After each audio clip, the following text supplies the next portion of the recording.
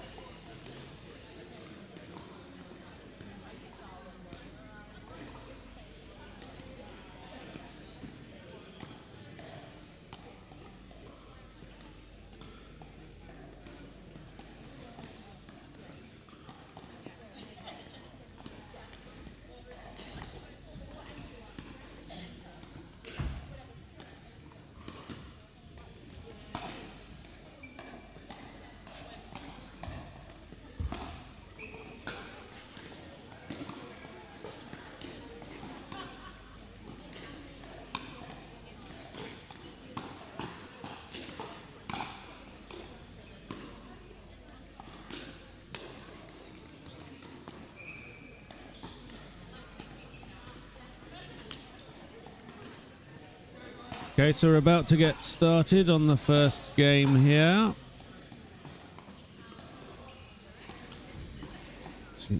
Donald and Jerrard are serving.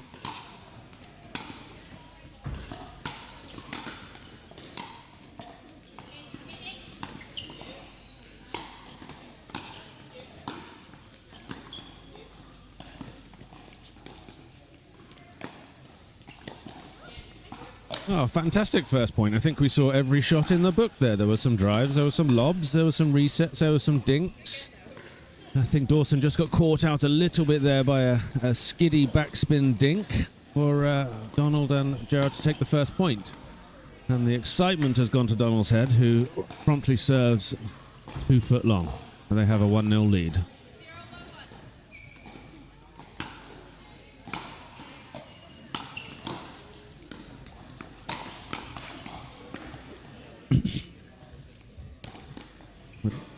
Donald and Jerrard at the bottom of your screen, you can see the hand signals they're making, where they have a preference on who plays each side. So they're calling whether they should stick or switch. And if you watch, you'll learn what's going on there. The closed fist is showing that they don't want to switch, and if there's an open hand, they want to switch sides. So watch how that pans out.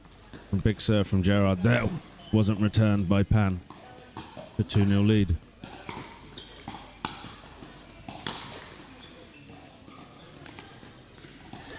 Looks like Jerrard and Donald have an early game plan of trying to get some big drives in and trying to unlock some easier points.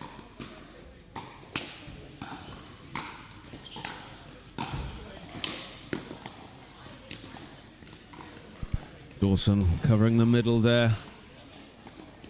Ball was a bit too long. Allowed Dawson to take it on the volley and put that point away. We're seeing a couple of big serves here. It's obviously first thing in the morning, so everyone's not quite as warm as they might like to be. There's a bit of tentative strokes as Donald pummels that one, just to show me I don't know what I'm talking about.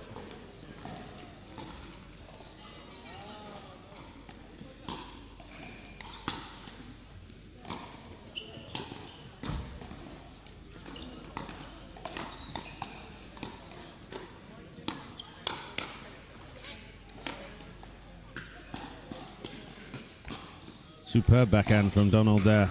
Saw the volley opportunity to get aggressive and did not hold that.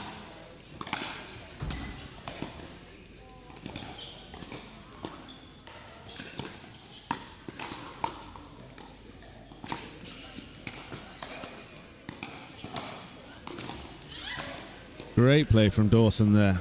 Great recovery on quite a lot of pressure on the backhand side and soaked it up and eventually won out on the point.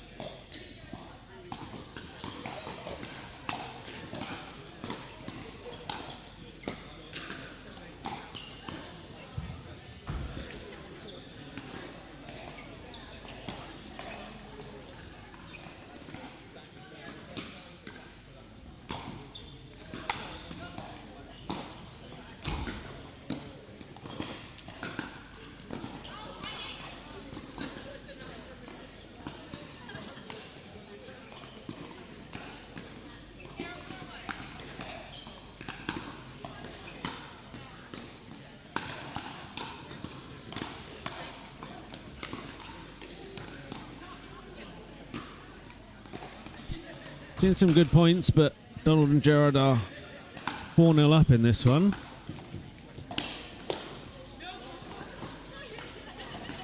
Good lead by Pan and Dawson there. Giving them their first point. Go 1-4.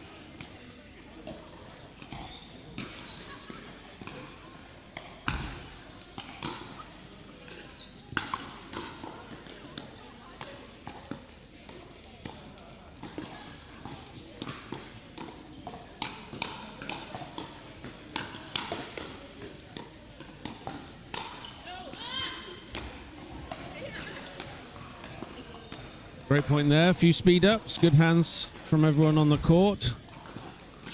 Earn their second point with another outball.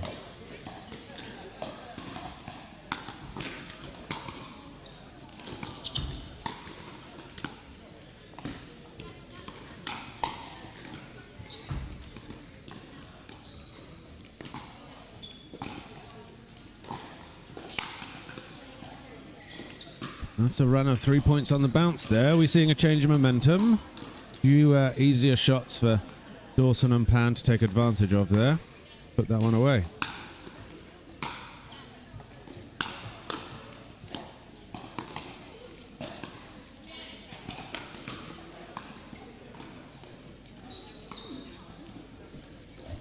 Jerrard and Donald back serving and the side out. They only have a 1 point lead now.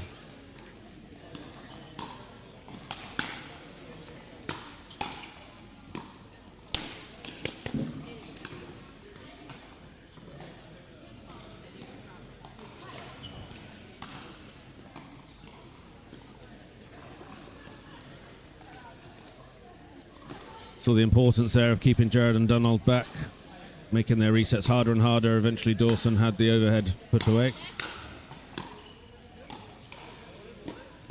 This time they get to the kitchen.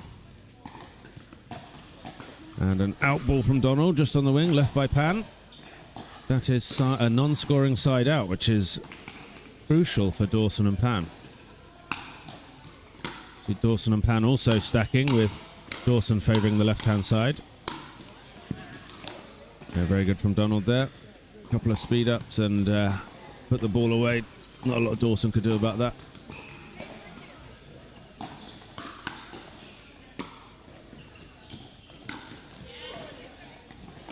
I think a bit of a miss hit from Jerrard there. Left a very short ball I don't think Dawson and Pam were ready for. Dawson got there, but maybe perhaps tried to do a little bit too much with the ball. That was a non-scoring side out for Dawson and Pan as well. Seeing a bit of a stalemate at this part of the game.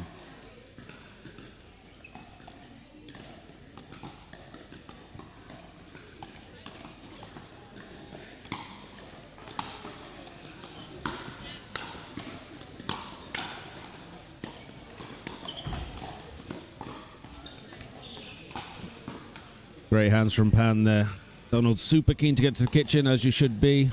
Perhaps took a step too far, and Pan could get that down the backhand side.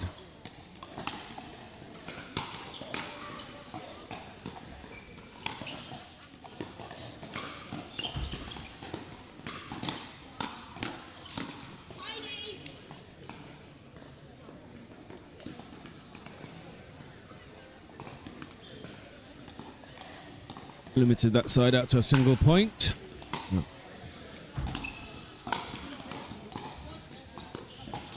It's a superb reset from Dawson.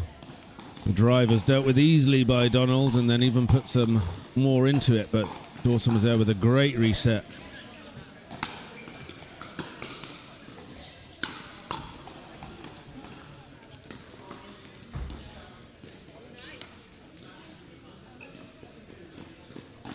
And we have a level game at 5 apiece.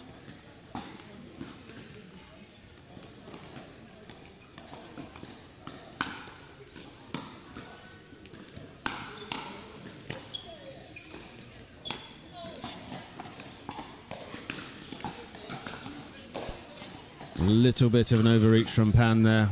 She managed to get on the volley, but it was a little bit below the net. Couldn't quite get the right contact she was looking for.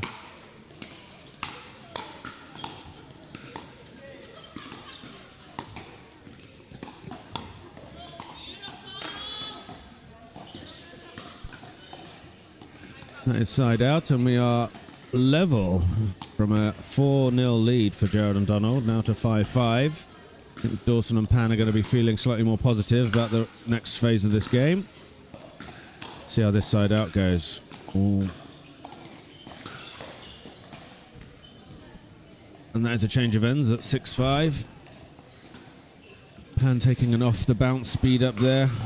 When the ball's coming to some backspin, it can be a little bit skiddy on these courts, and perhaps caught her out a little bit there and couldn't get the contact she was looking for.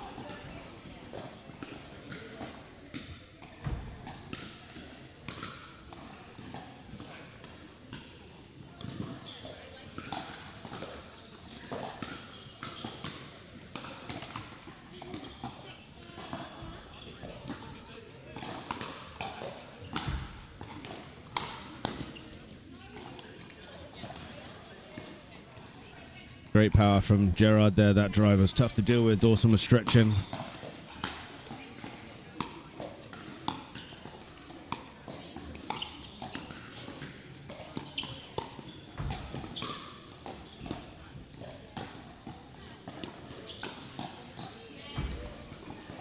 Nice rally there. A few cross-court dinks. A couple of good pickups from Donald. Went down the line to test Pan's backhand.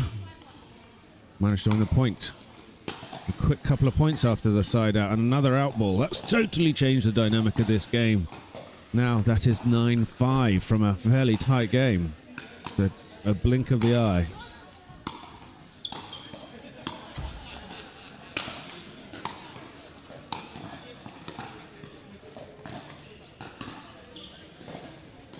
Right idea from Jerrard. She made a face as if she was unhappy with herself there, but trying to get that ball reset, trying to get to the kitchen. What they need to be doing.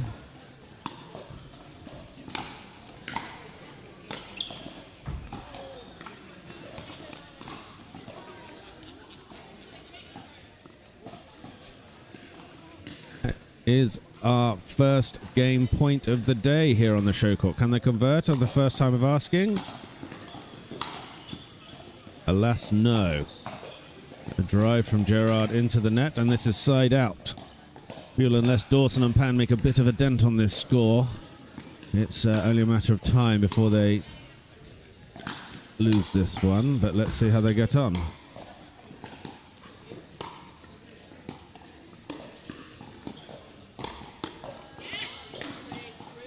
Dawson transitioning there.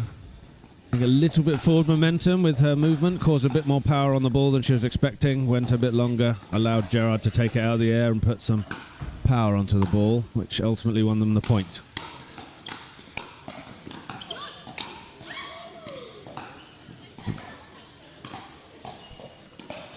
And that is their first point on the journey back to parity. They are still 4 points down at 6-10-2.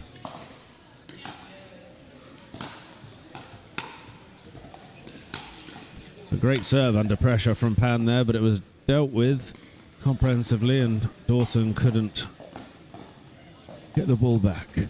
We have our second and third game points coming up, unless they convert at the first part of the side out. And again, they couldn't quite get it done. Third bite at the cherry coming up. Will Dawson and Pan get another lifeline?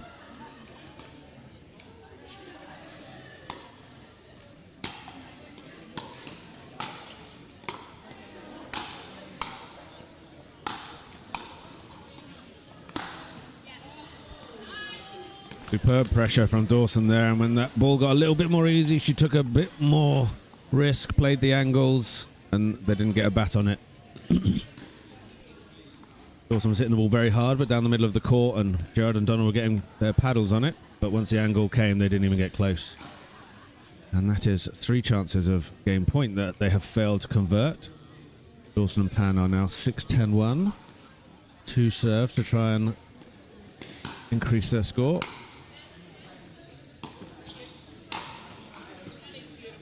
That was a great serve, right on the line, a return right on the line, and then put away.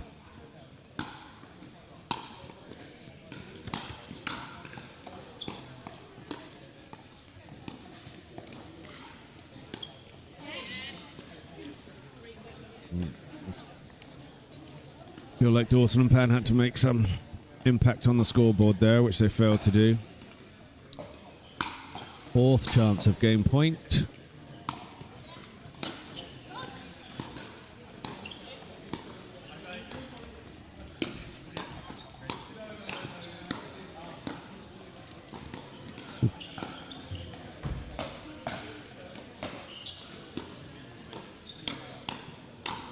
Yes. Point of the match to finish there. Great mix. Pan doing a good job of keeping the ball in play whilst being moved around the court. But after their 4-0 lead, Donald and Jerrard managed to convert that, and they have their first match on the board in this round robin of the ladies 4.5.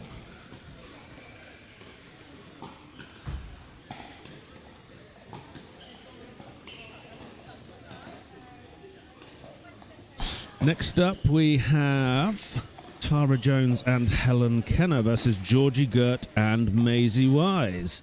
They're going to have a few hits to warm up, and we're going to go to an advert break, so we will see you all soon.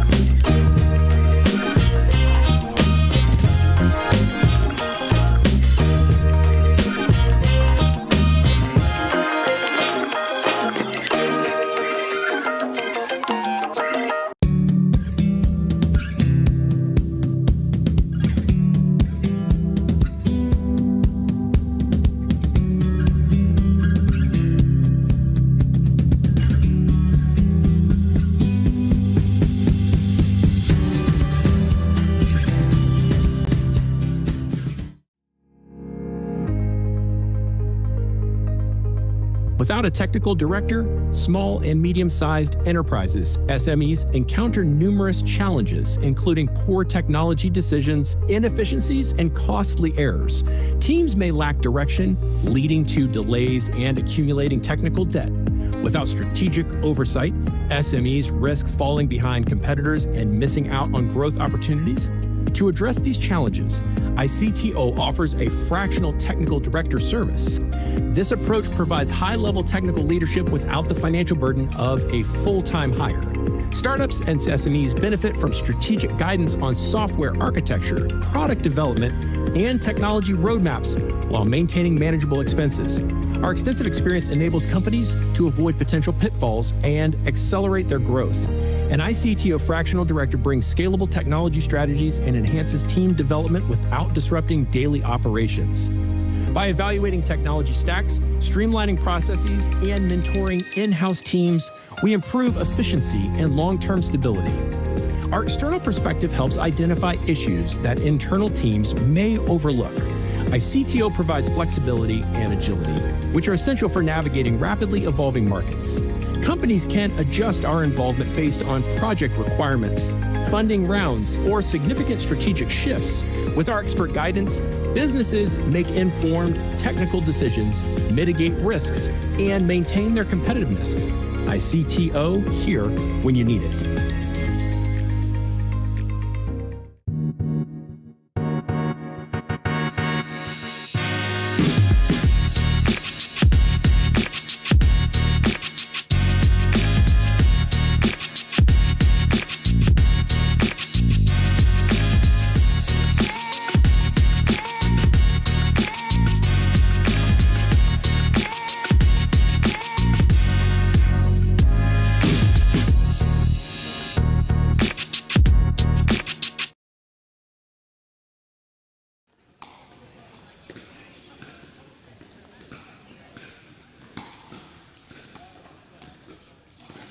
We are back here on the show court at the Hampshire Court Hotel for the JOOLA Pickleball Championships.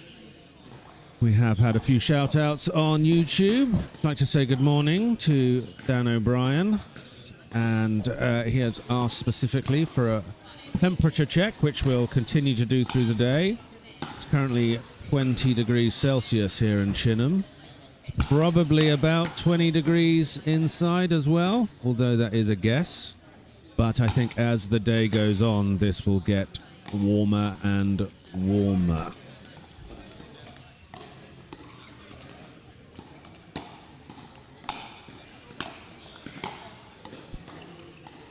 Right. And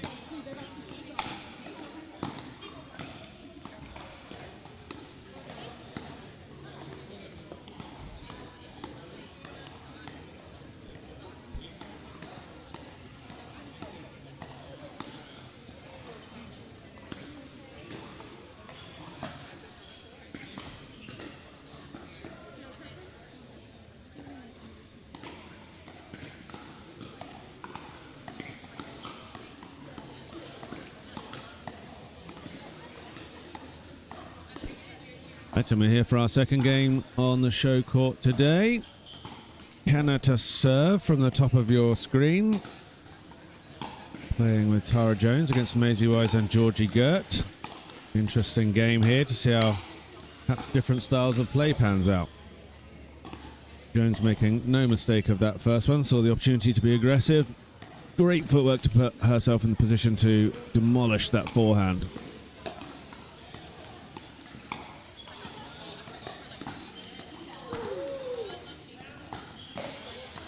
Lob to lob rally there. Girt managed to backpedal enough to get her paddle on the ball. Not the cleanest of contacts and just caught the top of the net and fell back on their side. That is a quick start for Kenna and Jones to go 2-0 up. Girt and Wise are looking at each other, unsure if that was in or out. The call is in. Great drive from Kenna down the line.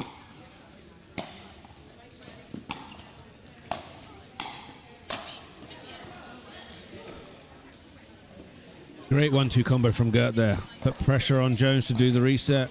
Jones couldn't get that ball into the kitchen. Girt taking the ball on the volley and killing it with no reply.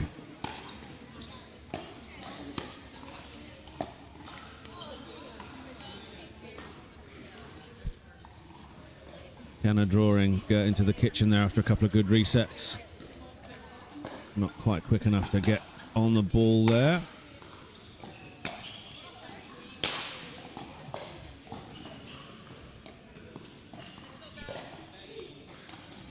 Is a non-scoring side out. Back to Jones and Kenna.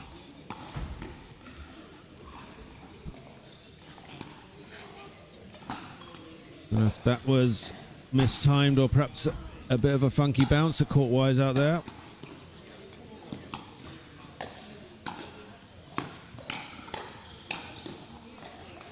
Jones again dominating the kitchen. Forehand to unlock the pop-up and then made sure of it on the second chance. Always good to think about these speed-ups as a 1-2 combo. They're not a one and done. Quite often the speed-ups come back at this level and you have to be ready to mop it up.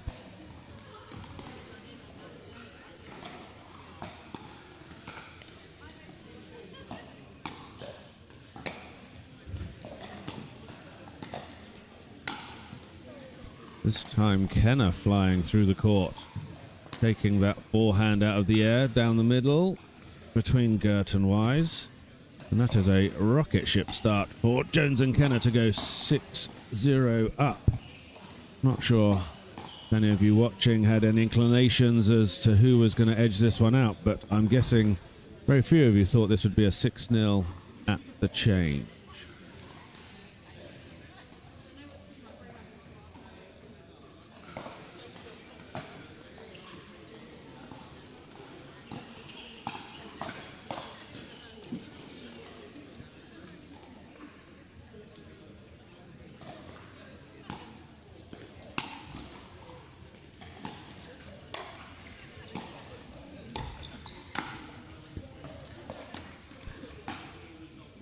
Again, a bit of confusion. Kenna and Jones reacting if it was assuredly in. Wise and Girt weren't certain. If you're not certain, the ball is in. That's the etiquette that we play by at Pickleball events and almost exclusively across pickleball tournaments across the world. Good leave from Girt there to relinquish the serve from Jones and Tara. Let's see if they can make any dent on the scoreboard.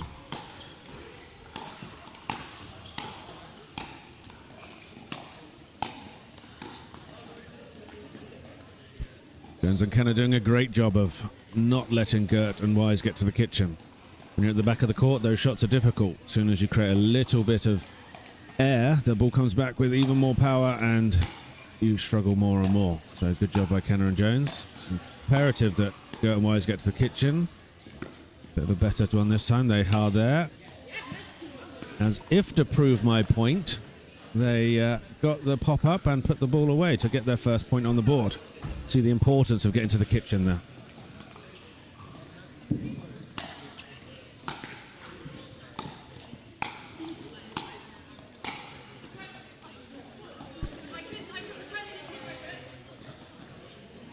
The ball was actually out, but caught Girt's foot before it hit the floor. A bit of luck for Jones and Kenna there.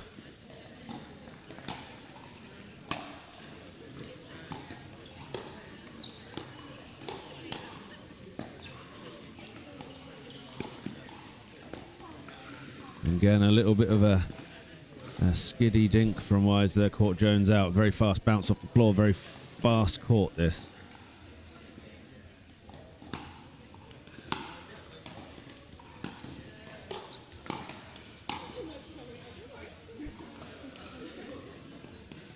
Right shot from Wise there, but couldn't quite manipulate the paddle face to get the ball down.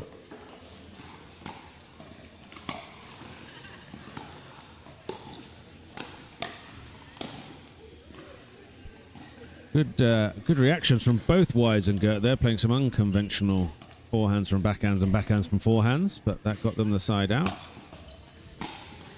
Great serve from Girt there. And a great follow-up drive. It has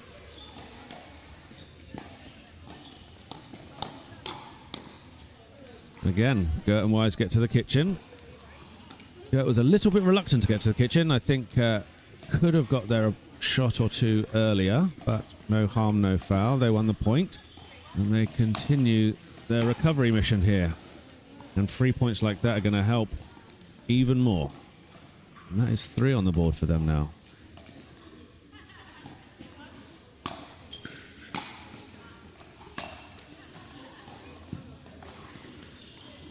Maybe that's 1-1 on the luck front. The outball that caught Girt's foot. And a little bit of a net edge there that took the ball past Jones's paddle. And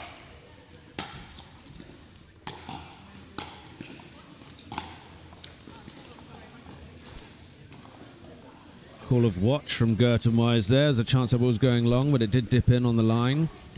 Wise caught the tape with their attempt at the reset. Now still serving though. They can still make a few more points on the scoreboard here. And they got to the kitchen that time. A little bit of a hectic hands battle. Maybe an out ball or two played there. Kenna and Jones earn the side out.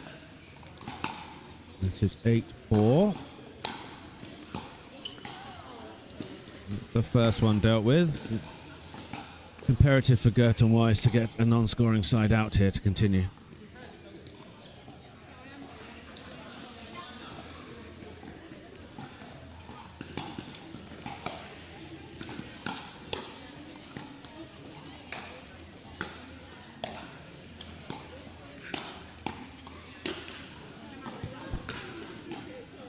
Superb play from Girt there, using the spin to create the pop-up with absolutely melted two-handed backhand. Led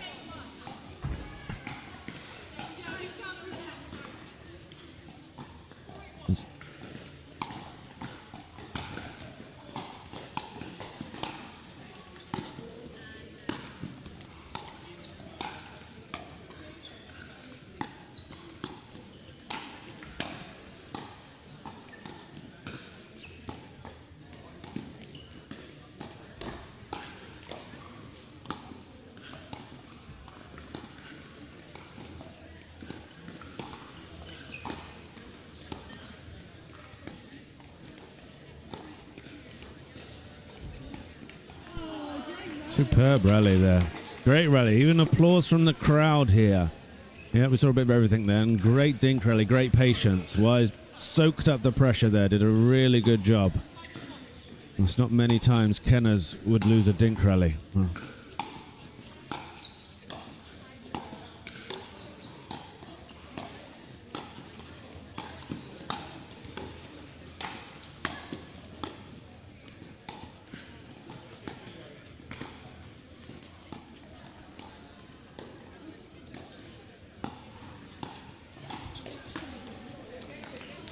Another great rally, earning the speed up from the dinks there, which was good. Kenna put it away this time.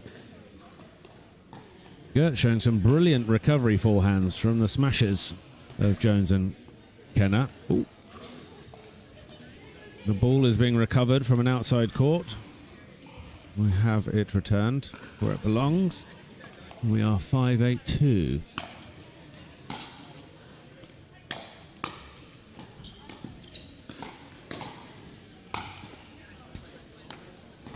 Again, a couple of great recovery shots from Girt and Wise there, but Jones and Kenna get the side out.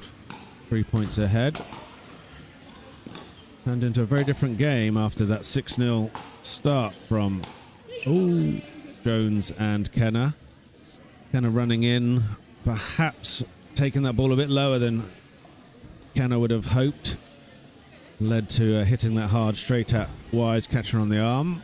Looks like Wise is fine.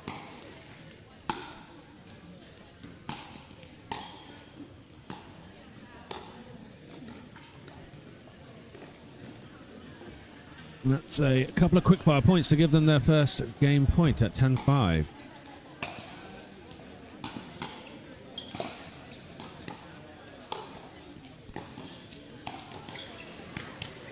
And that is game match. A fast start from Kenna and Jones there, but then a very different game after it was ends when Wise and Girt really showed their mettle. Did a good job of keeping parity from side out, but unfortunately the damage was done in the first half of the game, putting them 6-0 ahead. It was a tough mountain to climb. Next on court we have Emma Wrixon and Nia Rogers, sporting the Fox Pickleball paddles and apparel, playing against Mega Kapoor and Dia Kotecha. However, we see Chanel Lowe on the court rather than Dia. So we'll probably see a substitution shortly. And whilst that is happening, we are going to go to an ad break. We will see you all in a couple of minutes. In here with JOOLA Pickleball. This is the new Magnus Lion CAS paddle. Stands for Carbon Abrasion Surface. Carbon abrasion on the surface here. It's a double frame carbon fiber construction. Great for performance, very durable, and it's edgeless, it's lightweight, it's aerodynamic, and it looks the part, I'll tell you what. It's the same elongated shape that I've been playing with since day one. JOOLA did a great job with really making the hitting zone very forgiving. It has a ton of pop, and it just seems like the hitting zone is very consistent. This paddle is going to take your game to the next level. Go JOOLA.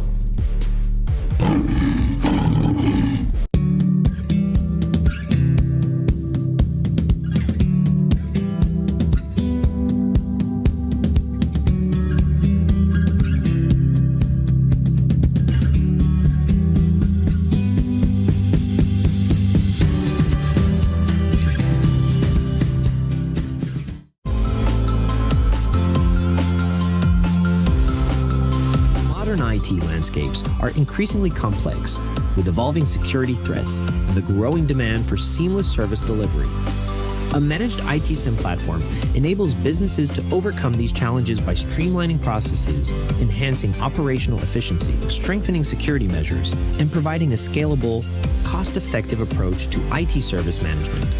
iCTO helps businesses optimize their managed IT SIM platforms by providing expert guidance, automation, and strategic IT service management solutions, ensuring efficiency, scalability, and enhanced service delivery while reducing costs and downtime. iCTO, here when you need it.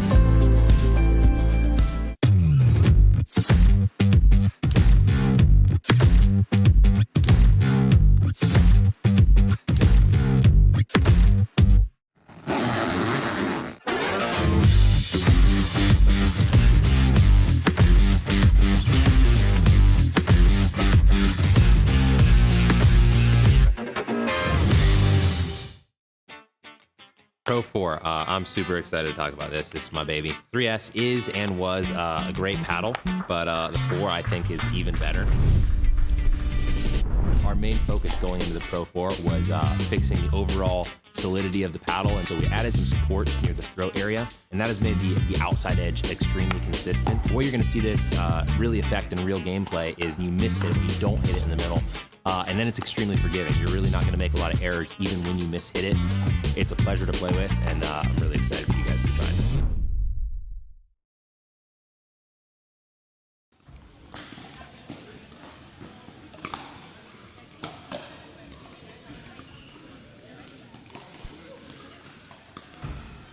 We're back here on the show court. You can see Kotecha has made it, substituting out Lowe.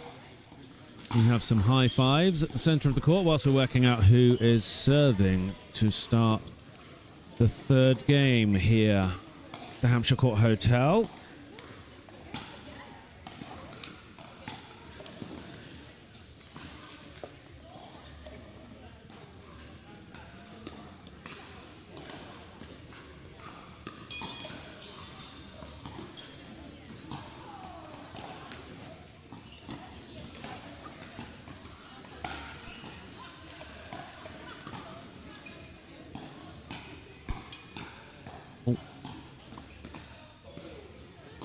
timeout whilst we have a bit of repairing to one of the outside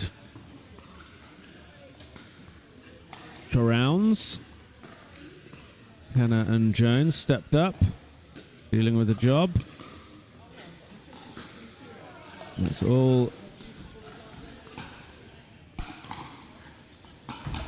Now, Mr. Beale comes along after the job is done. Probably will claim full efforts on fixing that after Kenna and Jones did 99% of the job.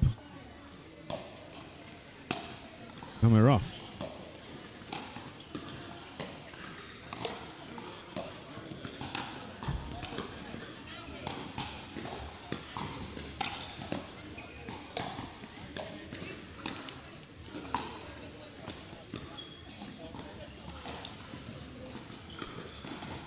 First point on the board for Wrixon and Rogers there.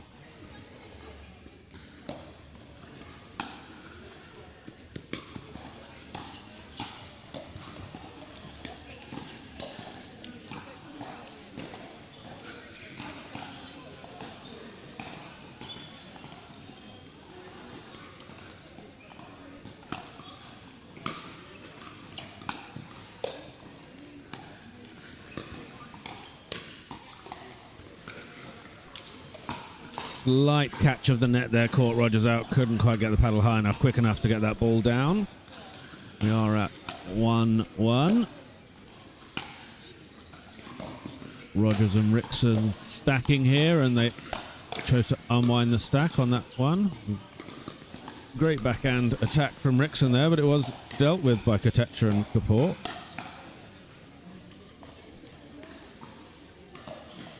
Net had a point to play again in that one.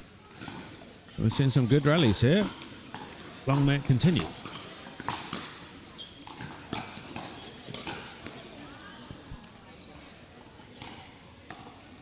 Nia positioning the ball very well there down the middle. Kapoor perhaps overstretching on the forehand side. Kotecha had stayed back, expecting the more aggressive shot there and was ready to reset. Quite a challenge when the ball is played down the middle of the court as to who's going to take it.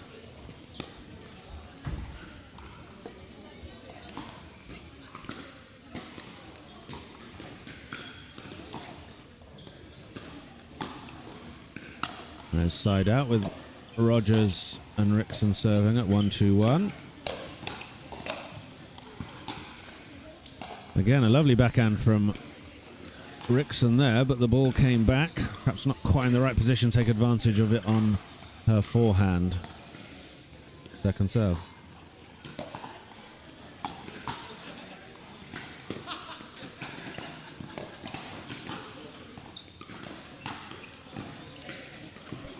Superb reset from Rogers there. See the two-handed backhand, putting topspin on the ball, dipping it over the net, bouncing in the kitchen, putting Kapoor immediately under pressure and helping them progress through the point.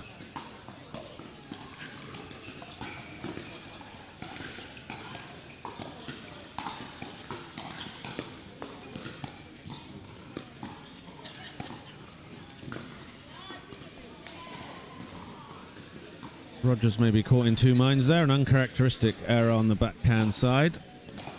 Side out, and this is a level game at 2-2. Great drive from Kapoor there.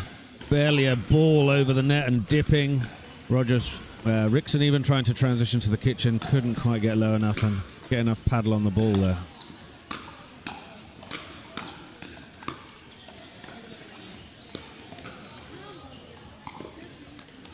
Kapoor soaking up the attacks from Rogers there, earning the right for them to get to the kitchen once they were there. Dink, a little bit of a fast one off the line again. Of course, Rogers out. Again, Wrixon caught a little bit unawares there, but perhaps a bit too aggressive on the transition to the kitchen. Couldn't get the paddle face in the right spot to try and get that ball down again.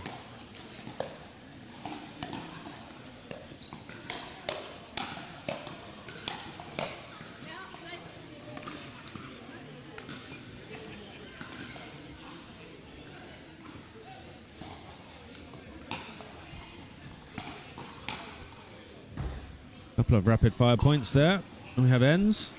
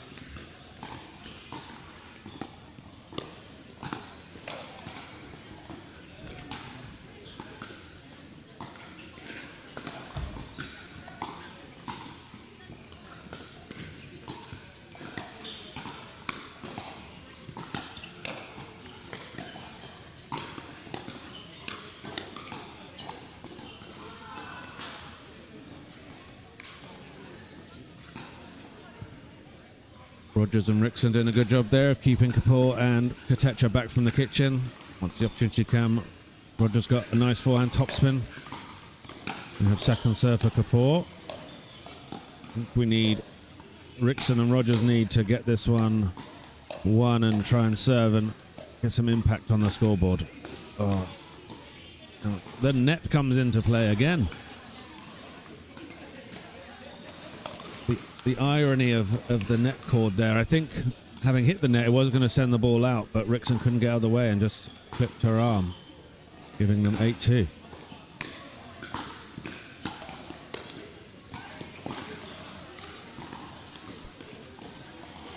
Don't think Rogers meant that drop quite as cute as it was.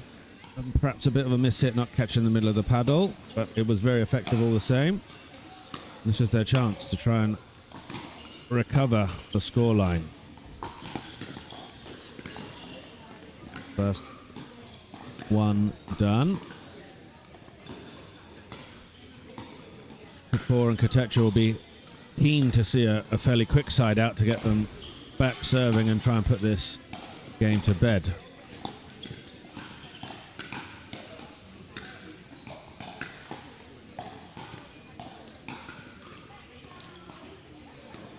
Rogers and Wrixon targeting Kapoor's backhand there.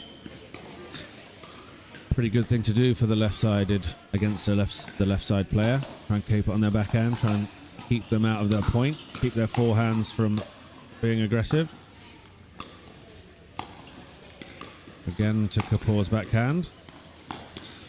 Didn't quite get the reset done there, and Kapoor could take it out of the air, putting the topspin on the ball, making it harder and harder for Rogers and Wrixon to get that reset done. Very well played by Kapoor.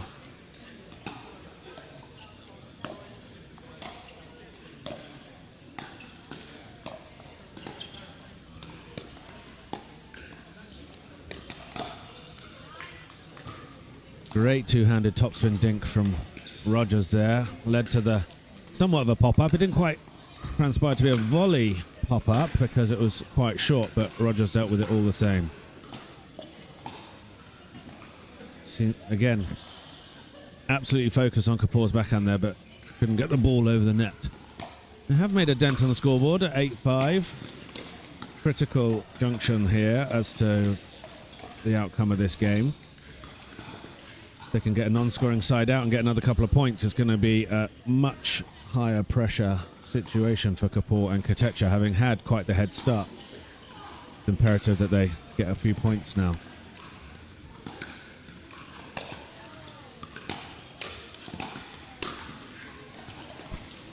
Rogers says, "Not on my watch," and made short shrift of that one.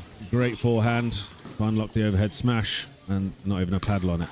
And that is the non-scoring side out they were looking for. Now we're at 5-8-1. Again, back to Kapoor's backhand. And they're into the kitchen. Great play from Kapoor. They're really soaking up the pressure well.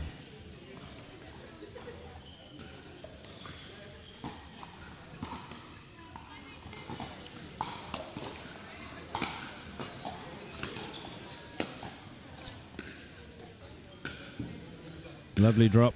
Kapoor transitioning to the kitchen there. On the move, trying to judge that volley. It's not easy.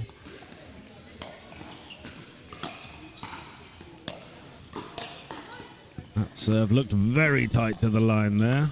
I think Wrixon may have had a little bit of nervous thoughts as that ball was in the air. But then a easy point, as it turns out, by Kotecha hitting it out. And we now have a 1-point game.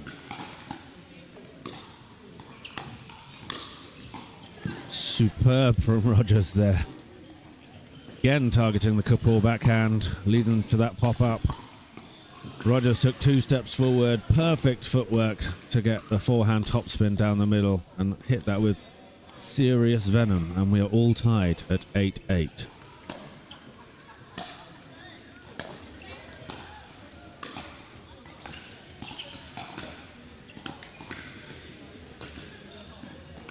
Again, back to the Kapoor backhand.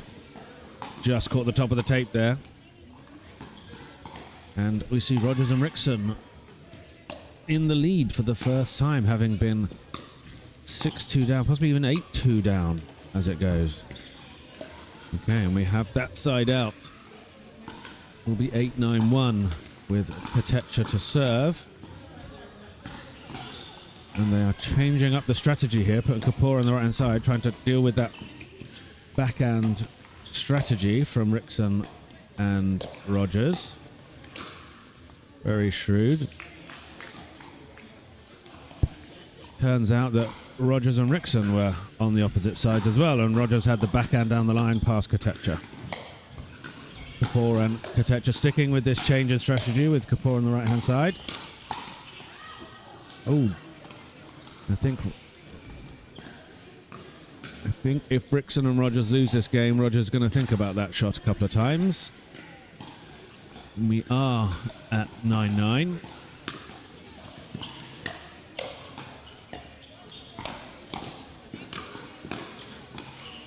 Yeah, lovely play. Kapoor did well to soak the pressure up from Wrixon's overhead there, but Nia playing the left-hand side beautifully, putting that forehand away again. Superb technique to get that topspin. And hit the ball so hard with that amount of topspin.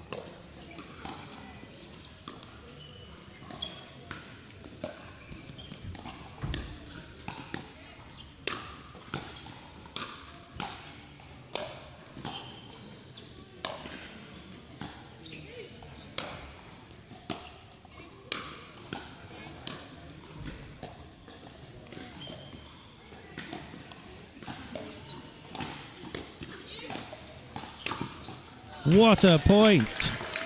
And a great round of applause from the crowd there. Superb. We saw everything there. Kotecha and Kapoor soaking up the pressure, eventually getting back to the kitchen. And then putting the pressure back on the other side. Wrixon diving with a two-handed backhand to save the point. And Rogers was there to put it away with that forehand that we've seen so many times this game. And that is game for Rogers and Wrixon. I think they would have been a little bit worried halfway through that game that wasn't going to be the outcome they wanted. But a bit of tenacity. They really focused on the Kapoor backhand. Maybe the switch of sides from Kotecha and Kapoor came a little bit later than it should have done. Easy to say after the game. It did well to even spot it and attempt to adjust. I think Wrixon and Rogers had got their momentum at that point, and it was always going to be tough for Kotecha and Kapoor to recover. In our next game, we see Anna Linton and Rochelle Penrose versus Chanel Lowe and Kirsty Robinson. We are going to go to a quick ad break, and we will see you all on the other side.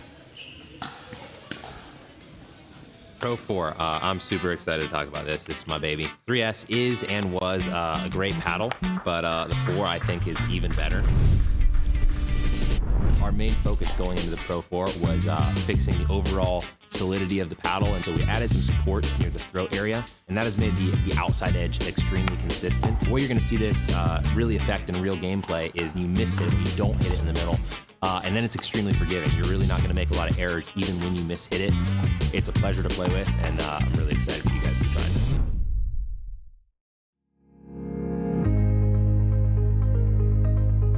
The modern workplace promises flexibility, productivity, and collaboration, but getting there isn't always easy. Many businesses struggle with outdated systems, security concerns, and the challenge of integrating remote and hybrid work environments seamlessly.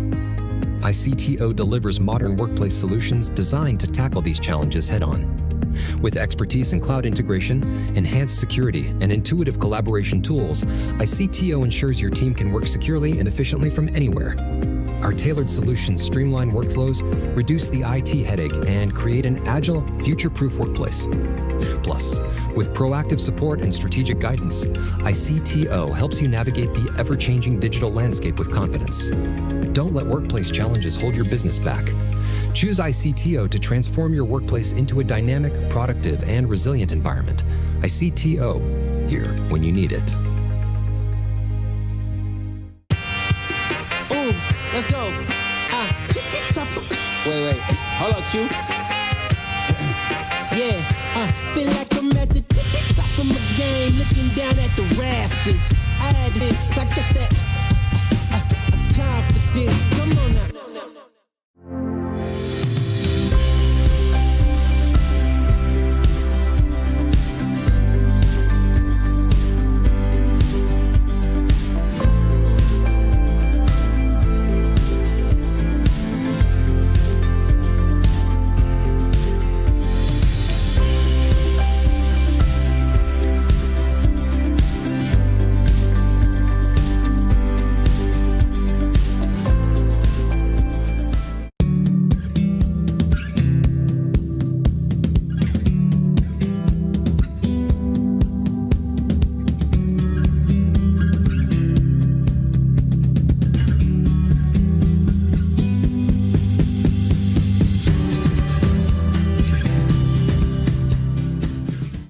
McGuffin here with JOOLA Pickleball. This is the new Magnus Lion CAS paddle. Stands for Carbon Abrasion Surface. Carbon abrasion on the surface here. It's a double frame carbon fiber construction. Great for performance, very durable, and it's edgeless, it's lightweight, it's aerodynamic, and it looks the part, I'll tell you what. It's the same elongated shape that I've been playing with since day one. JOOLA did a great job with really making the hitting zone very forgiving, has a ton of pop, and it just seems like the hitting zone is very consistent. This paddle is going to take your game to the next level. Go JOOLA.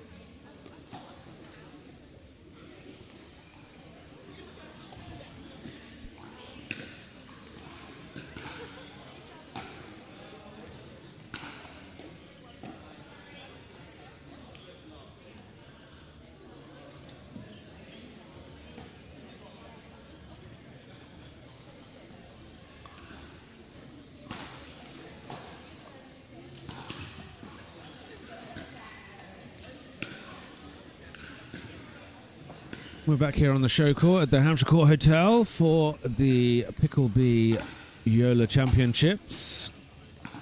Current temperature in Basingstoke, also known as Amazingstoke, is 21 degrees Celsius. That is a 3 degrees Celsius rise since we started playing this morning. I think we'll continue to see that going up throughout the day as we're expected to see record temperatures here in the UK. Hotter than the Maldives and the Seychelles, apparently.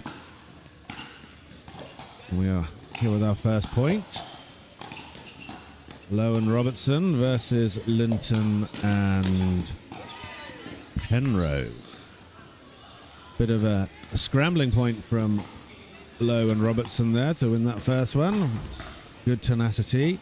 Keep themselves in the point.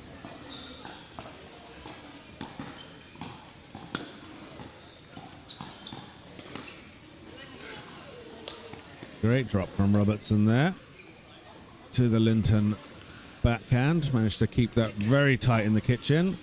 Linton went for the volley, perhaps a tiniest bit of an overstretch. Didn't quite get the momentum of the paddle to get the ball over the net. Robertson soaking up the attack there, as did Penrose from Lowe, and we've seen a couple of quick fire points.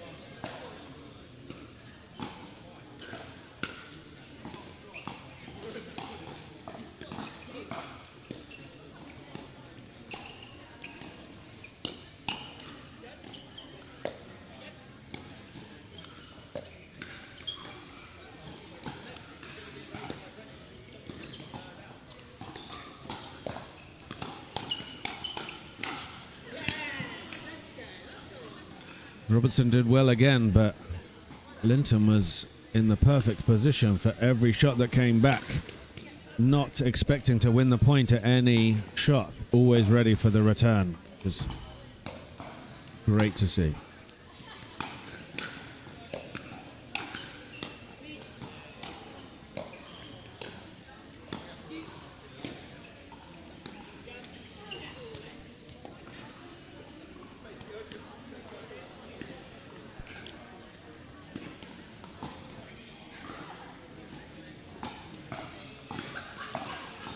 Penrose and Linton get a side out. Let's see if they can influence the scoreboard at all.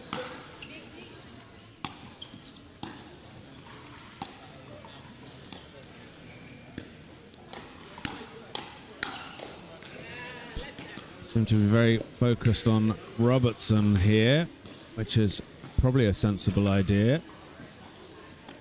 Lowe has a very powerful game.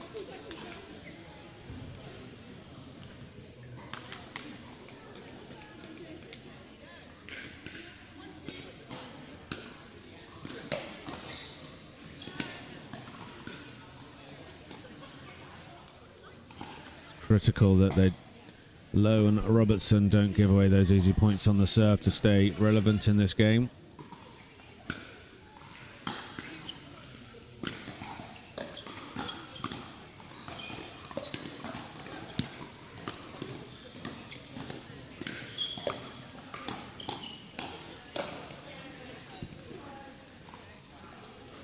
See the athleticism from Lowe there. Leaping in the air for an overhead smash from a pretty precarious position. Great balance, great agility.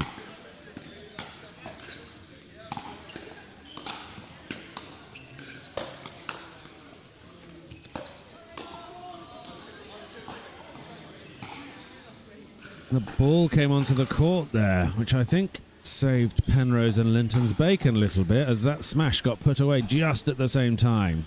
Very sporting of everyone to play this point again. It's good to see. And great aggression from Lowe there. Stepping back, getting it low to Linton's feet. Very hard to deal with.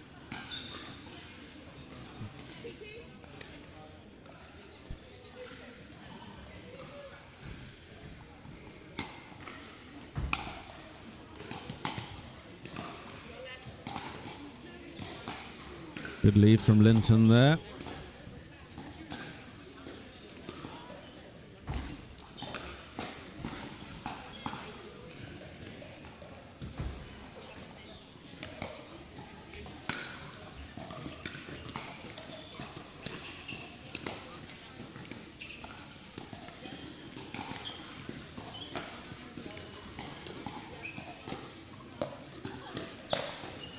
Great work from Robertson and Lowe to get to the kitchen there.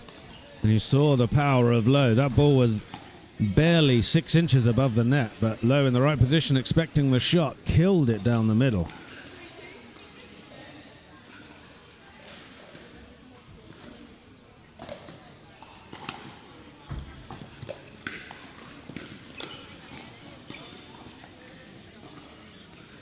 It's a nice shot from Penrose to get that speed up to Robertson's backhand, where she soaked it up, and then a little bit of confusion, possibly between the righty and the lefty of Linton and Penrose as to who should be taking that middle ball.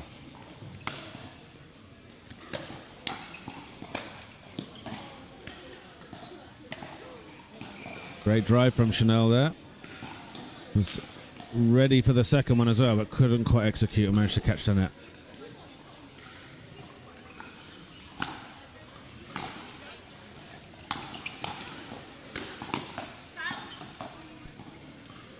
Good communication from Penrose and Linton there. Some great power shots.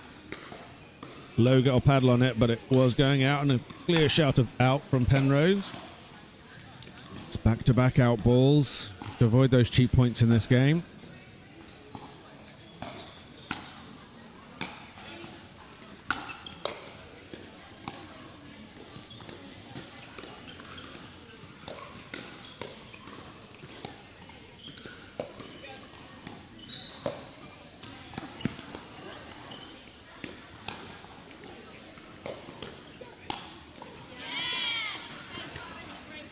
Some great efforts from everyone there. A superb cross-court dink that looked like they'd won the point, but Linton managed to get there at full stretch and actually put some quality back on the ball, catching Robertson out, leading to the speed up from Penrose, but Robertson soaked it up and eventually put the ball away. Great point.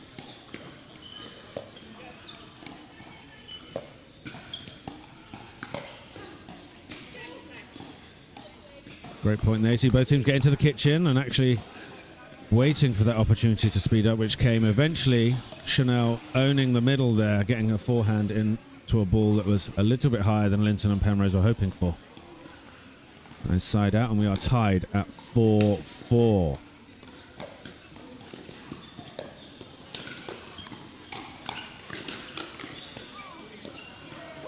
Superb hands from Robertson there. Full-fledged smash dealt with from approximately 10 feet away. That's superb.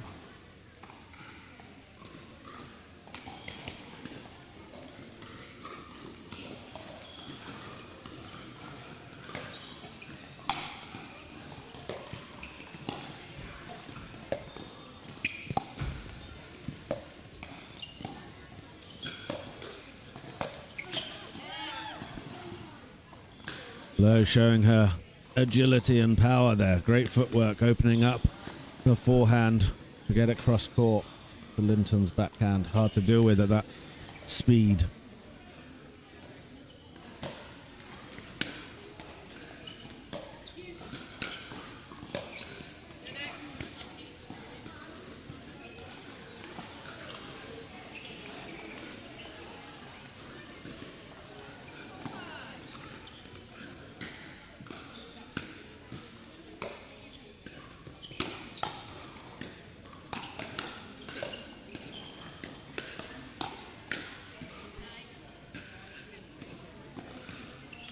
Good from Kirsty there. That lob looked good, but Kirsty, a good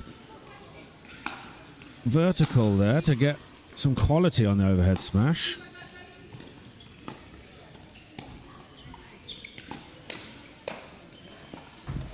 Well disguised speeds up from Robertson there. Looked like she was going cross court, but at the last minute kept her paddle face open to play it down the line to Penrose. Caught a little bit off guard. Led to the opportunity to kill. Remember that 1-2 punch attack from those speed ups. Super important.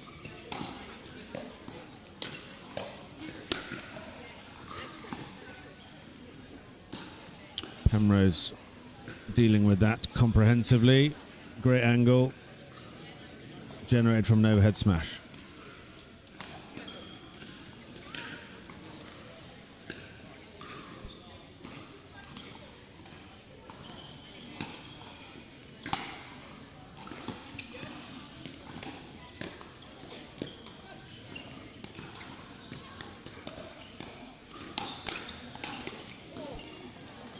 Robertson has done a great job in this game of soaking up the pressure on that backhand when being attacked. Superb speed with Robertson's hands on those attacks. And we have a 6-4 lead for Robertson and Lowe, going for side out.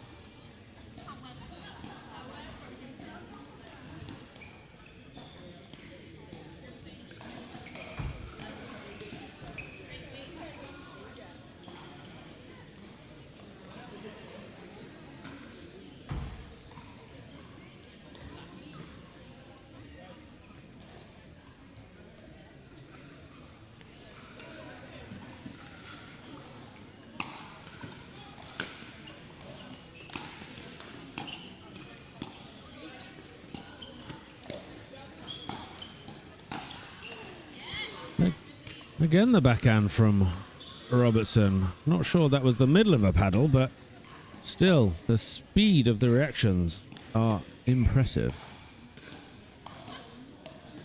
And that is 7-4.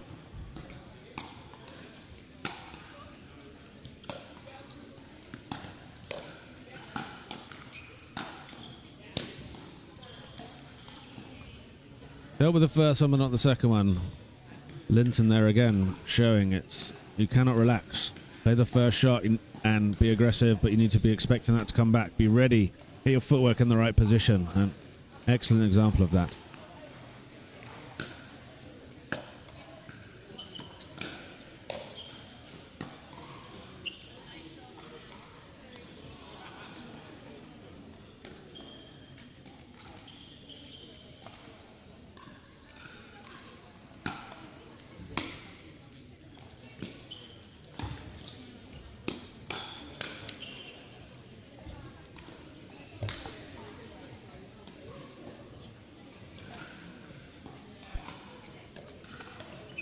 That's a non-scoring side out for Robertson and Lowe.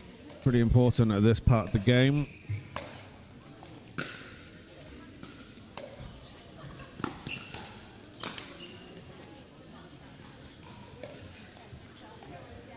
Linton did really well dealing with the resets there, leading to a pop-up. But again, perhaps a little bit of lefty-righty confusion. I think both Linton and Penrose went for that. Penrose was there earlier, but perhaps a little bit spooked by Linton.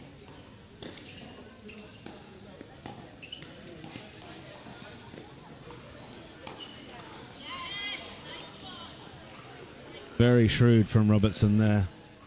Perhaps noticing the lefty-righty confusion there, playing the middle.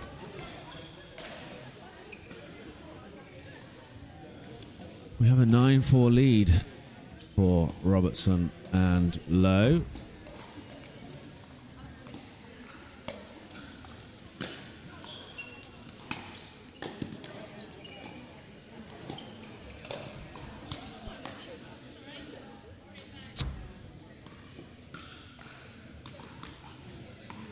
Great play from Robertson and Lowe there, leading to the chance to be aggressive, but Lowe couldn't get the quality.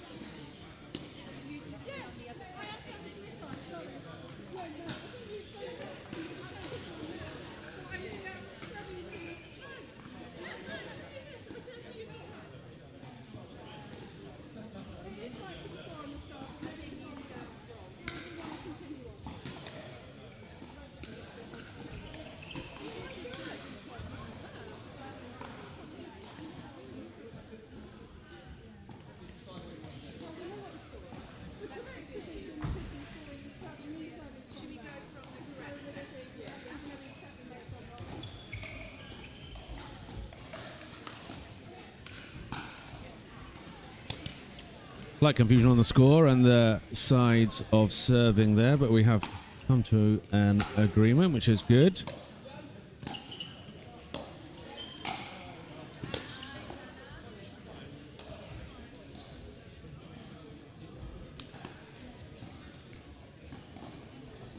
Penrose and Linton get the side out there. Now 4-9 down. 2 bites of the cherry to try and get back in this game. See what they can do.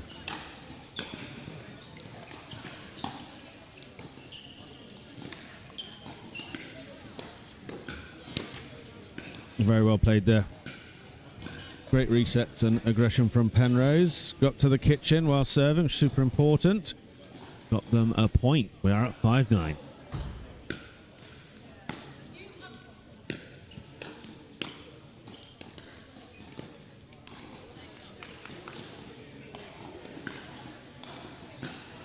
First serve gone. 1 point on that one. Second serve, Linton to come. Let's see if they get some more points.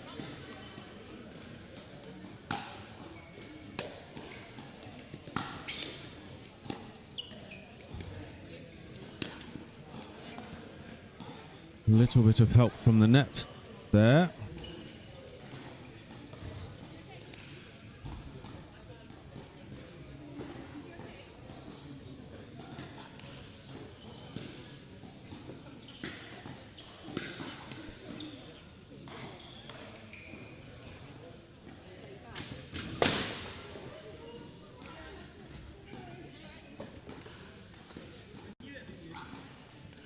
So Kirsty might have injured herself here. We're going to take a little bit of a time out.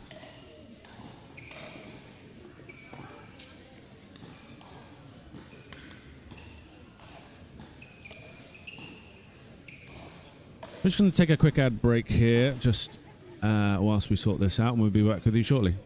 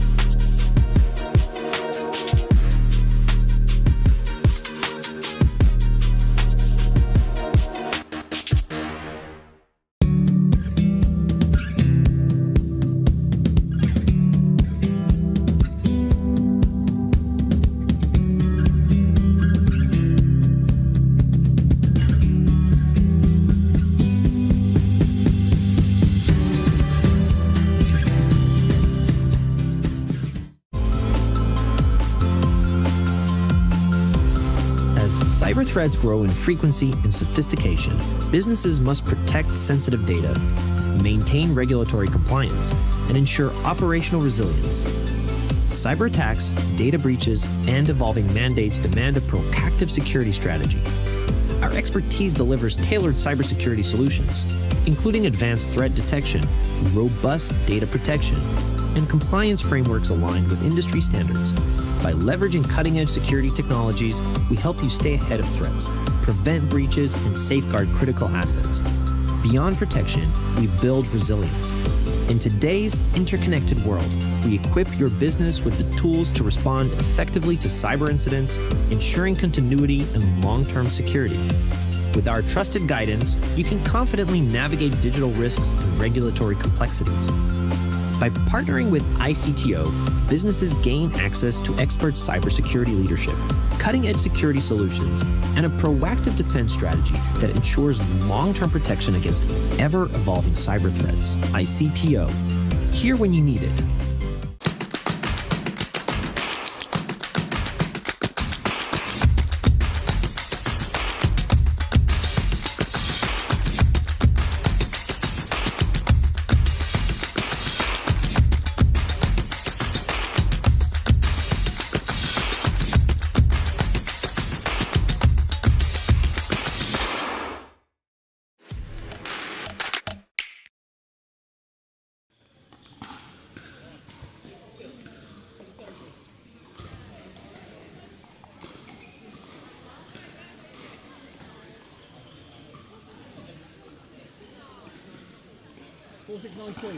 Good job.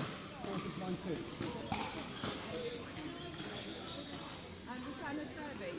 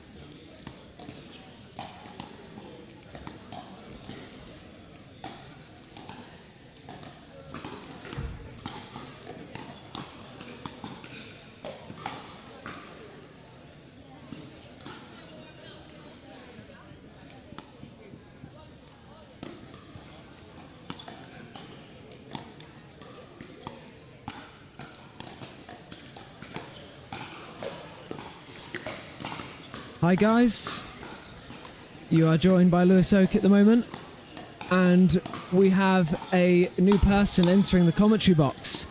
I am joined by Phil Nash. Welcome. My first time doing commentary, so hopefully you'll all be nice and forgiving with me, because I'm bound to stumble through it, but I'll do my best. And I've got Lewis obviously sitting next to me, so he's professional. Thanks, Phil. I'll take that as a compliment. Next up, at the moment, as you can see warming up, we have Kapoor and Kotecha are going to face Donald and Jerrard. So that is the next matchup.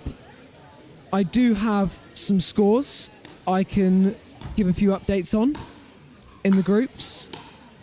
So Emma and Nia, they have 2 wins and a loss. Dia and Mega, who you're seeing at the moment, they have 2 wins and a loss. And so do Jules and Heidi. They also have 2 wins and a loss. And May and Lucy as well. So we have 4 people in this group at the moment, Phil, who are on 2 wins and a loss. So it's looking very balanced. Everything to play for. Both are going to be absolutely 100% having to go for this. So everything to play for. All, as you quite rightly say, Lewis, no, they both won 2, lost 2, so everything to play for, and they're absolutely 100% going to be going for this. So it should be a good one. Looking forward to this. Yeah, so am I. This should be a good battle. And it's a big game, because the winner of this will take their record to 3 wins and a loss, which is really good after 4 games.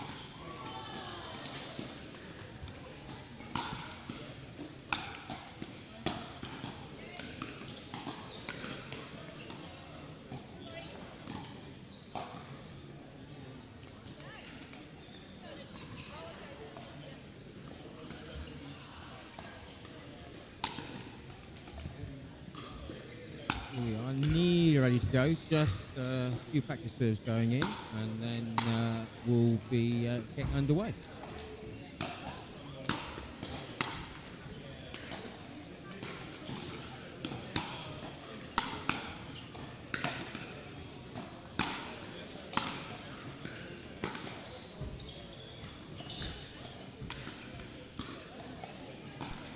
So Phil, what are you playing in this weekend, and who are you partnering?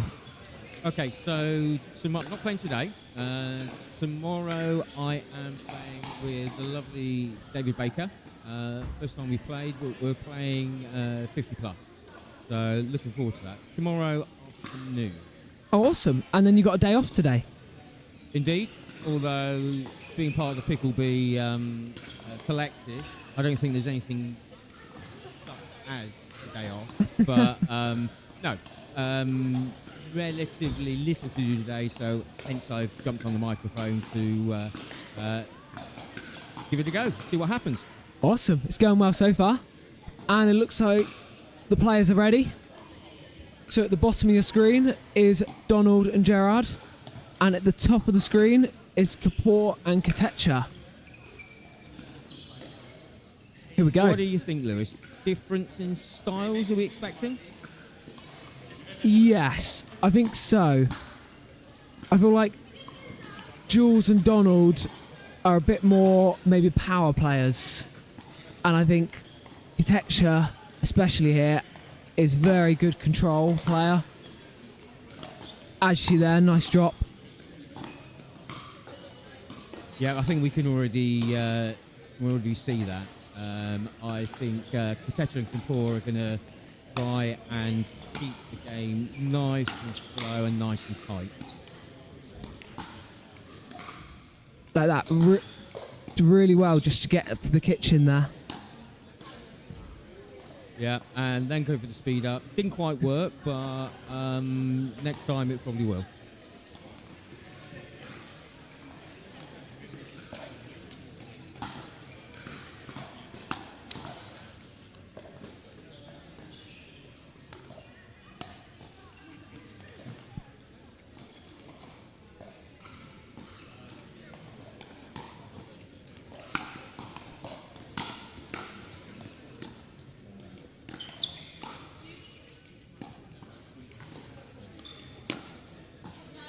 Mega fires again with the speed up. Just goes long. Shame really, because she completely had point one if it ended in. That's twice we've seen Kapoor release on that, and it has not been far off. And that's a good lead from Kotecha. They're very easy to hit, those ones, aren't they, Phil? Absolutely, absolutely.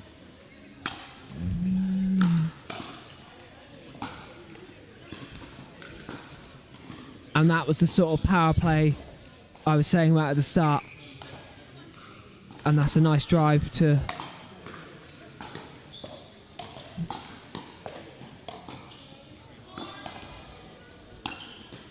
Ooh. Unlucky. I feel Kapoor's maybe trying to pull the trigger too early at the moment, Lewis, do you think? Yeah, agreed. We haven't seen many long dink rallies yet. As usually someone has pulled the trigger. And good smash from Jerrard there. Really, really good point. Using their weapons to the best. Nice point, nice point.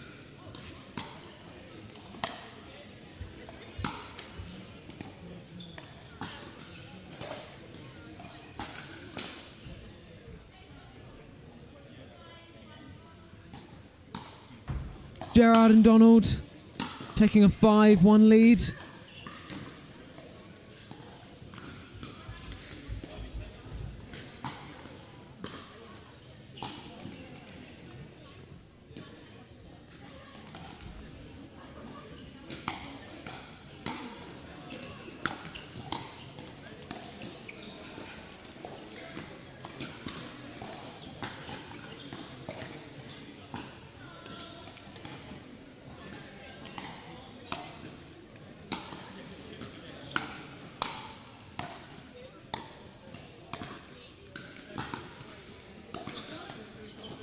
Nice control here to get to the kitchen. And that's a nice backhand there from Kotecha. Yeah, Kotecha finished that well. They obviously played to that point and or constructed the point and got the just result. Took it out there at the right time. Defense. The net cord. She gets it. Awesome play again from Kotecha on the defense. Well to stay in that rally, Lewis.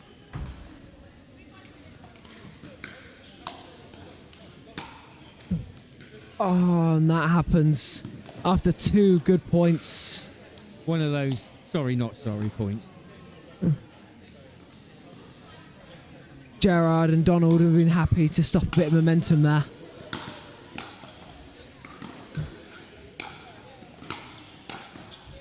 Here's this power. Just drives that one in the net.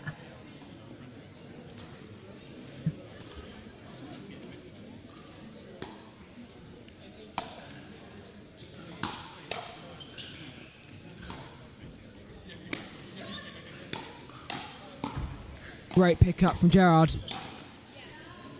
And that's a good put away from Kapoor. Yeah. Down the middle. Absolutely, but she really set the point up from like 2 strokes before and made the put away relatively simple, but well played.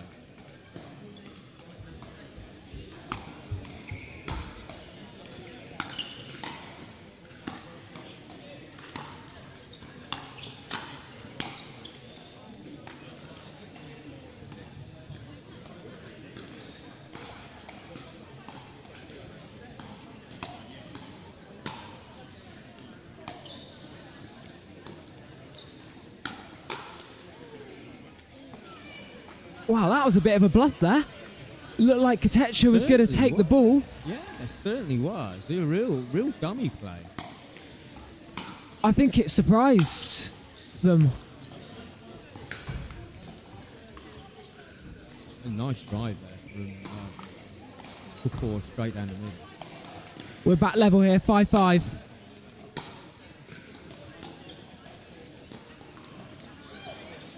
And there's that drop from Kapoor. Before, that was getting driven. And this time she drops and wins the point. Yeah, I think she just took a little bit off that and went for positioning more than anything else. And it certainly worked. certainly worked. They've come back well into this, haven't they, Lewis? It certainly seems like the way to go is do the third shot drop and establish it the kitchen. But I still wouldn't like to call this. I mean, it's what, 6-5? Yep. Still anybody's game, would you say? 100%.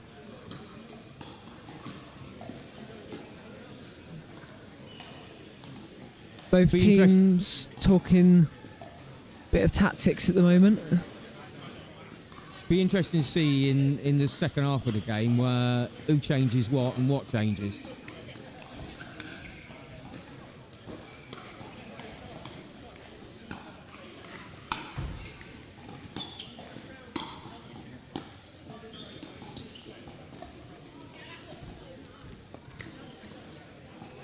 This time we see Donald and Jerrard with a bit of that slower pace game.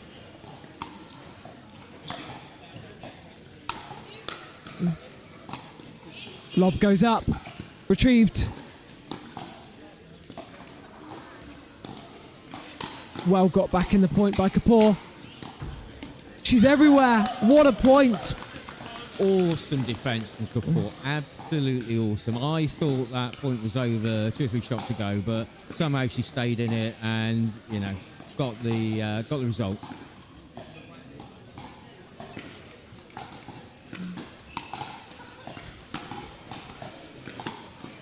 Lob goes up again. And that one gets hit long.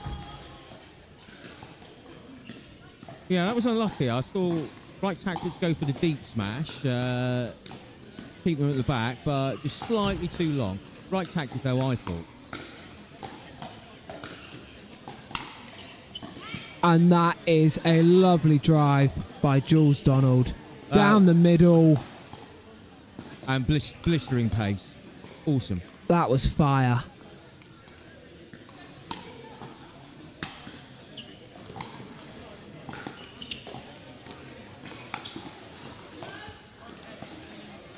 Really unlucky. Really unlucky. Just long, but super shot.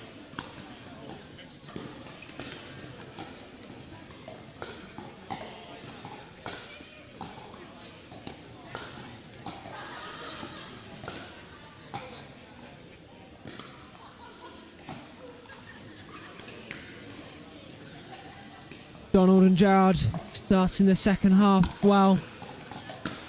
9-6 up. It just seems to have gone. They just seem to have accumulated points really quickly. And that's a side out. Kapoor and Kotecha needed. Now's the time to get the score back level and get some points back on the board.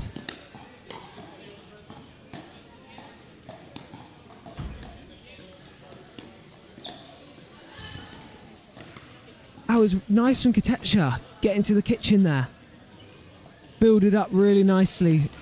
Just missing the finishing ball.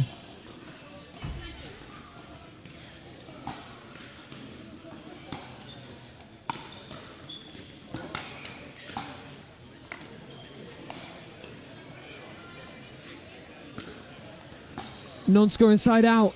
It stays at 9-6.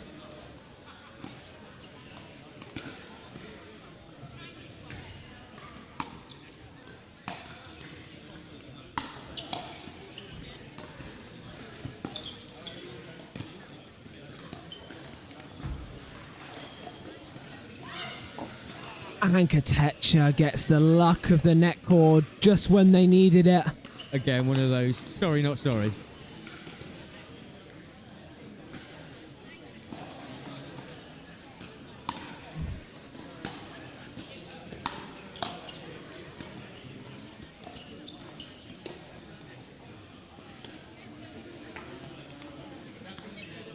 Important side out there. They keep the score at 9-6.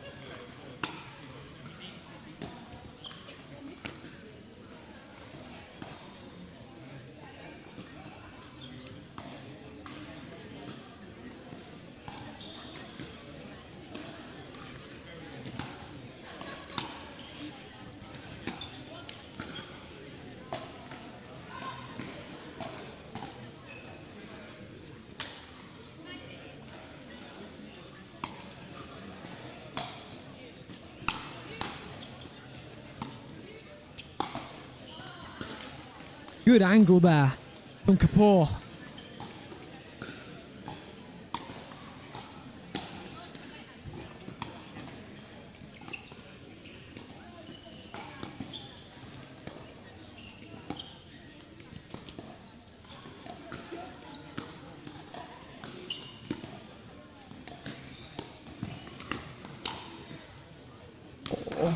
Nice point there from all players.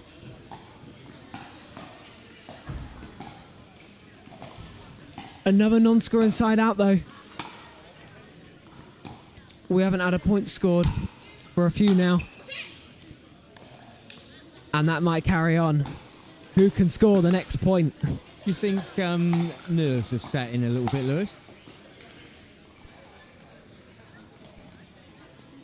Yeah, possibly. When it gets to the business end like this, a bit of nerves can creep in.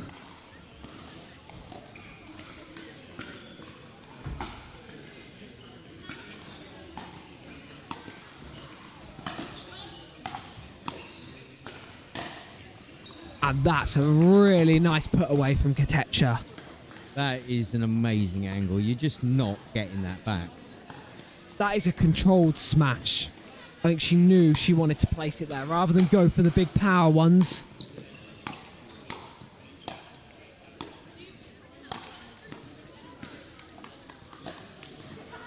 And we go on, Phil. Another non-scoring side out. Wow, wow. I think this is still anybody's game. Can Kotecha and Kapoor get some points on the board here to really close the gap? And there's one. There we go, 7-9. That's what they needed. Server.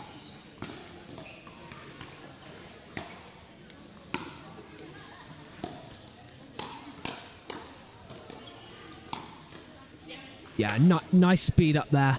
That ball was below the net height, so really nice from Jerrard to flick that over the net.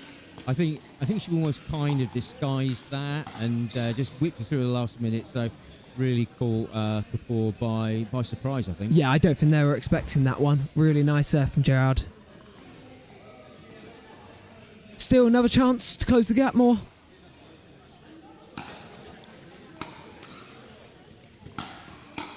Goes to the drive.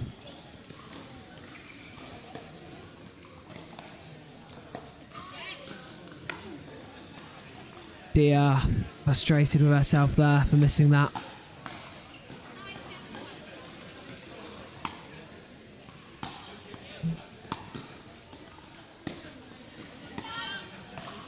And that just goes long to set up game points for Jules and Jerrard.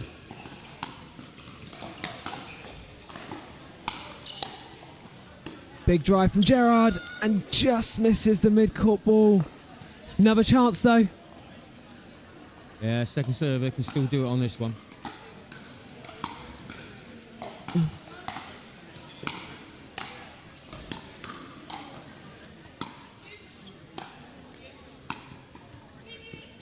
The lob goes up.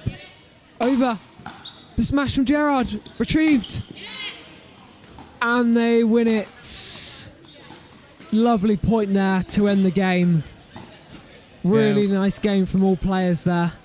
Really well played. Right up until the last couple of points, it could have gone either way, but well done to the two ladies that pulled it off in the end.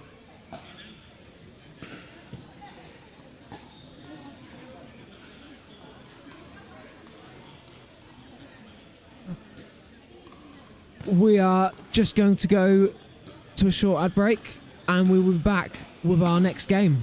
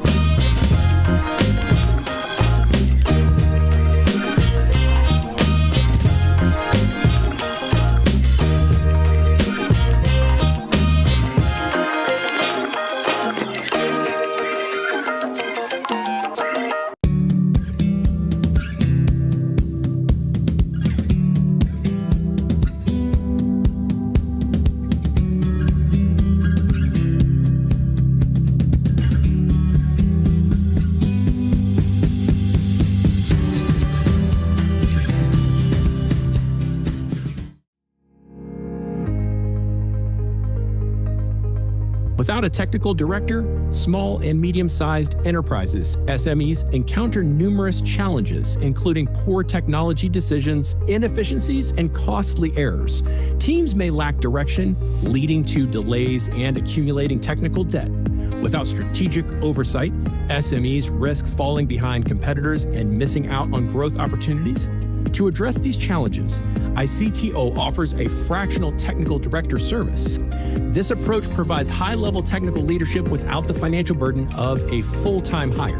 Startups and SMEs benefit from strategic guidance on software architecture, product development, and technology roadmaps while maintaining manageable expenses. Our extensive experience enables companies to avoid potential pitfalls and accelerate their growth. An ICTO fractional director brings scalable technology strategies and enhances team development without disrupting daily operations. By evaluating technology stacks, streamlining processes, and mentoring in-house teams, we improve efficiency and long-term stability. Our external perspective helps identify issues that internal teams may overlook. ICTO provides flexibility and agility, which are essential for navigating rapidly evolving markets. Companies can adjust our involvement based on project requirements, funding rounds, or significant strategic shifts. With our expert guidance, businesses make informed technical decisions, mitigate risks, and maintain their competitiveness. ICTO, here when you need it.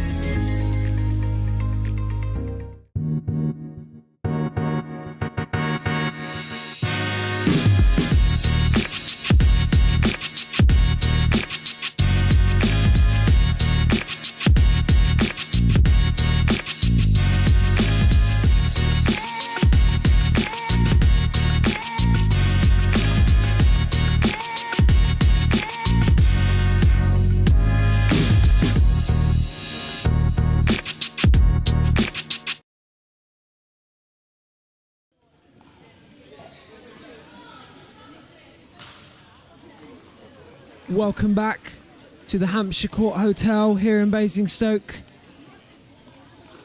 for our next ladies doubles 4.5 plus game. You might notice Chanel has a different partner now, as you might have seen. Unfortunately, Kirsty Robertson got injured, so we wish her the very best and hope she's all okay. But we have Lucy Dawson here stepping in. So Dawson and Lowe taking on Jones and Kenna, who are at the top of your screen. Here we go.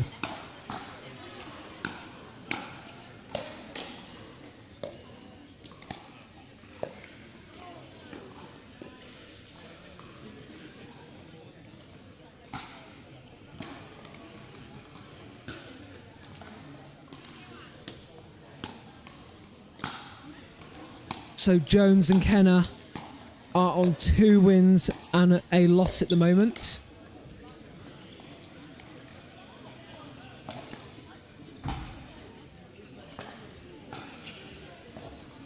And this is their last group game.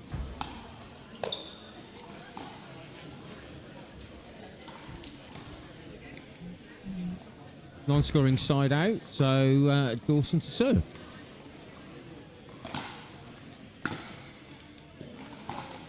And that was a bullet of a serve.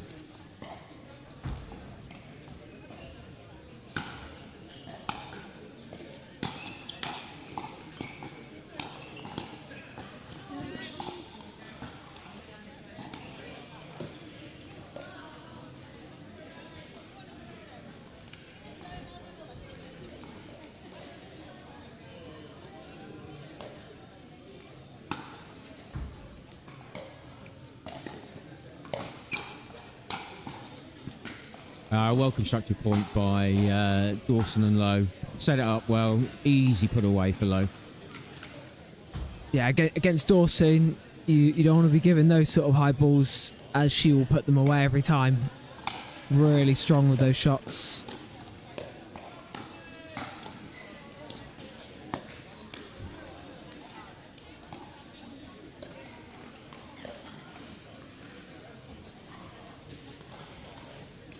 Three 0 lead here for Dawson and Lowe.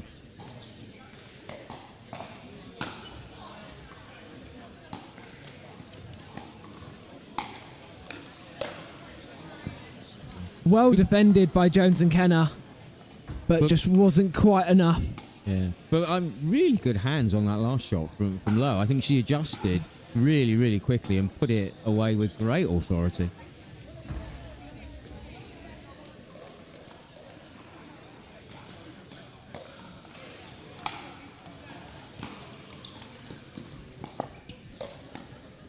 A great net cord retrieval. We've had quite a few net cords already in this game.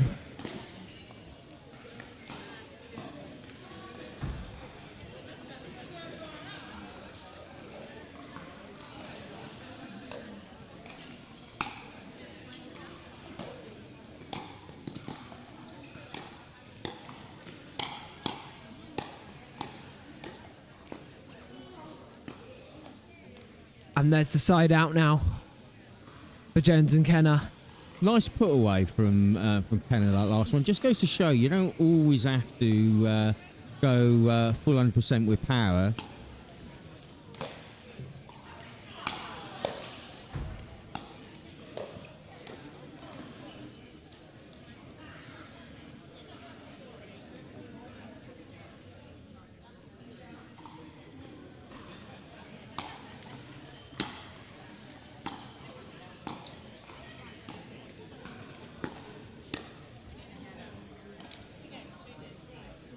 Yeah, I see what you mean, Lewis. Dawson really puts a lot of topspin on everything she plays, so it's coming down at your toes all the time.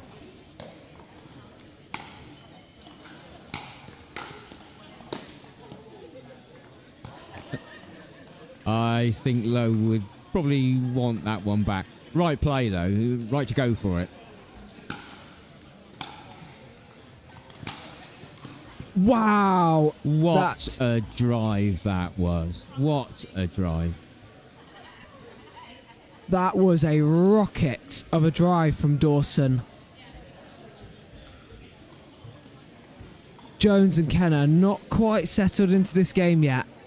And I think that's a credit to Lowe and Dawson. They haven't really allowed them to get into the game. Absolutely agree. I mean, they're mixing it up nicely. It's a mixture of power and accuracy.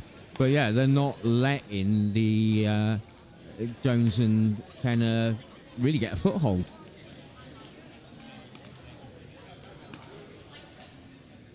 (6-0) here. It's going to be a mountain to climb.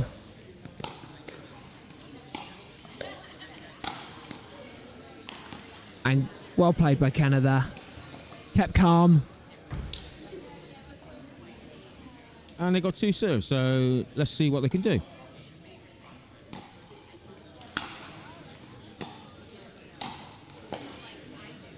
Just caught the back line. Nice forehand from Dawson.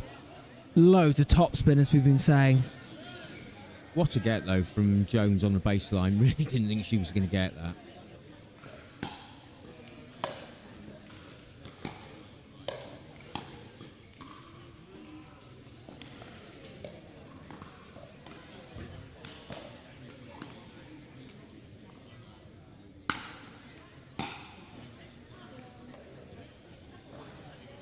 Again, bullet of a serve from Dawson.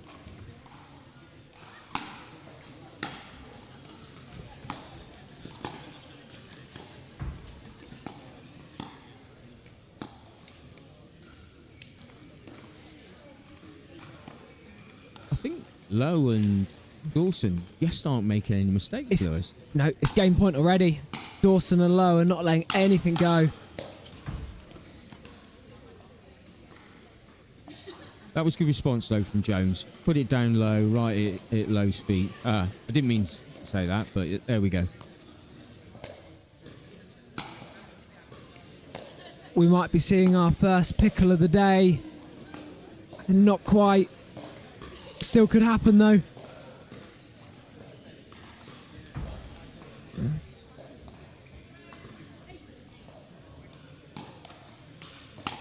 Apologies. It is 8-0, not 10.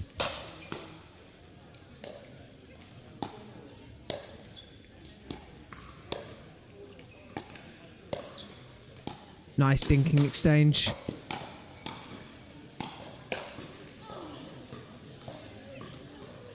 Nice point there by all players. Yeah, that Saw was a bit good. of everything there. Yeah, that was a good point. Probably best point of the match.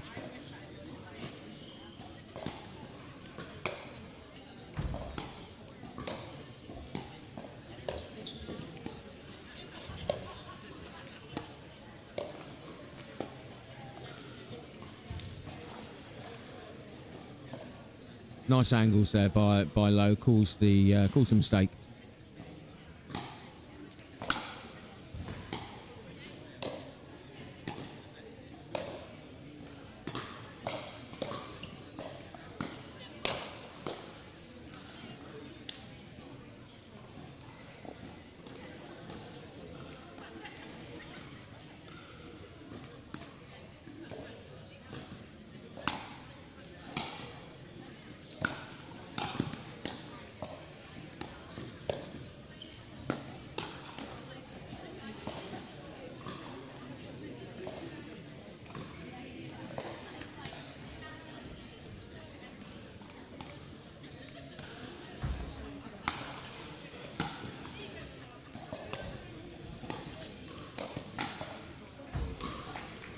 Nice play from Kenna.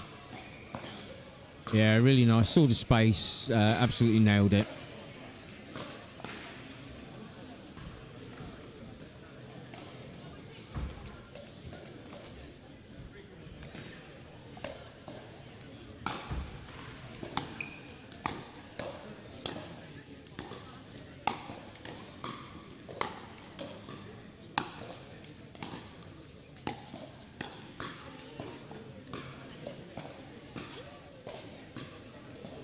Dawson was like, how did I miss that ball?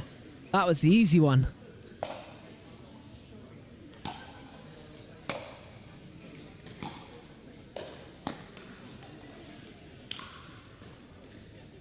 Good angle from Lowe. I think she almost shaped to go cross court and then she went straight, and I think that's what caught Jones out.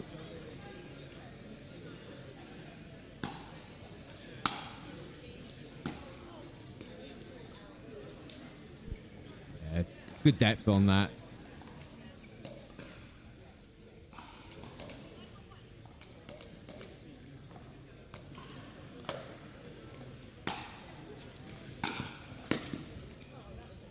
And that is a beauty of a backhand. Dips below the height of the net. Makes it really tricky to get those back. Great shot to have in the books there for Dawson.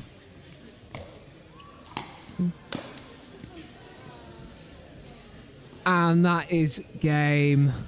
Nice way to finish for Lowe with the smash put away. Convincing victory, but I think they pretty much played faultless pickleball on that one, Lewis.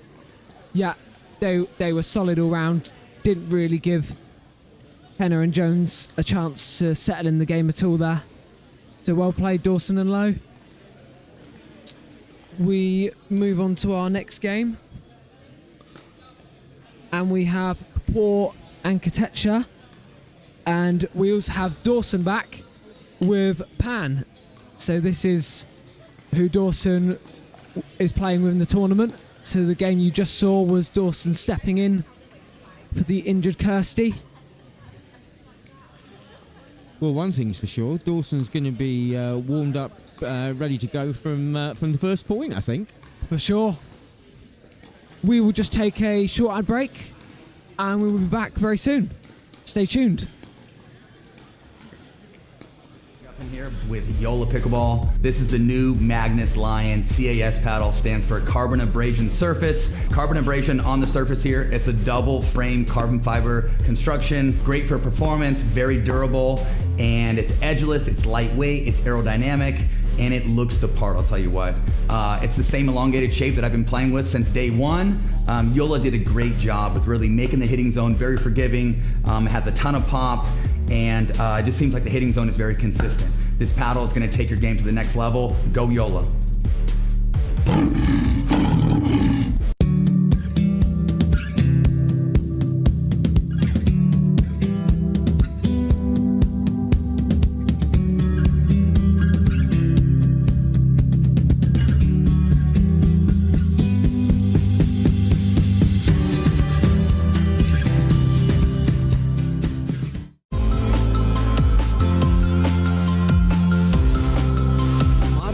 landscapes are increasingly complex, with evolving security threats and the growing demand for seamless service delivery. A managed IT SIM platform enables businesses to overcome these challenges by streamlining processes, enhancing operational efficiency, strengthening security measures, and providing a scalable, cost-effective approach to IT service management. iCTO helps businesses optimize their managed IT SIM platforms by providing expert guidance, automation, and strategic IT service management solutions, ensuring efficiency, scalability, and enhanced service delivery while reducing costs and downtime. iCTO, here when you need it.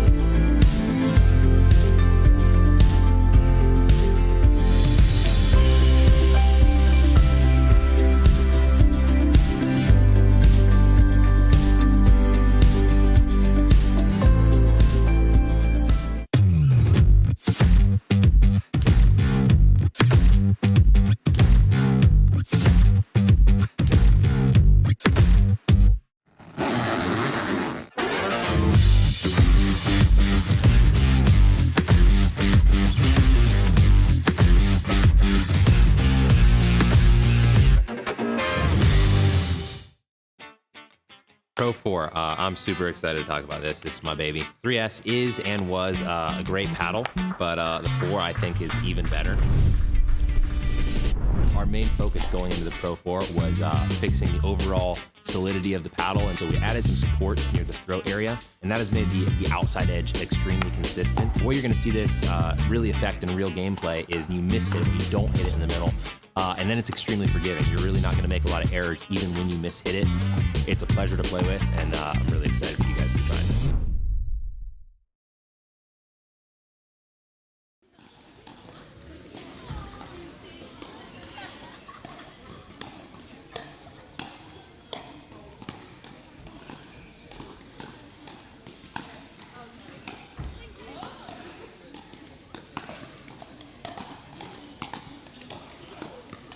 Welcome back, everyone.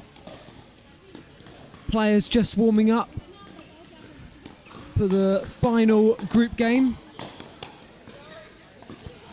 of this group. We will have one more group game after this before we enter the semi-final stage of the ladies' doubles.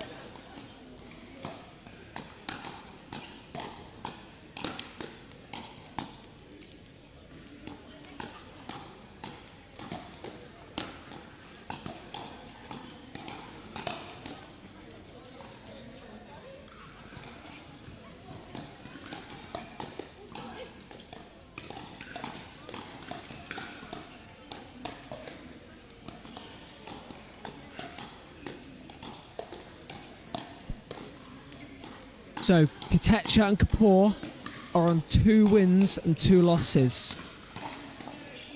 So this could be a key game to win for their chances of going through to the semi-finals.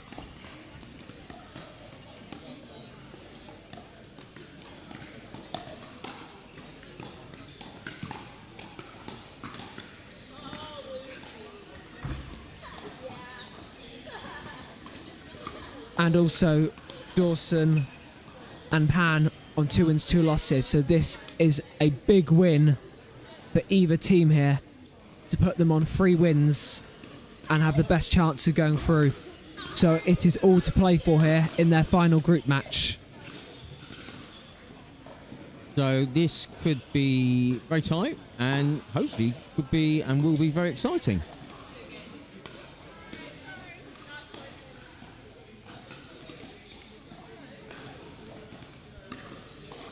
We're just about ready to go, and looks like it's Pan to serve.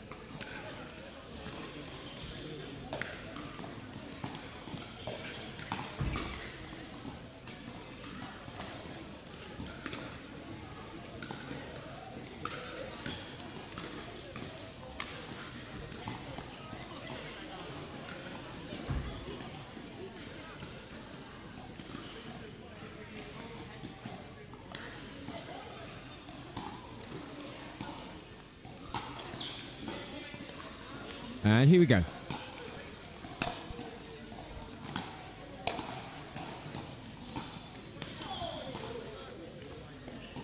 Very close margins. Another time you'd see that ball trickle over.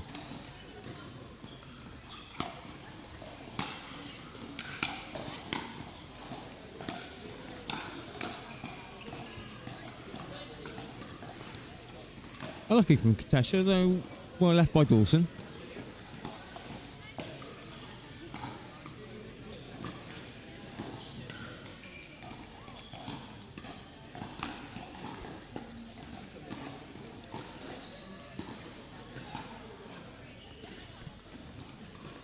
The miss serve there keeps score at 0-0. Pan serve.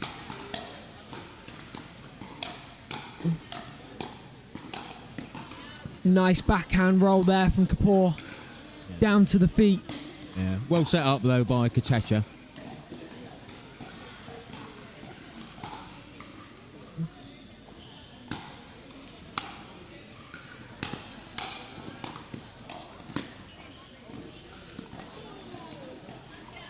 And it somehow gets over the net, that shot.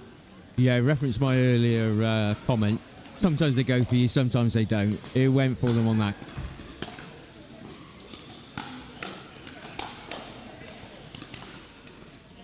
Wow, there's some power in that overhead from Dawson.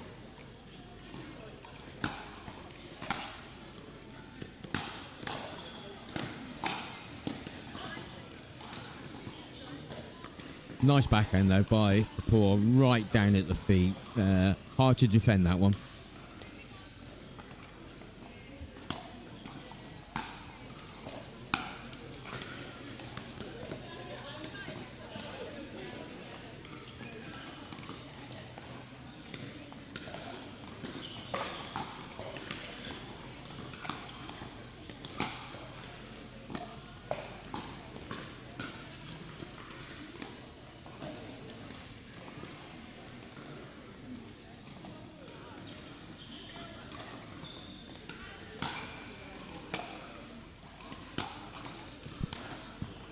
And that is a really nice combo from Pan and Dawson.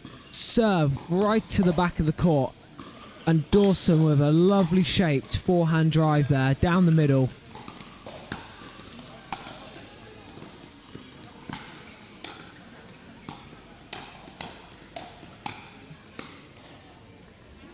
That ball comes over to us.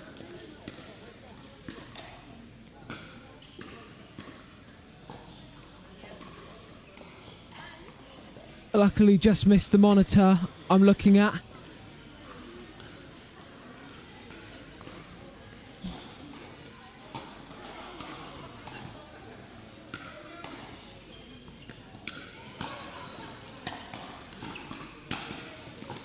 And another fire rocket drive from Dawson. Not for the first time we've seen today. Absolutely awesome. Went like a bullet.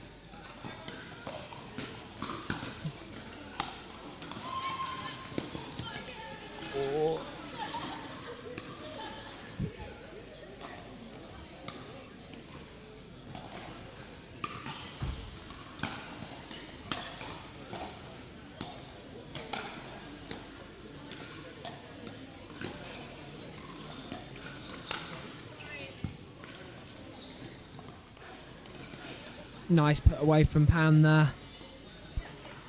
Point was well set up though by Dawson. She forced the pop up from Kotecha and yeah, nice put away. But really the pair of them played for that. A dominant lead here, 6-0 at the change of ends. Kotecha and Kapoor might need to come up with another game plan here. Dawson is running the show at the moment. Be interesting to see what they do, whether they change tactics, because I think Kotecha and Kapoor can do that. I think they have a couple of different ways they can play the game. Let's see if they make any changes. I think they just need to slow the game down a lot more. Get into some dinking exchanges, which we haven't really seen much. Sure. At the moment, a lot of the points are quite fast. Actually, now that's nice from Little Kapoor. bit like that. Play to their strengths. Is that what you think they need to do? A little bit like that. But I think when like Dawson and Pan get to the kitchen, I think that's when they need to slow the game down. Don't give them high balls. And keep sort of the slower points, as Dawson and Pan, I think, like a bit of a faster game.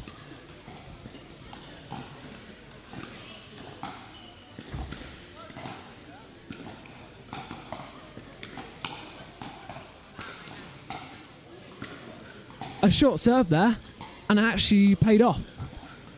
I think that took her by surprise. Do you? Definitely. Deep serve that time. Good variety on the serve. One short, one long. Yeah. They're keeping Dawson and Pan on their toes a bit.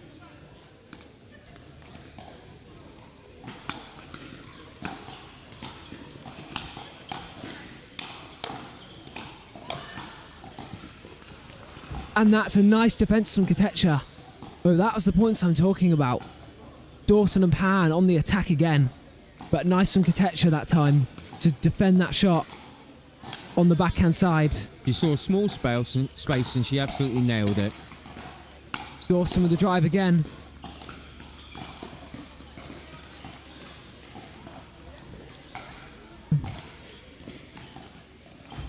They're not letting up here, Dawson and Pan. 8-1 lead. Huge serve. That was actually a very good return. Yeah. Floaty, but right on the baseline. Gave them no pace to work with, which I think is important. That's what Dawson and Pan won, and they didn't get it on that occasion.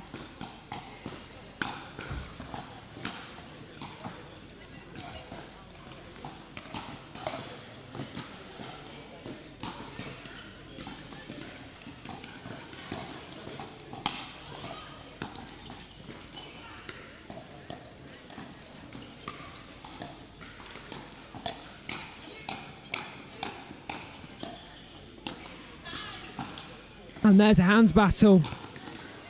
Great rally there. Yeah, great defence though from Kotecha and Kapoor. I think that might be one of the few occasions we've seen Dawson and Pan not win a fast-paced rally.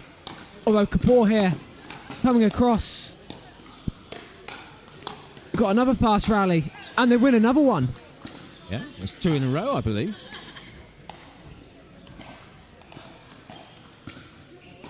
Much better here from Kotecha and Kapoor.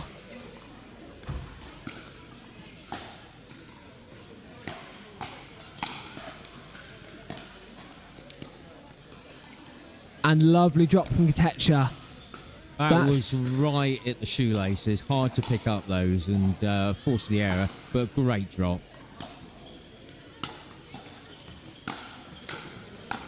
Mega's going fast again, but this time Maypan too strong.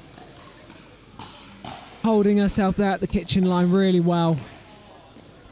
And the last shot again, right down at the shoelaces.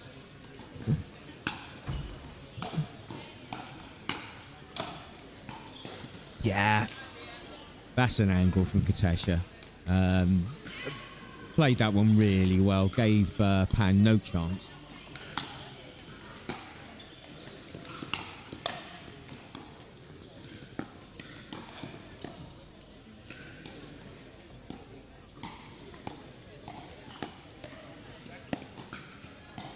Won a few dinking exchanges we had there. One by Dawson. Good patience from Dawson.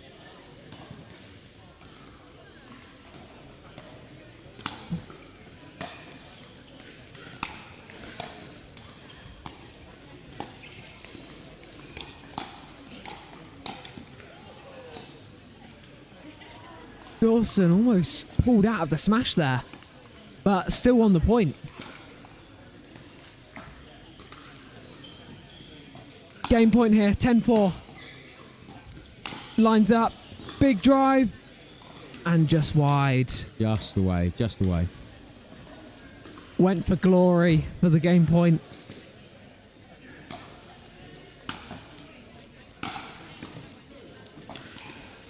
Nice bit of power there from Kapoor. I think she caught Pan out completely with that one.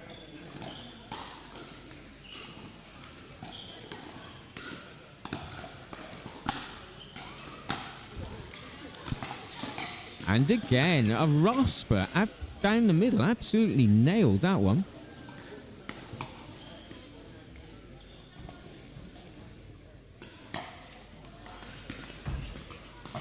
And that's not a good time. Been missing the serve. Yeah, All smiles though. Kotecha would like that one back there. Still got another chance to score more points.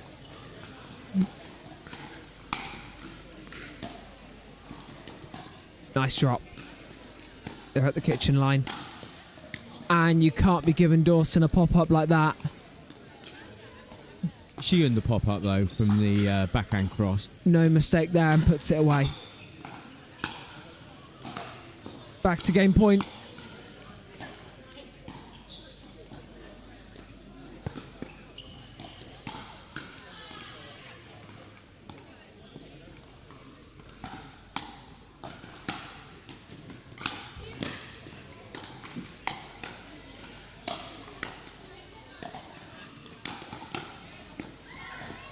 Lovely point net all round. Good point. Really well finished by Kapoor. Kept that one nice and low, right at the feet. Hard for Pan and Dawson to do anything with that. Great shot. Go. Can they get some points here to put the pressure on? And that's a nice backhand flick by Kapoor. And yes, they can, Lewis. So they're back to, what is it now, 8-10? It is 7-10. 7-10.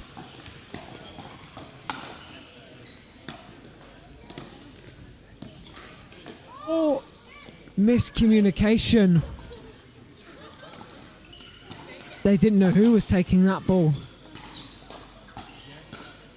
Kotecha laughing that one. And I think Dawson was quite happy with that.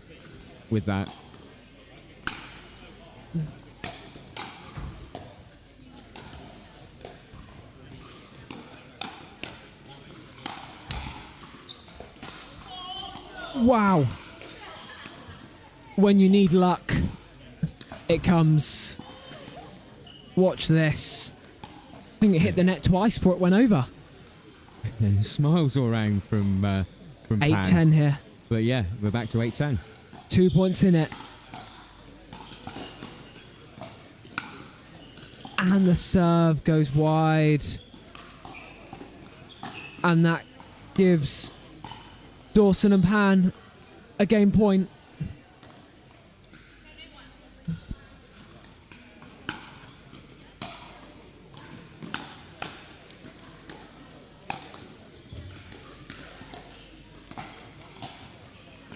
And Pan with the mistake there.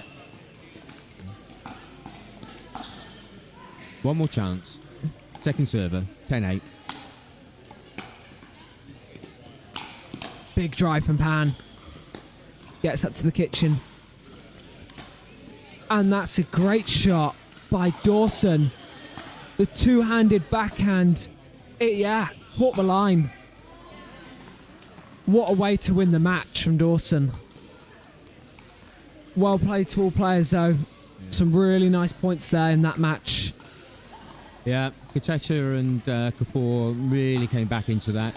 Couldn't quite get it over the line, and Pan and Dawson just held firm. But yeah, good match that one. Some great rallies, some great play. We have one more group game to bring you before the semi-finals. And we have Georgie Girt and Maisie Wise against Chanel Lowe. And I think Lucy Dawson is going to step in again. So we'll be back with that just after a short break. Yeah, Lucy Dawson really putting in a shift today.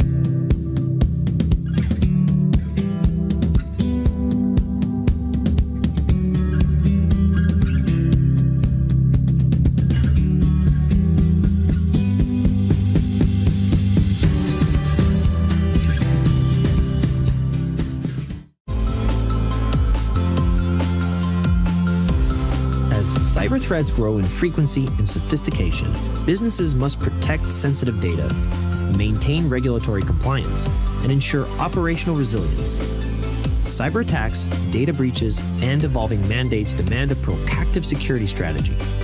Our expertise delivers tailored cybersecurity solutions, including advanced threat detection, robust data protection, and compliance frameworks aligned with industry standards. By leveraging cutting-edge security technologies, we help you stay ahead of threats, prevent breaches, and safeguard critical assets. Beyond protection, we build resilience. In today's interconnected world, we equip your business with the tools to respond effectively to cyber incidents, ensuring continuity and long-term security. With our trusted guidance, you can confidently navigate digital risks and regulatory complexities. By partnering with ICTO, businesses gain access to expert cybersecurity leadership, cutting-edge security solutions, and a proactive defense strategy that ensures long-term protection against ever-evolving cyber threats. ICTO, here when you need it.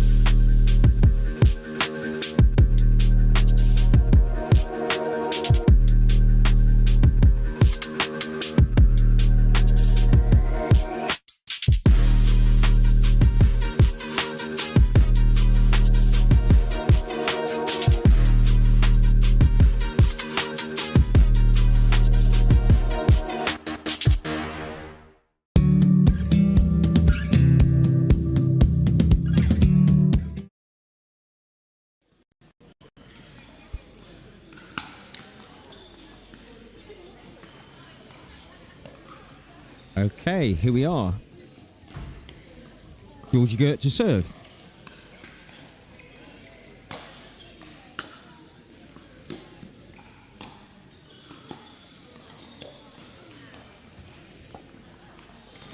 Shot there by Wise, kept it nice and low, caused the error from Lowe.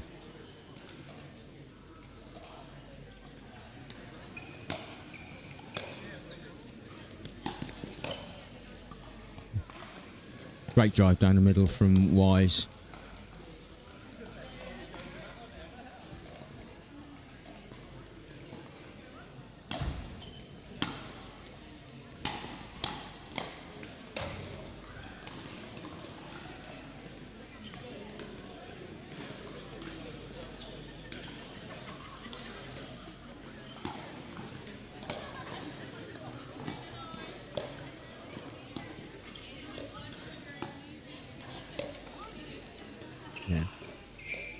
Nice patient play from Wise. Caused the error.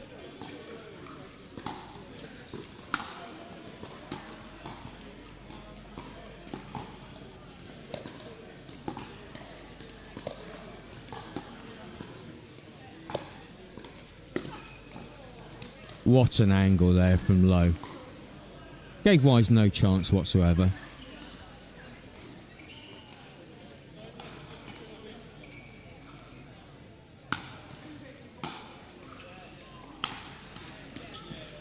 Oh, rasping drive. Down the middle by Dawson. We're now at 1-3, first server.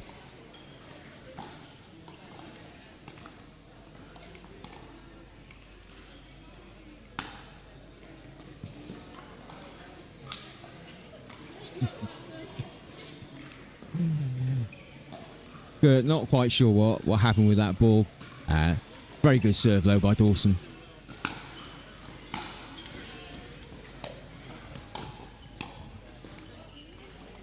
Yeah, good pressure there from Girt and Wise. Calls the mistake from Dawson.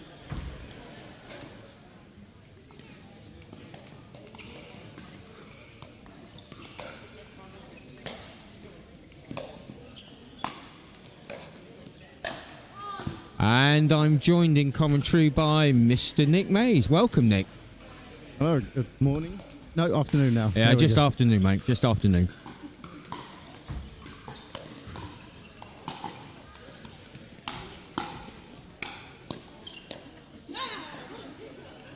Yeah. Great defence by Wise and Girt. Yeah, Dawson is definitely bringing some pace to this, and the ability to handle that is going to play heavily in this match.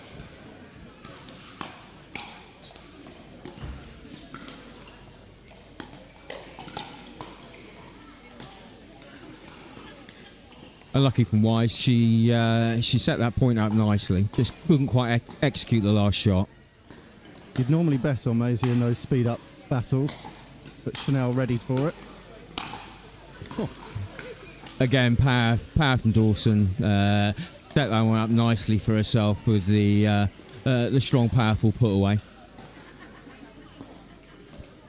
It's one of the players who has really come on in the last 6 to 9 months. I know she's come from a tennis background, but the ability to transfer that now into pickleball shots is really shining through. It's a great stage for her to demonstrate that.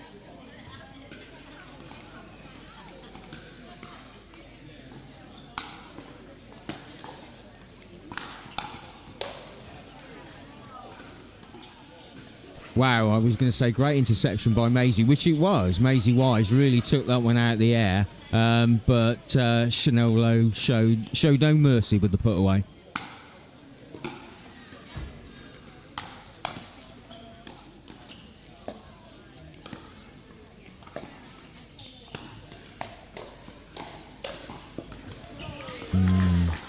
Good hands from Lowe. Nice point, but really good put away. Really fast hands. I think changed the direction of the put away on Girt, which is what surprised her.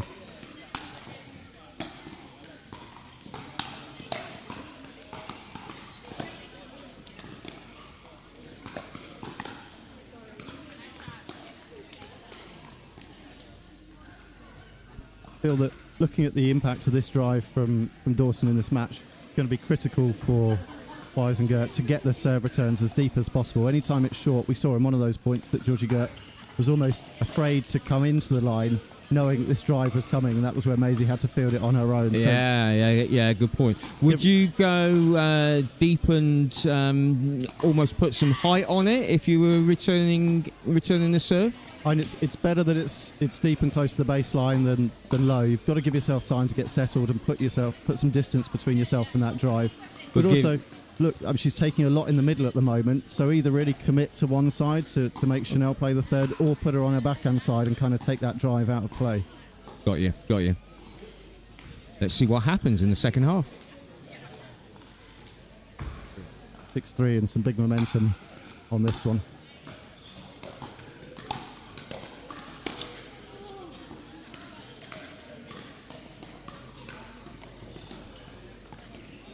Good job returning to Chanel there, but then an error on the slower game. Chanel is much more patient and defensive.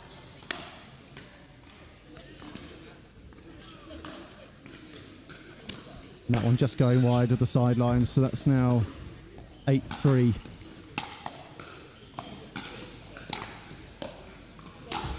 Great return of serve from Maisie. They're right close to the baseline. Lovely put away as well. That's a real strong part of the game. Right, 2 serves to put some points on the board here. Good transition in. The speed up from Maisie. Gets the first point on the board in this side out. Yeah. Although it was a nice height for Chanel, I felt the Maisie really put that one quick and hard at her. Absolutely.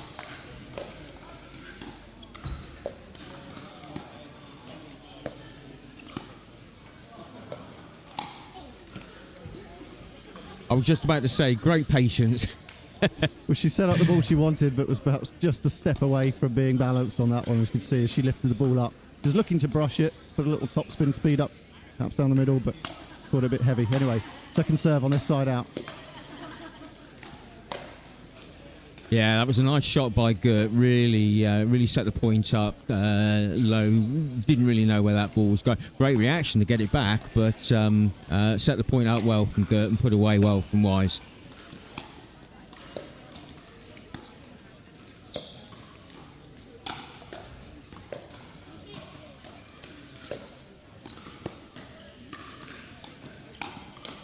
Great anticipation from Maisie there. You can see Dawson wanted to speed up and just had to take a bit of pace off it. And Maisie stepping into it to counter-attack. And halfway through that rally, it was a great retrieval from Girt. Really kept them in the point. It's a lovely return of serve from Dawson. Tricky one as she was moving into that net forward serve, but putting it right by the feet of Maisie Wise. Yeah. Not a lot she could do with that. No, but some good points on the boards. Service over now to the pair at the bottom of your screen. Then we see the return to the backhand side. It's not that Dawson doesn't have that shot, but it's perhaps slightly lower percentage than the forehand.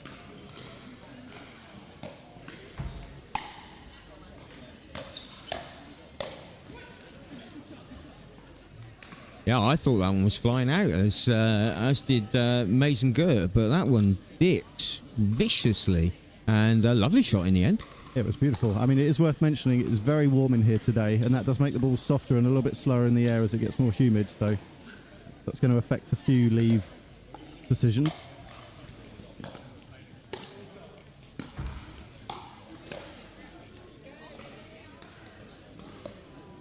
Good footwork from Maisie Wise there to move around and take those on the forehand to make sure she keep the pressure up, not letting the ball bounce, not letting the pair come in. And that serve over to them now, 6-9.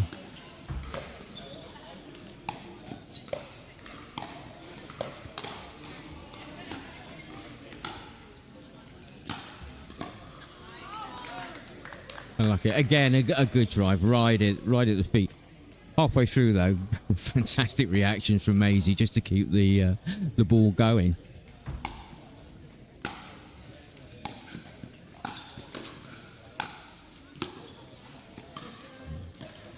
There's that backhand you were talking about. That was a nice put away again. You know, it's a lovely found the gap, dip in.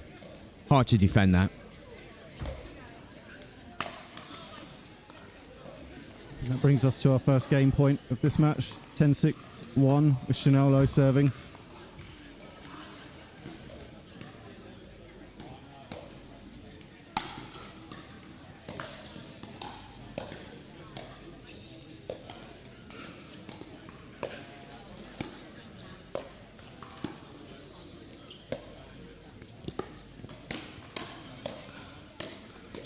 Oh, great work there. The slow ATP from Maisie Wise just made sure of it at game point. You don't want to go for glory and lose it on that. Played it well at that point. Yeah. So 10-6-2. Dawson to serve.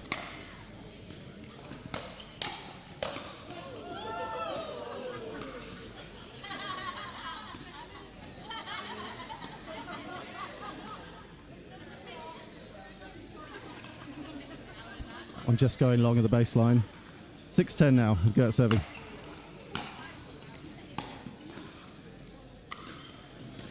Yeah, probably like that one back again, wouldn't she? They have been doing a good job with these drops. Seems to be a working play for them. Good deep return from Lowe.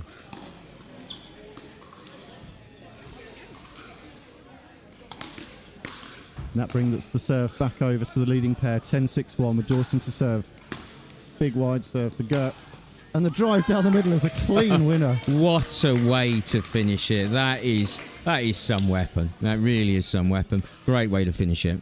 Yeah, her footwork is something to really pay attention to. These drives can't happen without moving yourself into position. Just keeping the ball out in front of her. She's getting balanced. She's on the front foot, and that drive there is a shot hit with some confidence. So good one to watch as this day goes on.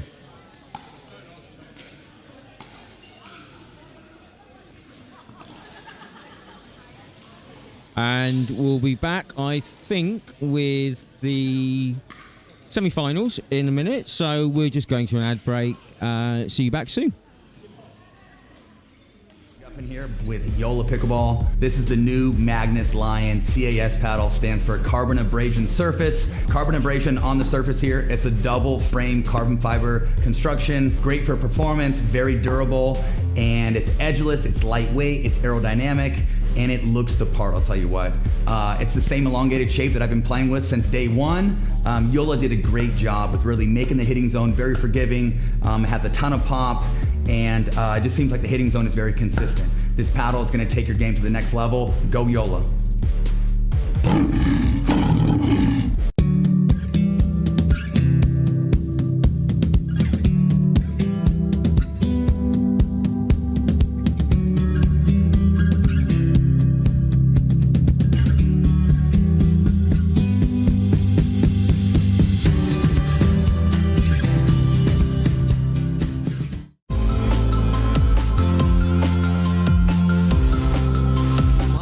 Landscapes are increasingly complex, with evolving security threats and the growing demand for seamless service delivery. A managed IT SIM platform enables businesses to overcome these challenges by streamlining processes, enhancing operational efficiency, strengthening security measures, and providing a scalable, cost-effective approach to IT service management. iCTO helps businesses optimize their managed IT SIM platforms by providing expert guidance, automation, and strategic IT service management solutions, ensuring efficiency, scalability, and enhanced service delivery while reducing costs and downtime. iCTO, here when you need it.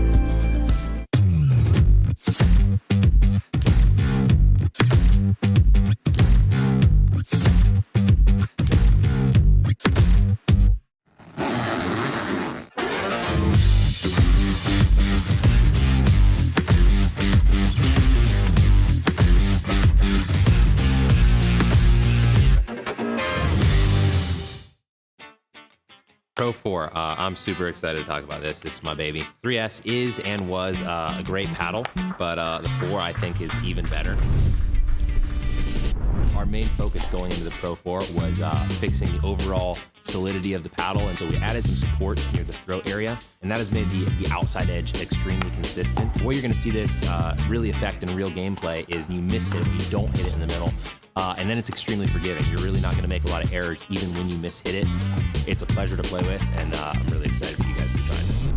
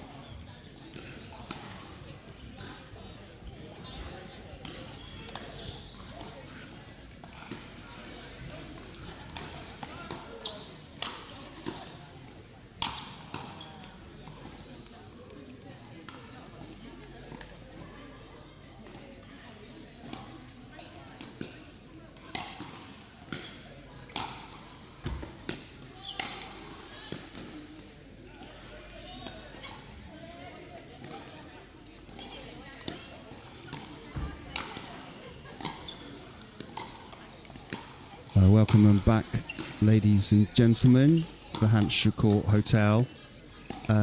We've got a first semi-final, just warming up now on screen. Just going to do a quick microphone check with Nick Mays. Thank you. Just checking levels look okay. Seems to be all right from our end. Your dulcet sounds sounds amazing. Right, I'll get off the mic and hand you over to Nick.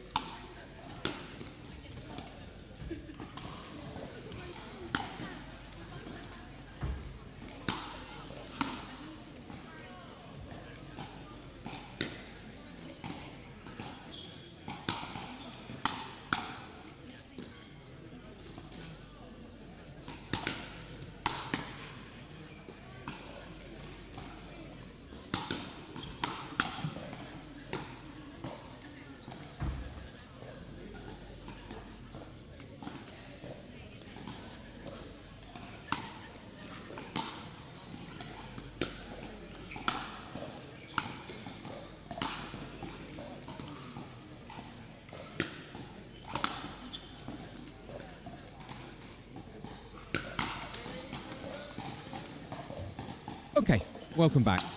First semi-final of the ladies 4.5 plus. Just about ready to go. We have Linton and Penrose versus Jerrard and Donald. I'll tell you in a minute who's at which end when we've figured out, or they've figured out, who's serving and who's going at which end.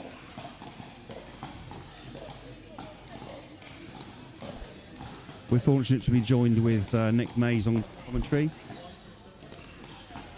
He's just going to get some information from the players so he can do his magic stats, which we'll enjoy hearing a little bit later.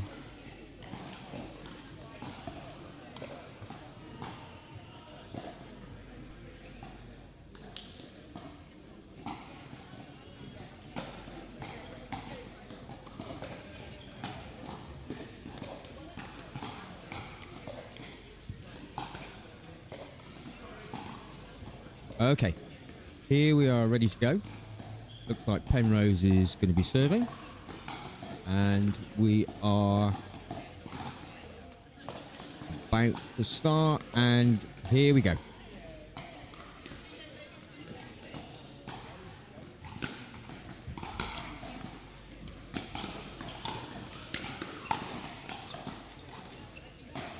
Oh, that one just caught the top of the net and stayed the wrong side from Linton's point of view. So service over, 0-0-1.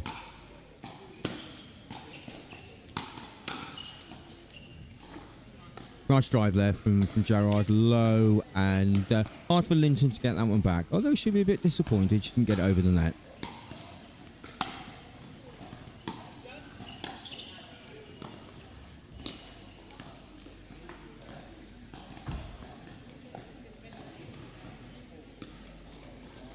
2-0, still first server.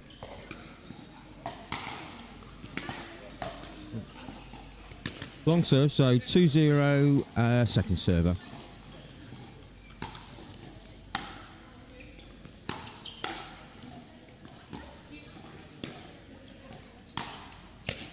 Yeah. Good pressure, good defence from Penrose and Linton. Get the serve back, 0-2. They'll want to get some points now.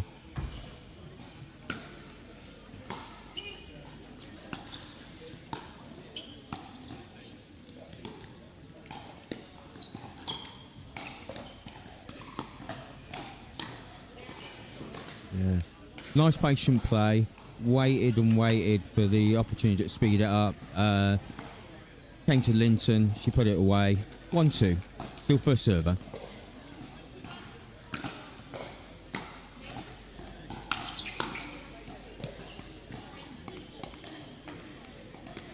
Although it took the top of the net, that was a decent shot from Donald. It was going in the right direction.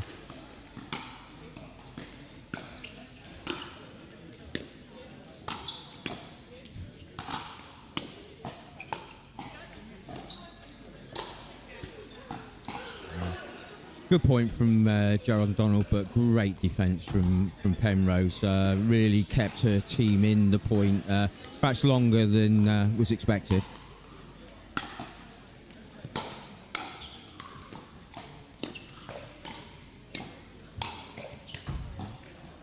Again, good play from Penrose.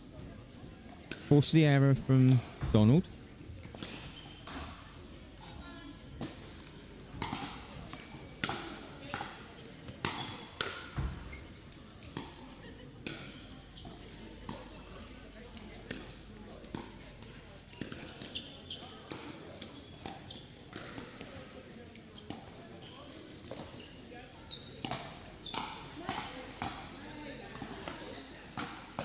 That's the first point we've seen where it's been all four players balanced at the kitchen, and it's where you would bet on Anna Linton to start excelling, and she did there. She earned the pop-up and got an unforced error from Donald.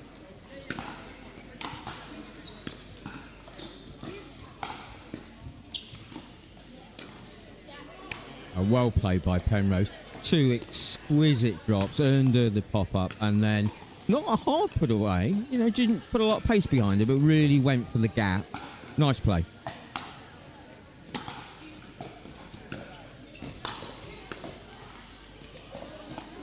Again, unlucky. Good defence. Great power, though, from Donald and Jerrard.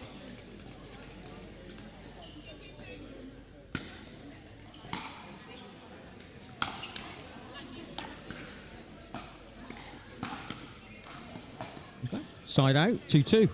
Anybody's game. I feel we've got some of the early nerves out the way now, and all four players are really settling into a rhythm. We are seeing a difference in pace. Currently, the bottom of the screen favouring the faster game. Just as I say that, we see a drop, but... Commentator's curse, yeah. Commentator's curse.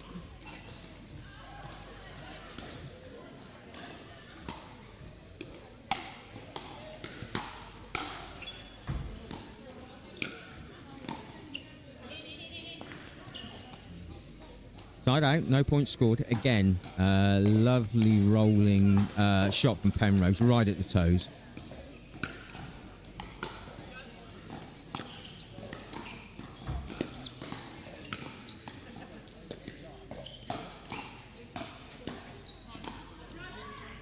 Some superb angles in that point. Really good. From both ladies. Because every time we see the point reach a balanced state of the kitchen, it has gone in favour of the pair at the top of your screen. So that's going to be their tactic to get in and win their points that way, I'm sure.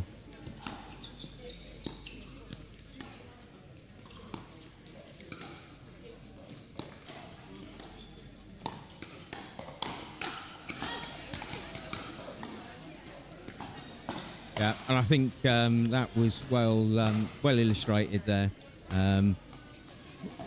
Point went on, and then the pop-up came, and Donald and Jerrard were able to put it away.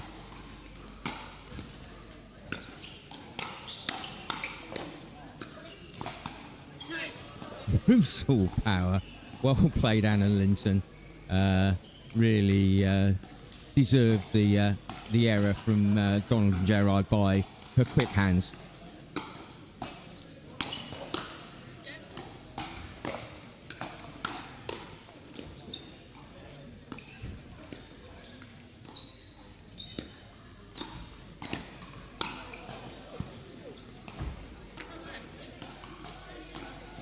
Yeah, Donald will probably like that one back again, but a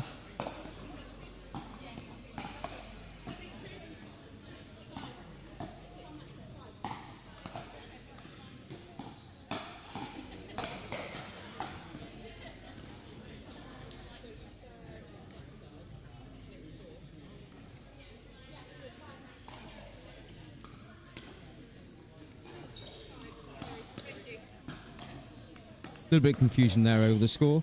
5-2 it is. And second server.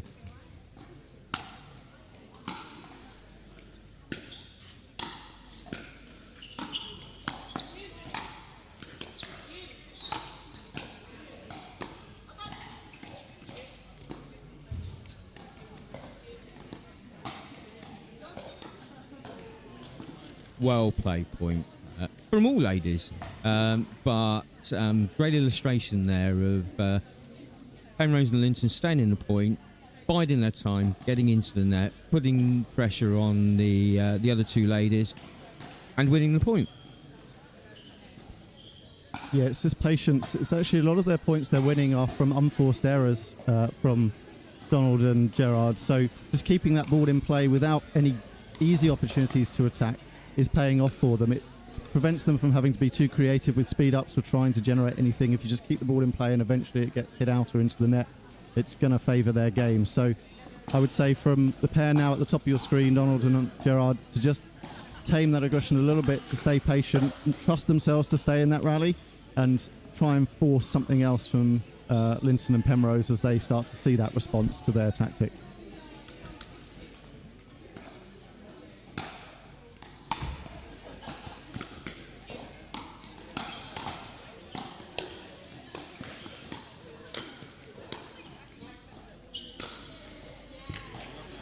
Nice put away from Penrose, but really, really well earned. The sky ball, the ball up in the air that she was able to put away was really well earned by Linton's tenacity and taking the ball early and putting pressure back on the two girls. Does a great job of changing the pace between this patient slow game and a sudden pounce attack. Again, keeping it tight, keeping the ball at Gerald and Donald's feet, earns the pop-up and an easy put away.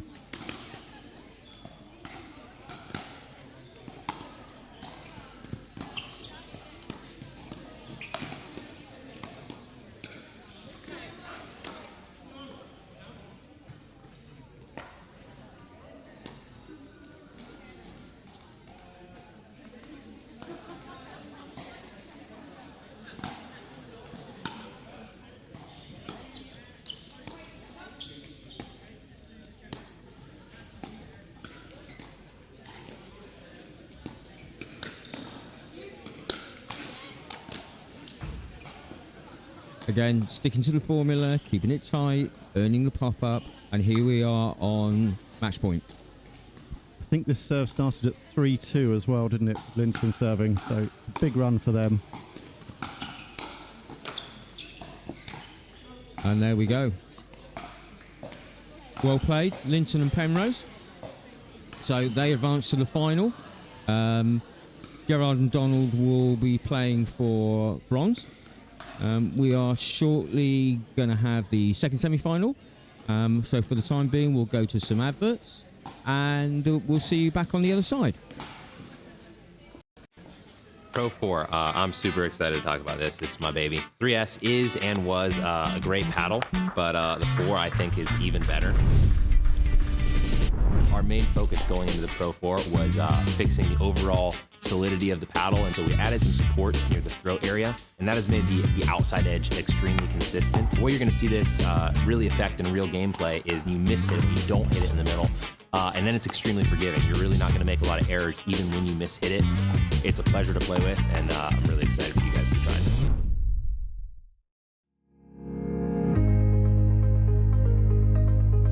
The modern workplace promises flexibility, productivity, and collaboration, but getting there isn't always easy. Many businesses struggle with outdated systems, security concerns, and the challenge of integrating remote and hybrid work environments seamlessly. ICTO delivers modern workplace solutions designed to tackle these challenges head-on. With expertise in cloud integration, enhanced security, and intuitive collaboration tools, ICTO ensures your team can work securely and efficiently from anywhere. Our tailored solutions streamline workflows, reduce the IT headache, and create an agile, future-proof workplace. Plus, with proactive support and strategic guidance, ICTO helps you navigate the ever-changing digital landscape with confidence. Don't let workplace challenges hold your business back. Choose ICTO to transform your workplace into a dynamic, productive, and resilient environment. ICTO, here when you need it. Ooh, let's go. Wait, hold on, Q. Yeah, feel like I'm at the tippy top of my game, looking down at the rafters. I had it, I got that confidence. Come on now.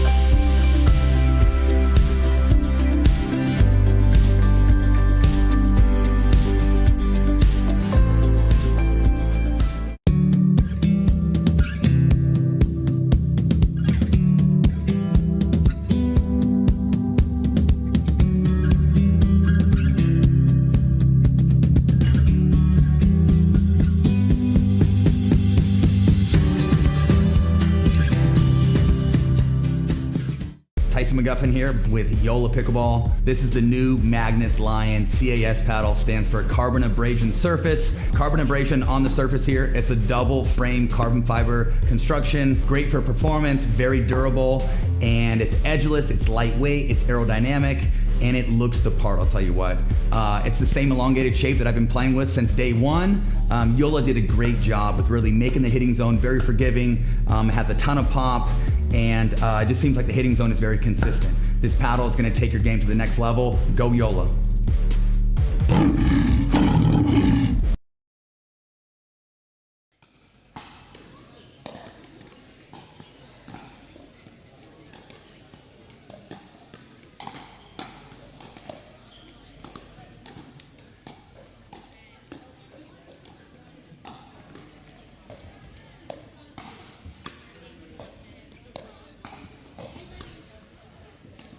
Okay, so here we go. Second semi-final.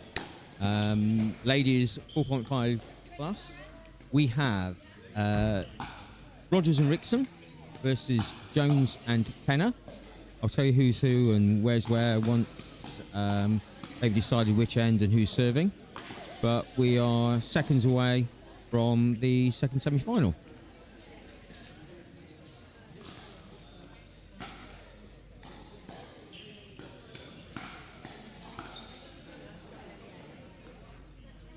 Nick Mays just checking everybody's name and credentials, and for his work with, well, it's commentating with me. He takes all the statistics, and very fantastic job he does with it.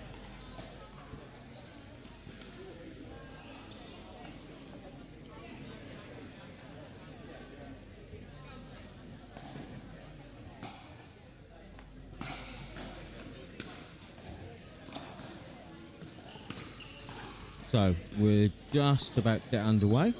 Looks like Kenna will be serving at the... Kenna serving at the top of the screen, so you've got Kenna and Jones, and then Wrixon and Rogers at the bottom of the screen. So 0-0-2, game just about to start. Second semi-final, away we go. we'd also like to welcome back Mr. Andrew Parker to the Commons booth. Thanks, Andrew. Hello, everybody. Good to see you again.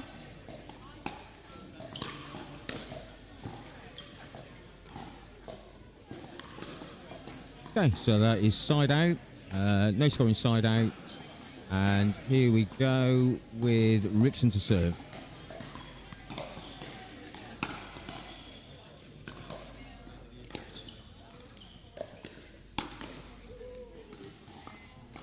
Yep, Kenna would probably like that one back.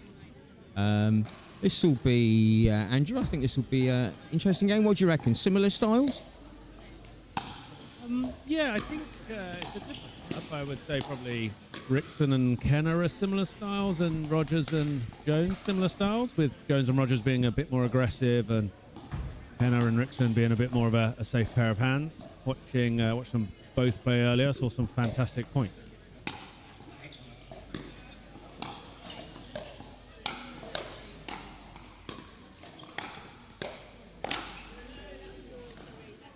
And Wrixon and Rogers it is, who get off to a nice start. 3-0.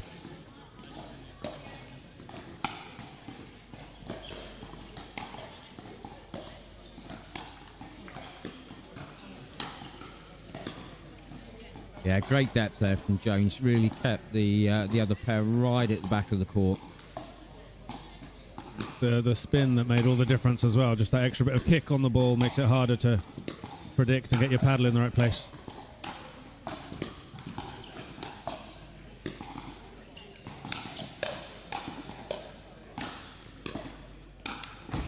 Oh, I'm sure Jones would like that one. Great point up until then. Had a little bit of everything.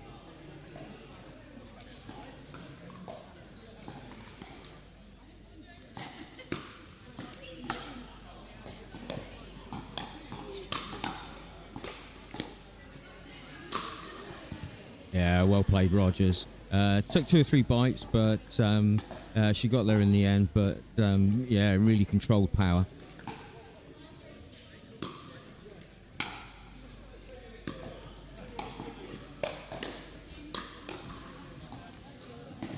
And here we go. I believe that 6-0 change ends. Andrew, what do you think Jones and Kenna need to do to change this? Well, it was felt like 30 seconds with 6 points. I think they were doing a good job in some points, perhaps when they were receiving more than serving, and perhaps struggling to get to the kitchen. They were keeping Rogers and Wrixon back, but they managed to deal with the offense most times and get to the kitchen. And I think perhaps just giving it a little bit too easy to Rogers and Wrixon, not getting it tight enough in the kitchen. Just got to try and get those resets done and tighten the game. Jones is incredibly aggressive and has got a really powerful forehand. If they can get dinking, you know, Helen's one of the best dinkers, if that's the right word, here today. So they can get into that game. I think they've got a much better chance. Let's see what happens.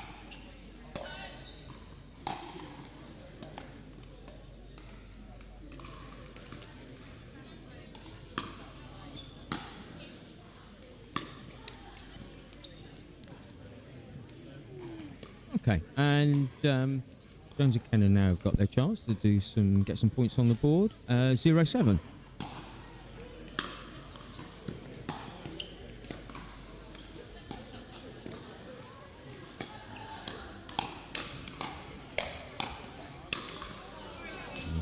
Okay, I mean, it took the top of the net cord, but it was the right shot. It was a good shot by Rogers, helped by the net.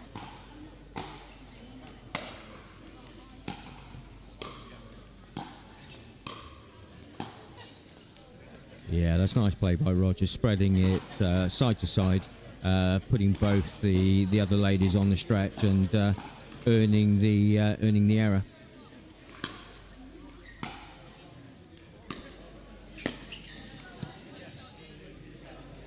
Again, Rogers going for the angles and putting Jones and Kenna under pressure and causing the errors. And these semi-finals are first to 11, one game only. Those fast starts are invaluable.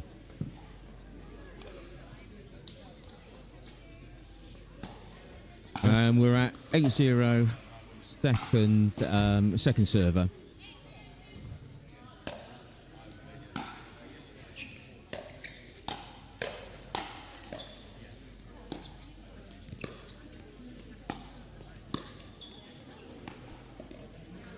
Okay, so side out. Kenna and Jones got their chance now.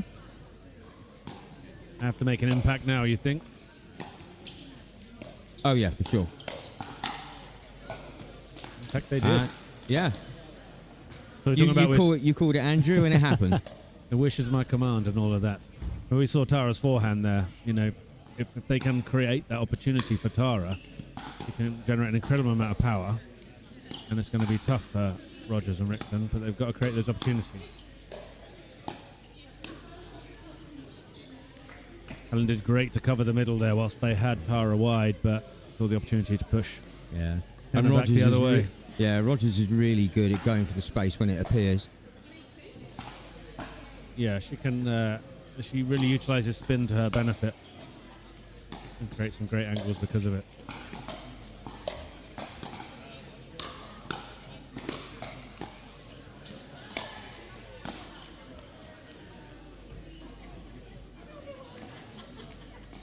A bit of a slower than Kenna thought overhead smash there caught her out.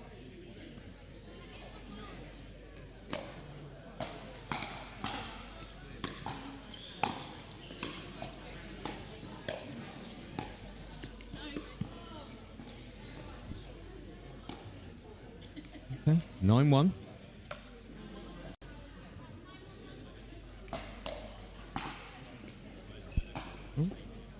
Wrixon probably want that serve back, but still got another chance.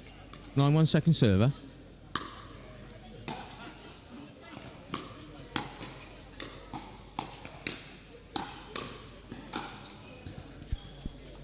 Well played, Kenna.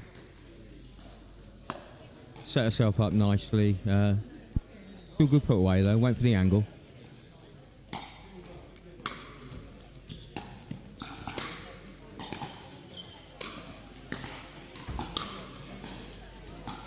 Talking of angles, Rogers finds another one.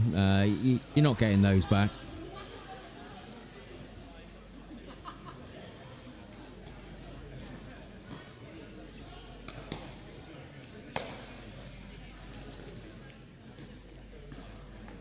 Good serve. Put the pressure on. 2-9.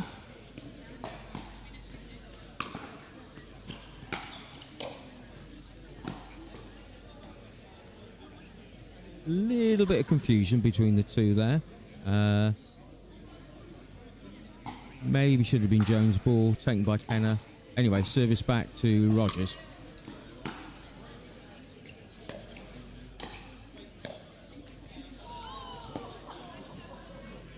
Yeah. Sorry, but not sorry. Harsh way to win a point, but happens to all of us. Always seems to happen against you when you're 1-9 down there.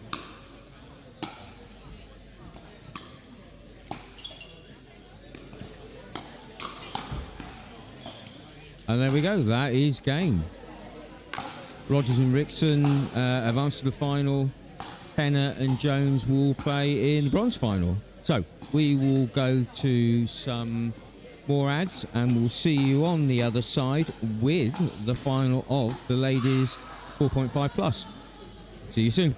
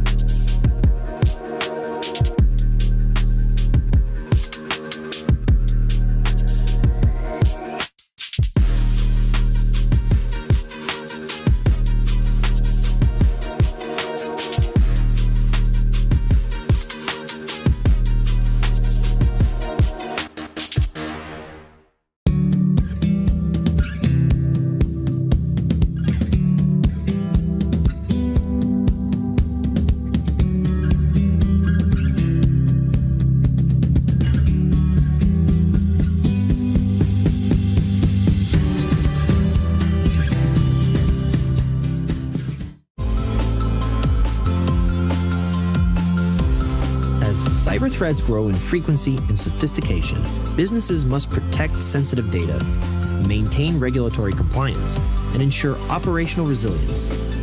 Cyber attacks, data breaches, and evolving mandates demand a proactive security strategy. Our expertise delivers tailored cybersecurity solutions, including advanced threat detection, robust data protection, and compliance frameworks aligned with industry standards. By leveraging cutting-edge security technologies, we help you stay ahead of threats, prevent breaches, and safeguard critical assets. Beyond protection, we build resilience. In today's interconnected world, we equip your business with the tools to respond effectively to cyber incidents, ensuring continuity and long-term security. With our trusted guidance, you can confidently navigate digital risks and regulatory complexities. By partnering with ICTO, businesses gain access to expert cybersecurity leadership, cutting-edge security solutions, and a proactive defense strategy that ensures long-term protection against ever-evolving cyber threats. ICTO, here when you need it.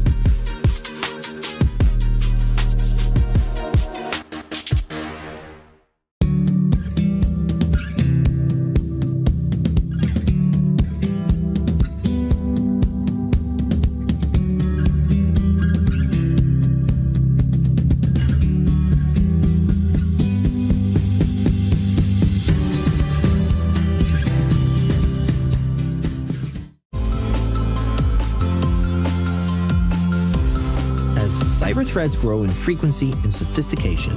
Businesses must protect sensitive data, maintain regulatory compliance, and ensure operational resilience. Cyber attacks, data breaches, and evolving mandates demand a proactive security strategy. Our expertise delivers tailored cybersecurity solutions, including advanced threat detection, robust data protection, and compliance frameworks aligned with industry standards. By leveraging cutting-edge security technologies, we help you stay ahead of threats, prevent breaches, and safeguard critical assets. Beyond protection, we build resilience. In today's interconnected world, we equip your business with the tools to respond effectively to cyber incidents, ensuring continuity and long-term security. With our trusted guidance, you can confidently navigate digital risks and regulatory complexities. By partnering with ICTO, businesses gain access to expert cybersecurity leadership, cutting-edge security solutions, and a proactive defense strategy that ensures long-term protection against ever-evolving cyber threats. ICTO, here when you need it.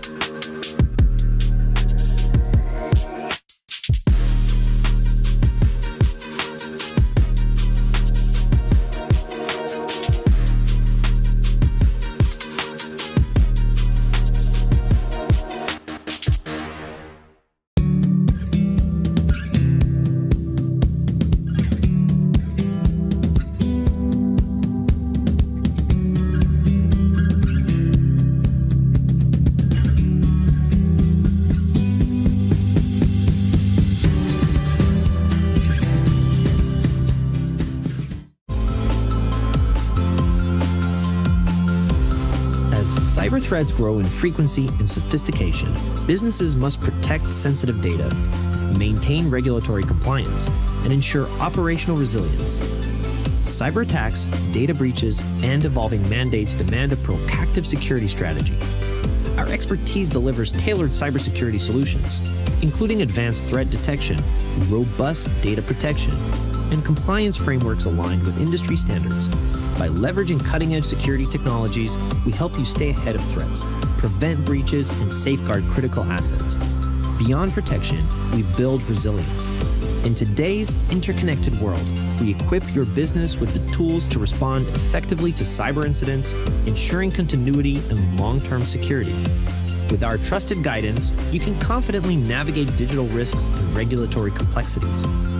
By partnering with ICTO, businesses gain access to expert cybersecurity leadership, cutting-edge security solutions, and a proactive defense strategy that ensures long-term protection against ever-evolving cyber threats. ICTO, here when you need it.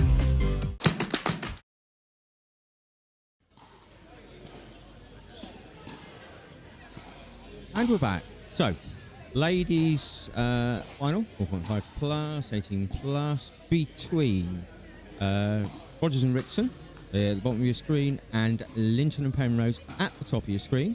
Just so everybody knows, this is best out of 3, 2-11, win by 1, and looks like, yes, Penrose to serve. So, we're ready to go, and here we go.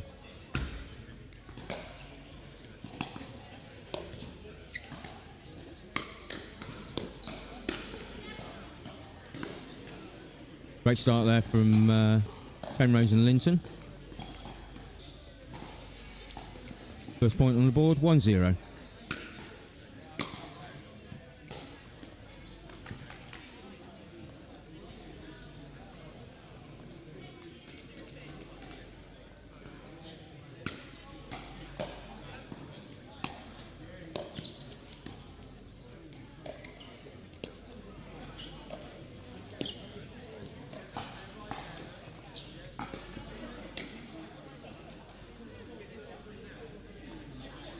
Unlucky there. Nice and patient. Penrose then went for the angle, just a smidgen out.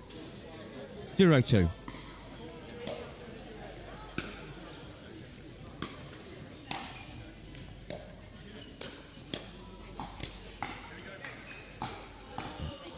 Good speed up there from Penrose. I think caught Rogers a little bit on a back foot.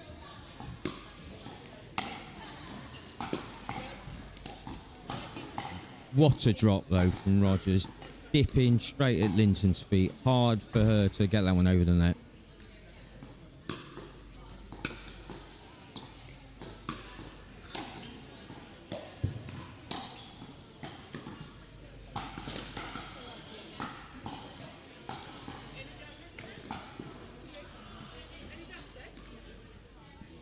Just like that, we're back at 2-2.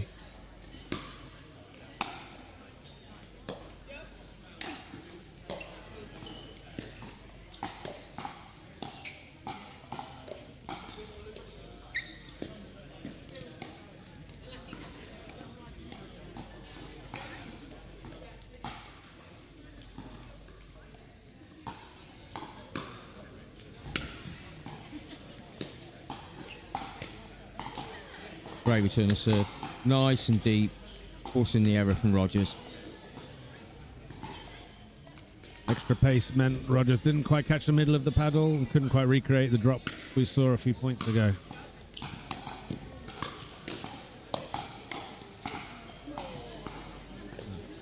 Great lead from Rogers there. Clear duck to let that one fly long.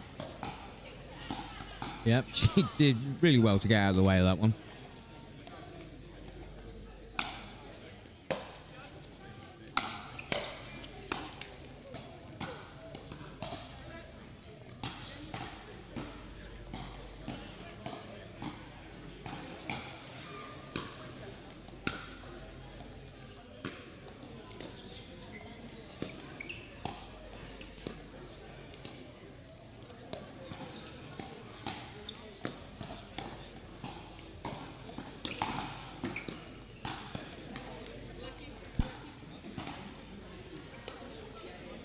good angle, and then going from Rogers, putting the pressure on Linton wide out on the backhand. Commentators courtesy then puts serve out.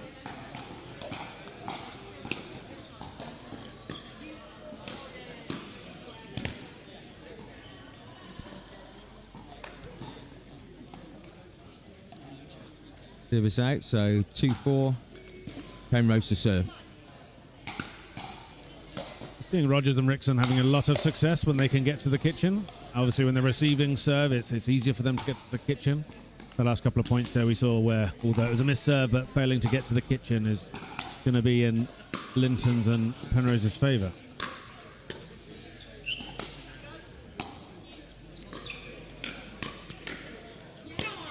That's well played by Penrose. Both sides, backhand, and finished it off nicely with the forehand, right down at the feet and between the feet of Wrixon and Rogers.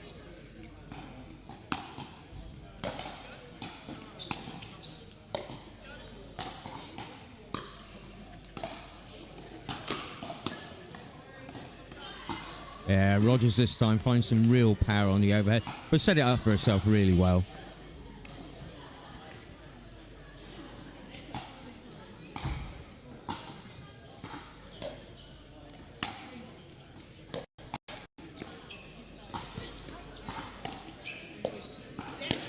Great pick up by Linton. Great switch though. I heard Wrixon call it from Wrixon and Rogers, so they covered the court, but well played Linton.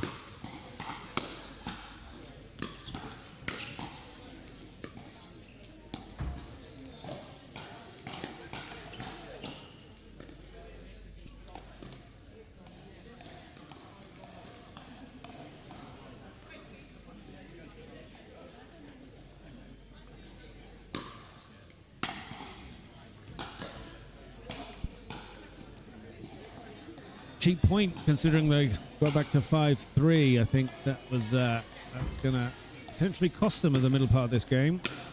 Can't be giving away 3 points like that.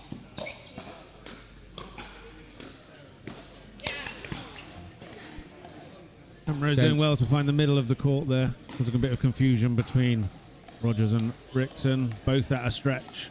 Saw the opportunity and was well taken. Chance to make a difference on the scoreboard now. 3 points behind. See what they have in store. Oh. A bit of paddle tape or something. Stuck on Penrose's hand.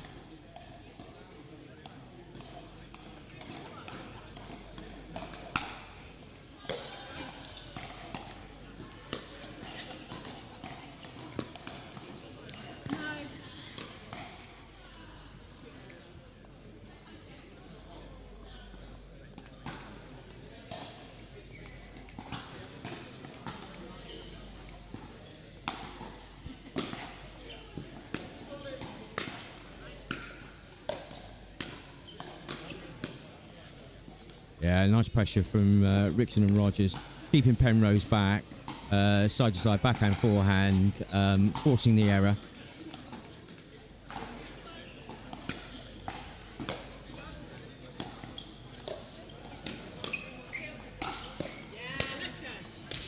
Yeah, good combo from Penrose and Linton. Penrose sets it up, easy put away from Linton, but she put it away extremely well. We have a 1 point game.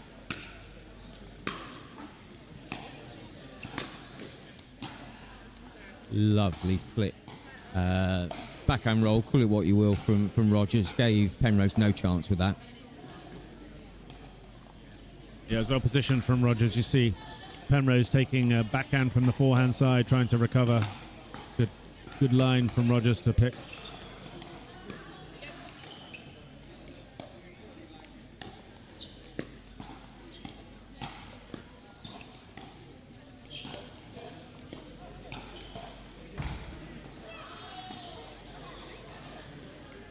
Nice point there from Wrixon and Rogers. Plenty of patience, but top quality dinking. Great angles and nice and tight to the net.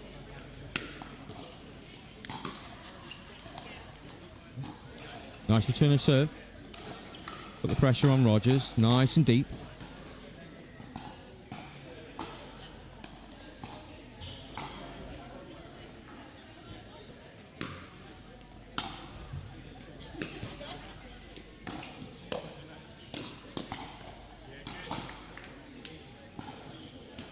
Nice speed up, drive, volley, call it what you will from Penrose. Gets them the service back.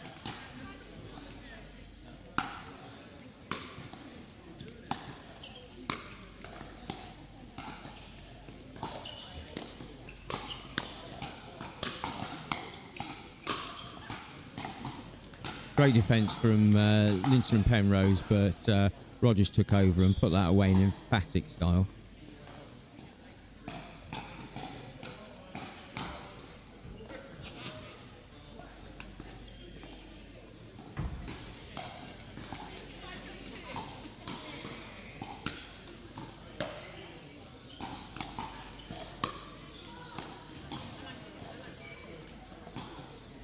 Again, that backhand roll from Rogers, nice and deep, right at the feet of Linton, keeping her back, forcing the error.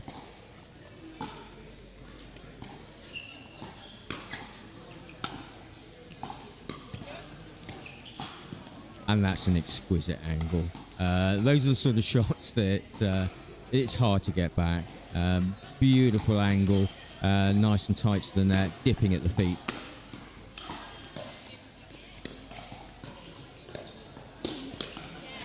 Well played, Penrose. Great defence. Given the opportunity to pop up, put it away first time.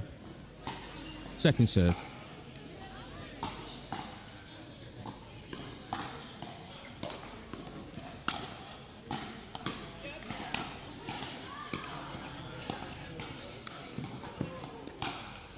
Again, another one of those exquisite drops. You know, very hard for Linton to get that back.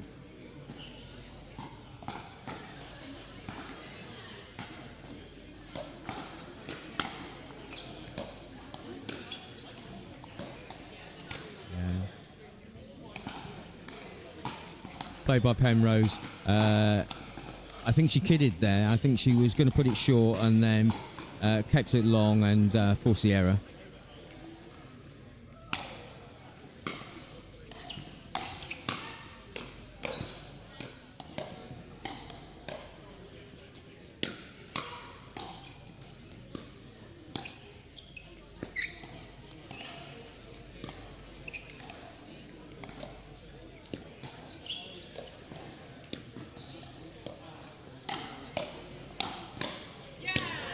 Great point there. Patient from both sides in the early part of the point. Linton, given the opportunity, puts it away first time. It was Penrose's middle dink that actually created the opportunity there. Managed to get the ball behind Wrixon, where they were in control of the dink rally. Then suddenly Emma's on the back foot, and that's what allowed Linton to come in and kill the point. Very well constructed. We're back to 2-point game here.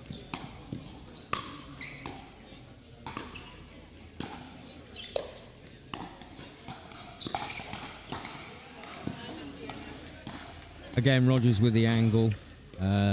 Lovely little dink drop right down at the feet of Linton, causing the error.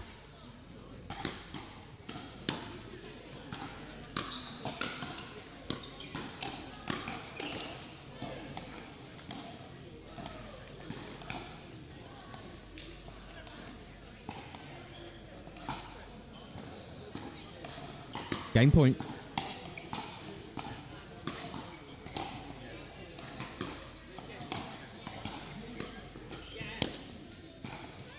Well played, Linton. Kept her at the back.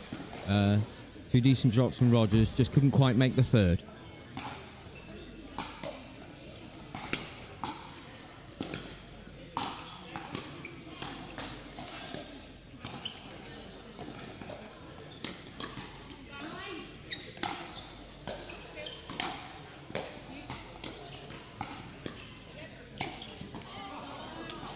And there we have the first game.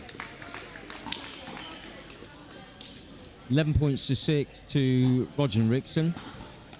Change ends. Second game will be coming very shortly.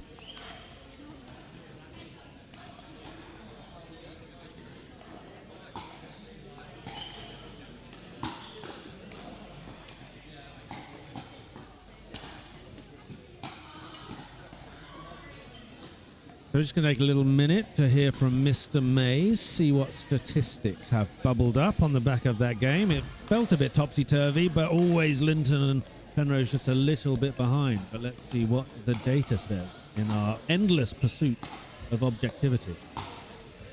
Thank you, Andrew. Yeah, one of the first things I looked at is the kitchen arrival percentage for both teams, and it's pretty equal. They're around about the 20% mark, fractionally higher for Wrixon and Rogers. So then we know that the story is being told elsewhere, and it's actually once we reach the kitchen and we're balanced and neutralised, all four players getting into those dinking battles, it's going heavily in favour of Wrixon and Rogers at 71%, and it's largely just by drawing unforced errors. Wrixon has been extremely low on the unforced errors, so she just keeps the ball in play, and it's over time it's just generating opportunities for the other team to miss is the best way to describe it. It's almost forcing an unforced error. So I wonder if Linton and Penrose now are going to settle into better rhythm, perhaps get some of the nerves out the way and cut out some of those errors, but also maybe look to be a bit more aggressive. If you're going to miss because it's a kind of a dead dink into the net, probably better to be looking to be offensive with it and at least have a chance of generating something in the point. So that's where I'll be keeping an eye on the stats in this next leg, is what happens at the kitchen line. Thank you, Mr. Mays, on statistics here at Pickleball at the Hampshire Court Hotel in the JOOLA Championship. We will go for a quick temperature check. We are at 25 degrees in Basingstoke. That's a 7-degree uplift from when we got here first thing this morning. I can't say I'm particularly thrilled at playing this afternoon in this heat, as one of my superpowers is sweating. That being said, we're back to the second game. We have ends here. We'll see Wrixon and Rogers on the far side of your screen. Let's see what the second game brings. Yeah, thank you guys. Thank you, Nick, for your expert analysis.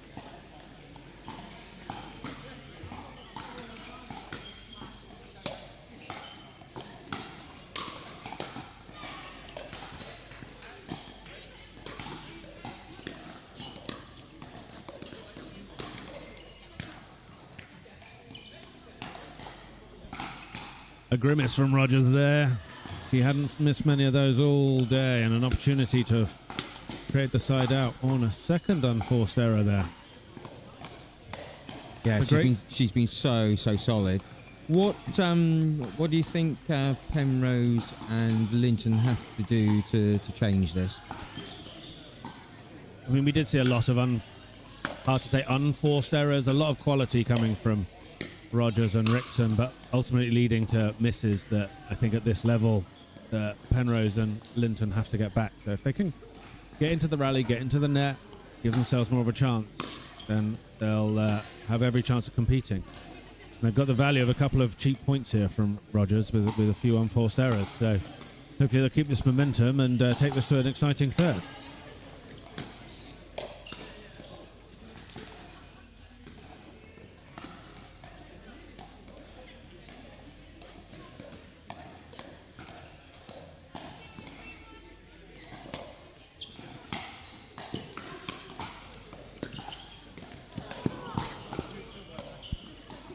Penrose will take that one. I mean, it was a great get. She really had to turn herself inside out to get the ball. So I kind of think sometimes you deserve those.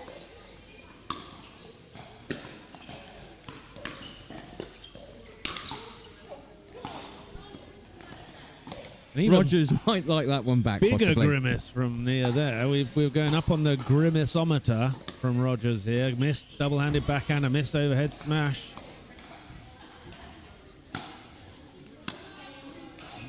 I like that, the grimaceometer. Is that something of your own creation, or I think is that an official tool? I think it's a widely known global standard. I think we are looking to introduce it into the statistics analysis from Mr. Mays moving forward. I'm sure Mr. Mays can build something to complement that. Ironically, he grimaced at the suggestion of the grimaceometer. I see what you did there. Which, it might tell us a story as to what's happening with the grimaceometer moving forward. Anyway, back to the game. Back to the game. We are seeing a bit more pressure from Linton and Penrose here.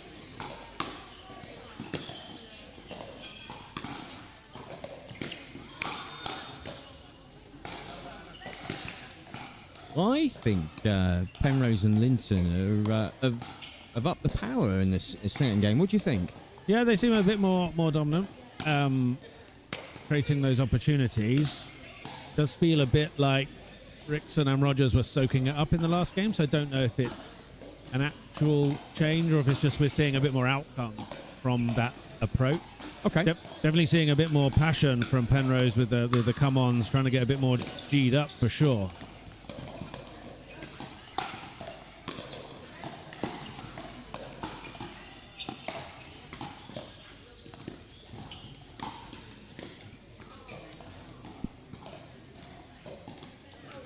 Another grimace there, but from Penrose this time. So yes. I don't know where that figures on the grimace. Like a 1 out of 10.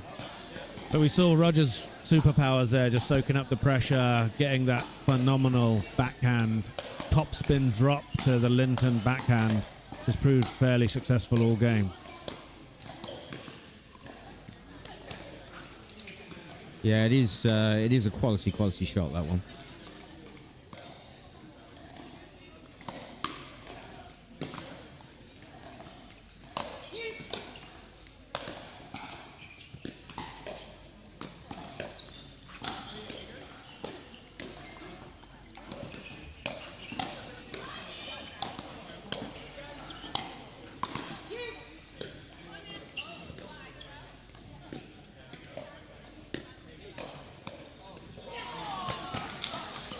Great point that from both teams, but well finished off by Wrixon. I think Penrose might have thought it was going out, but stayed well in. But great point from both teams.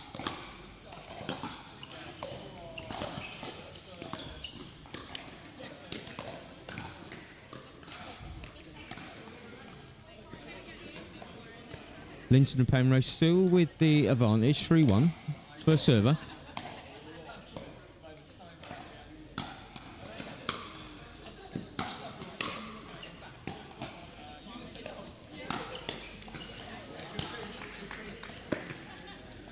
Nice play, Linton.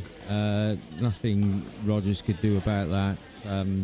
Quite surprised with the quality of the shot from Linton.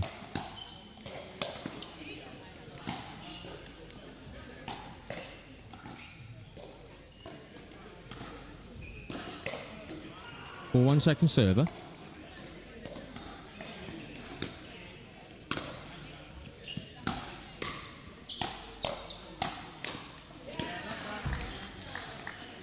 Again, good driving from both Penrose and Linton. I think, as Andrew said earlier, I think the passion's definitely gone up a notch.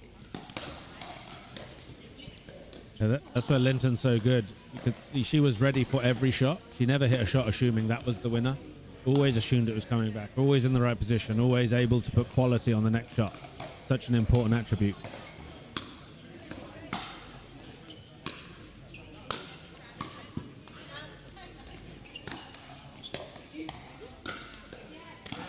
Oh, that's the point. Both ladies there played exactly the right shot, exactly the right time, and what a finish! What an angle to choose. Obscene is the word you're looking for. It was an obscene angle. Ridiculous, absolute filth.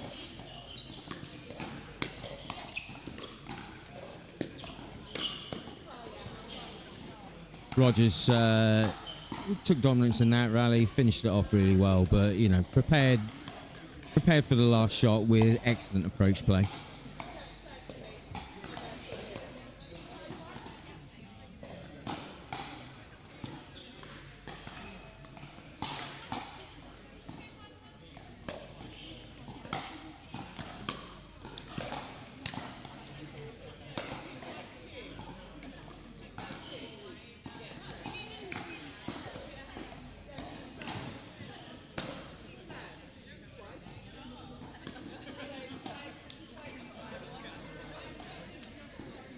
Bit of confusion over the score here, but we're going with 5-2-1. Linton and Penrose to serve again.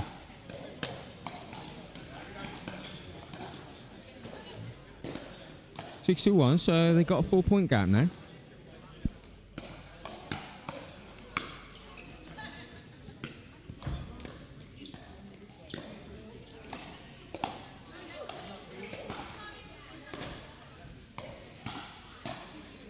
Good stubborn defence there from Rogers.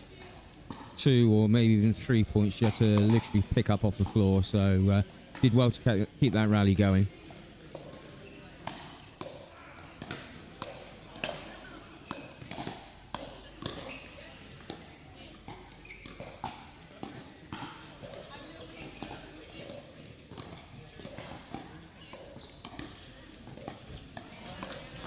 Again, Rogers probing away at the cross court, probing away at the Linton backhand, which is a fine backhand.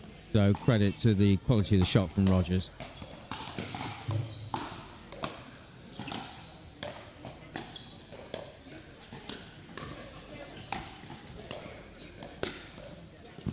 Yeah, great play from Linton and Penrose.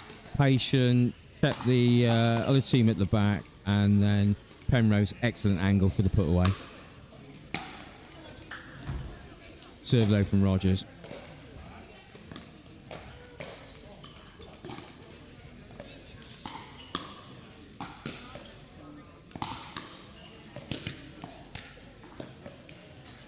That was back-to-back missed drops from Rogers there, which we have not seen a lot of. Definitely seeing the momentum in Penrose and Linton's favour here.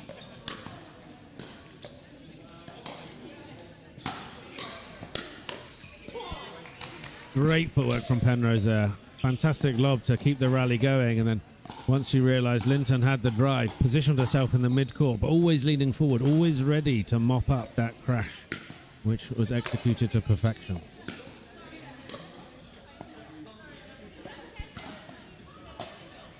Little confusion on the score, but we corrected it between the players on court.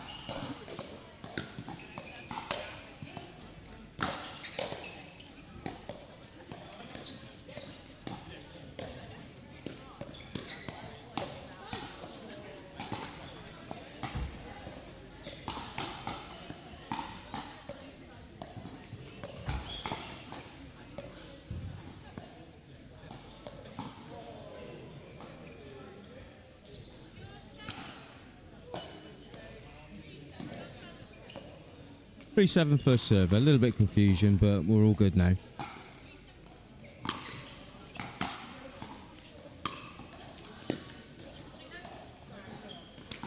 Again, the Rogers speciality. Lovely dipping drop.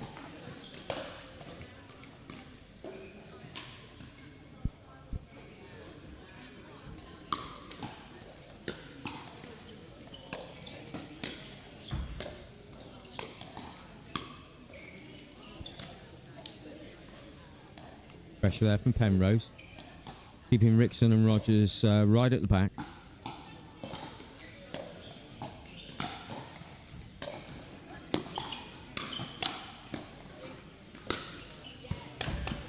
Again, Penrose really good at putting those balls away. She always finds an angle, doesn't overdo the pace, although it's hard enough, but she always finds the right angle to put the ball right out of court, giving the opposition no chance at all.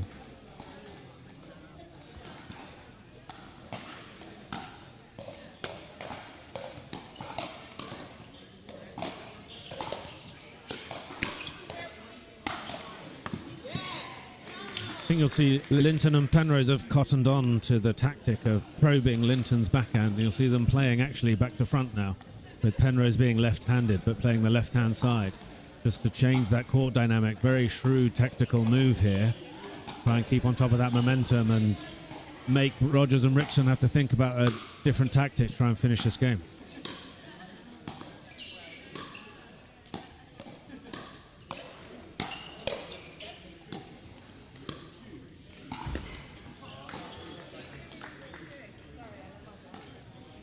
Lucky there from Penrose. Great play though from Linton. Couple of returns. She played right off the baseline, right off the shoelaces, and unlucky not to win that point.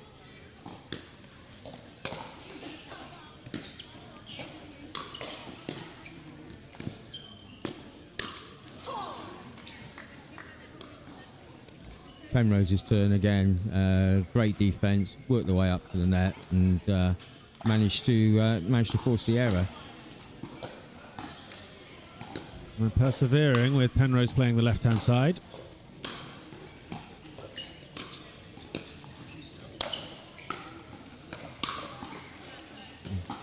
Rogers this time.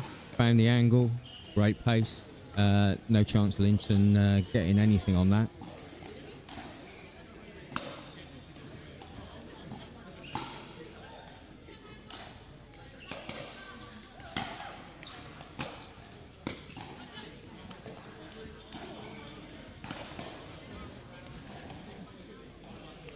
Penrose firing himself up again.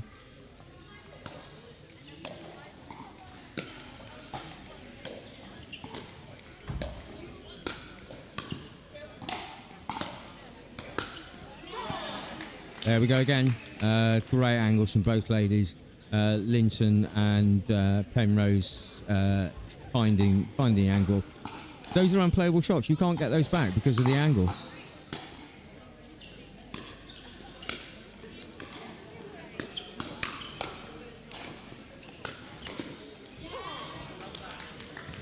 The real difference in the strategy there. That an excellent shot of Rogers is now coming to the Penrose forehand. So it's a very different dynamic and something they're going to have to think on their toes to see what they're going to do about it. It's a very, very shrewd move by Linton and Penrose. Linton went for the serve a little bit there, and unfortunately it just went out for her. Unfortunately it just went out. Second server, 9-5.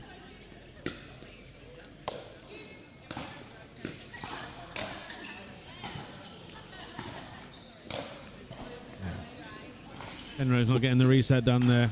Made it too easy for Wrixon to get some power on that and put it away.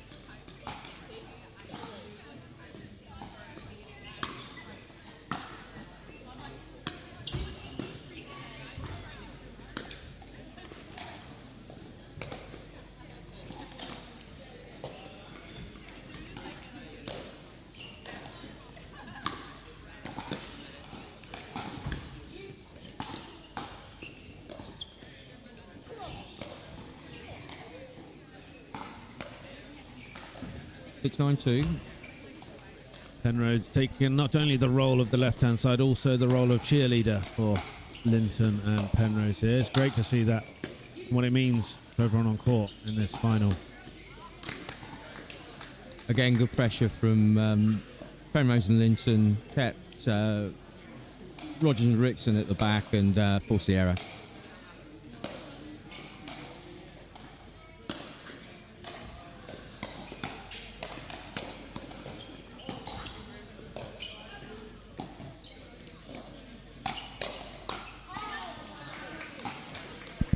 Well played, Wrixon. Fought fire with fire a little bit there, and calls the long drive.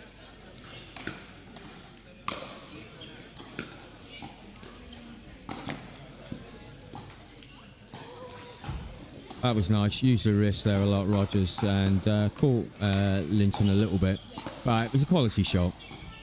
Caught Linton on the run, and a slightly interesting pickleball rule there is that Linton hit that on the volley and tapped her paddle on the kitchen as she regained her balance, which would have actually been a foot fault if she had got the ball back. Not that anyone probably would have called it at this match because we don't have a referee, but just one thing that's interesting for everyone out there.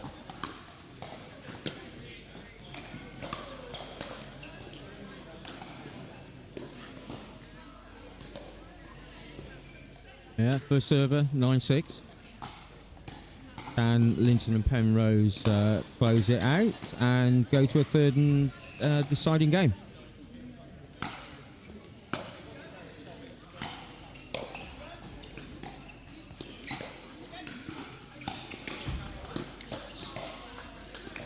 Another chance. 9-6 second server.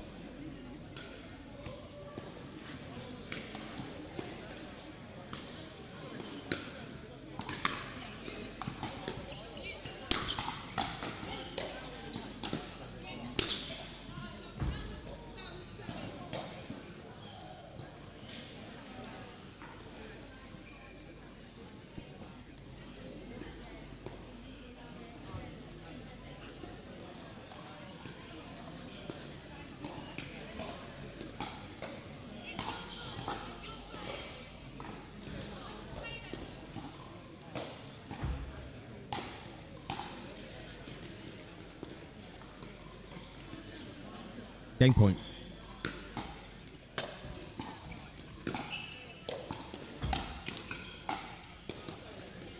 And that's the second game. So, yes, we are going to 3.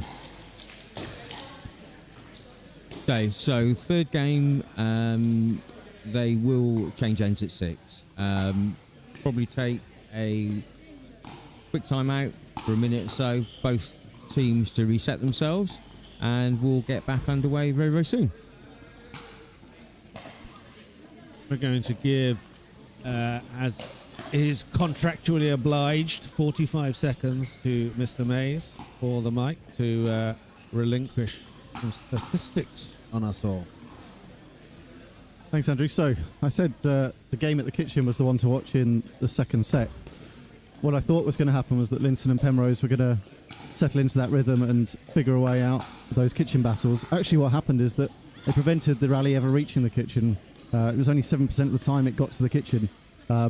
When it did, it was still going in favour of Wrixon and Rogers, so it seems like their tactic is not to solve that puzzle, but instead refuse the puzzle altogether and just bring the aggression up. And it does feel like the first team to speed up here is taking advantage. We've seen a lot of predatory movement in the mid-court to attack the ball before there's a chance to neutralise it, so let's see who's going to be successful. It seems to be a battle now of are we playing at the kitchen or not.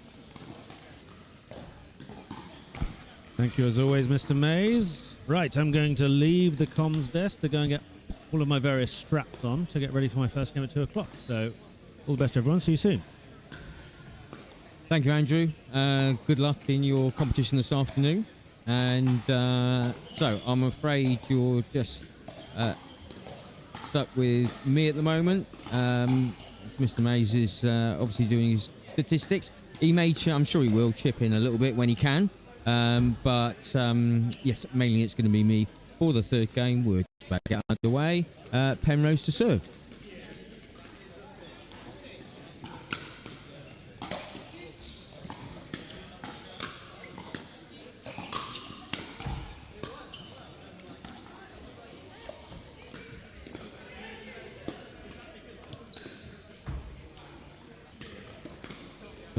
Be interesting to see. Obviously, Penrose and Linton have got the momentum, having won the second game. Can Wrixon and Rogers come up with a strategy to change things around?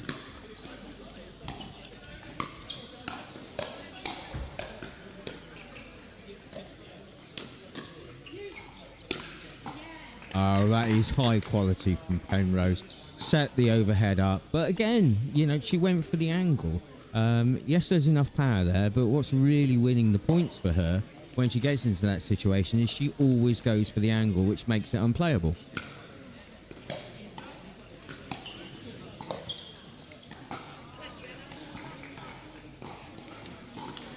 Nice from Wrixon. Put it right at Linton's feet. I think Linton was stuck in the middle of the court, not sure whether to go back or come in, and Wrixon put it right at her feet.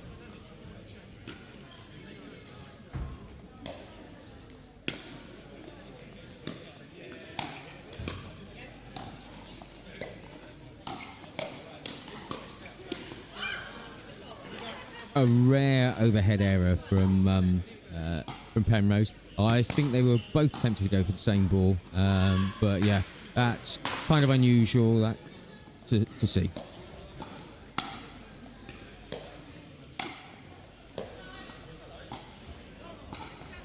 Very, very close, but well left and good call from Wrixon.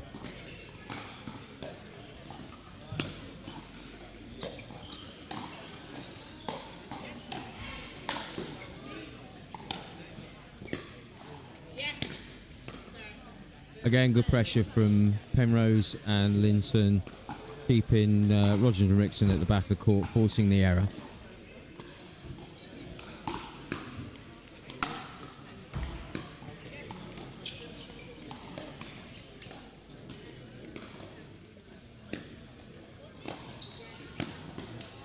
Good use of the lob there from Penrose.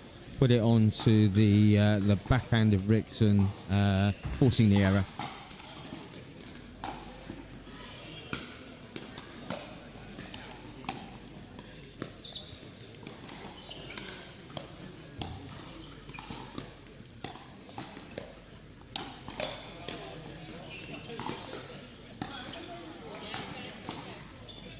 Yeah, we'll play.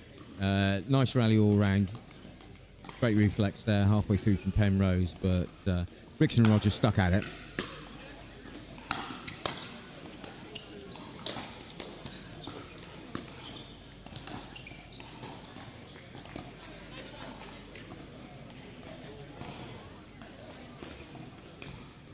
Two.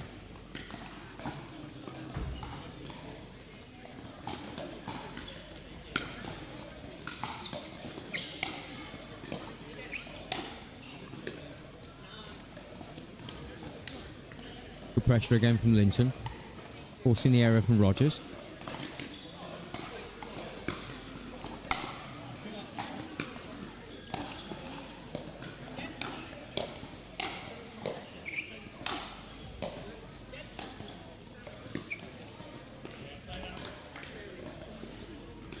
Same again. Get one more ball back. I'll get the words right out.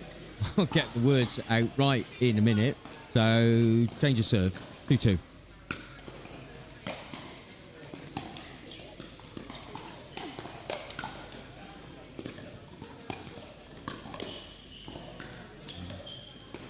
Nice flick there from Rogers, straight at the hip, I would say, of Penrose, forcing the error.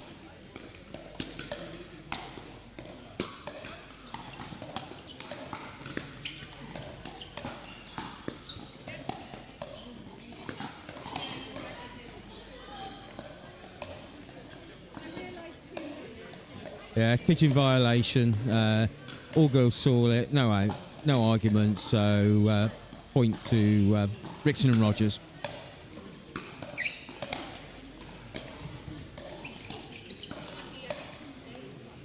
Okay, so we're back into first game territory a little bit with Linton on the left and Rogers with her backhand or forehand drop going for the Linton backhand.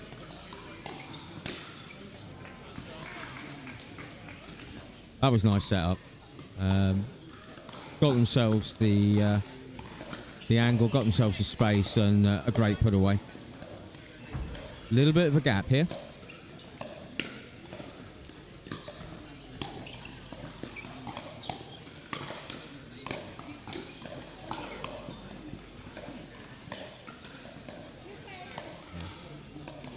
Yeah, Rogers wore that one a little bit. If she could have got out of the way, it might have gone out. But no harm done.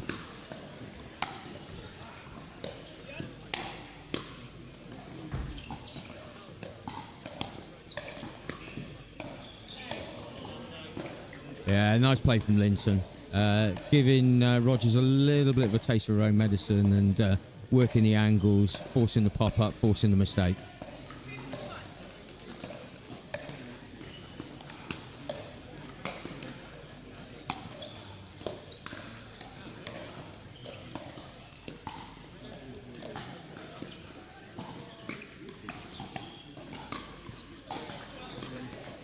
Quality of the dinking in some of these points is insane. That's a case in point, forcing the pop-up and the easy put away.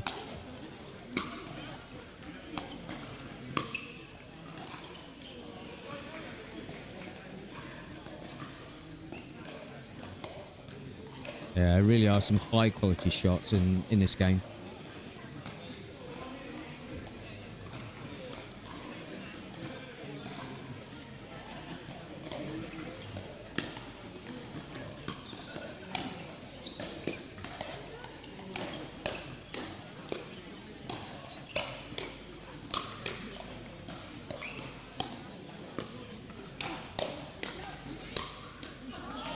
Some insane defence and some insane volley drive volleys from all girls, all ladies on the court.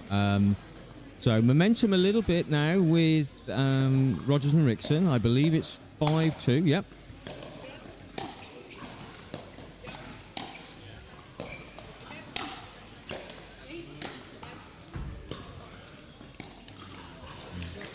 Again. Rogers with that cross-court drop. Not really... Linton not really doing anything wrong. It is the quality of the drop from from Rogers, which is having the desired effect for them. Yeah, this match has had another sort of subplot going along, which has been in the unforced errors. In the first leg, we saw a number of unforced errors coming from Linton, and she refined her game and started to read the patterns more, and it became Rogers who was making more of the unforced errors. It's crept back a little bit more in the way of Linton because they are targeting down by her feet very effectively, and that looping cross-court drop from Rogers is very, very hard for Linton to field. You can see that she wants to volley it and take as much time away from the approach as possible, but I think at this percentage of errors into the net from those, just conceding the net might be the only option, because with a shot played as well as that, looping and dipping in, there's little else you can do if you're trying to keep it tight. So stepping back on that and just letting the point play out a little bit more may be the way to turn this one around. Yeah, great points, Nick. Great points.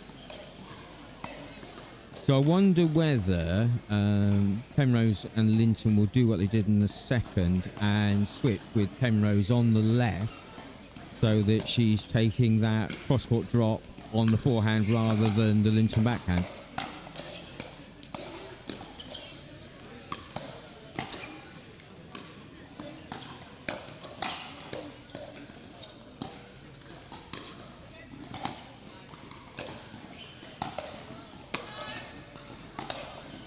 Unlucky, but I think we saw what Nick was describing just now, with Linton stepping back to take the dipping drop.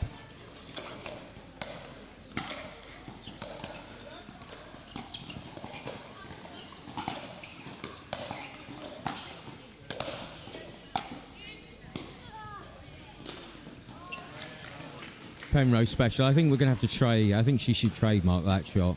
It's just insane, the angle she gets on it. It's also to be thinking angles at this point. You know, we saw an unforced error before that going long, just using the width of the court. Oh, what a point. Yeah, Penrose clearly fired up here, giving it the come-ons, and they now have the serve back. So 2-7. Let's see what they can do.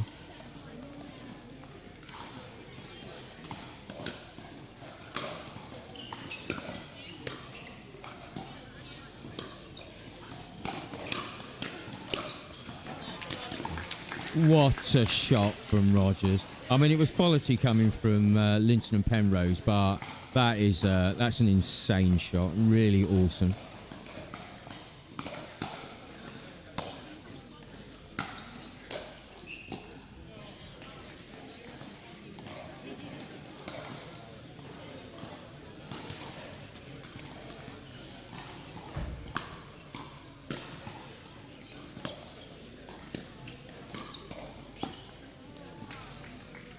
Okay, so a little bit of a gap. Well, little bit of a gap here.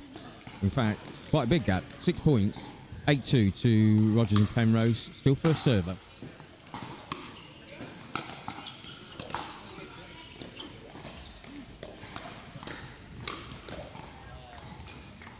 Again, Rogers with the interception down the middle.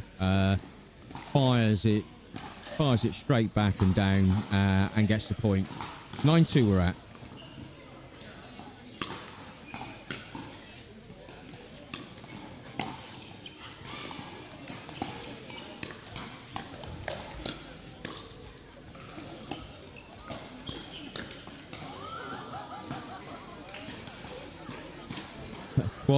Quality play.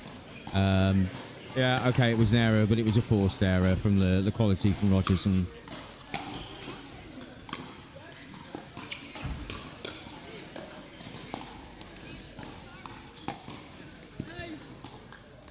that is it. Game 2. What a thrilling final. Credit to all the ladies. Really put up a great show. Some fantastic play from both sides. I think we saw a little bit of everything in terms of, you know, there was great play at the net, quality dinking, there were quality drops from the back of the court, some fantastic putaways, some fantastic angles. I think we really had it all in that game, so hope you all enjoyed watching that. We are going to go to some commercials, yeah? And then we'll see you back on the other side. I don't quite know what's coming next, but whatever it is, we'll see you soon.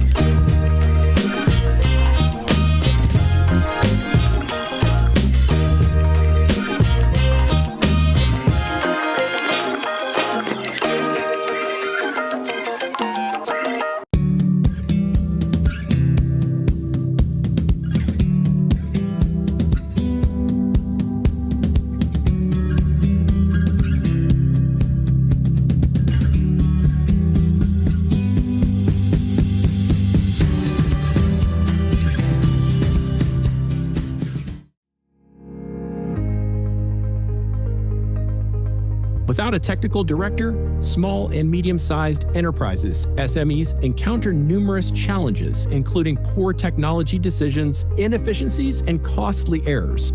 Teams may lack direction, leading to delays and accumulating technical debt. Without strategic oversight, SMEs risk falling behind competitors and missing out on growth opportunities. To address these challenges, ICTO offers a fractional technical director service. This approach provides high-level technical leadership without the financial burden of a full-time hire. Startups and SMEs benefit from strategic guidance on software architecture, product development, and technology roadmaps while maintaining manageable expenses. Our extensive experience enables companies to avoid potential pitfalls and accelerate their growth. An ICTO fractional director brings scalable technology strategies and enhances team development without disrupting daily operations. By evaluating technology stacks, streamlining processes, and mentoring in-house teams, we improve efficiency and long-term stability. Our external perspective helps identify issues that internal teams may overlook. ICTO provides flexibility and agility, which are essential for navigating rapidly evolving markets.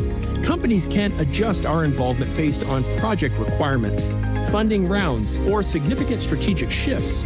With our expert guidance, businesses make informed technical decisions, mitigate risks, and maintain their competitiveness. ICTO, here when you need it.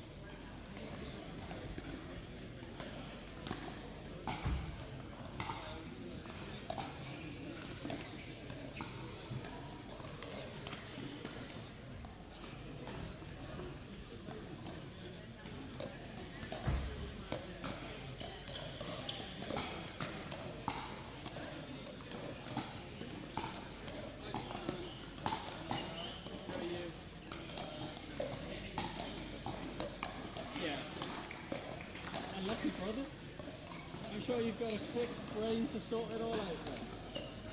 How are you, my friend? You've chosen right. It's because I had to follow John's fashion sense. You see. Belonging.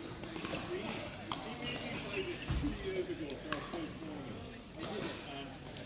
It was in my This is 2XL, that's 3XL. Oh, yeah. It's the person, not the thing.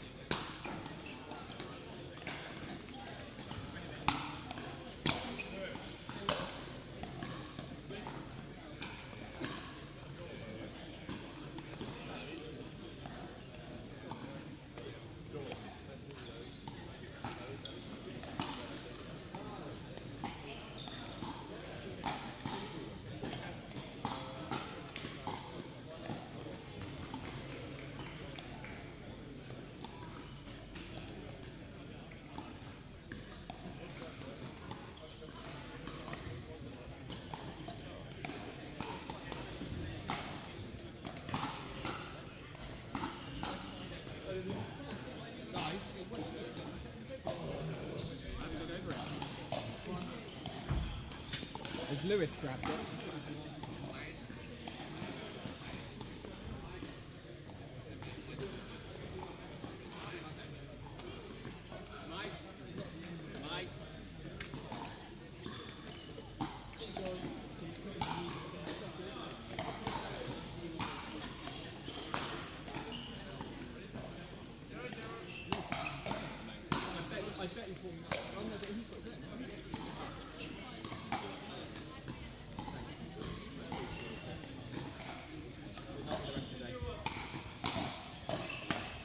Okay, welcome back. So here we are, first group game of the afternoon, and as you can probably tell, it's the men's 4.5 plus, 18 plus.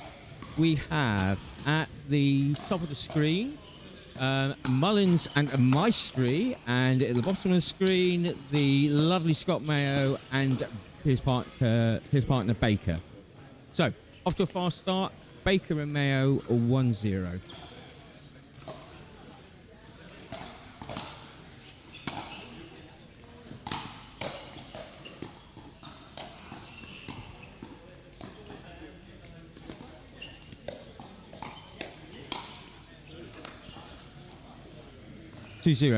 Okay, so I'm joined this afternoon by Chanel Lowe, who's going to chip in and join me on commentary. Welcome, Chanel. Thanks, Phil. It's rather hot afternoon in Basingstoke.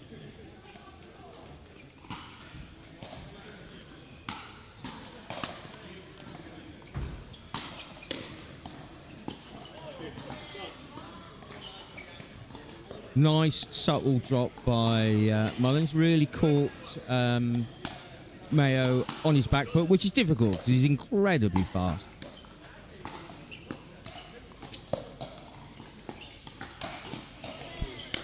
Great put away by Maestre.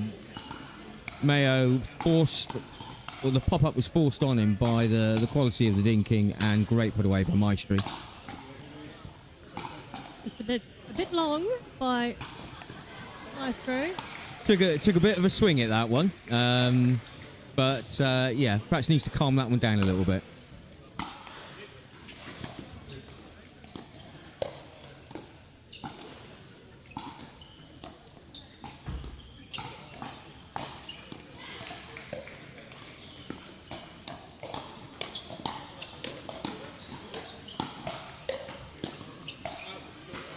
Wow, that was some defence. Mayo, 3 or 4 balls he got back, which he really shouldn't have done, but...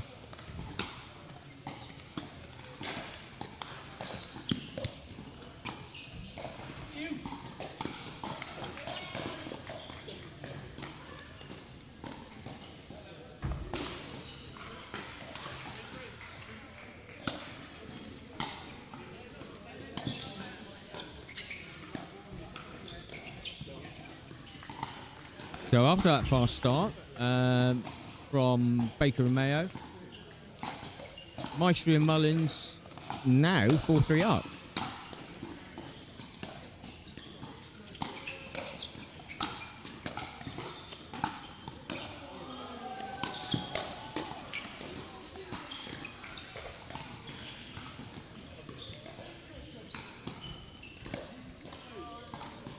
Unlucky Mullins.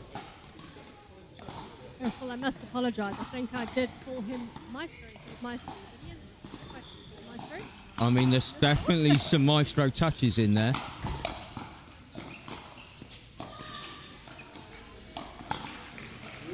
I mean, he seems to be able to switch from nice, gentle, soft dinks to the next shot is a really powerful put away. So, Maestro's quite a good term. Yeah, quite fitting.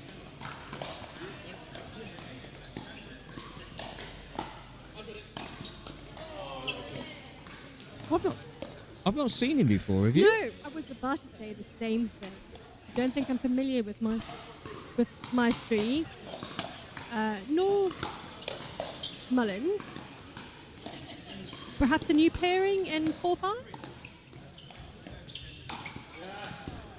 Oh, Mayo there with his trademark Ernie. He does love an Ernie, and he's incredibly quick. He always spots him a mile out, and very rarely does he disappoint. I'm impressed that he's tried that in this heat, but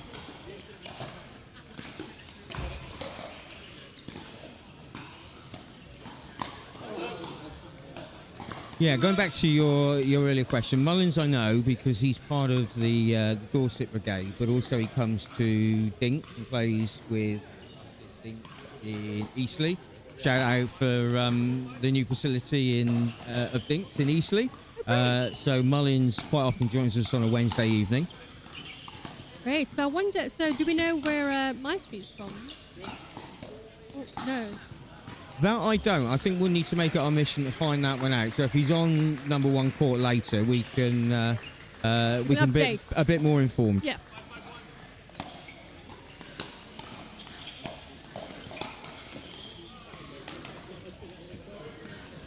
Yeah, Scott Mayo taking the lead there. I think his partner might have appreciated a call.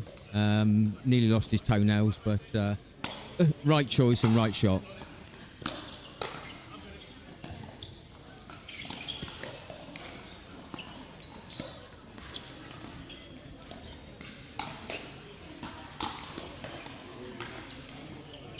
Very unfortunate by Maestre. That was great defense and great ball from Mullins as well. Quite unusual, 2 left-handers playing together. I find it a bit confusing, I must say, when I'm playing.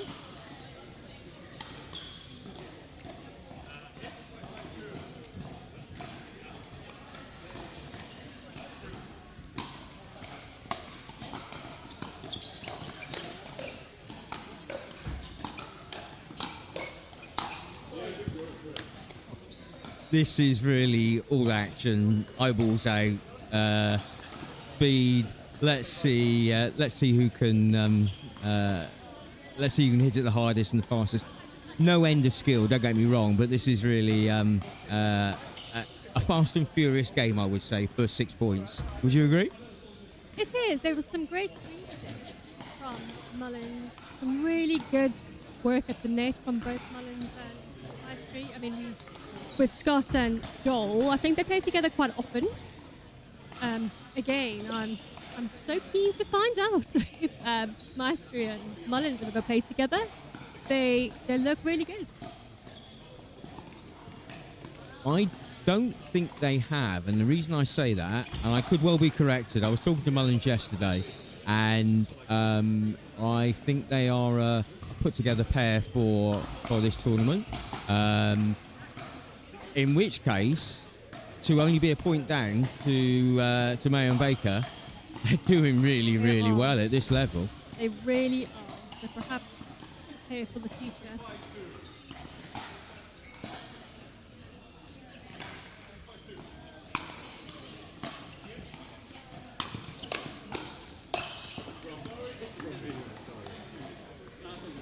Yeah, Scott Mayo wore that one a little bit. Apologies from Maestre. No harm done, I don't think. We'll find out later.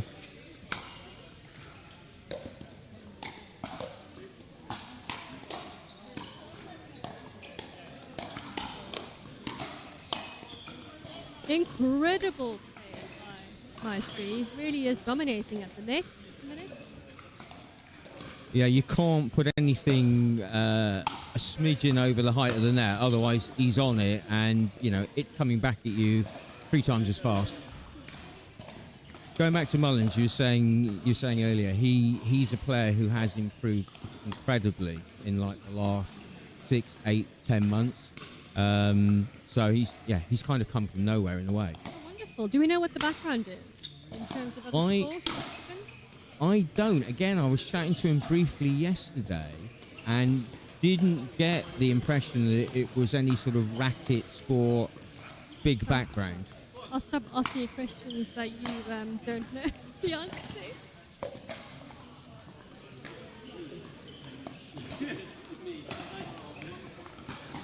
to. Look, still only 1 point in it. Baker and Mayo just edging it 7-6.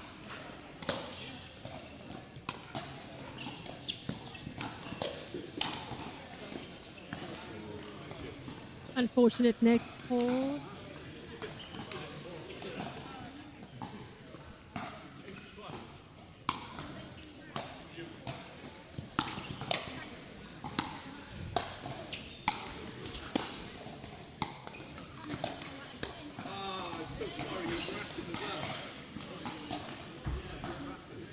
Kind of quite relentless, isn't it?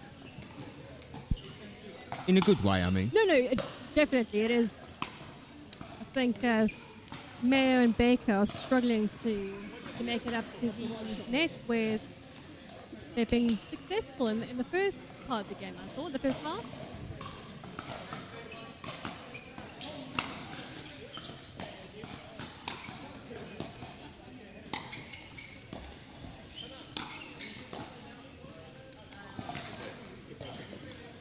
Great persistence from Mayo. Did exactly the right thing.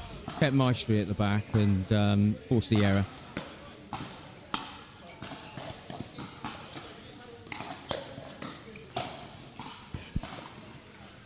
Great reactions from Maestre.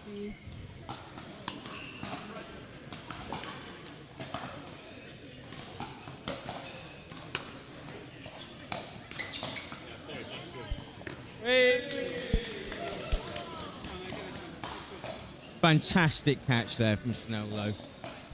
One-handed, plucked it out of the air. Awesome. Sorry, Phil, I think I might have stolen that from you. I think you claimed it rather than stole it. I think you claimed the catch. I like.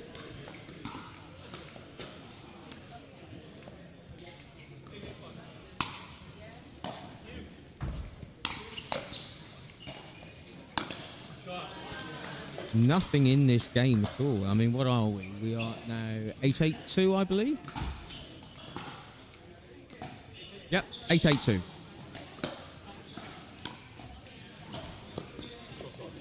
I think this game's going to come down to small margins. It really is. Making them play one more ball. Who? It really is anyone's.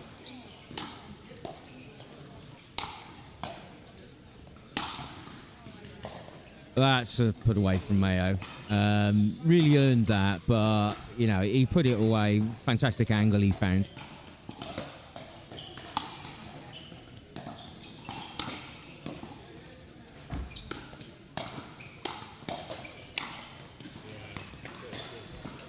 Again, Scott Mayo earning the point the hard way, but pressure. Ball popped up. He put it away first time.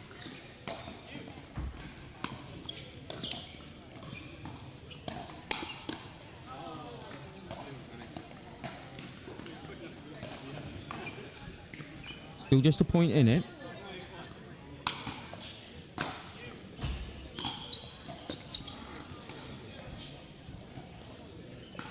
And just like that, I believe, yes, we are at game point. Game points to Baker and Mayo, 10-8.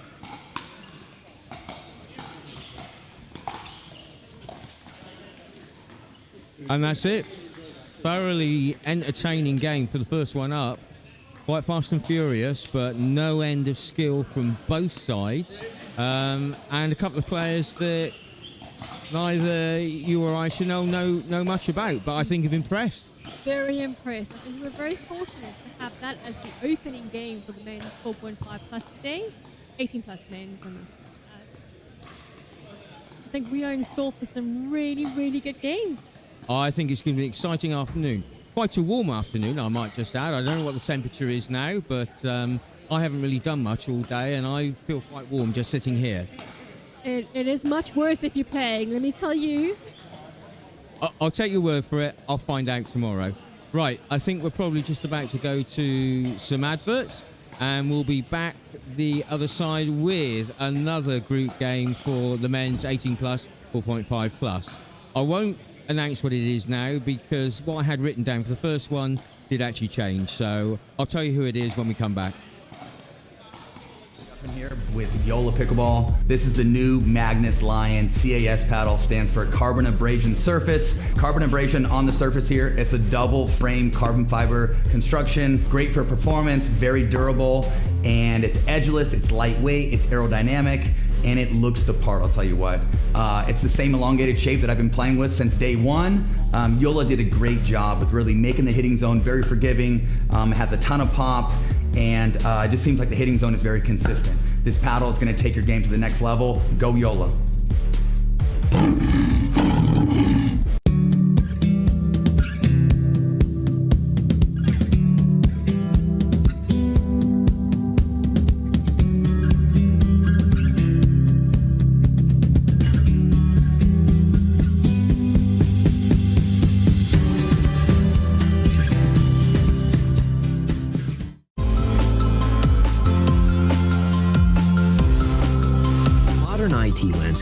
are increasingly complex, with evolving security threats and the growing demand for seamless service delivery.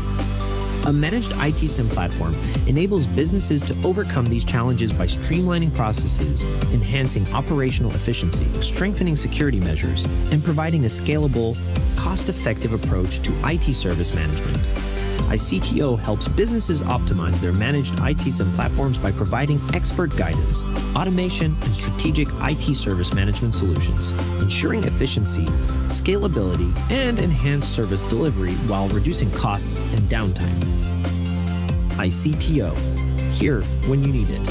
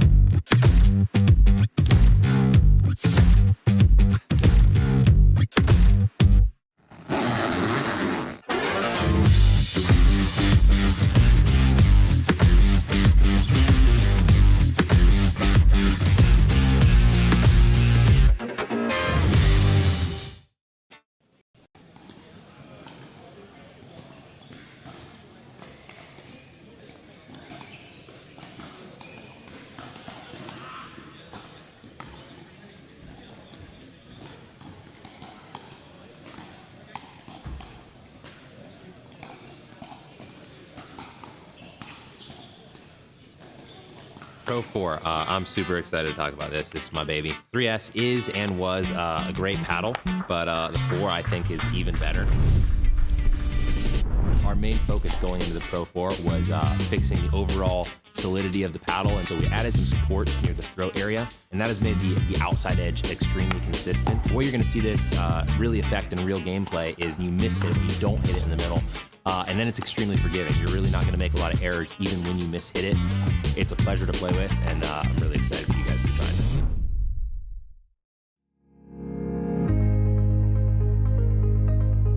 The modern workplace promises flexibility, productivity, and collaboration, but getting there isn't always easy. Many businesses struggle with outdated systems, security concerns, and the challenge of integrating remote and hybrid work environments seamlessly. iCTO delivers modern workplace solutions designed to tackle these challenges head-on. With expertise in cloud integration, enhanced security, and intuitive collaboration tools, iCTO ensures your team can work securely and efficiently from anywhere. Our tailored solutions streamline workflows, reduce the IT headache, and create an agile, future-proof workplace. Plus, with proactive support and strategic guidance, iCTO helps you navigate the ever-changing digital landscape with confidence. Don't let workplace challenges hold your business back. Choose iCTO to transform your workplace into a dynamic, productive, and resilient environment. iCTO, here when you need it. Ooh, let's go. Wait, hold up, Q. Yeah, feel like I'm at the tippy top of my game, looking down at the rafters. I had this, like that confidence. Come on now.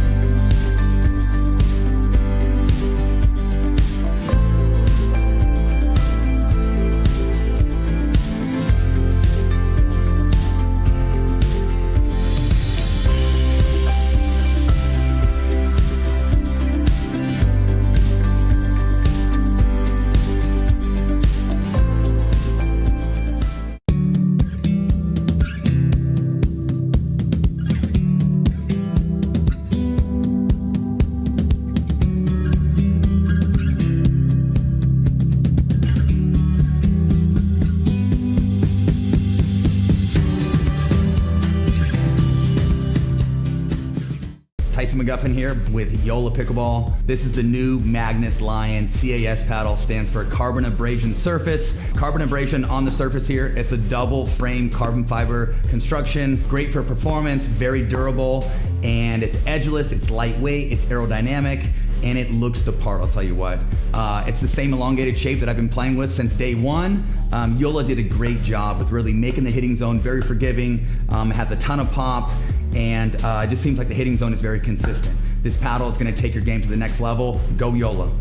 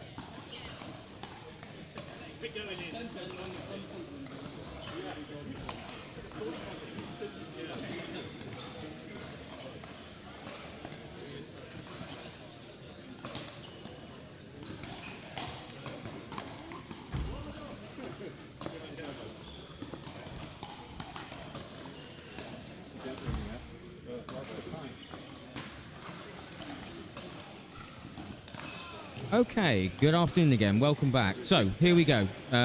Second men's 4.5 plus, 18 plus of the afternoon. At the top of your screen, we have Mayo and Baker. And at the bottom of the screen, we have the lovely O'Brien and Parker. And we're underway. Myself and Chanel Lowe is still helping me. Good afternoon again, Chanel. Hi, Phil. Thanks.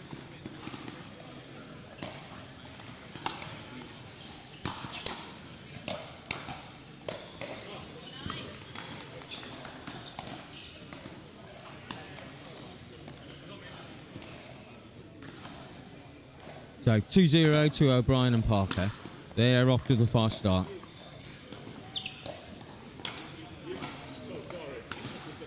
Yeah, one of those. Sorry, but not sorry. Oh, yeah, Joel, apologising profusely, but we all know. We all love those. We all say sorry, but we don't really mean it.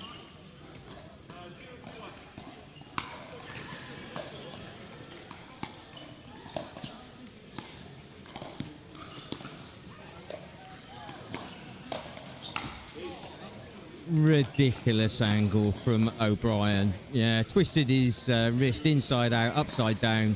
Really found the angle and set up the point.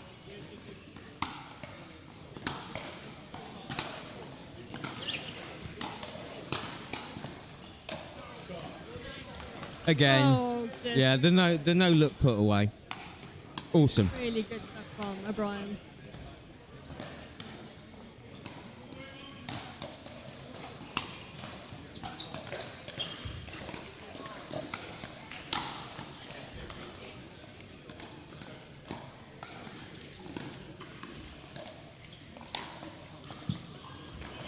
What a point that was. Some great defence and in the end a really nice put away. But great defence on the way from that from Parker. Commentator's curse, should I say. I just complimented them and then you put it in the net. Always the way.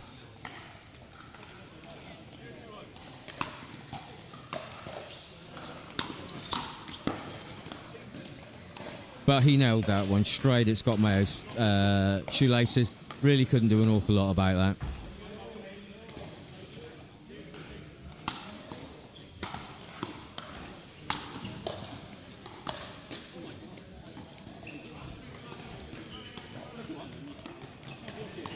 that. One thing I think that probably needs commenting on is the fashion choice of Mayo and Parker. Mayo in particular, always known for his bold fashion statements on court.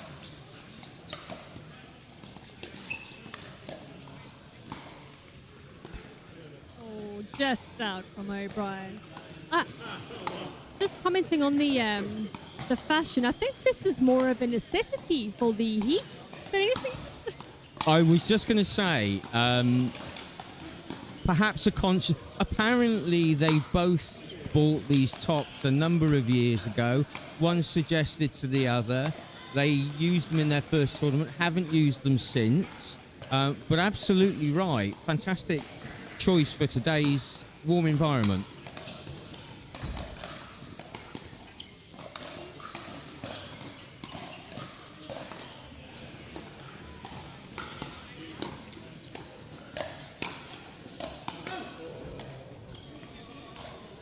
Oh, a big note call from Mayo. That was unfortunate.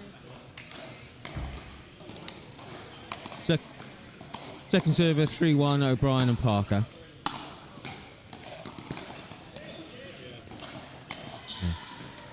Good return there from Mayo. Really put the pressure on, forced the mistake from Parker, but it was a pressurised mistake.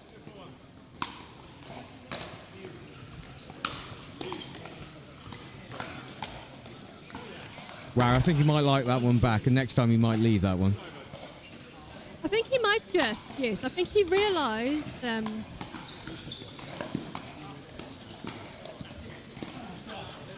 great angles by O'Brien. It's those flexible wrists. He must be double jointed, I'm convinced of it.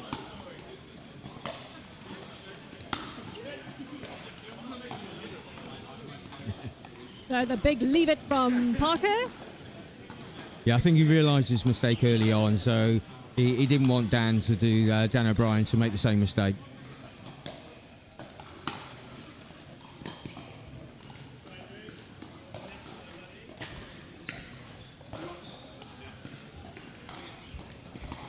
4-1 second service, so 3-point difference.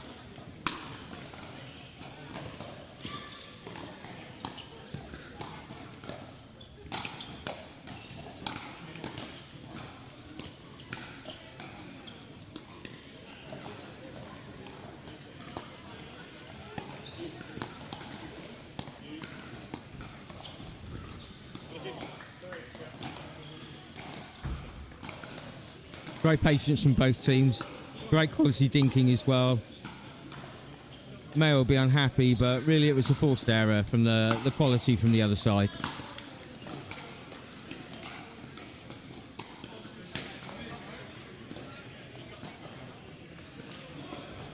So we are at 1-5. Mayo to serve.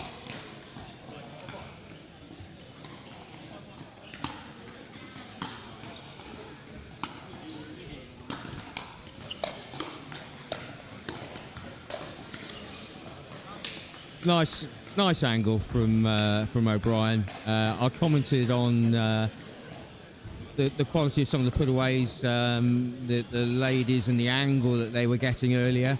O'Brien exactly the same. Didn't really go for power, went for the angle instead, and made it unplayable. Great. The benefit Again, of having two forehands in the middle. Sorry, Phil. No, I was just going to say, again, like the first men's match, which involved Mayo and his partner, it's very fast and very furious, but no end of skill as well.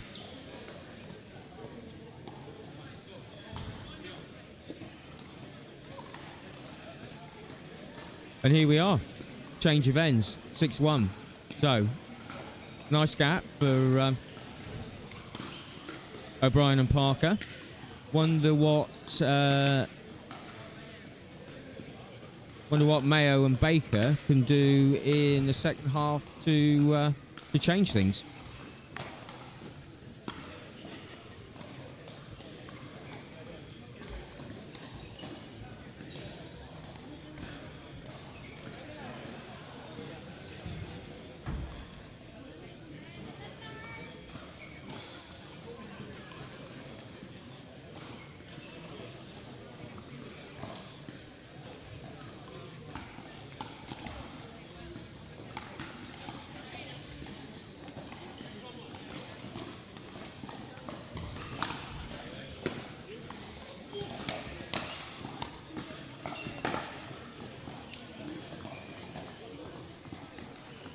Great angle there from Parker. Took the pace off, went for the angle. Yeah, really made it unplayable.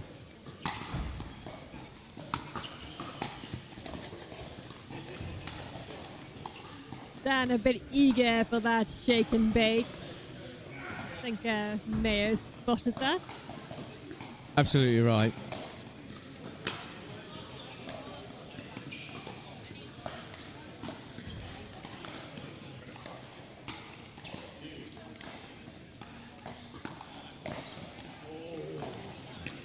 Unlucky there from O'Brien, but great play from Mayo. It went wide enough. He spotted there was space behind, and he nailed it.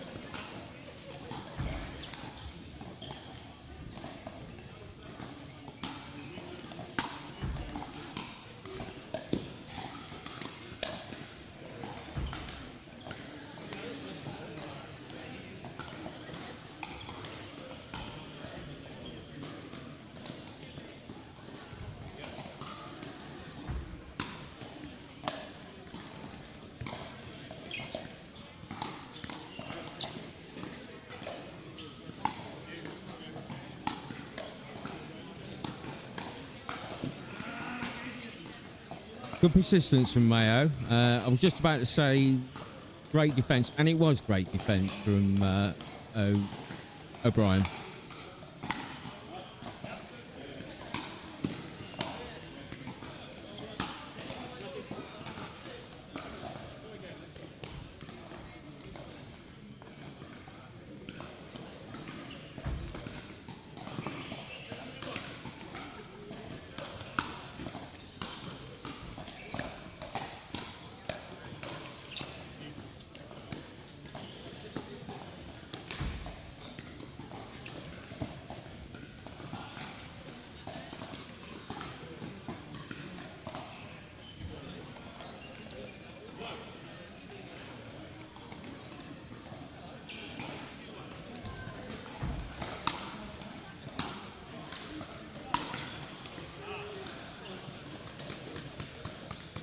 8-2 second server. O'Brien to serve.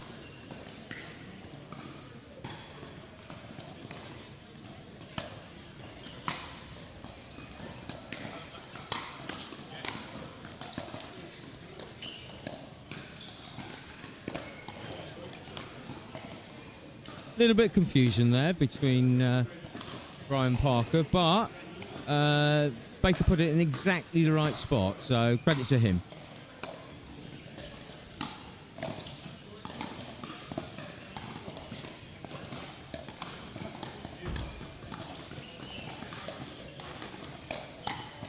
Oh, fantastic stuff from O'Brien.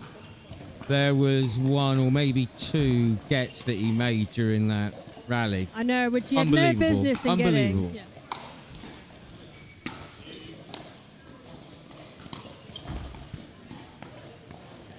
That's well played. Yeah. I mean, Baker had to put away, but I think that was all set up by the quality of the approach play from Mayo.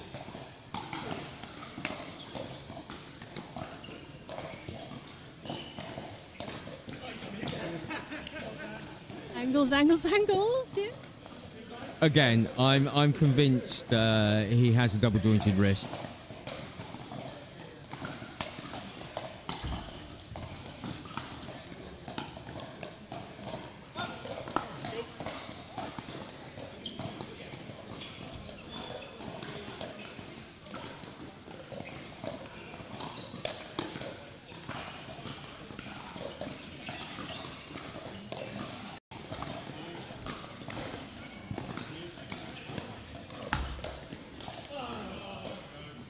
Right up into the last minute.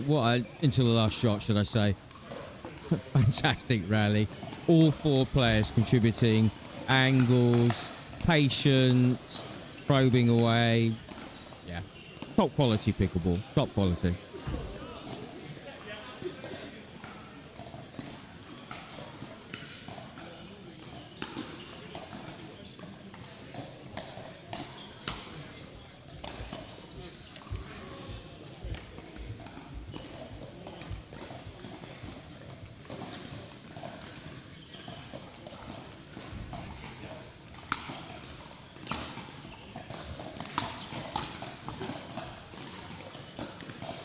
Drive by Parker.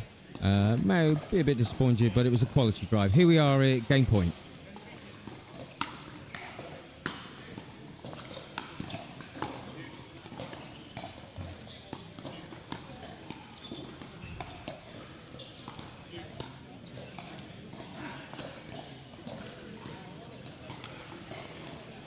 Overcooked it slightly, well left by Mayo.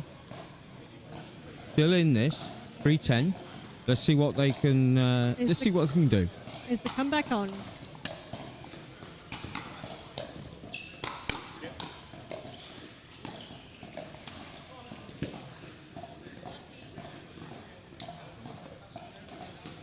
That's a point. 4-10.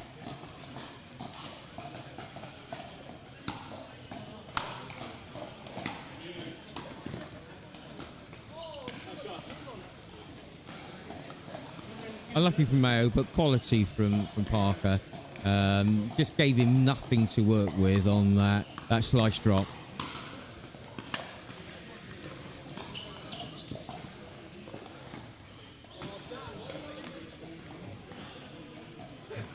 O'Brien, obviously a big fan of the Matrix, managed to get himself out of the way of that one. And here we go, game point again, 10-4.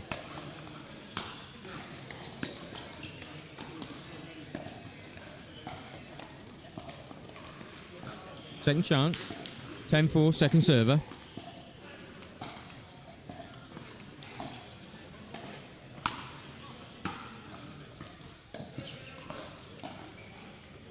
Okay. So, Mayo and Baker still in it. 4-10.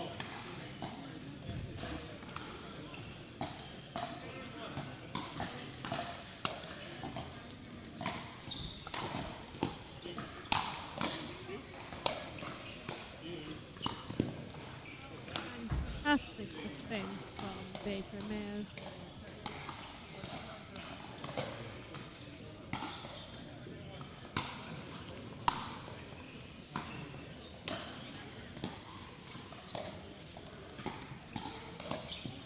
Dave, sorry. Sorry, bud. Yeah.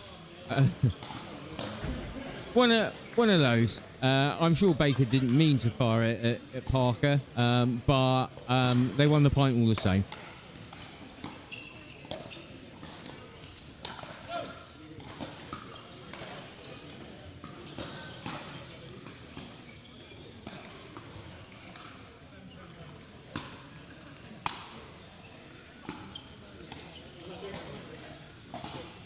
Very fine margins.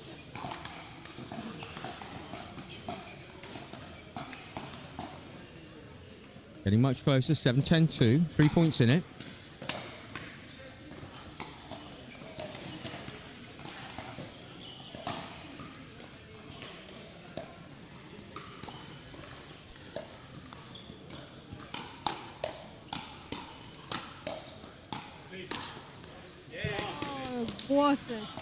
What a finish.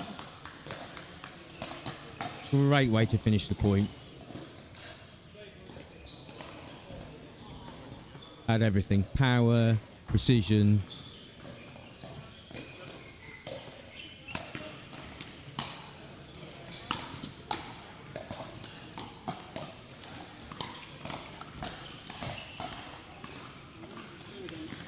Okay, still game point. 10-7, second server.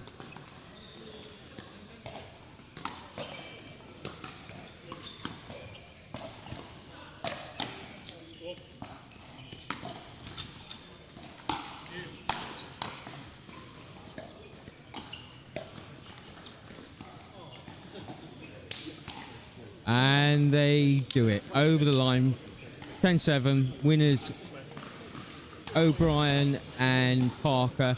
Great game to watch, no end of skill, some great drives, but also some very good, slow, methodic and concise, precise even net play. Really interesting game to watch. I think we've seen two great games so far. Yeah, I think we really are in for a very interesting, exciting afternoon. Very exciting afternoon, yeah. Very good, like you said, very good display of, well, just a great performance all round. Great shot selections.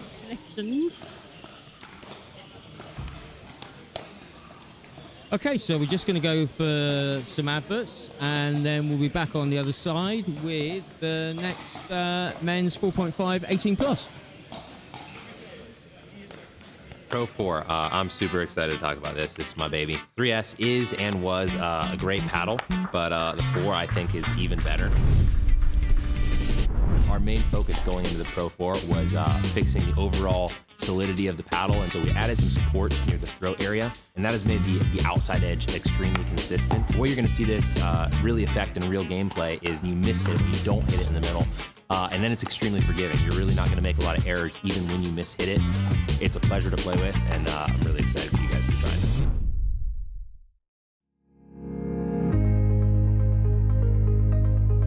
The modern workplace promises flexibility, productivity, and collaboration, but getting there isn't always easy. Many businesses struggle with outdated systems, security concerns, and the challenge of integrating remote and hybrid work environments seamlessly. ICTO delivers modern workplace solutions designed to tackle these challenges head-on. With expertise in cloud integration, enhanced security, and intuitive collaboration tools, ICTO ensures your team can work securely and efficiently from anywhere. Our tailored solutions streamline workflows, reduce the IT headache, and create an agile, future-proof workplace. Plus, with proactive support and strategic guidance, ICTO helps you navigate the ever-changing digital landscape with confidence. Don't let workplace challenges hold your business back. Choose ICTO to transform your workplace into a dynamic, productive, and resilient environment. ICTO, here when you need it. Let's go. Wait. Hold on, Q. Yeah, feel like I'm at the tippy top of my game, looking down at the rafters. I had this, I got that confidence. Come on now.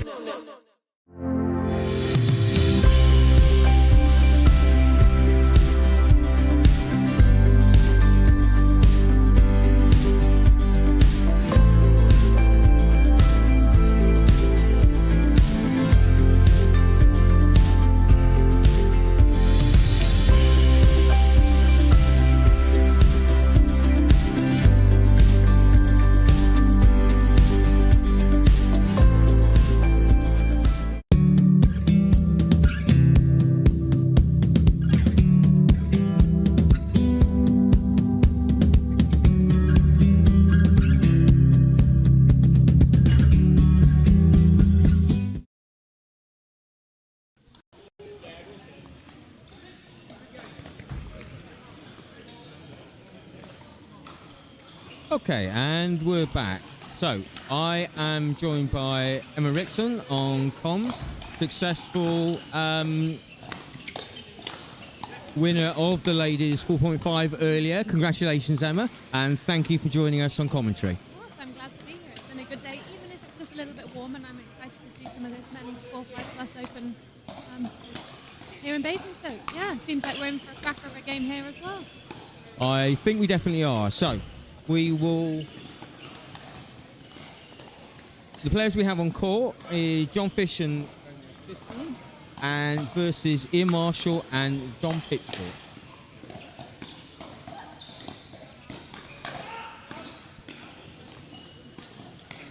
Good shot there, but an interesting sounding paddle. I wonder if...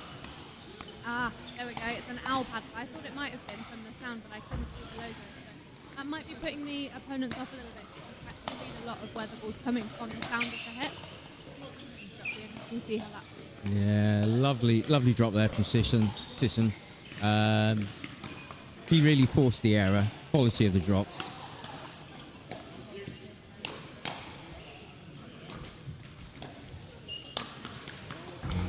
Yeah, Marshall stuck at that one. Took him 3 goes, but I think there was only ever one winner on that battle, and third time he put the ball away. 1-1, second server.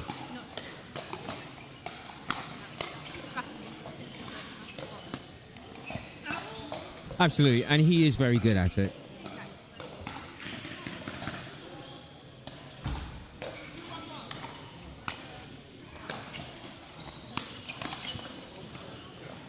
Again, I mean, he seems to find that shot from wherever on the court, whatever the level is, whatever the height of the ball is.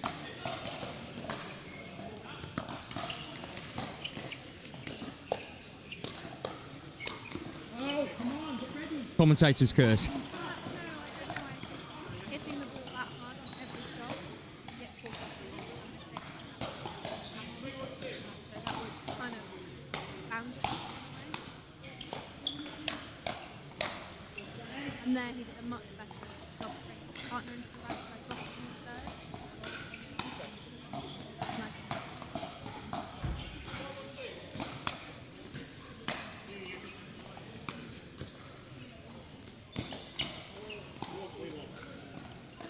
I mean, that's a hell of a log. Loads and loads of topspin, and came down really quickly as well.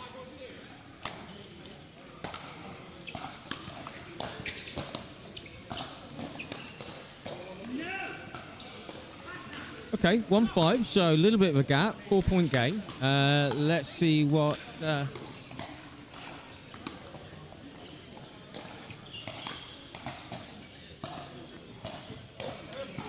Yeah. So 2-5-2.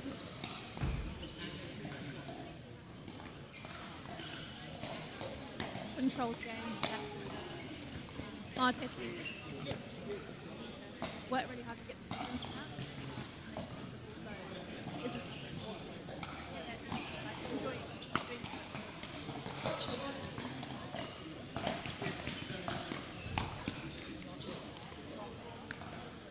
Yeah, completely agree. I think they probably know that, but exactly, yeah, it's easy to say, difficult to do, especially when exactly. But you're absolutely right. That is the way they're going to get back into this game, and they just need to trust the process in a way. But easy to say, difficult to do. So 6-2 up.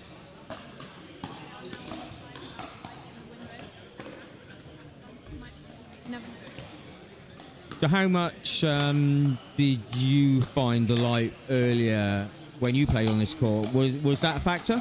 Definitely in our first game.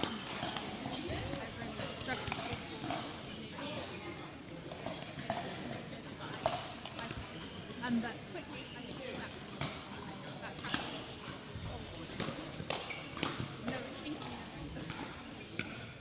Got you.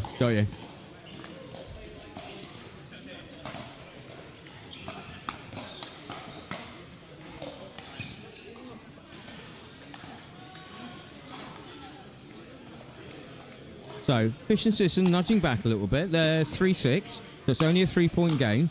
So since the end change, they have got back into it a little bit. Still the serve with them on second serve, I believe. Yep.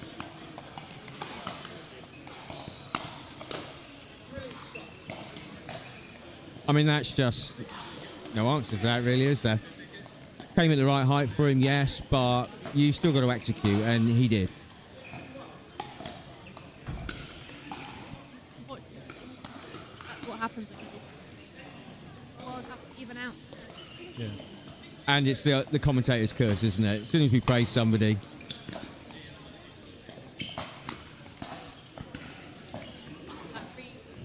Take the balls over that captain there. I mean, yes, the gap was there, but you've still got to execute, haven't you? And you've still got to have the skill to execute.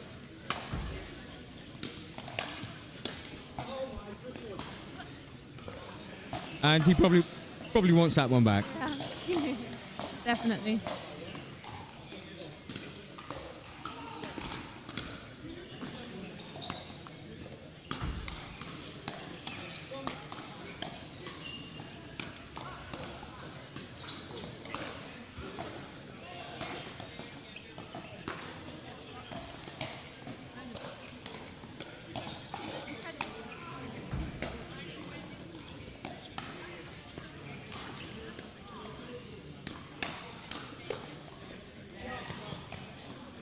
He is, but credit to his opponents on that one. Both of them read it, and yeah, exactly. They were both ready. They got it back with interest. And changing the direction of that, not just going straight back. And Absolutely. then down to his feet. Yeah. And that, I think so. 2-point game.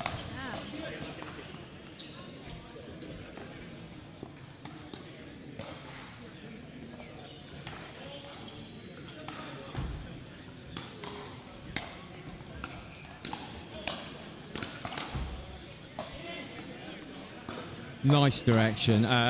Going back to your point earlier, Emma, he, read the direction and found the gap and just guided it back.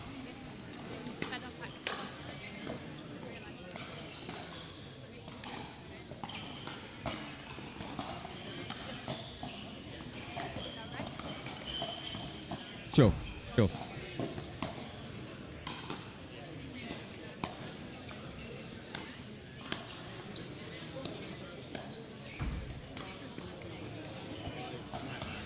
And then again, fortunate, maybe drifting out, do you think? Yeah, it was going out?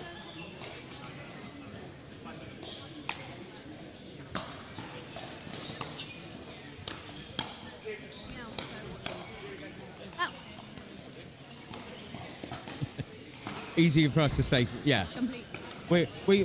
We can call everything from here. From commenting from me earlier, we hit going out.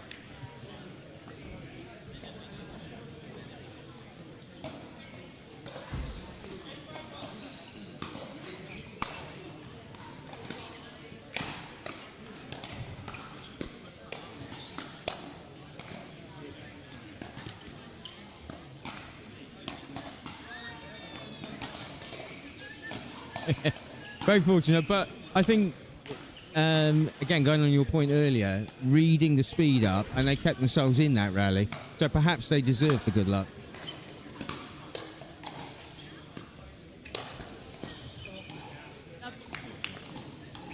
Very nice, very nice.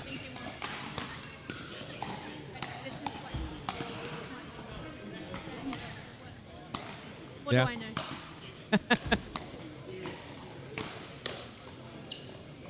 I think that's the thing with pickleball in some ways. Different styles can be effective. No, there's no one style that suits everyone. And that there. Because his ready position's lower when the naturally. Got you. Took pace off. Took pace off then, and that was even more effective. Absolutely.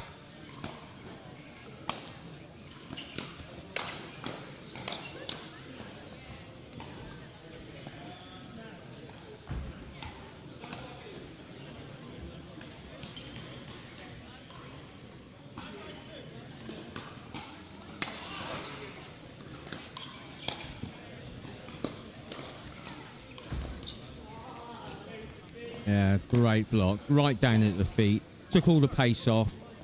So Pitchfork really had to reach forward and couldn't quite reach far enough. Absolutely.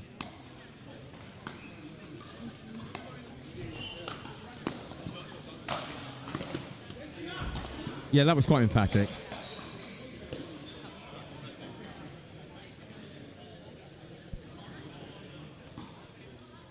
Anyway, 5-9 second server.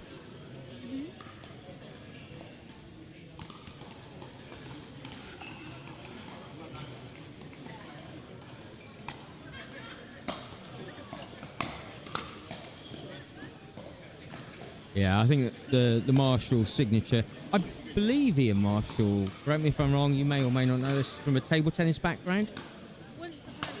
It looks like it, doesn't it?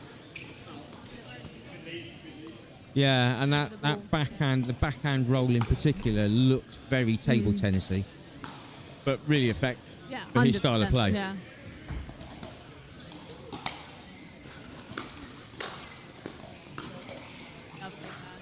Right to the feet.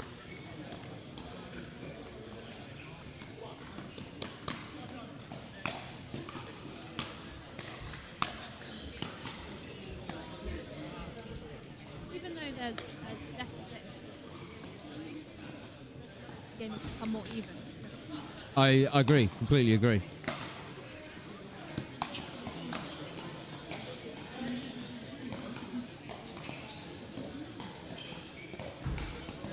Okay. Oh, that was called in.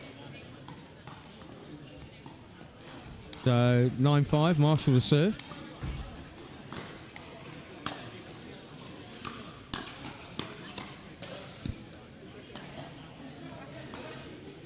I think probably, yeah. And unfortunately for them, fortunately for Marshall and his partner, it takes them to game point. Means they now get a second attempt at it. Yeah, they do indeed. Fantastic return though, fantastic backhand. Definitely. I think that's one of Fisher's standout shots actually, is that double-handed backhand. Absolutely. Really gets it down to the feet. Yeah, 2 in a row. So still fighting. 5-10, 5-point deficit. And as this is a free game, points matter. It's different. Make it or not. Yeah. Yeah, completely agree.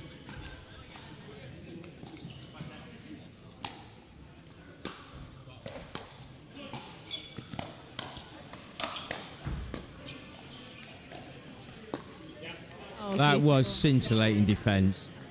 One side than the other. Didn't really... Well, they obviously got the point back, but I didn't think either of those were winners. And fantastic defence.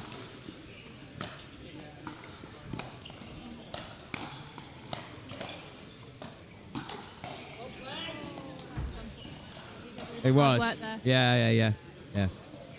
How often does that happen, though?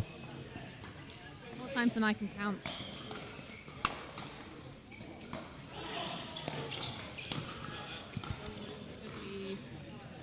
I like the idea from Marshall. Yeah, the Maybe right not play. the ball for it. But No.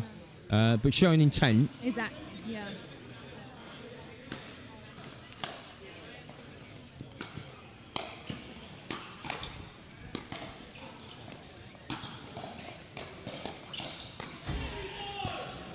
And that's the game. And that's the game. So, Marsh 10, what was it, 10-6? Yep. So we will go to an ad break now, and then we'll be back the other side with another men's 18+, 4.5+ group game. I'll introduce the players when we come back. Pro 4, I'm super excited to talk about this. This is my baby. 3S is and was a great paddle, but the 4 I think is even better. Our main focus going into the Pro 4 was fixing the overall solidity of the paddle, and so we added some supports near the throat area, and that has made the outside edge extremely consistent. What you're going to see this really affect in real gameplay is you miss it, you don't hit it in the middle. And then it's extremely forgiving. You're really not going to make a lot of errors even when you miss hit it. It's a pleasure to play with, and I'm really excited for you guys to try this.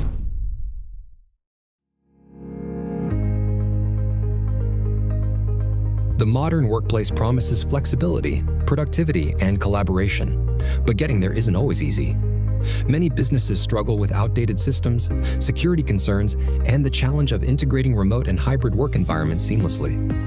ICTO delivers modern workplace solutions designed to tackle these challenges head-on.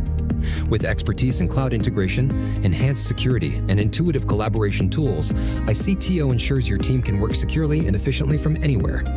Our tailored solutions streamline workflows, reduce the IT headache, and create an agile, future-proof workplace.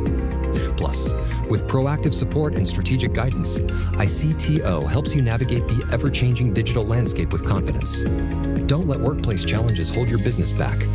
Choose ICTO to transform your workplace into a dynamic, productive, and resilient environment. ICTO, here when you need it.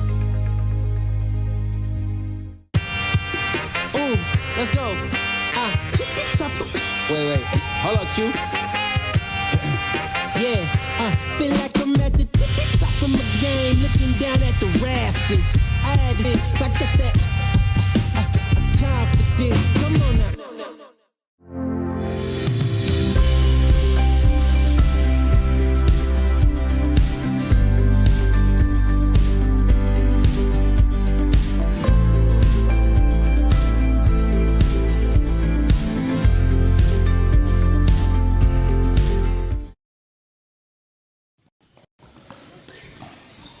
Okay, and we're back again. So, 80 plus, 4.5 plus, men's.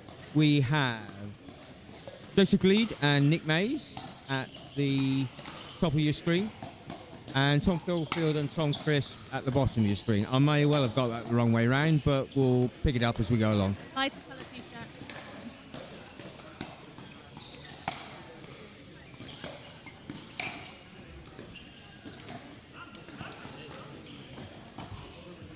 I think that might simply have just been adapting to the throw ball. Having the grip to make the ball bounce less than it does on the other courts here today. And that's quite an impact. Okay, yeah, great point.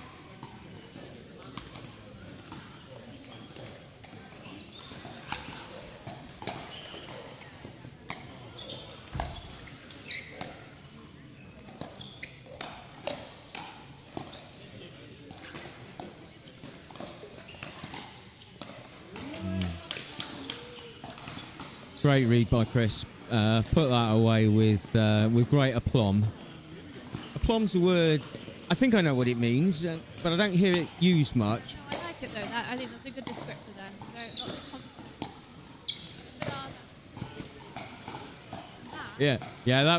That was good. That was good. I don't think any words are necessary.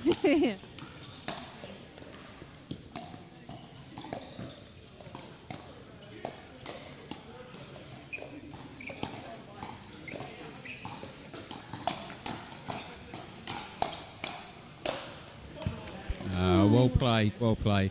I thought the two Toms had that one all day long, and well played to Mays and his partner. They turned that point around well and truly.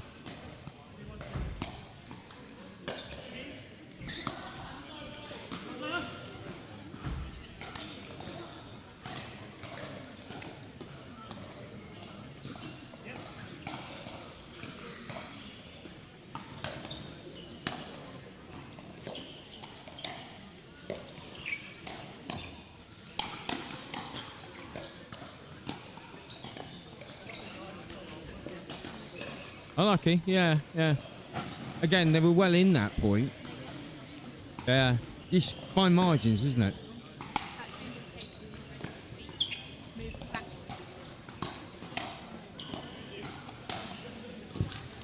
Sure. Great angle. Really reached across and again turned his wrist and played it away. Take too much risk.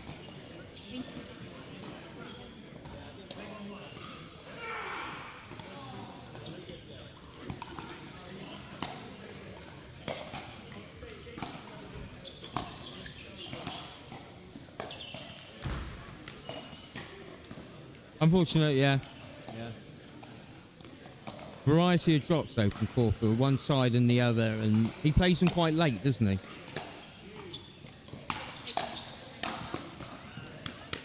He's also good at moving across and slapping it away, for want of a better word.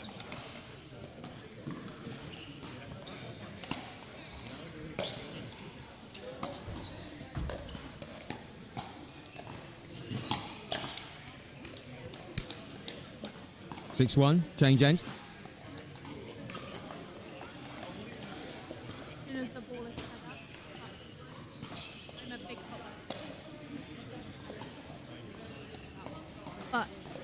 but No, you definitely do know what you're talking about. but as soon as the ball is sped up, they are slowly moving back.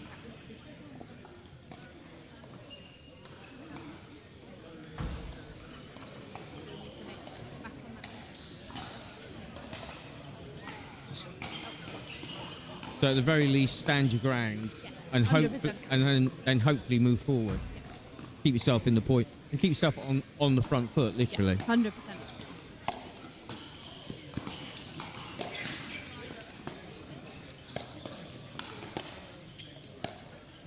You can see it now. Neither of them, they're both like a foot away.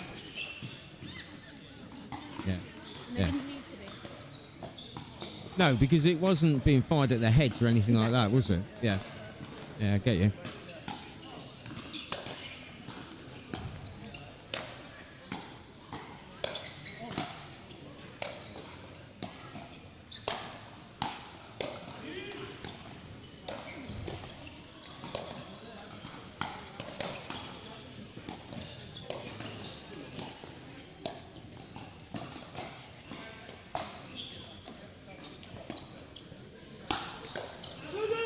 That was Wow. incredible work from Tom Crisp there.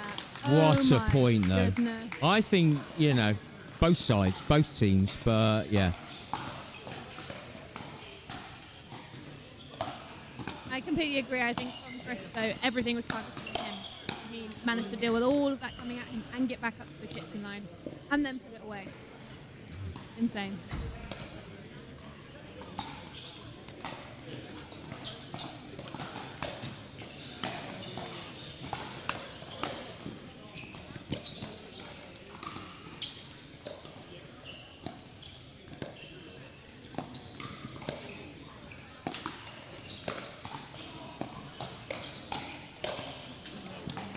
Well played, mate. Yeah, yeah. Some insane dinking between him and Corfield, and did really well to come out with the put away. Yeah, he did. Yeah.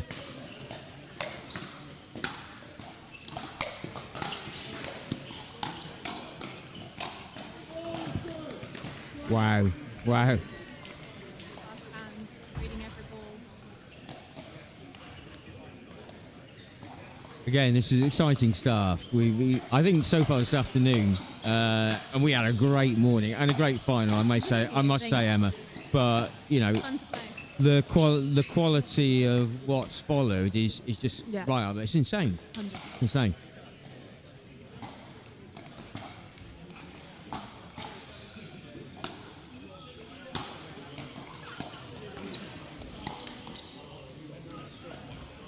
Was there for him. It certainly was. He did the right thing. He took a step back and gave himself time. Small margins, isn't it? The top of the tape. And it's net. Style, less forgiving. Absolutely. Absolutely. Yeah. You hit the top of it with a drive and it skips up over the opponent's paddle. But if you hit the underside of the tape, it stays where it is.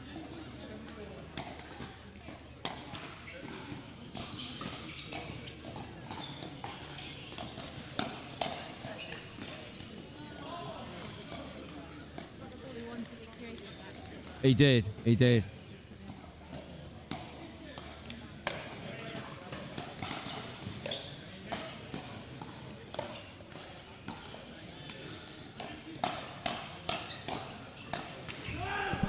Beautiful. I think that was a bit inevitable. More and more into that. Power each time. Just pushed a little bit too hard in the end. That's an insane get from Tom Chris. And if you heard any language there, we apologise. And the quality of the shot as well. It wasn't just he got to it. The shot he played when he got to it was just like insane.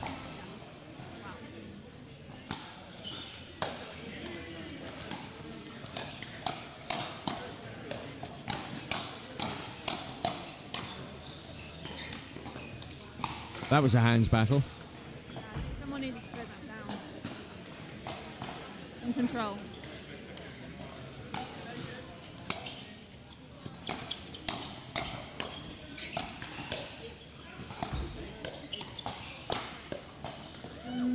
That's the match. That's game. I really don't think that score, I think 11-4, really reflects it. No, I think absolutely agree. I think both teams are in that. I think, you know, perhaps quality showed in the end, but I think both teams competed for that. Yeah. Okay, so we're going to go to another ad break, and we'll be back the other side with another men's match.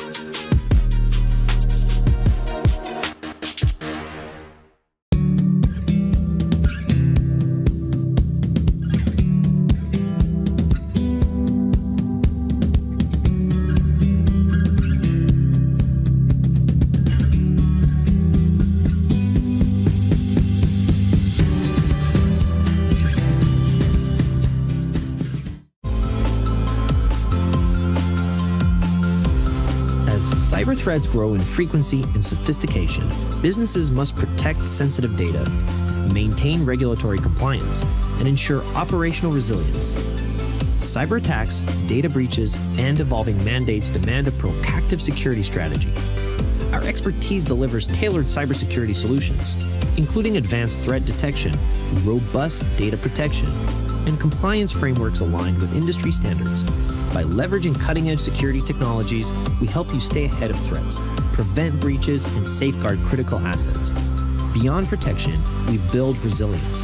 In today's interconnected world, we equip your business with the tools to respond effectively to cyber incidents, ensuring continuity and long-term security. With our trusted guidance, you can confidently navigate digital risks and regulatory complexities. By partnering with ICTO, businesses gain access to expert cybersecurity leadership, cutting-edge security solutions, and a proactive defense strategy that ensures long-term protection against ever-evolving cyber threats. ICTO, here when you need it.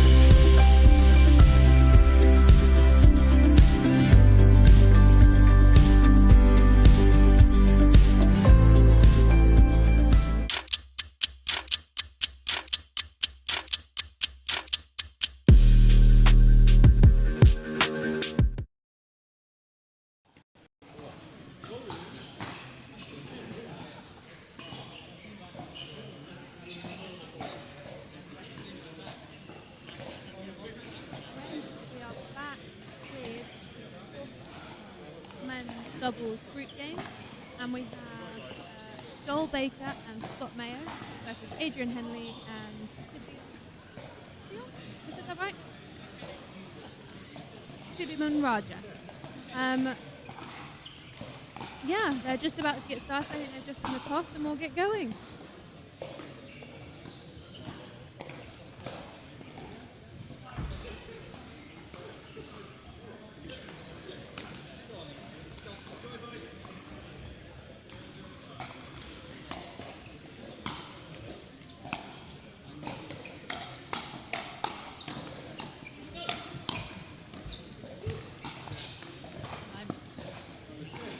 That's a great start. This is going to be a game.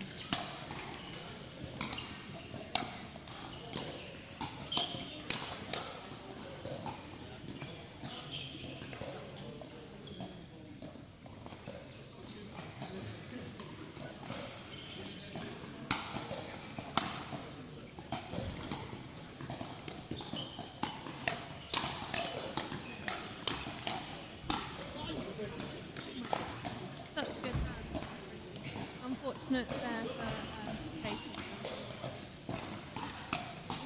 He had the pop-up put away.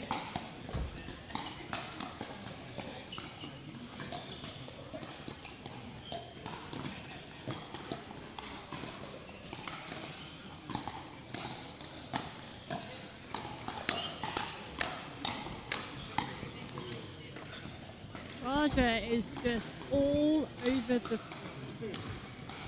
incredible.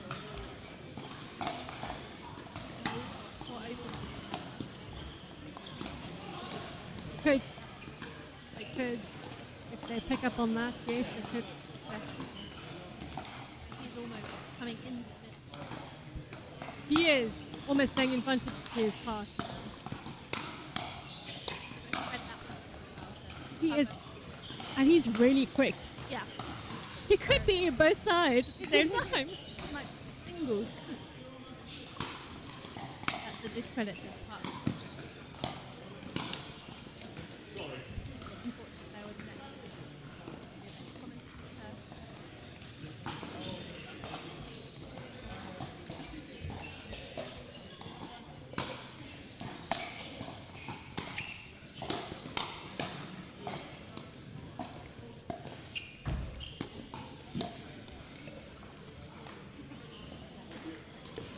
I think there's been a lot of play in this game already for it to only be, what are we on, 1-1 or 2-1?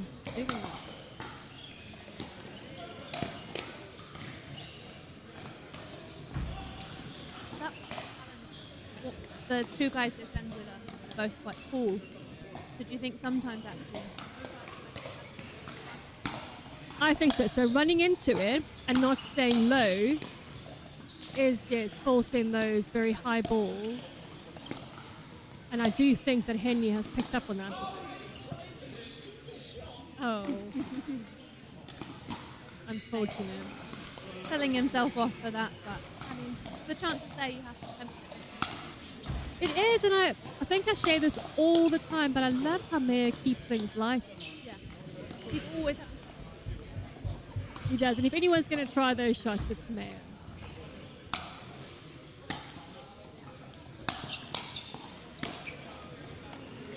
Late decision there, I think, or maybe a change of the mind from Henley. I think softening that one up might be better.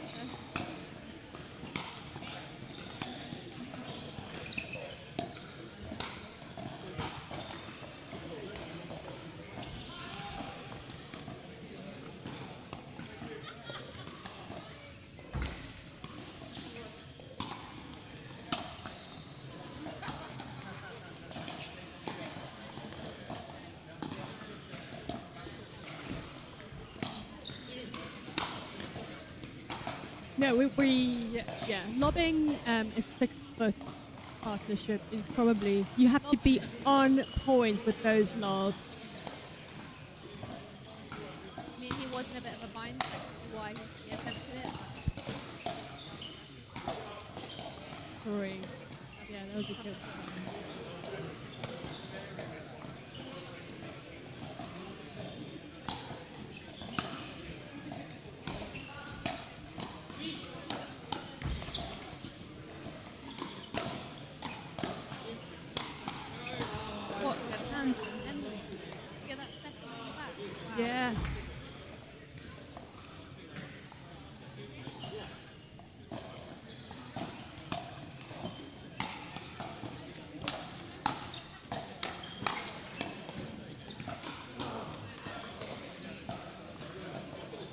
Great recovery. I'm not too in control of whether it's a lob or not. No, but that did pay off there.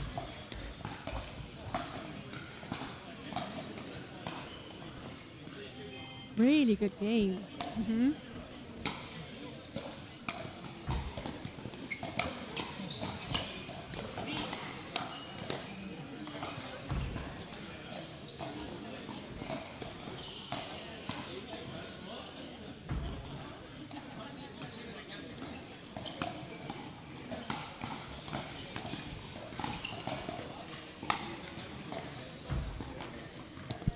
No time to leave that one. Not at all. I think that was such a good angle as well. Impossible to read. Yeah.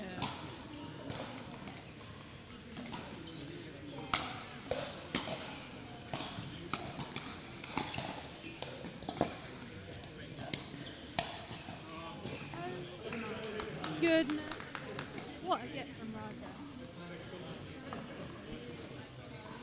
And so controlled as well.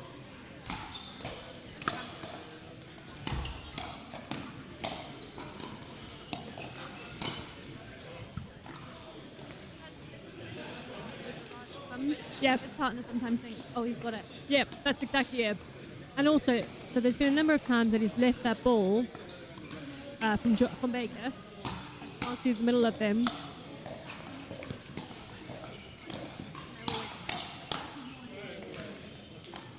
Apart from that one, yeah. That wasn't quite a shot.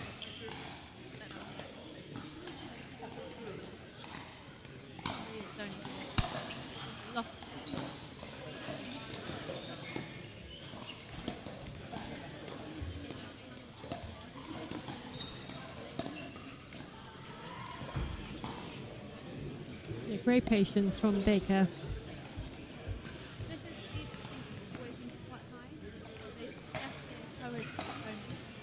Yes. It was nice patience way, but really nice patience. Yeah.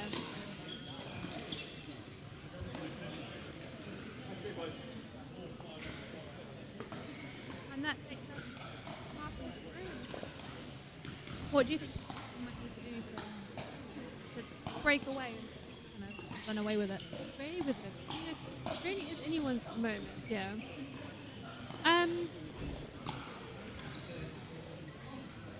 They seem to be playing a very similar style. The hands battles are fantastic. I know Nick Mays stats, but it would be interesting to see who's won most of the points at the net.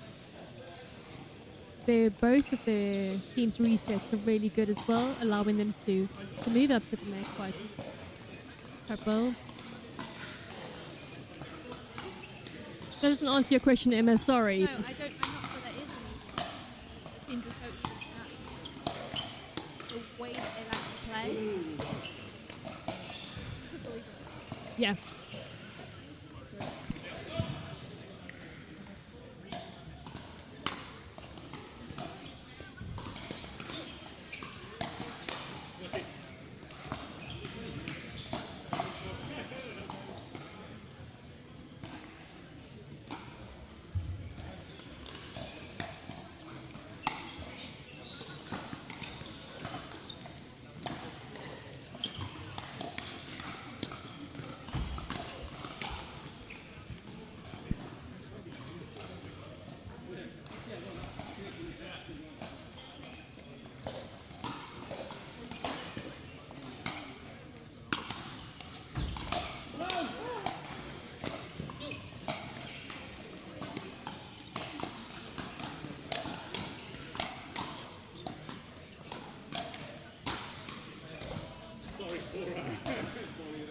I was about to say, but also playing at the feet.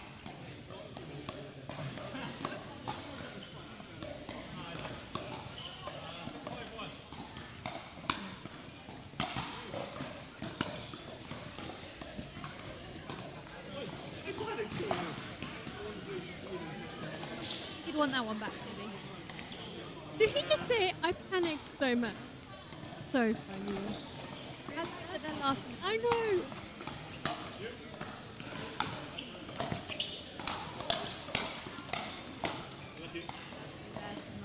making that ball move on a downward trajectory. Not to the feet, No, but not just quite. enough that that speed up couldn't come back. Yeah.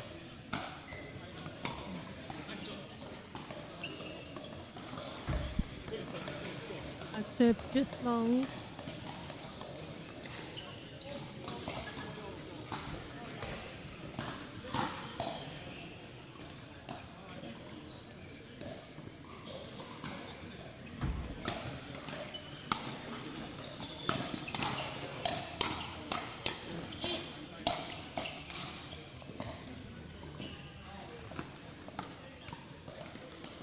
I really do think you need back onto the side. That might be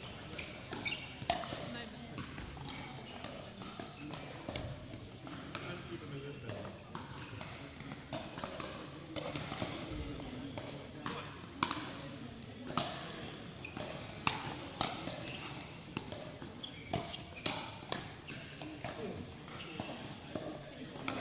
He's gonna leave it, wasn't he?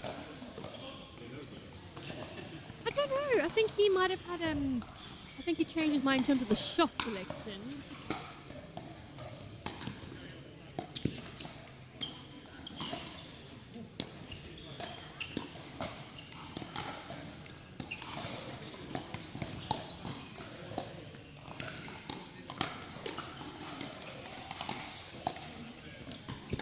Oh, yes. What a shot. And what a read. That was amazing. No, cheer from the crowd. Yeah. Well deserved.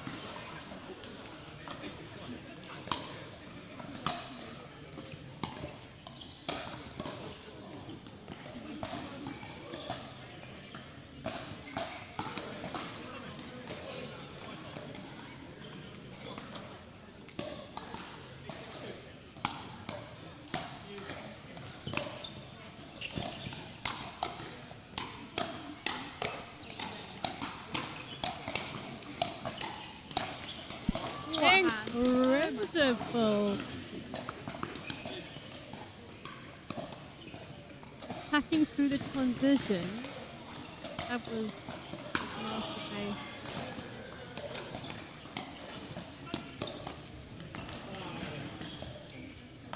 A couple of misses. Yeah. No. I think sometimes it's really hard when it's really close to leave those balls when the scores are.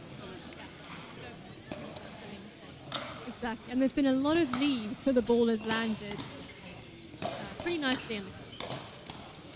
That's unfortunate. Out. Yeah.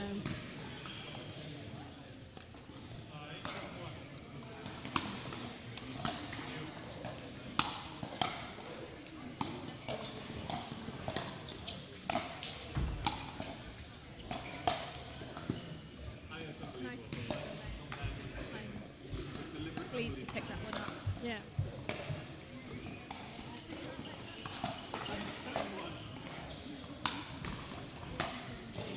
Sorry, I completely said the wrong name. I meant Kapoor. Ahead of myself into the next game. Do apologise. All of that credit was definitely. Mayo finished up in that next point with a lovely shot as well.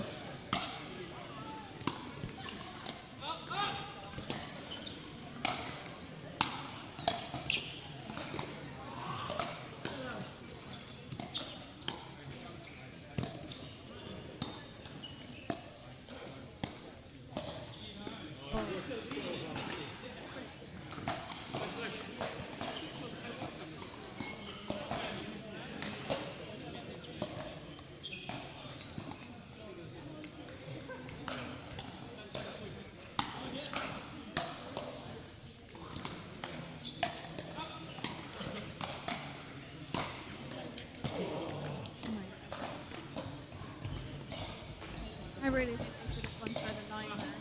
He was in the other half.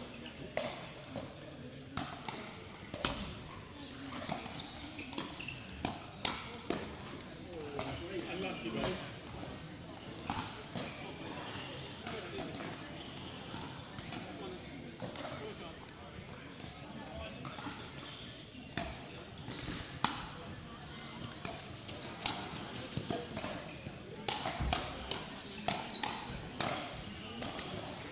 Well, I mean, we did say he could be in both places at the same time, and he proved that.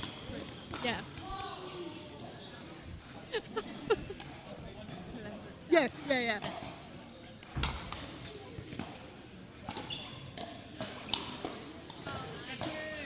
Oh, lucky Nia. Thanks, Nick. Thank you so much. Thank you.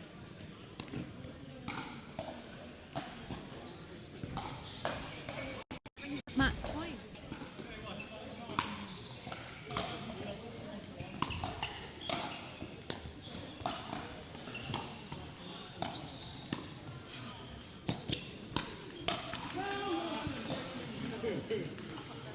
The ball exactly where it was. What a game indeed. That was. We really are blessed with the game today. And now we'll be on to our next game shortly. But for a minute, we'll go to an ad break and see you again in the mo.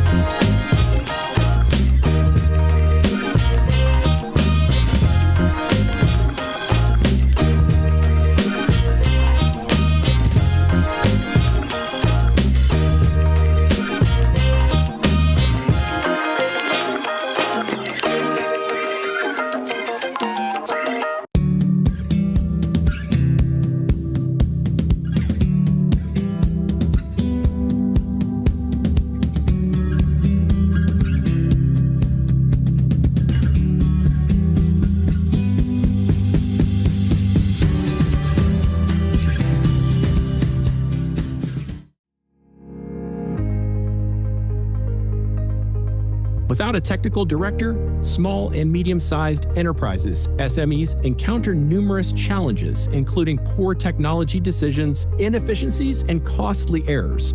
Teams may lack direction, leading to delays and accumulating technical debt. Without strategic oversight, SMEs risk falling behind competitors and missing out on growth opportunities. To address these challenges, ICTO offers a fractional technical director service. This approach provides high-level technical leadership without the financial burden of a full-time hire. Startups and SMEs benefit from strategic guidance on software architecture, product development, and technology roadmaps while maintaining manageable expenses. Our extensive experience enables companies to avoid potential pitfalls and accelerate their growth. An ICTO fractional director brings scalable technology strategies and enhances team development without disrupting daily operations. By evaluating technology stacks, streamlining processes, and mentoring in-house teams, we improve efficiency and long-term stability. Our external perspective helps identify issues that internal teams may overlook.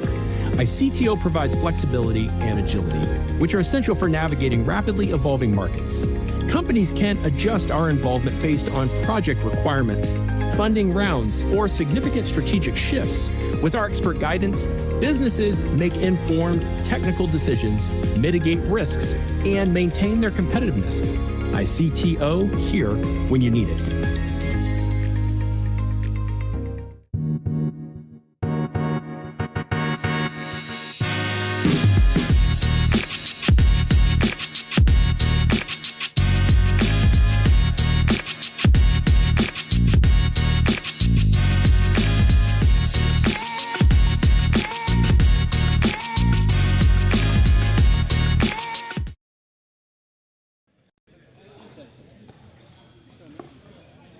Welcome back, and I have had feedback that we're not very loud, so I'm going to try and speak up. So forgive us if we do go a little bit quiet again, but we'll try our best. We are here now for another 18 plus 4-5 plus game, And we have got, who are the players? Do you want to tell us? So we have got John Fish and Romeo Sison against Joseph Gleed and Nick Mays. So, Gleed Mays in black. Yeah, Gleed Mays in black, which I believe is the bottom. Yeah, yeah, indeed. Two options there. I'm glad I chose the right one. I think you should buy a lottery ticket.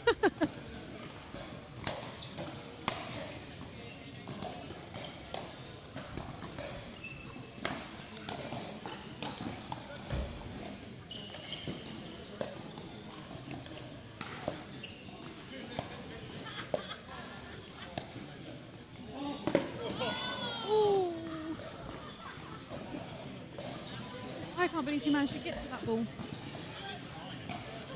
I think he almost took the barrier, so glad that. I think he surprised himself. Yeah.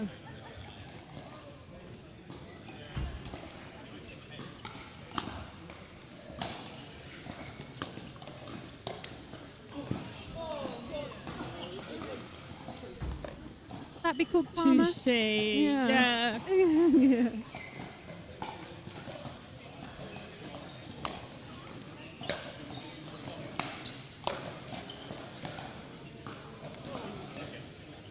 Unfortunate there.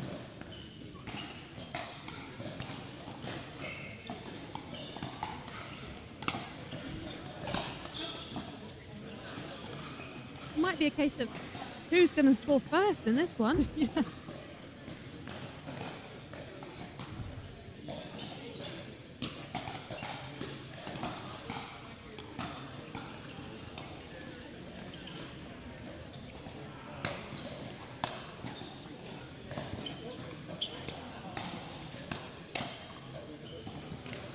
We keep going. That was a really nice read from Sison, though, just put that one down to the feet. So, yeah, hope he can continue with that.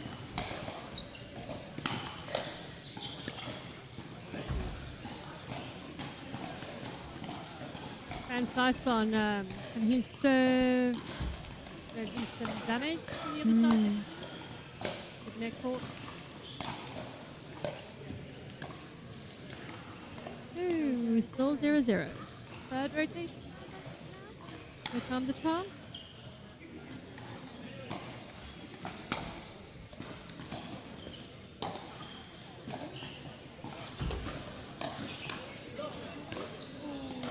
There we have it. That was a lovely point. Yep. Yeah. Contained everything.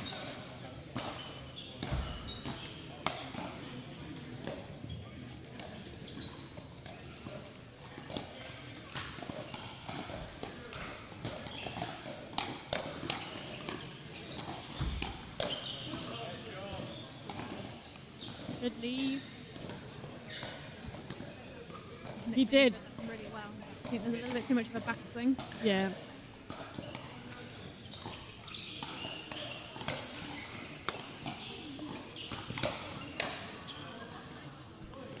Made up. Wow.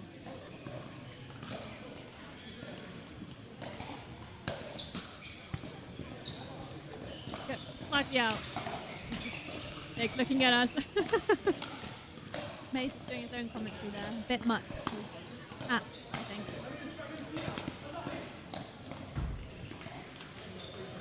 Fish's technique on that backhand is really interesting. Do you know what? I was going to comment on that. He actually prefers his backhand.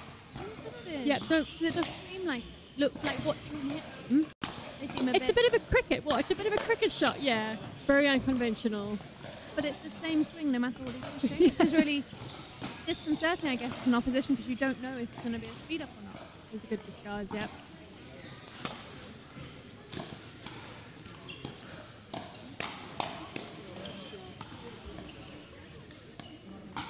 Unlucky balls on there.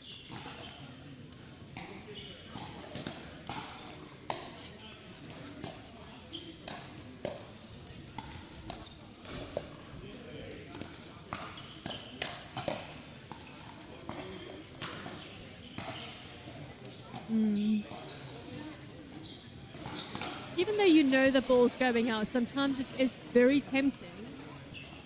Oh my goodness. Could have paddled. I it. hit it. Most. No, I Oh, hit what a it. Unfortunate. shot. Was it? That was wide. Oh, was Just it? wide, unfortunately. Oh, the barrier's in my way. Oh. Yeah. I'm going off of the players, so I can hit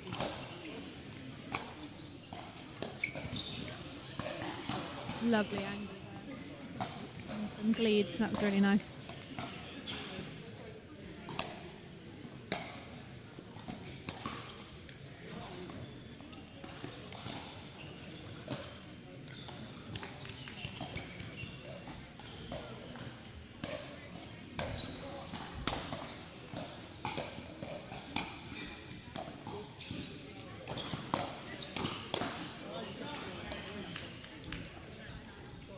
Good stuff from 100%. It was a really nice read, and I think he knows that Nick Mays won't slow it down. Speed up coming at him, it's coming back faster. Yep. So he's really playing into that, which is nice to see.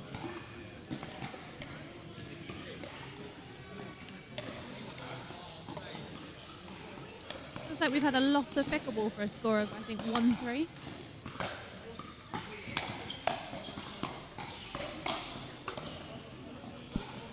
Oh, almost. almost.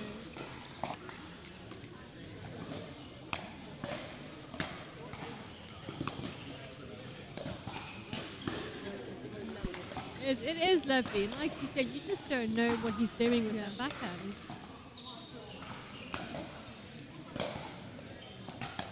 I wonder if he knows when he's supposed to swing. If he just like mid motion.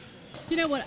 I feel when he's drive, he does definitely swing a lot more. Yeah.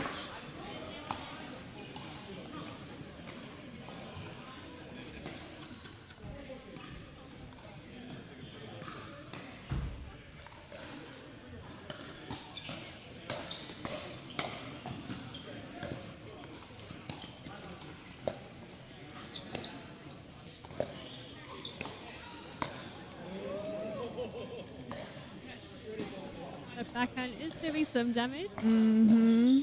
That was some nice thinking. His patience needs to play into this a bit more, I think. I agree with you, Dave.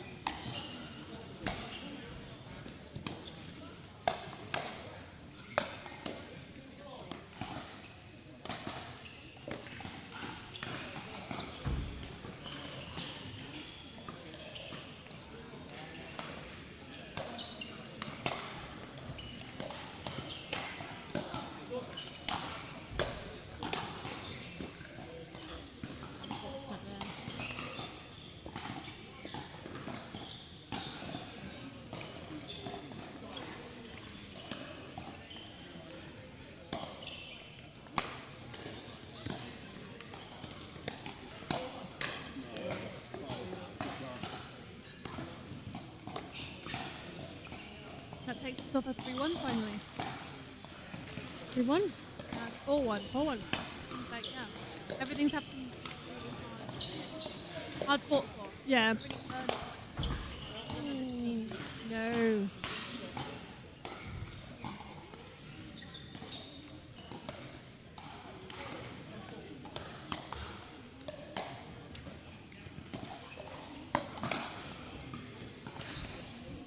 Flick from Mays there.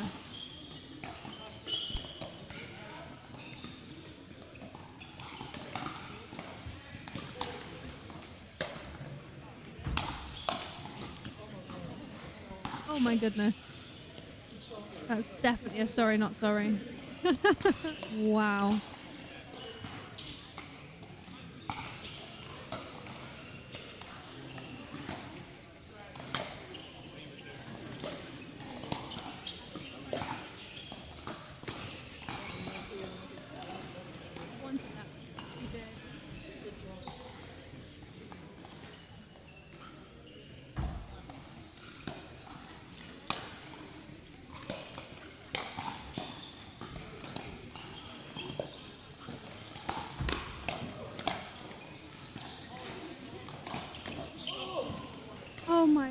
goodness. That was crazy. I don't know how the players got all of those balls. Wow, but that takes us to 6-1 and a change of ends, and yeah, we'll see what Fish and Sison can do to kind of try and turn this one around. I wonder if perhaps being stuck this way around, they're not stacking. No, they're not. But I mean, I know Romeo's quite a, Sison's quite aggressive. So I would have expected him to down the leg. If anything, I'd say Fish is being more aggressive at the moment, though. At the moment, interesting. Yeah. And if that's the way they want to play it, perhaps Fish needs to have backhand in the middle, because that's definitely the shot we like to put the power on. Agreed.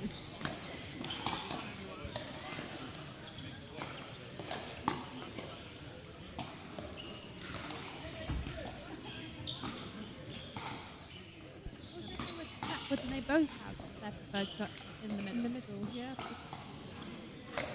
Perhaps it's a confidence thing on stacking. Just staying straight up means they both know what's happening. Yeah.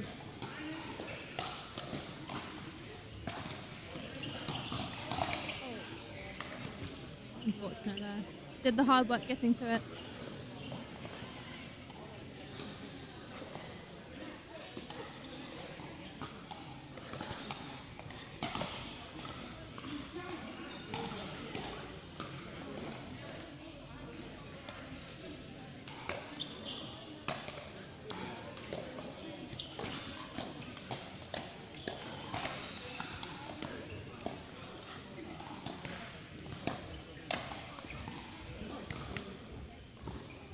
Lovely point creation from Sison. Not too much power, but just the right amount for what he was doing.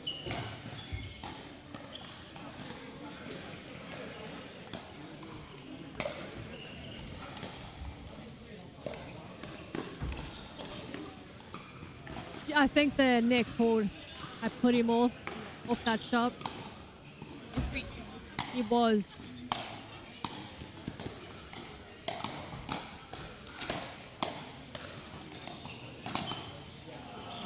Beautiful.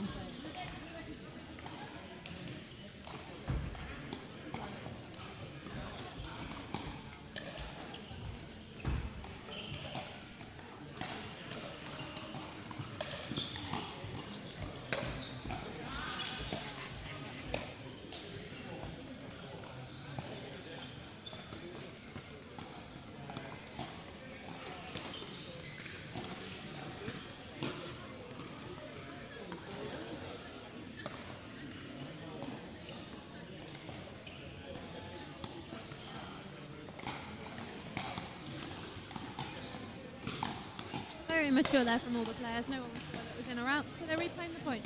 I like that. Nice and calm. And as May says there, It was out. Yeah. Must have been out.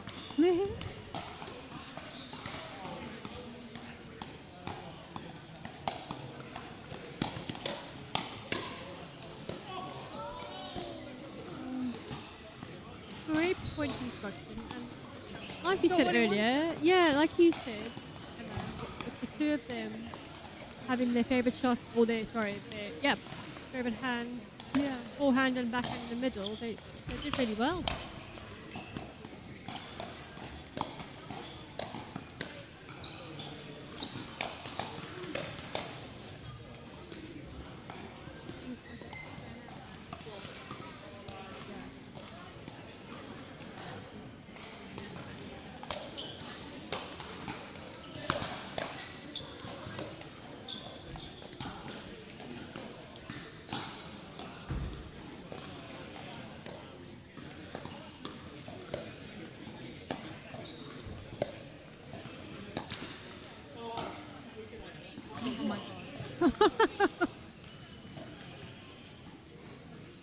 Almost seems like a speciality of theirs. Yeah. Taking great joy out of that, they are. Yeah.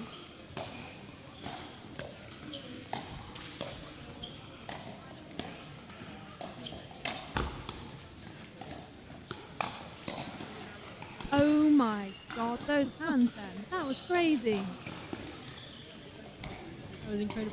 Amazing from Fish there.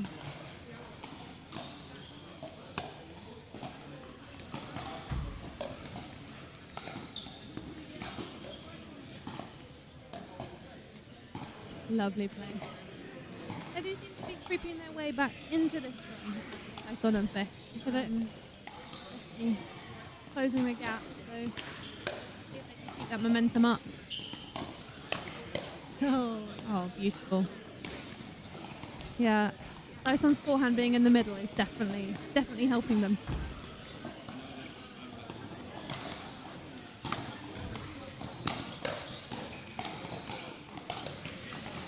Closing the gap even more.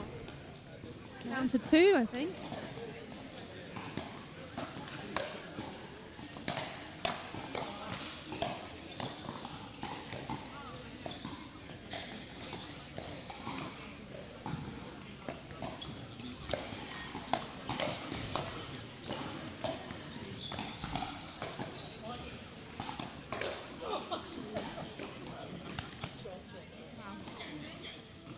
That point had everything. It did, I think. It was quite funny. And Sison did mine, and then Nick read that really well. And yeah, definitely.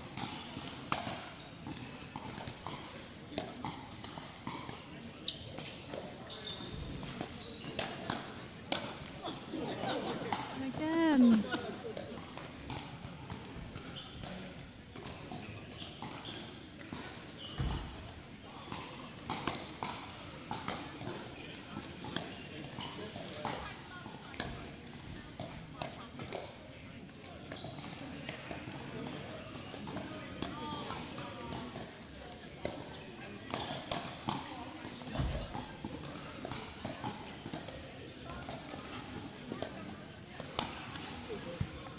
What a point. There's so much patience there from both sides. Yeah. Beautiful.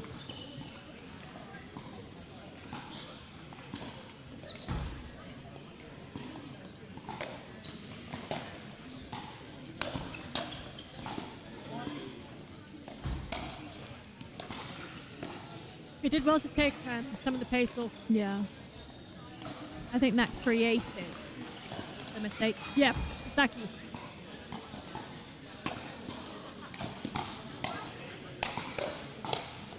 No. Oh no! Oh, that was the right move.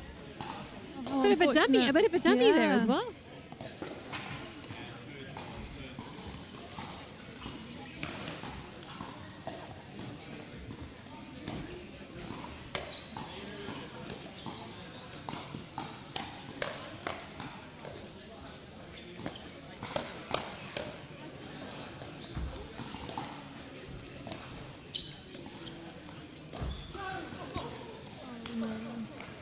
That's very unfortunate. Really good Almost point. trying to be too clever. Yeah. And I'm not sure it was necessary. The point had gone their way. No. Yeah, wow.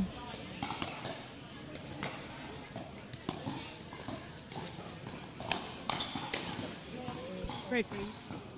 That was funny. That anticipation of where the ball's coming back is really good. Yeah, that's it.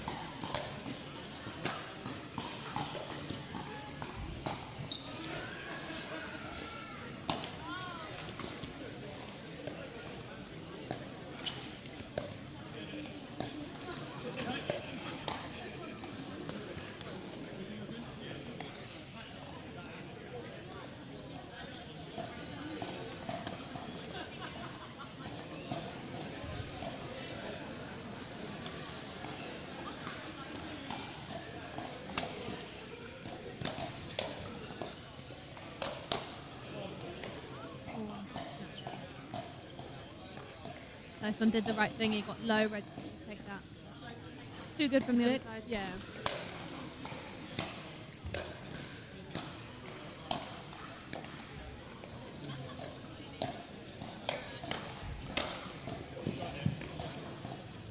Nick did really well there to create and get that ball onto his back and to put that away. That was really nice.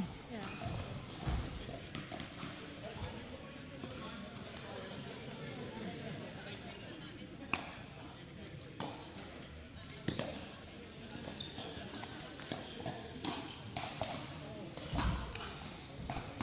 Just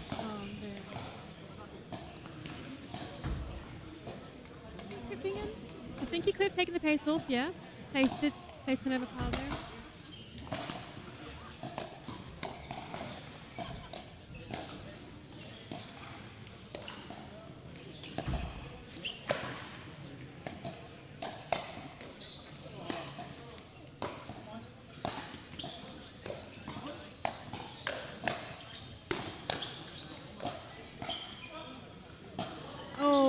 think Nick's gonna win. Yeah, I don't think he even realised where he was on the court. No. For that one.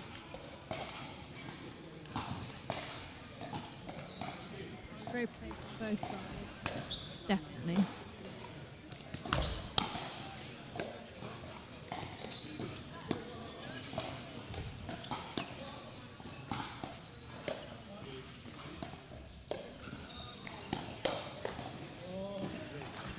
Nick wanted that. Yeah. He baited Nick them. was ready for that. Yeah, and unfortunately, Fish wasn't expecting it to come back. No.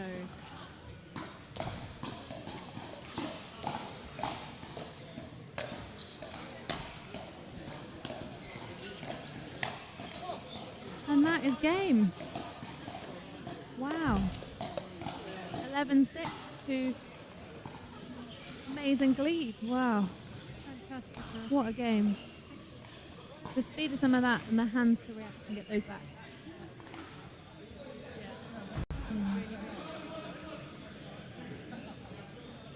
Well, we're going to head to the ads whilst we get the next set of players onto the court, but we'll see you shortly.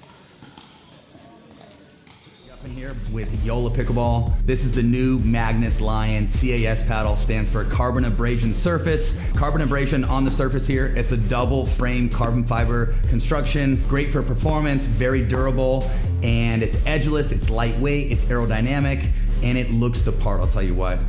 It's the same elongated shape that I've been playing with since day one. JOOLA did a great job with really making the hitting zone very forgiving. It has a ton of pop, and it just seems like the hitting zone is very consistent. This paddle is going to take your game to the next level. Go JOOLA.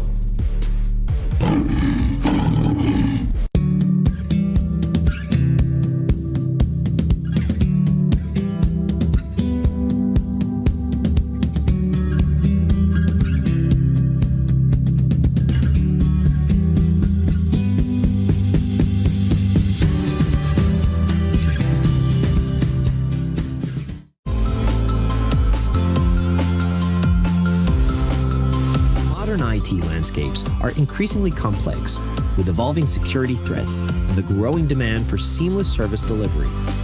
A managed IT SIM platform enables businesses to overcome these challenges by streamlining processes, enhancing operational efficiency, strengthening security measures, and providing a scalable, cost-effective approach to IT service management. ICTO helps businesses optimize their managed IT SIM platforms by providing expert guidance, automation, and strategic IT service management solutions, ensuring efficiency, scalability, and enhanced service delivery while reducing costs and downtime.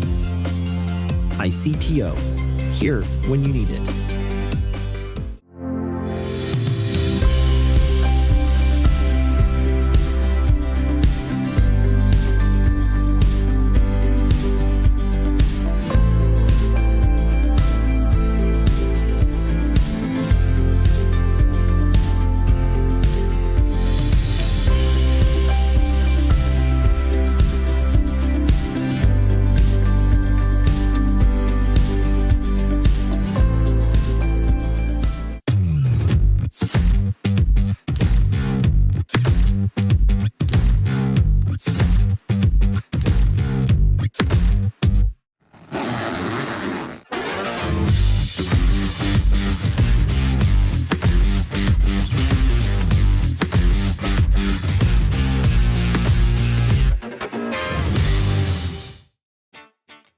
Pro 4, I'm super excited to talk about this. This is my baby. 3S is and was a great paddle, but the 4 I think is even better.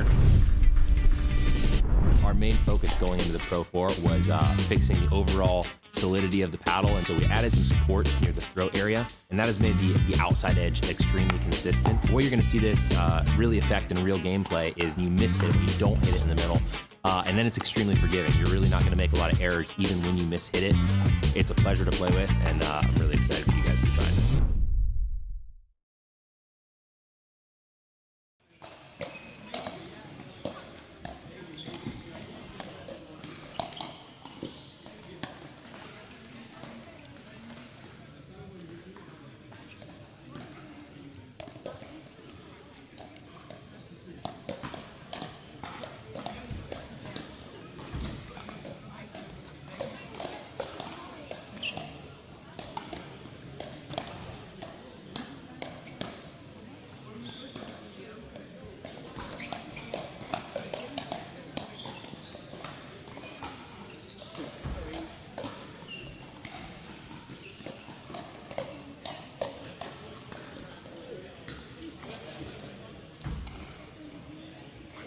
Welcome back to Basingstoke and the Ullah Open. We're still with the 18 plus. What am I?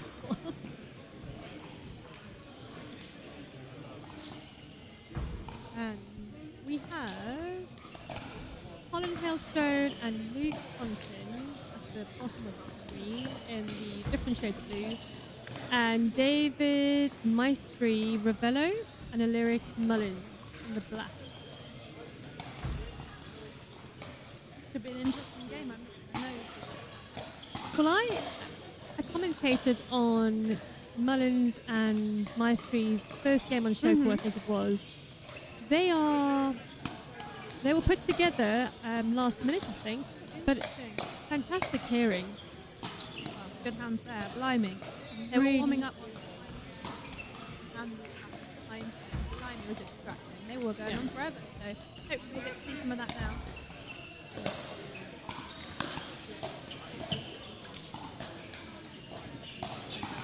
On the space. I mean, wow. you just.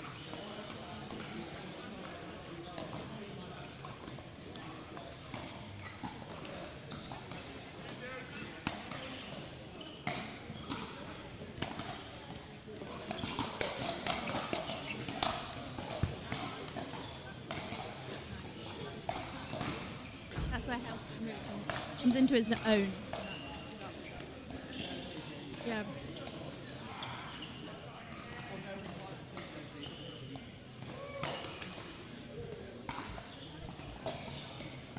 Happens more often than not. When you hit a really good finish, you finish the point. Follow up is not as good.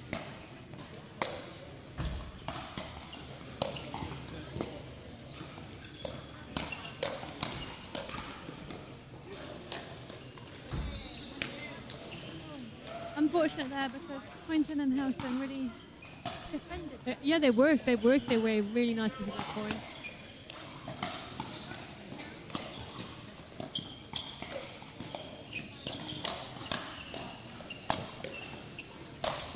Incredible.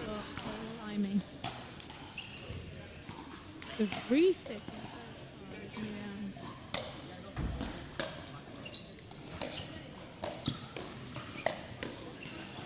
Lovely there. Pontin getting that ball down. I think that's what they really need to do to nullify the speed coming at them. I agree.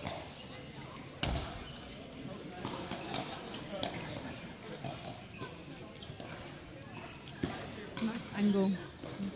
Hailstone there on that dink as well.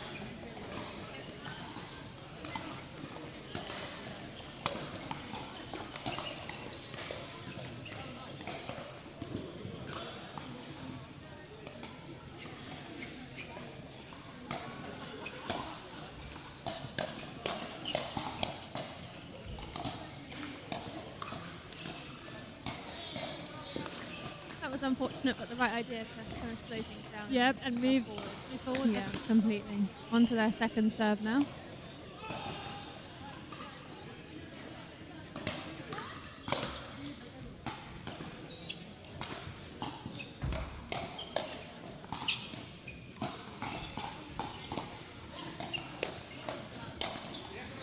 Beautiful.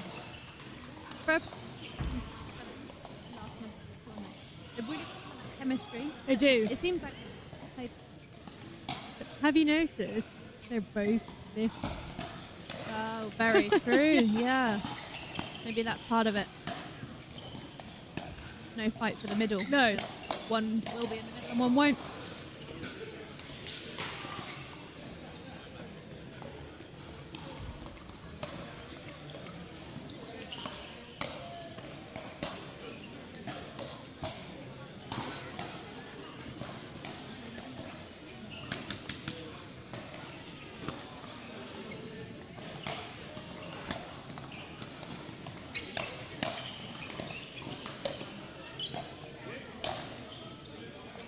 That wasn't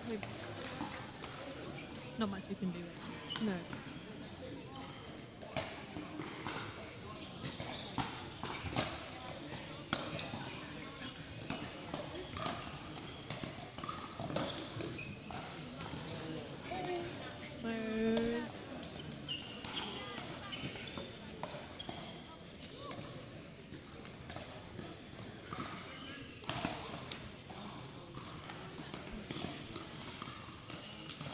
careful of making that one short.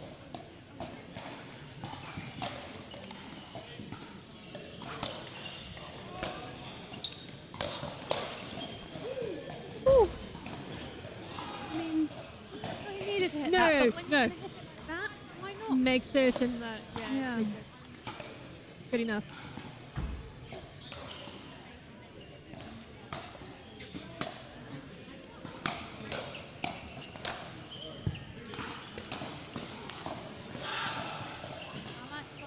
Trying it. On that, but his opponents were having none of it.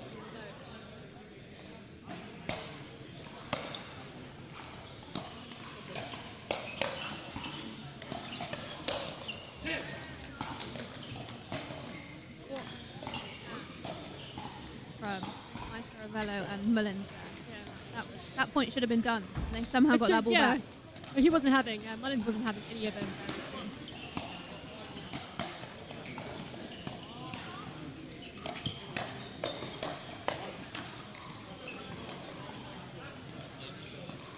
Like we were talking earlier in a couple of the other games we've seen, these balls might be going out.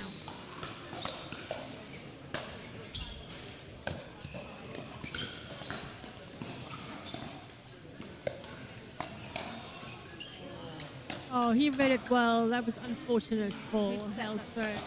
Yeah.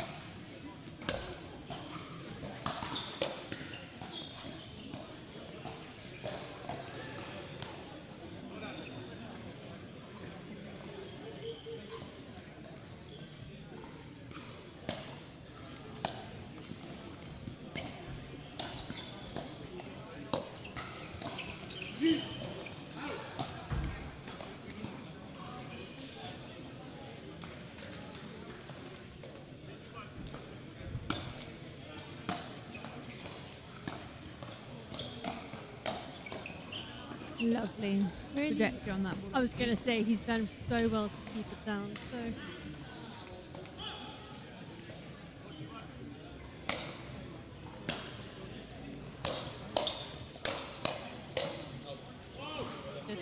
Yeah, I was going to say, for Mullins, who's a lefty, he plays really well on the left, and I think that's why it's working with the two of them being lefty, because Maestre is obviously clearly more comfortable. Yep. I think, that consistency from Mullins is really creating the difference there. Commentators care. Oh my god. It's been a real thing today, hasn't it?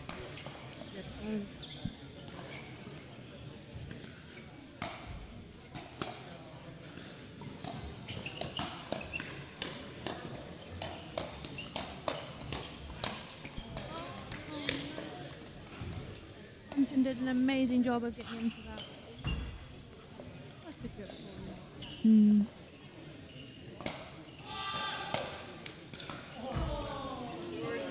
Sorry, not sorry. There was no real sorry there.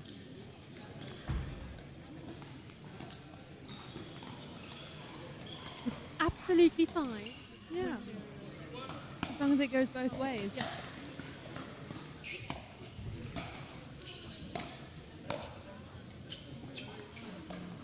Isn't it?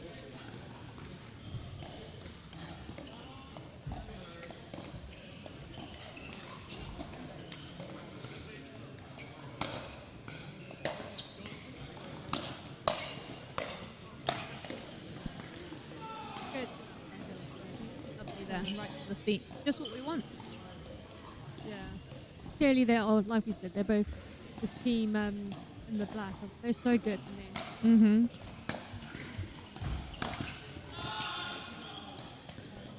Really nice on the move. Yeah.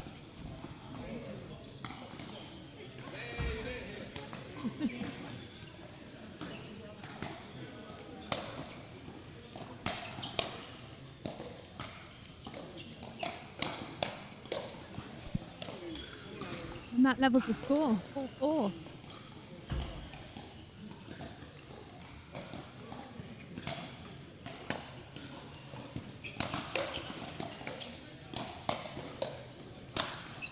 that's a lovely read from Pontin. That was beautiful. I've got to keep it down.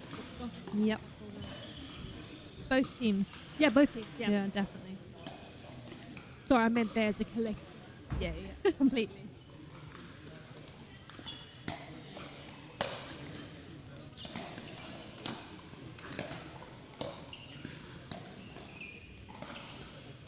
Fortunate there. Yeah. Catching Hailstone slightly on the move maybe meant he didn't hit that properly.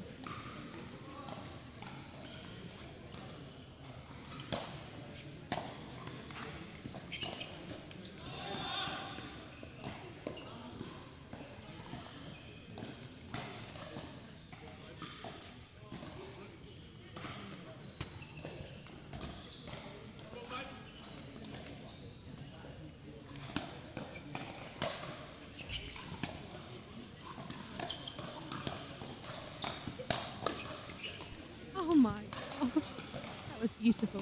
It was. And Maestre is so nice and aggressive on the bike, unfortunately. I think Mullins was a bit caught there. Not sure where the ball went then. Seems like the momentum has shifted slightly to one side, which is interesting. Yes, How close the score is. I do think Maestre and Mullins are trying to be a bit more aggressive, and perhaps this is where the confusion came in the last point now. They've both wanted to. It's a good point, yeah. Oh, lovely. It's aggression when you can. Well, exactly. Like that. Sometimes that's all you need is the placement and the A lot of persistence. times. Yeah.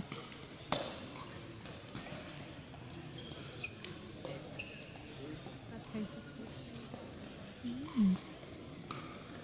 That's 6-4. I believe so. Yeah, 6-4.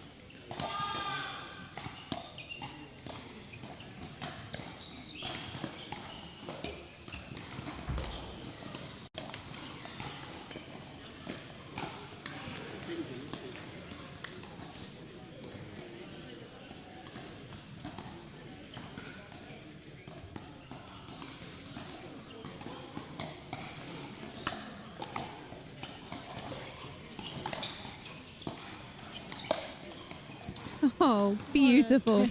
What an angle change. Yeah, Luke was having a. He'd had enough at that point, I think.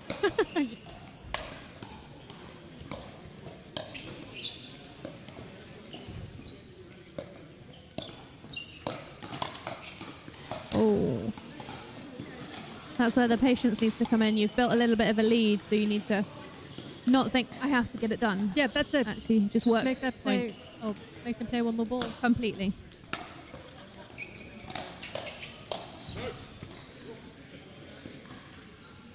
Exactly an example there. The defense wasn't perfect. It gave him the chance, but unfortunately, he didn't hit the next one perfectly. Yeah.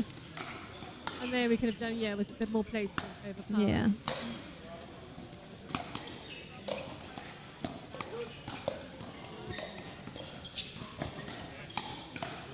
That could come from being a new partnership, not knowing how to rely on your partner potentially. 100%. Yeah.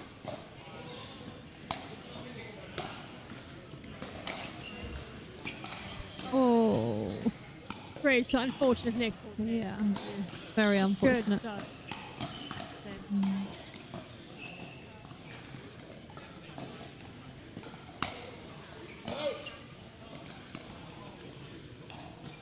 Confident line call.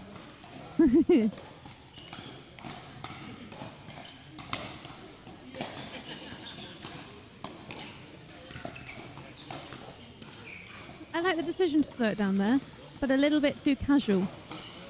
I think so, and it might be because Maestre probably plays on the right most of the time, being a lefty. True.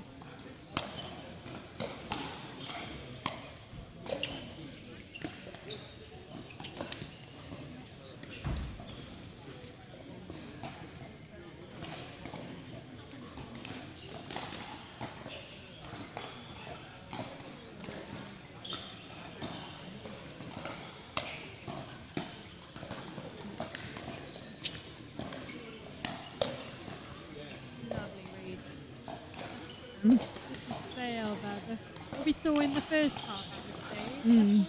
Definitely. And that saved a match point, so they now have a chance to close the gap and maybe take it.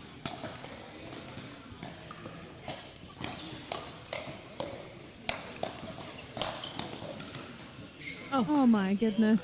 Fantastic defense. Yeah.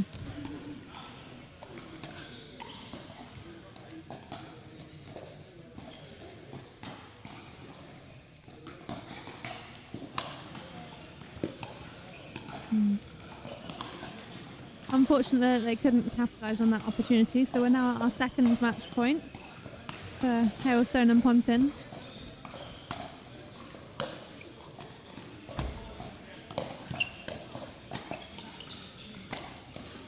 Oh, unfortunate there. That is unfortunate, but brilliant game. Yeah. They should all be really pleased with that performance. That was a really nice game to watch, and maybe an experienced pair, maybe played together before. That's why they came out on top. I agree with them. I think a little bit more play, maybe a couple more games, and they'll work each other out. Definitely. Well, we will take a break whilst the players warm up for the next fixture that we have, and we shall see you shortly. Pro 4, I'm super excited to talk about this. This is my baby. 3S is and was a great paddle, but the 4 I think is even better. Our main focus going into the Pro 4 was fixing the overall solidity of the paddle, and so we added some supports near the throat area, and that has made the outside edge extremely consistent. Where you're going to see this really affect in real gameplay is you miss it when you don't hit it in the middle. And then it's extremely forgiving. You're really not going to make a lot of errors even when you miss hit it. It's a pleasure to play with, and I'm really excited for you guys to try this.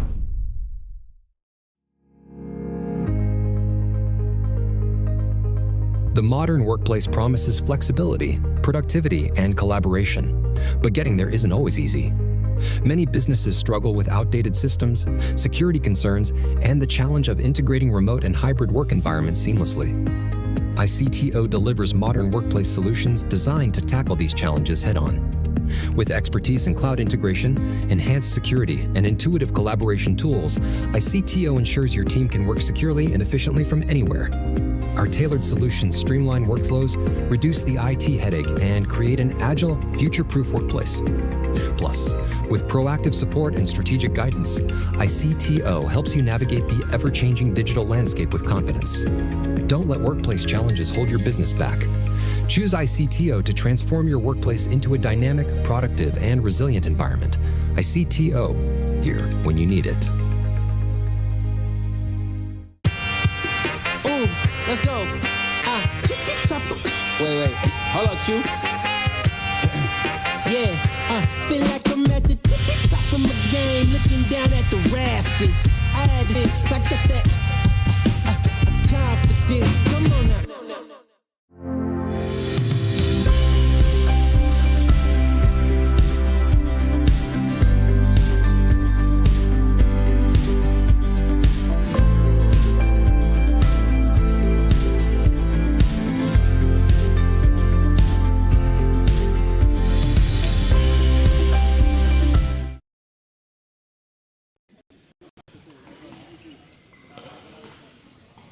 back with the toss happening in our next game to decide who's serving and who's starting which ends.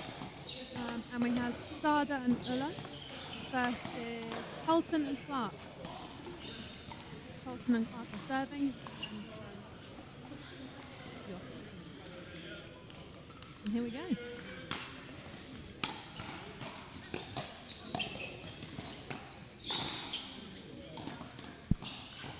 So I'm not familiar with three of the 4 players on the call. Ullah, I know he's played in PPL challenge last season. Mm-hmm. Team Spice, I do believe. Yes, that's it. Familiar with I'm not and I think that's kind of amazing. It shows is how much great. the sport's growing and the development, and to play at this level and us not know who they are. Yeah. Amazing. So I'm really pleased to see it, and I'm looking forward to watching the game.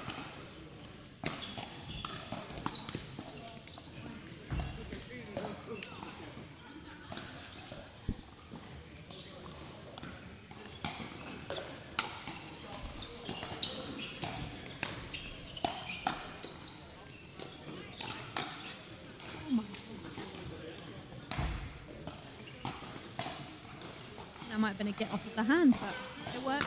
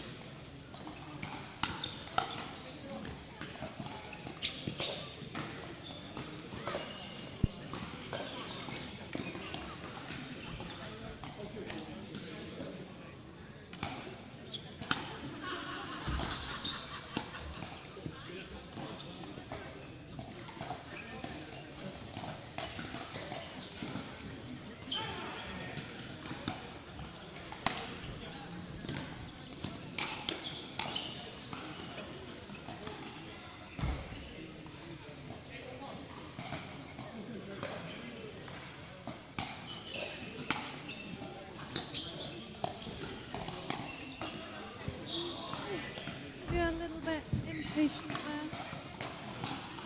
I like the idea though, I think. I know, yeah.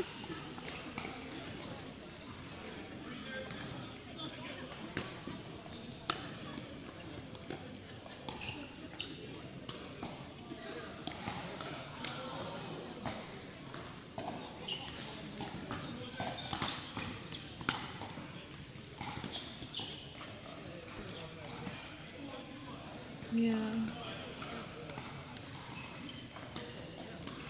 Bit of a fast start ball. Definitely, and things like that, serving out really add to that speed of the game and the advantage that they're building. Yeah.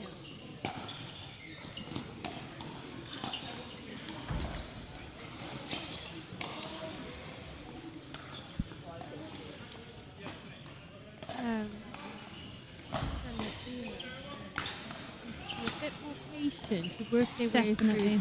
through to the which that was much nicer example of. He didn't take the first one, waited for the second. Slightly nicer, and then put that one away. Confidently, yep.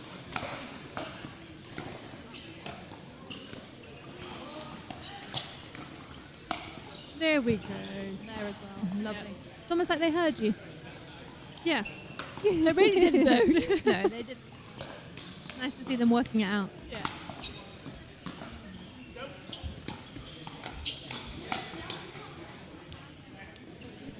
You anticipate that first one. Mm. Came a bit- came back a bit quicker.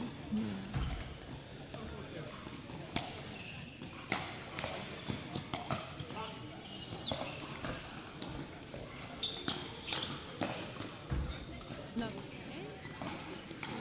I think those balls that come back, he needs to keep his paddle up. Yep. It's very much down by his side or a bit lower, which Yeah. I think is going to cause him some problems if the ball keeps coming back and with interest at it. Exactly, anticipate that next shot all the time. Clark might want that one back.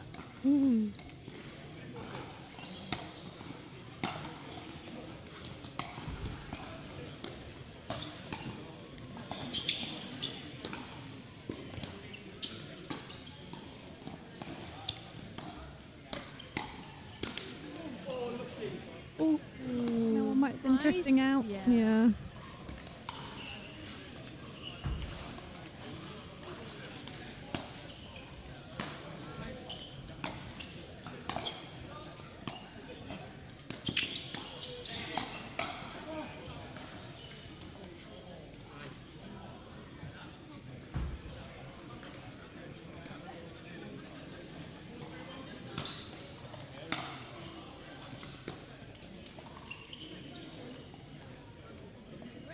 Done there. Kind of hanging off of his hand. His game any more than just that one. No, I'd say it didn't. No. Yeah. I'd agree. He answered my question.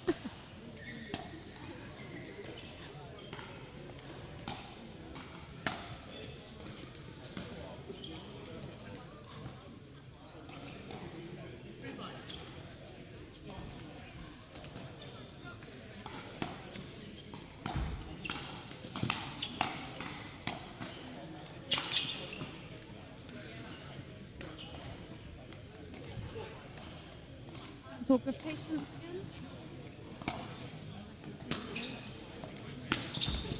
Oh, a bit of a missed hit there, I think. That was unfortunate.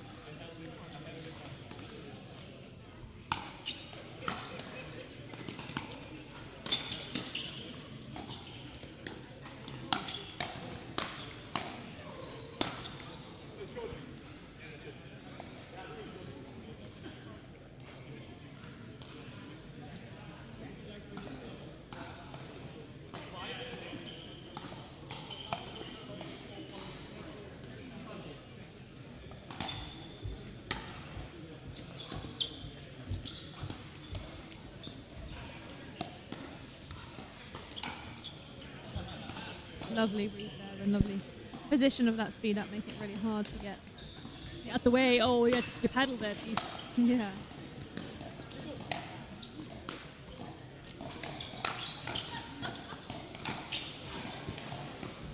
Did everything right. It's such a shame.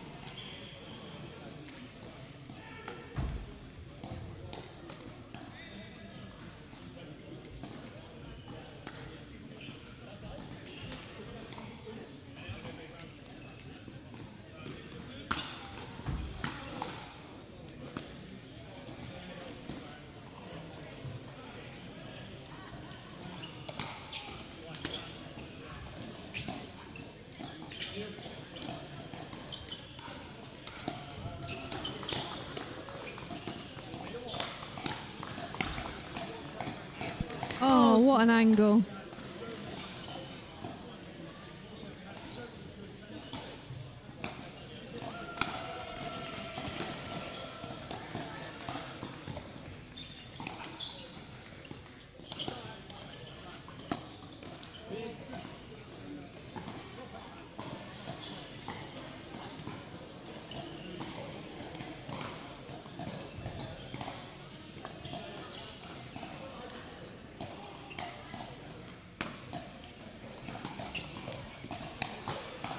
Oh, that was beautiful.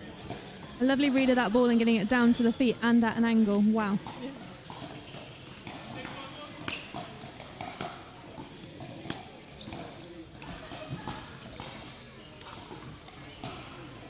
I think considering how close the score is, there seem to be a lot of errors on both sides.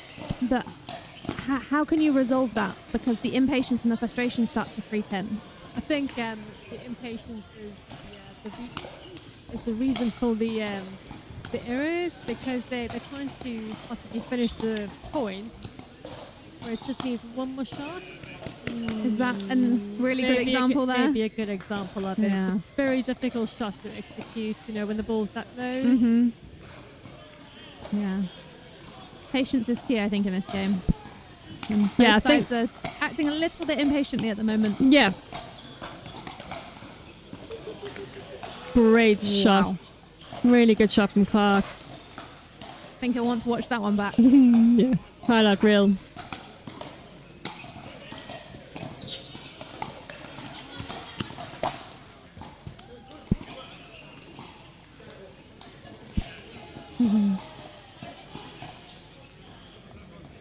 Very sensible there from Ullah, reminding his partner that it's the opposition's call if the ball is in or out. I have one earlier in my final as well that was similar. I thought it was in, but the opposition's decision at the end of the day. It is. So you really just have to hope for good sportsmanship. Yep, definitely. Like that game earlier that we watched where they replayed the point. That's exactly kind of brilliant example. The easy way to resolve it. Yeah.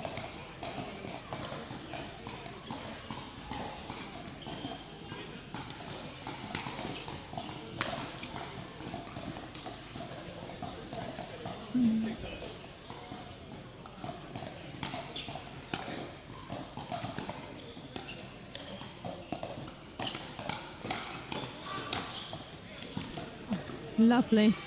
Such good point creation.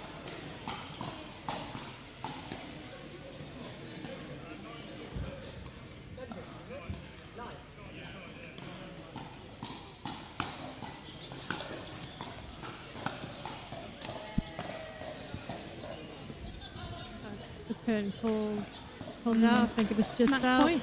Yeah.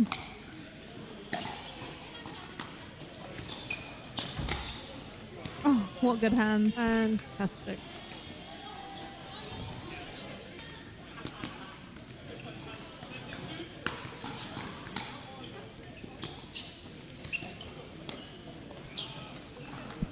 Is that impatience creeping in, wanting to get the win? Yeah. No, reaching for the ball instead of moving to it. Oh, Lovely that was a serve. great serve. Yeah.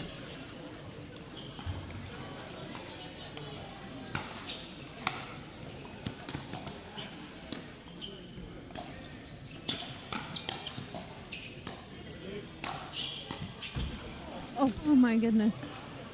What a get from Ullah there.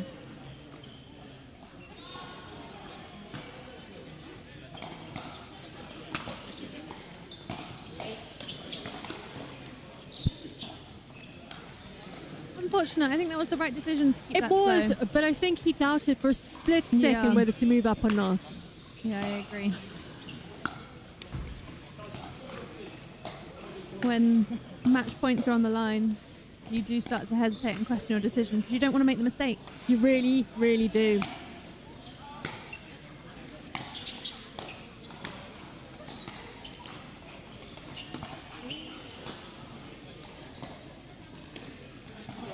Oh, neck cord after neck cord. Yeah, and they're apologising, but yeah. Don't think he's sorry. No.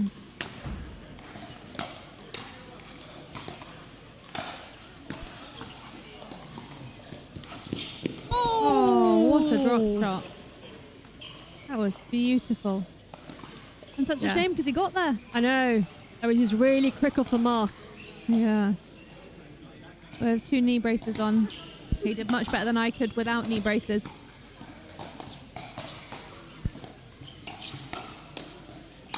No, not this So time. good, Yeah. Not letting that happen twice. No. I think once someone's drop shot at you once, you know it's going To to happen expect it, again. yeah. So you're kind of a bit more ready for it almost. Unfortunate there. That was unfortunate. They've done really well to narrow the gap. Yeah. So our third match point, I do believe. On to our fourth.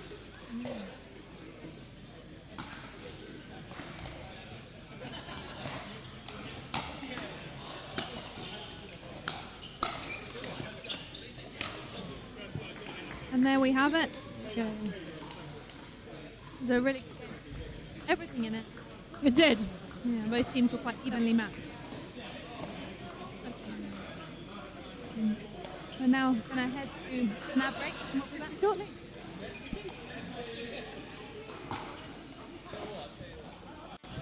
Pro 4, I'm super excited to talk about this. This is my baby. 3S is and was a great paddle, but the 4 I think is even better. Our main focus going into the Pro 4 was fixing the overall solidity of the paddle, and so we added some supports near the throat area, and that has made the outside edge extremely consistent. The way you're going to see this really affect in real gameplay is you miss it, you don't hit it in the middle. And then it's extremely forgiving. You're really not going to make a lot of errors even when you miss hit it. It's a pleasure to play with, and I'm really excited for you guys to try this.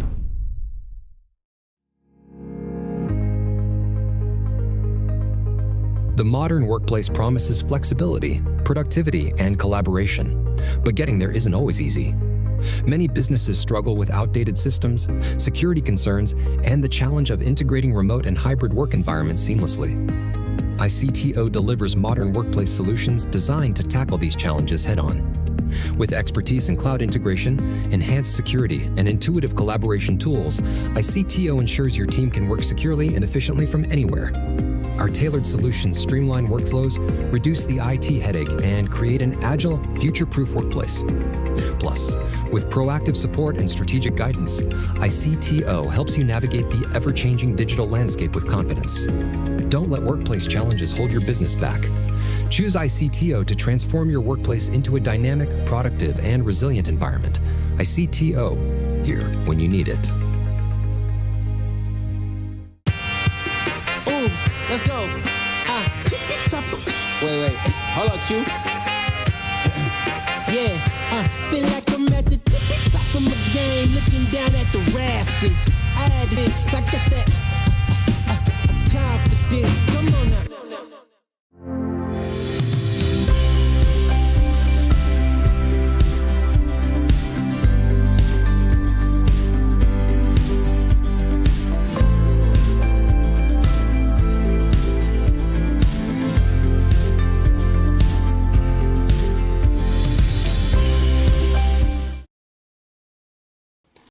Thanks, Chanel, for stepping in. How's it going? Yeah, it's going very well. Enjoying these games have been fantastic this afternoon. And I think it's cooled down a bit, or maybe it's just me because I'm not on court. I think you're near the far The exit door. as you open, so you've got the best seat in the house, Chanel, because you can watch some great pickleball and you've got a bit of a breeze as well. I'm absolutely dripping, having just done a bit of work in the store. But anyway, enough of me. Let's talk about this match then. Obviously, your mixed doubles partner's on here. What do you think? Yeah, so I commentated on his game earlier and he was solid. You know, hitting angles. I think Phil was questioning whether he was double jointed at one point. You questioned that? So, yeah, he's looking really, really good today. Well, this is the second time he's played with Andrew. They've played a few more times than that. I think it's the second time. Yeah. So is he still trying to find a male partner, or is he? Do you think he's happy with Andrew? No, I think he's playing with quite a few partners. Josh as well, Josh Guy. Okay. But Andrew and Dan are partnering in the Open. Oh, okay. 25 plus. Cool. So that's a partnership really that has to work then, really, doesn't it? Yes, it has to. Yeah, they've signed up and it's a done deal. And obviously our Mr. Tim Spurway and Dan Parrett, I think they have played together once before as well, They I have. think. Yeah. Yes. Yeah. So that'll be interesting.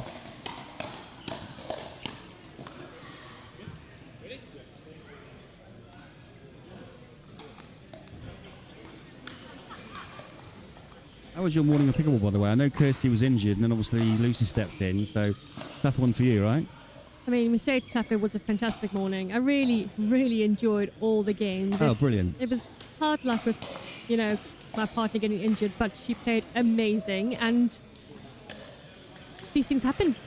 Were you 2-0 when she got injured, I think, weren't We you? were, 1-0, so But we you were were on up the way in for you were on the way for 2-0, weren't you? Yeah. Yeah, so I couldn't qualify any further with Lucy because she was already playing with May, but it was a great morning. Well, as always, Chanel, you're lovely and gracious and when under adversity. It's a fair play. We love that in pickleball.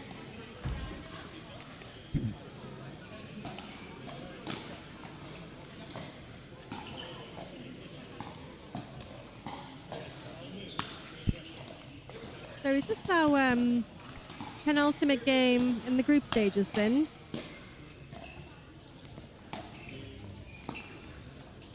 Indeed it is. We have this one, and then the next match is Tom Corfield, Tom Crisp, Ian Marshall and Dom Pitchfork. And then we're into semi-finals 1 and 2, and then the final. Just a quick rundown of the group so far. Group 1, Mayo and Baker have 3 wins and 1 loss. Parker and O'Brien, 4 wins. So they're looking pretty nailed on to get through. Henley and Raja, 1 win, 3 losses. Parrett and Spurway, 1 win, 3 loss. Hailstone and Pontin, 3 wins, 1 loss. So based on that, you'd think that Parker and O'Brien will definitely go through. Yeah. Toss up between Mayo, Baker and Parrett and Spurway. Hailstone and Pontin. Yeah. Thanks for that point. No, Chanel, even God, I'm falling apart here already. And then in Group 2, we have Mays and Gleed with 2 wins, 1 loss. Crisp and Corfield with 3 wins. Fish and Sison with 1 win. Marshall and Pitchfork with 3 wins. Sarda and Ullah, 3 losses. Clark and Calton, 3 losses. So, again, nailed on would be Crisp and Corfield and Marshall and Pitchfork. There is a joking with that pairing, but I just can't think of it at the moment.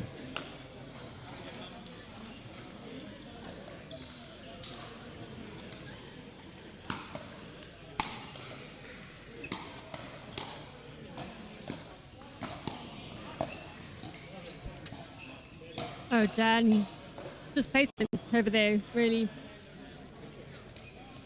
Yeah, we say this a lot. Placement over power is so much better sometimes. Very true.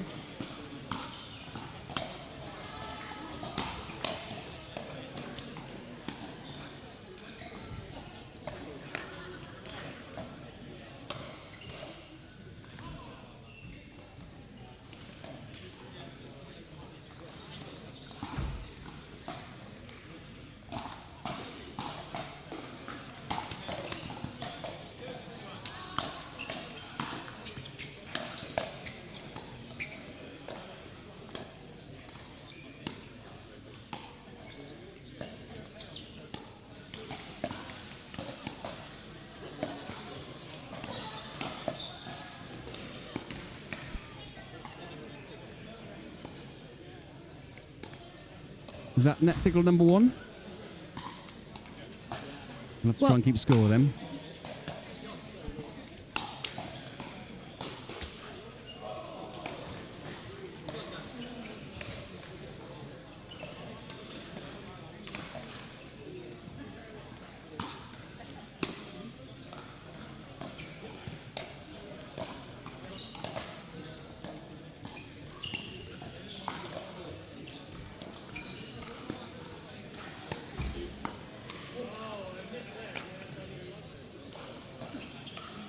What was wrong with that technique then, Chanel? You'll know the answer to that, won't you?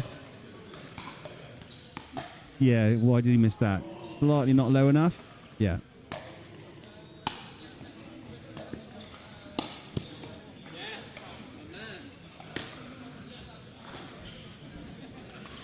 Showman Dan Parrett with his Ernie.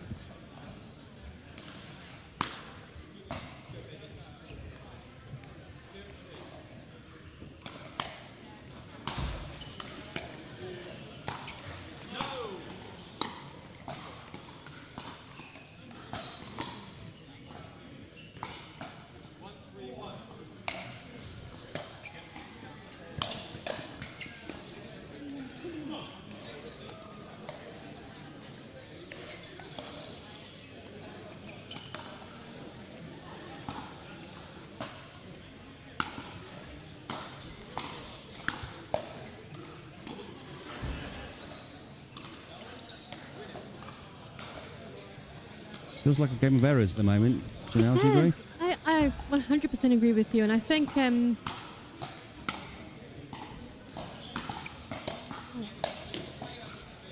play, great play. Trust Dan to prove me wrong. Yeah.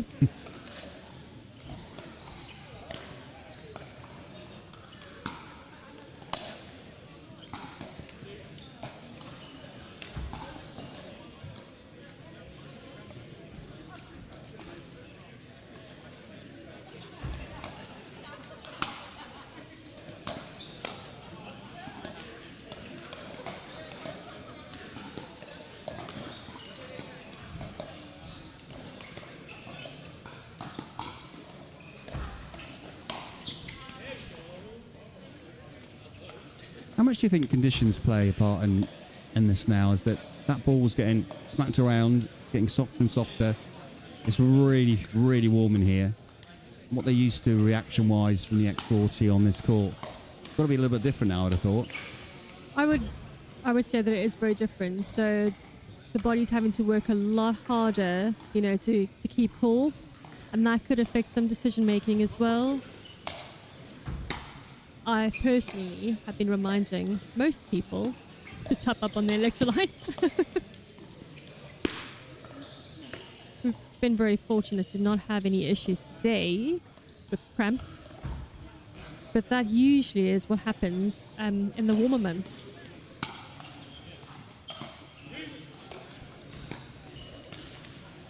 Yeah, this feels like not only a battle of wills, but a battle of physical strength and fitness.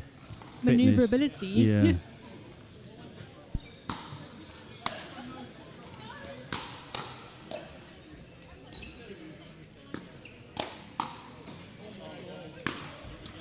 That's net tickle number 2.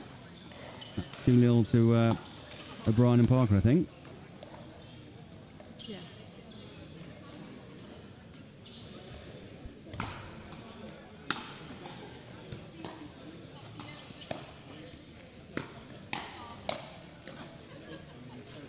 Great pickup. He read that play really well, didn't he? Yeah.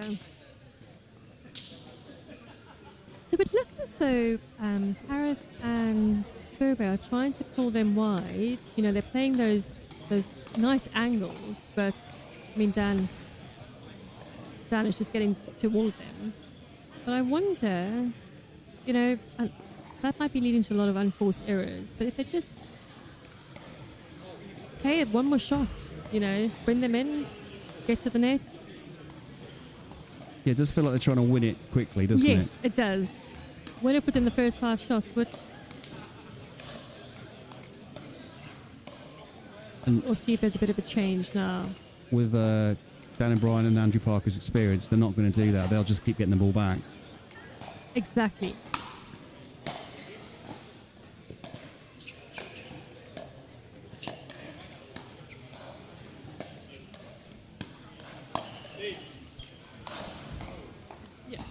Folks, we said it here first.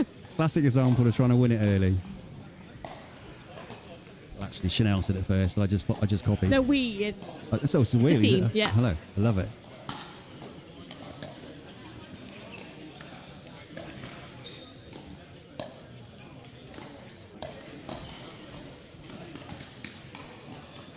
I hope Tim Spurway listens to this back and maybe we can advise him with some coaching, Chanel. Patience.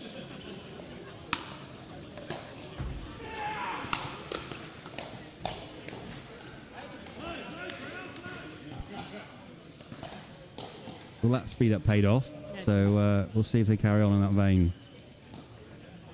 There's still laughs, which is always a good sign.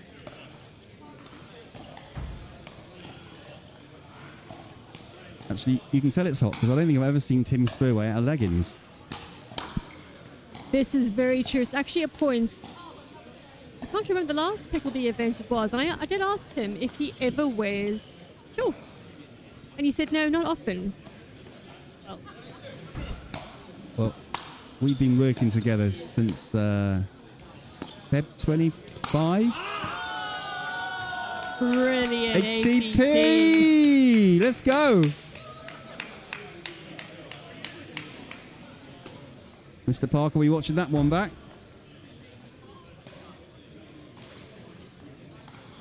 Great work on string direction by Jake Matthews. He's got it nailed on the replay.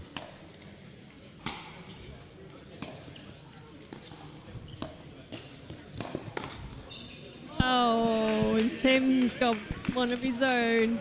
There we go. I question that. Does it count if someone hits an ATP and then it's defended but goes out? Does that count as an ATP? I mean, it does. It's an attempt, surely. You don't want to give Tim Spurway too much credit. No, okay. I didn't get the memo until now. He's had enough airtime about the shorts, I think.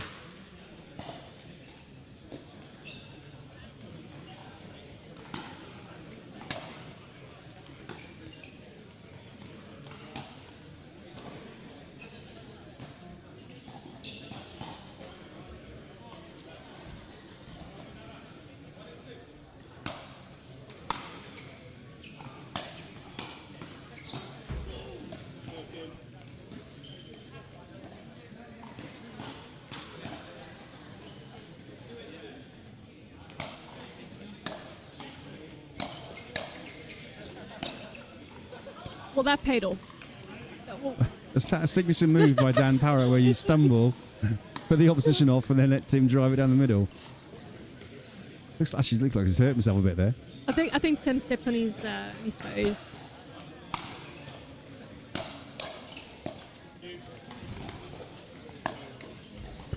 Tim Spurway's done something on a lot of people's toes, Chidell, just so you know. I was waiting for that. I don't want to ruin the point.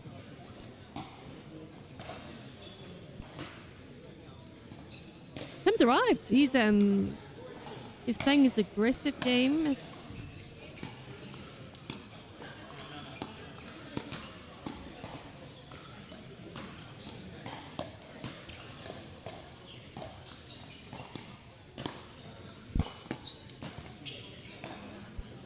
Smart play by Parker and O'Brien. They just slowed it right down, didn't they? They were on a momentum roll, winning with speed, and they just slowed it right down.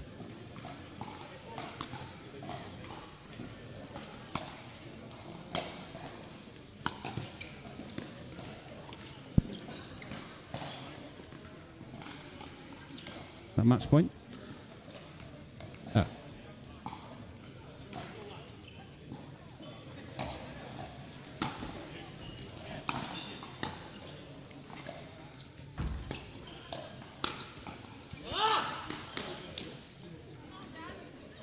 Fantastic point construction by O'Brien.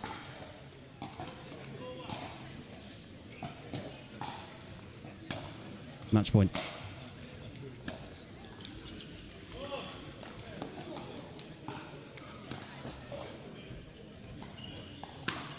Second match point. Let's see if they can get it done this time around.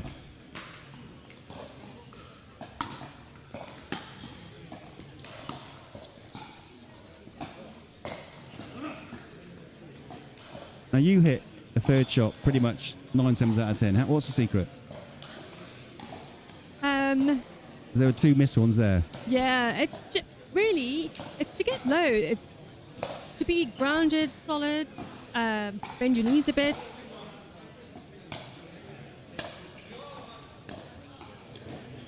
So I do it and push off, push off then to try and to get the lift. You push up to get the lift, yeah. Shake and bake my own third shot.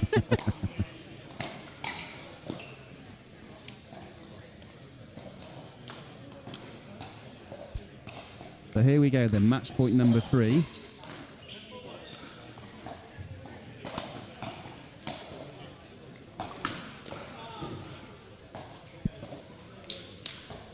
And there it is. Another win for Parker and O'Brien, so that means they will definitely go through to semis. I suspect, pretty sure that Parker and Spurway will be out. We are going to go to a very short ad break whilst these guys warm up and we cool down. See you shortly.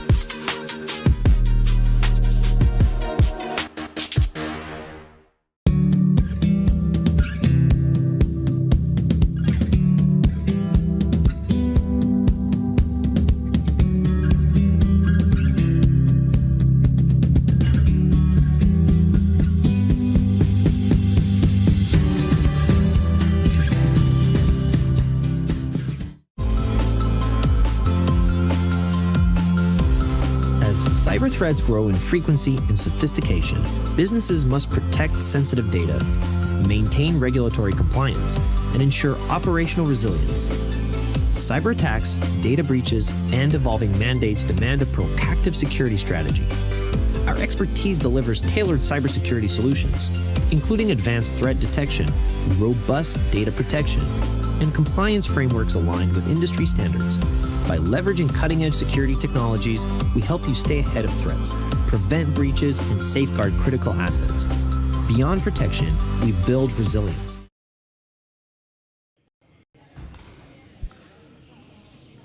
Welcome back, ladies and gentlemen, to the Hampshire Court Hotel, where it's probably now 28 degrees inside the hall. We have our last group match, which is at the bottom of your screen.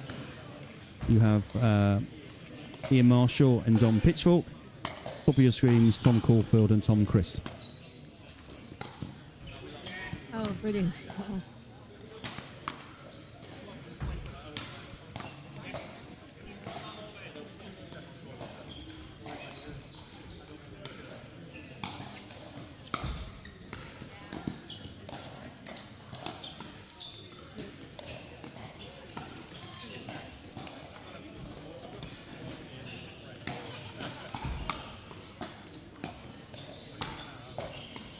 Oh, good. Oh, he's cool with it.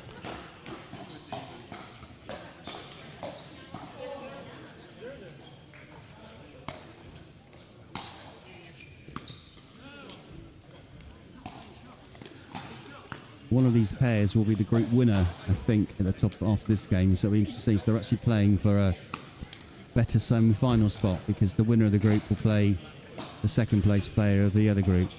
So it's quite an important match.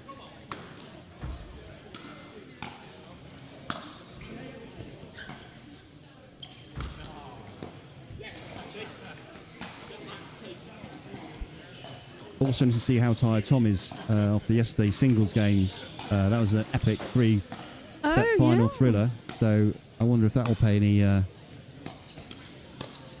effect on his game today.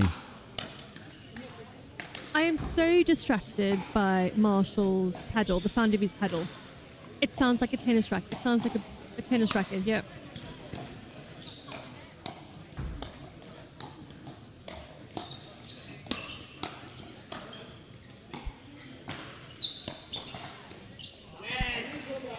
I should probably know more about the sound of a paddle, bearing in mind what one of my many jobs is, but you're right. It's out of those three paddles that are clearly all foam, it does sound very different.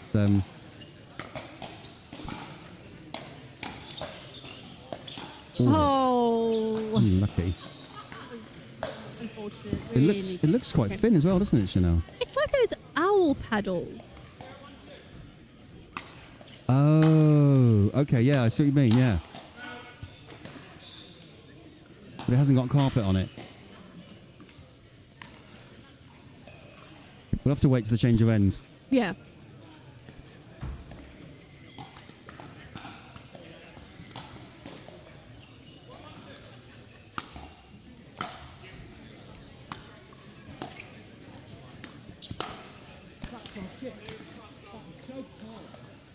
That's an interesting shot, isn't it? When you've got to run forward, they've dropped the ball short.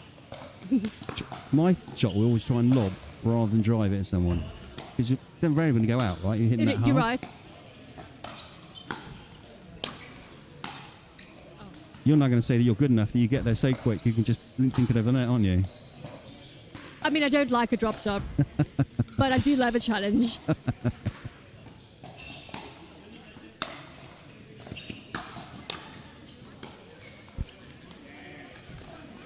So I noticed they're doing a really good job to keep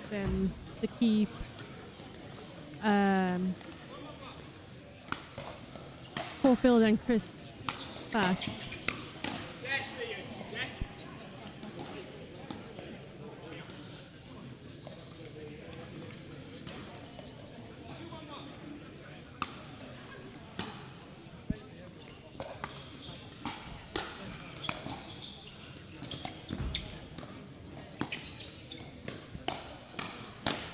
Oh, fantastic point.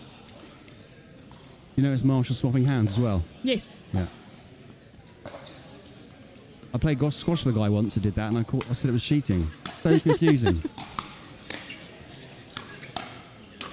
Oh.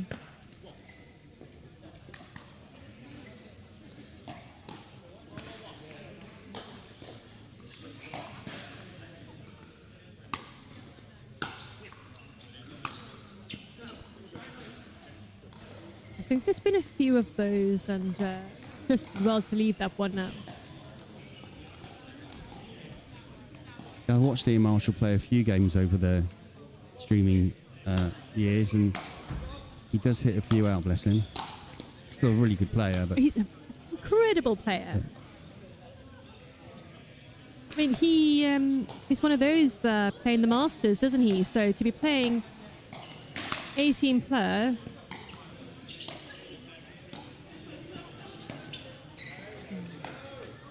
you have to take your hat out to a lot of these players that are playing in the 18 plus. Rochelle Penrose, Dora Jones. Oh, yes. Ian Marshall. Yeah, it's incredible to see that age bracket still performing so well. And that's the great thing about pickleball. The longevity of it. Great speed up. Fantastic. Well, I was just thinking more because he was dominating a couple of points ago. Ian Marshall was.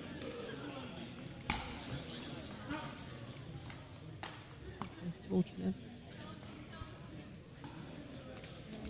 So, have you been picked yet for the Masters? For Masters? No, I think I'm... Sorry, I'm so sorry, Chanel. Sorry.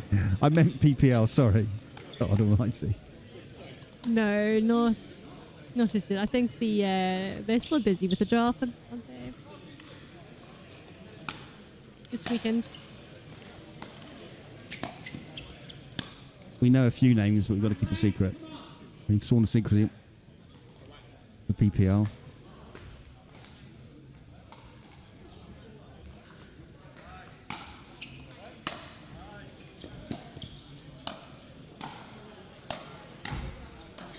Just to reiterate, Masters I thought in my head was like master of the game. Okay, no, that's is that okay? That's perfect. Oh! They were there though.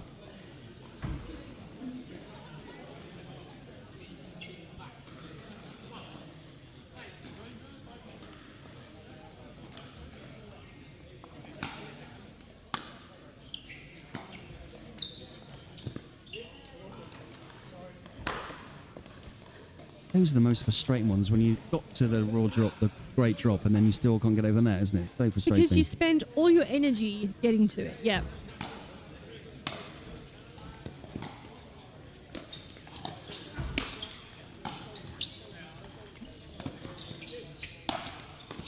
Oh.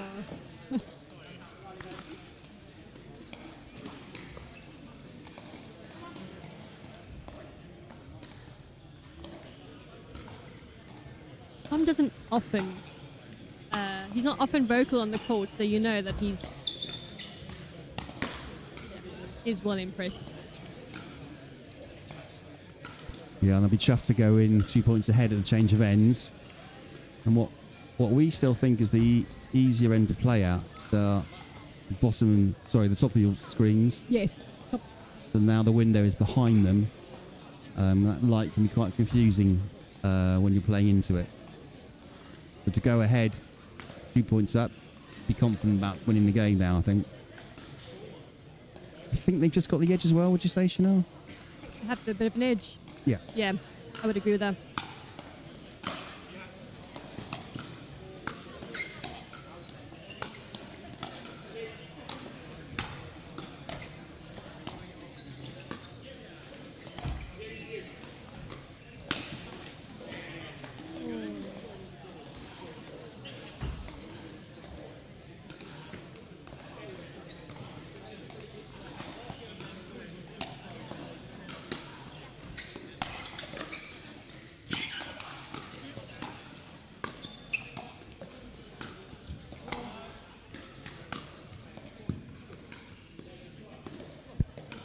I think that's the unconventional swing sometimes is what makes the ball go out.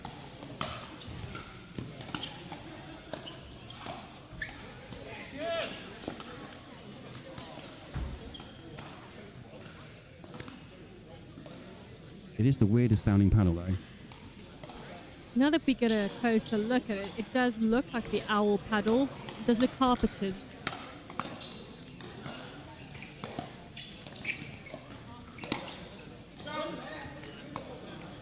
I'd have loved to have been in that R&D meeting when someone said, I've got an idea. I'm going to put a carpet on some paddle. What do you think? And the guys are like, what? What? Why not?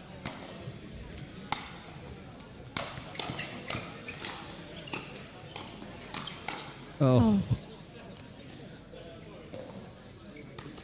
6, 7.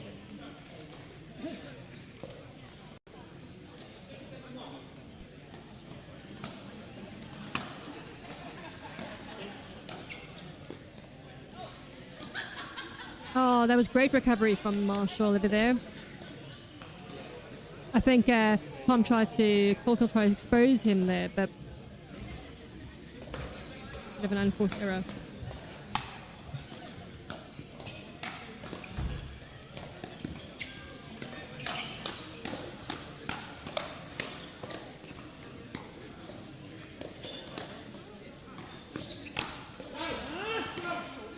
Brilliant play. That's awesome. Like, what a hand battle. Yeah. And commentators curse, these guys have proved us completely wrong. They've changed ends. And now 1 point ahead.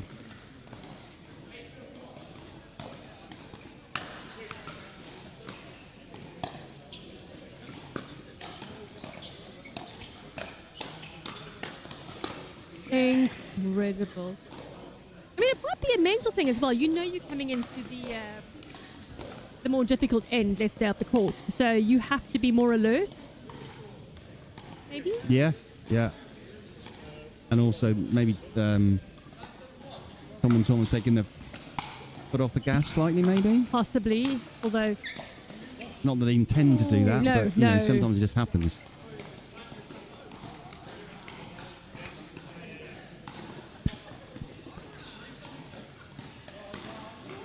Oh.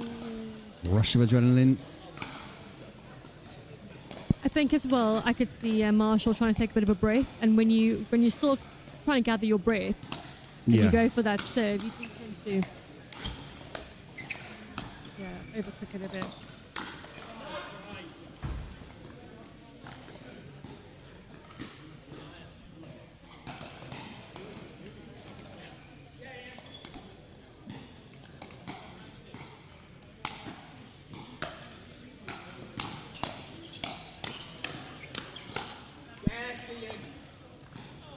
They are winning those hand battles, aren't they? They are winning every single hands battle.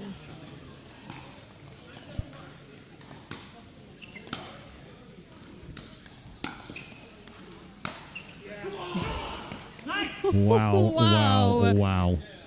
You cannot do much against that. Match point.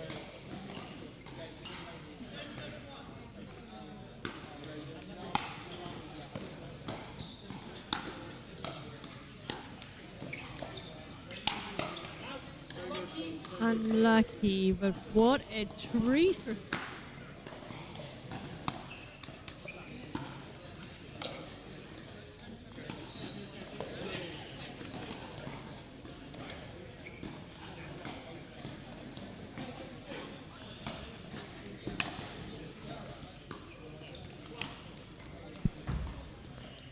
I love how someone blames the paddle. He just played like 5 or 6 awesome points and then one bad shot and it's the paddle's fault. But again, so a bit earlier you spoke about conditions. If you have a look, Marshall does seem to be breathing a lot heavier, and that does affect your shots. It affects your decision making, movement on the court. And also he's playing with guys like probably, you know, half his age. Yeah.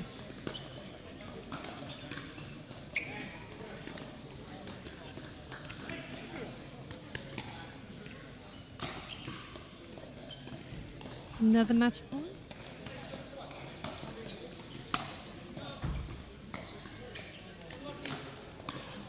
Is that third again, Chanel? Yeah, how many times today have we seen it on match point? Yeah. The third shot in a the bit net. tense, stand up a bit straighter. Just Oh. That's a gift. Is the There we water go. game. So I think we'll see both these pairs in the semis. I suspect it might be Crisp and Corfield in the first one. We'll see what's Mr. Beale turns it around. But in the meantime, we're going to go to a short ad break, and we will see you shortly.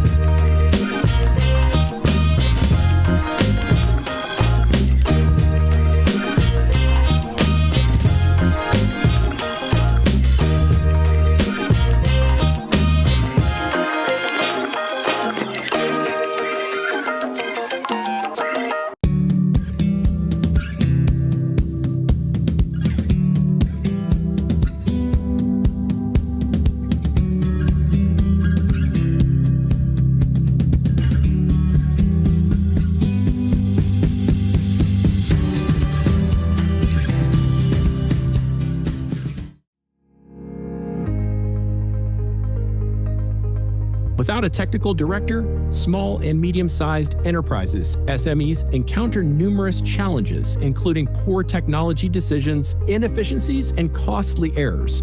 Teams may lack direction, leading to delays and accumulating technical debt. Without strategic oversight, SMEs risk falling behind competitors and missing out on growth opportunities. To address these challenges, ICTO offers a fractional technical director service. This approach provides high-level technical leadership without the financial burden of a full-time hire. Startups and SMEs benefit from strategic guidance on software architecture, product development, and technology roadmaps while maintaining manageable expenses.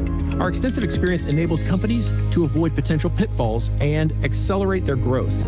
An ICTO fractional director brings scalable technology strategies and enhances team development without disrupting daily operations. By evaluating technology stacks, streamlining processes, and mentoring in-house teams, we improve efficiency and long-term stability. Our external perspective helps identify issues that internal teams may overlook. ICTO provides flexibility and agility, which are essential for navigating rapidly evolving markets. Companies can adjust our involvement based on project requirements, funding rounds, or significant strategic shifts. With our expert guidance, businesses make informed technical decisions, mitigate risks, and maintain their competitiveness. ICTO, here when you need it.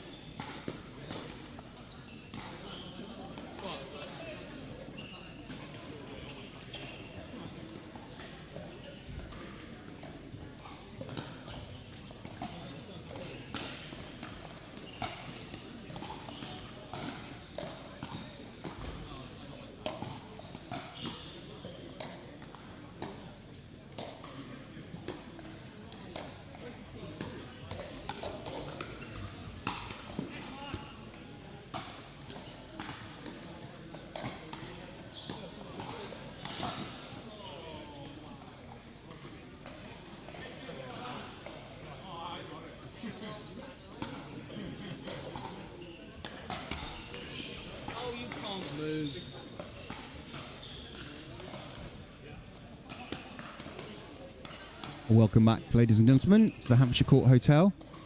We have our first semi-final, which is Tom Crisp and Tom Corfield against Dan O'Brien and Andrew Parker. Tom Crisp and Tom Corfield are at the top of your screens. Andrew Parker and Dan O'Brien at the bottom of the screens, and they'll be serving first.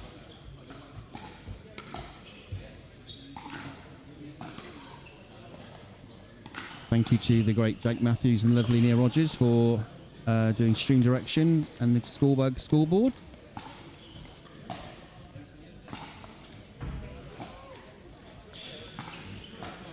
Thanks for all the comments on YouTube. If you want to give us a shout, put a comment up and we'll do our best to give a shout out on the live stream.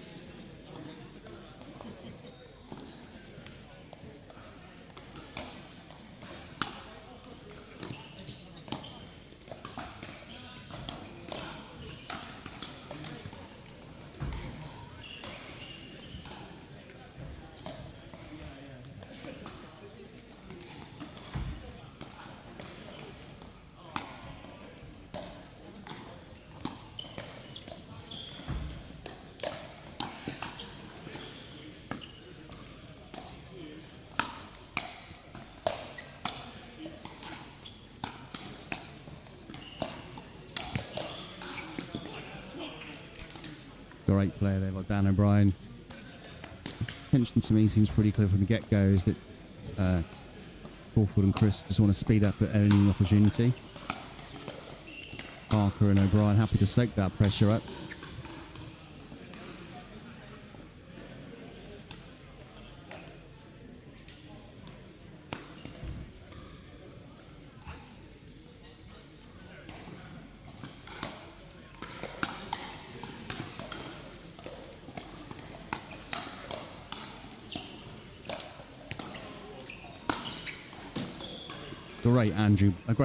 Great angle by Andrew Parker. That's the way to put a smash away.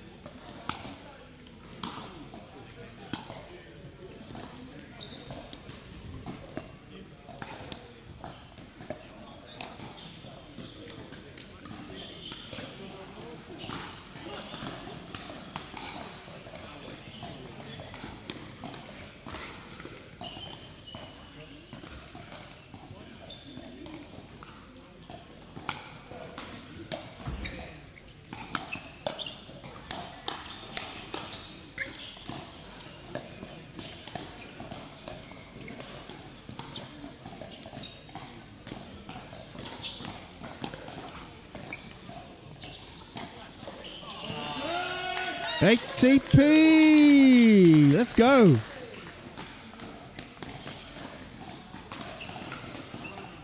Jake Matthews nailing that on the playback.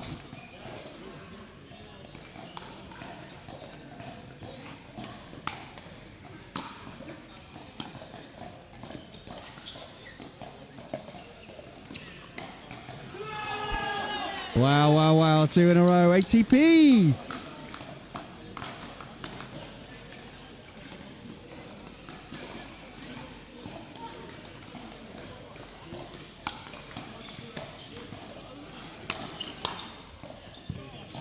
Great put away there by Parker.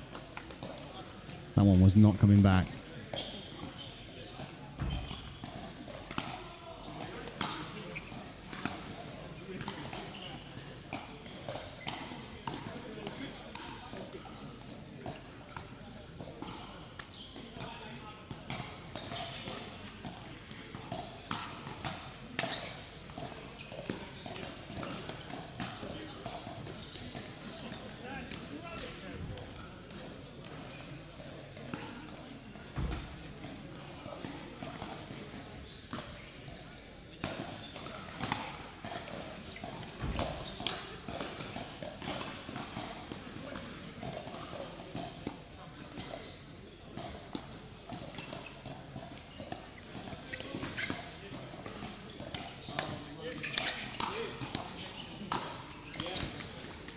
What a great rally that was. Defended ATP.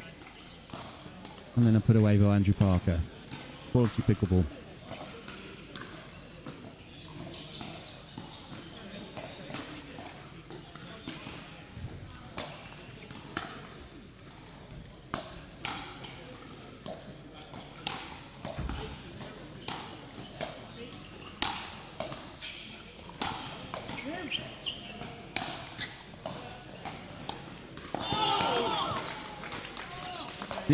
Defense. One thing about Dan O'Brien, you've got to work really hard to get the ball past him.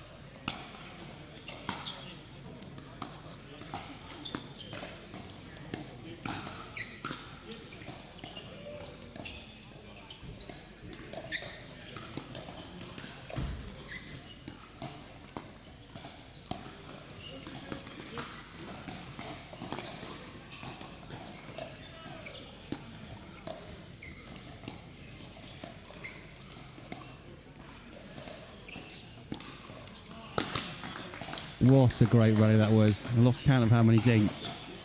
Slightly broke down the last one, but that is how you dink, ladies and gentlemen.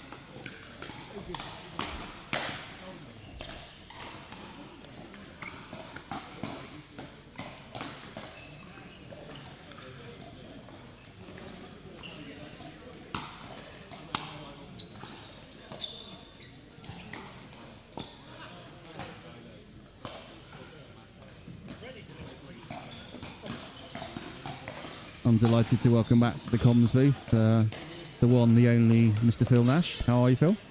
Very well. Refreshed. Yep. Managed to have something to drink and eat, so raring to go again. Good to know.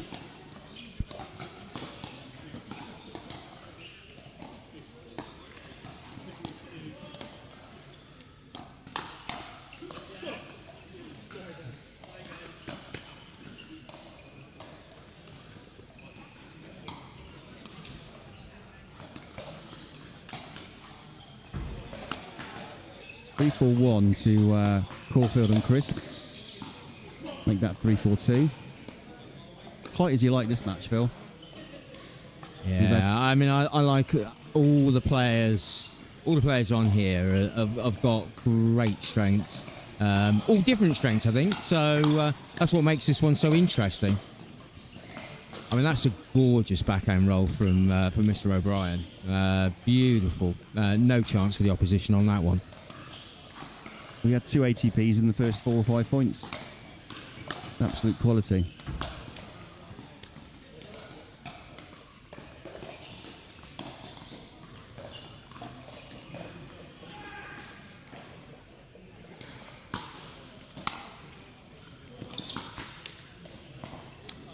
Ooh, fine margins, fine margins. Another inch or two, or for you younger people, 4 centimetres.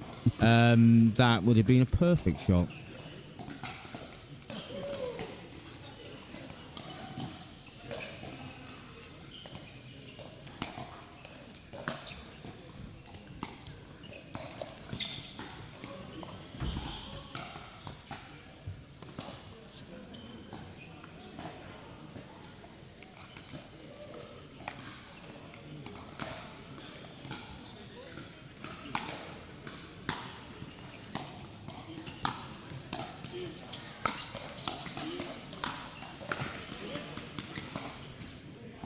Yeah, great pressure by Parker. Wore the opposition down. I mean, there were a couple of insane gets from Corfield, but Parker just too much in the end.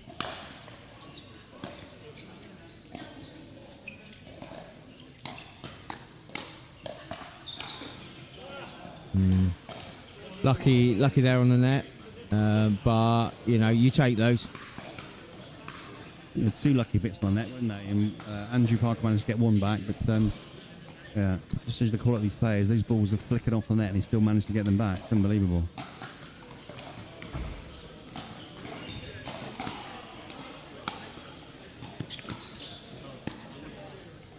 Great drop from Parker. Gave Chris no chance whatsoever. Right down on his shoelaces and right to the side. So superb shot.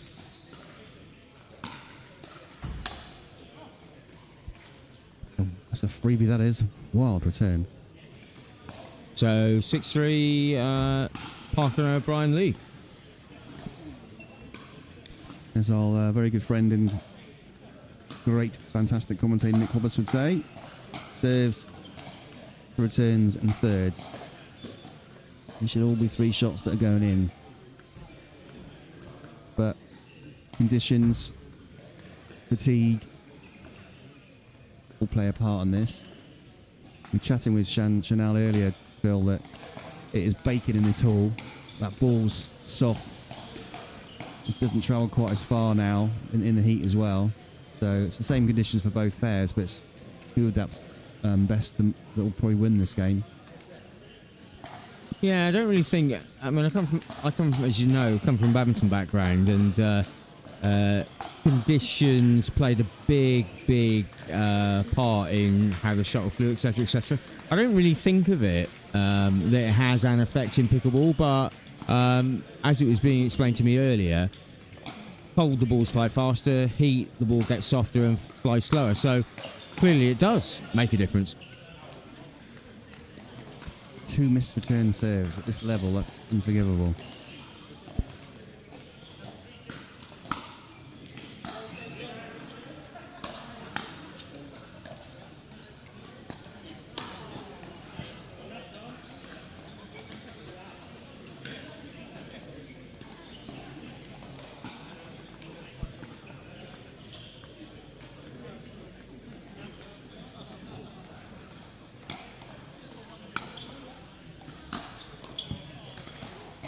That's a drive from Corfield. I think he caught O'Brien a little bit, nudging over towards the middle, spotted the gap and absolutely nailed it. That was a slow to unwind stack, I think, as well, wasn't it? It's just Corfield spotted it. Oh, and again. Yeah, starting to find the gaps, the 2 Toms, aren't they?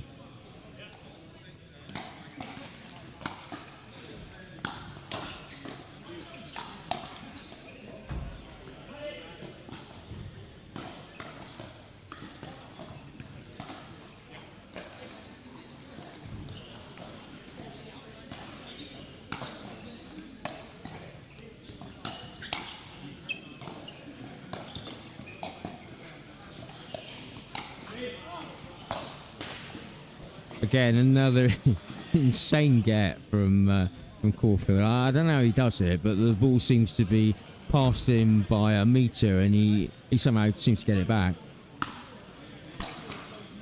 Yeah, I was also saying to Chanel, Phil, about yesterday's singles final that Tom had. I wonder how much that'll play in today's games. It was an all epic final. Lovely. That's some great covering play. Really great backhand smash. I mean, yeah, I think that's come out the badminton playbook, the way he played that, and then the way Corfield. So that was from Crisp, and then the way Corfield slid over and covered. Awesome play.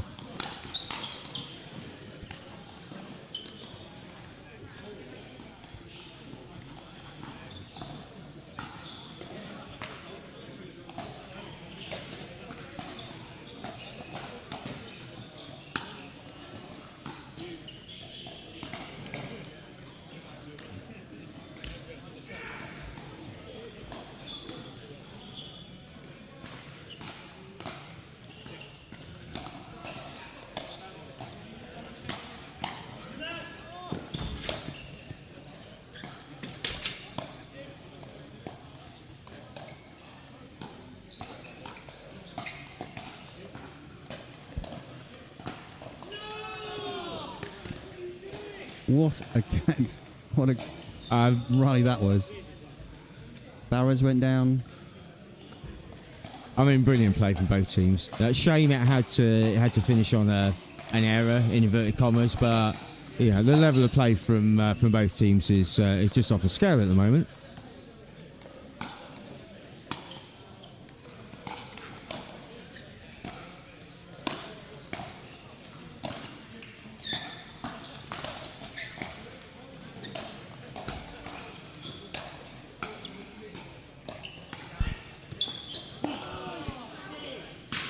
Again, great play from both. I mean, Corfield, insane defence.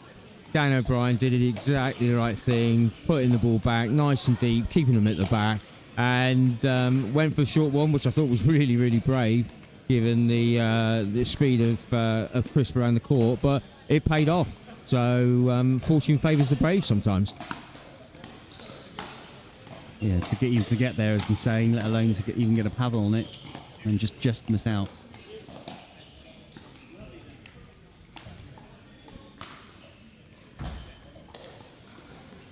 They wonder now as it draws closer to the finishing, and they might just try a little bit too hard on some of these points. That one from Corfield then just trying to make a winner off something that wasn't really there. Oh.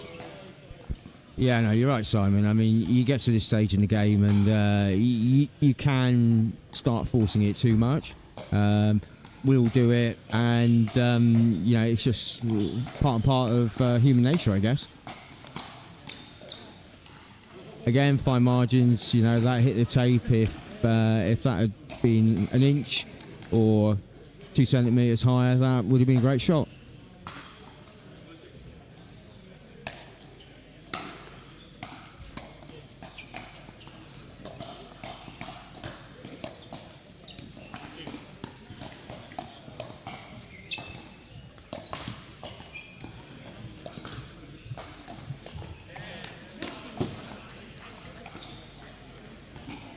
Dan O'Brien not happy with that one, but that was a fairly good speed up from Tom. So just frustrated. Sorry, Phil. Just frustrated he didn't get it back.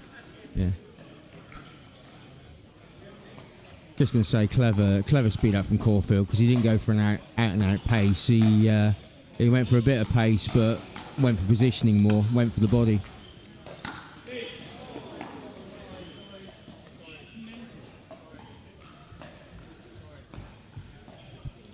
That was nasty.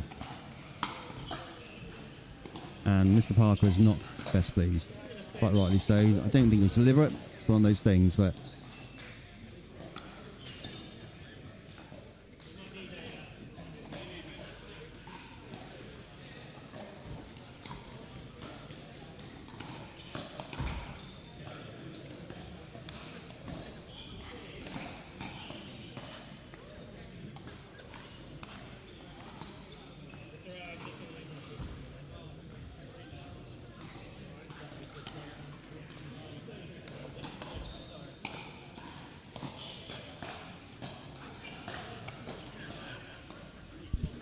yeah, a little bit of a pause here whilst Parker wipes the court, where he fell over and obviously deposited a bit of sweat on the court. So quite sensible. Make sure the surface is as safe as possible.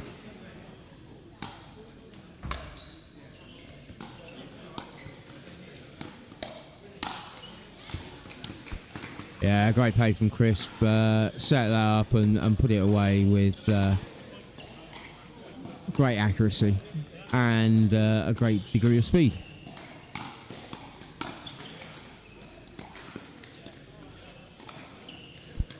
Yeah, Corfield won't be happy with that one.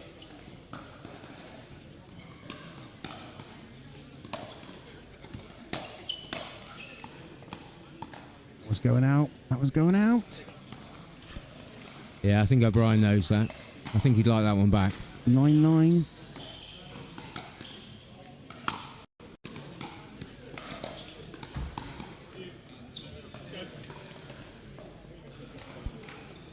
Could that be 9-9 first server. Could that be the momentum change? You feel that Brian and Parker have had a couple of bits of bad luck. They need now to go in their favour.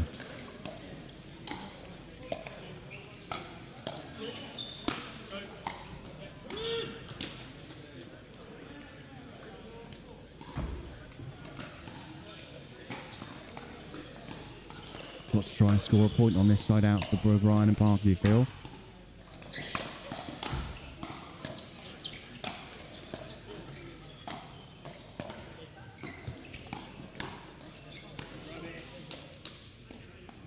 Non-scoring side out. So here we go, 9-9.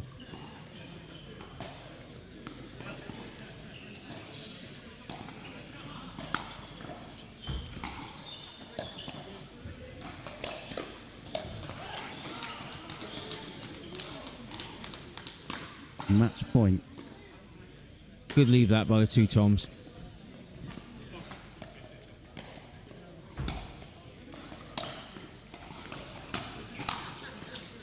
That's a great angle by Parker. Absolutely not coming back from that. Yeah, really emphatic that. That wasn't coming back.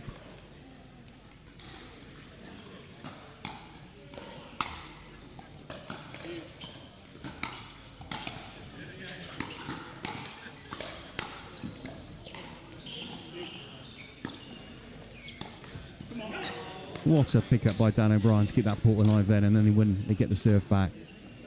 So, insane hands, absolutely insane. This is as tight as you like. 9-10-1.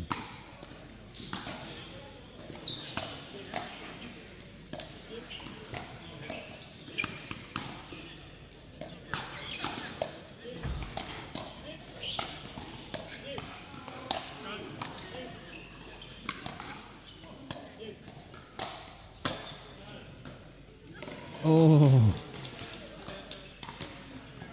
Slightly hampered by the barrier there, Dan O'Brien.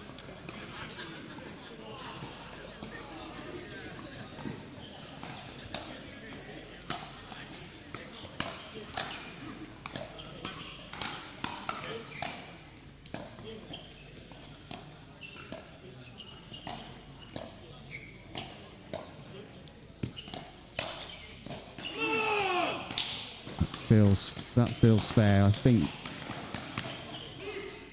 that's exactly the little bit of luck I was talking about earlier they needed. So here we go, match point.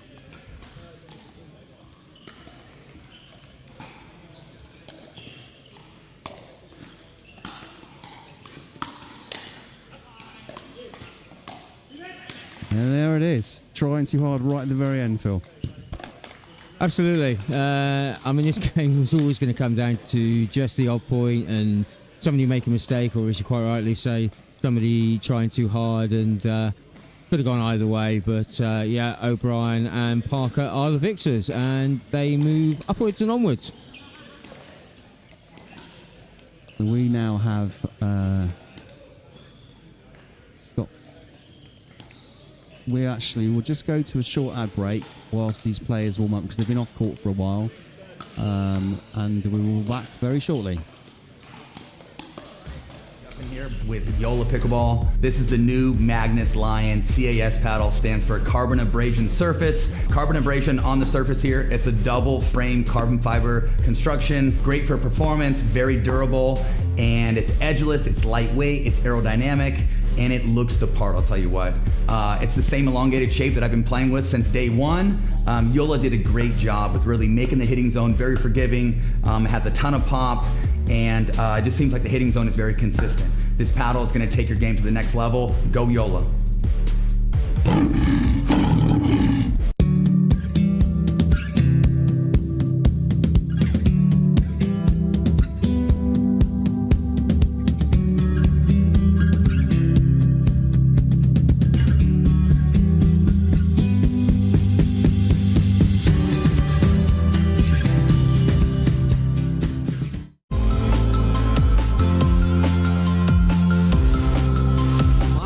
Landscapes are increasingly complex, with evolving security threats and the growing demand for seamless service delivery. A managed IT SIM platform enables businesses to overcome these challenges by streamlining processes, enhancing operational efficiency, strengthening security measures, and providing a scalable, cost-effective approach to IT service management. iCTO helps businesses optimize their managed IT SIM platforms by providing expert guidance, automation, and strategic IT service management solutions, ensuring efficiency, scalability, and enhanced service delivery while reducing costs and downtime. iCTO, here when you need it.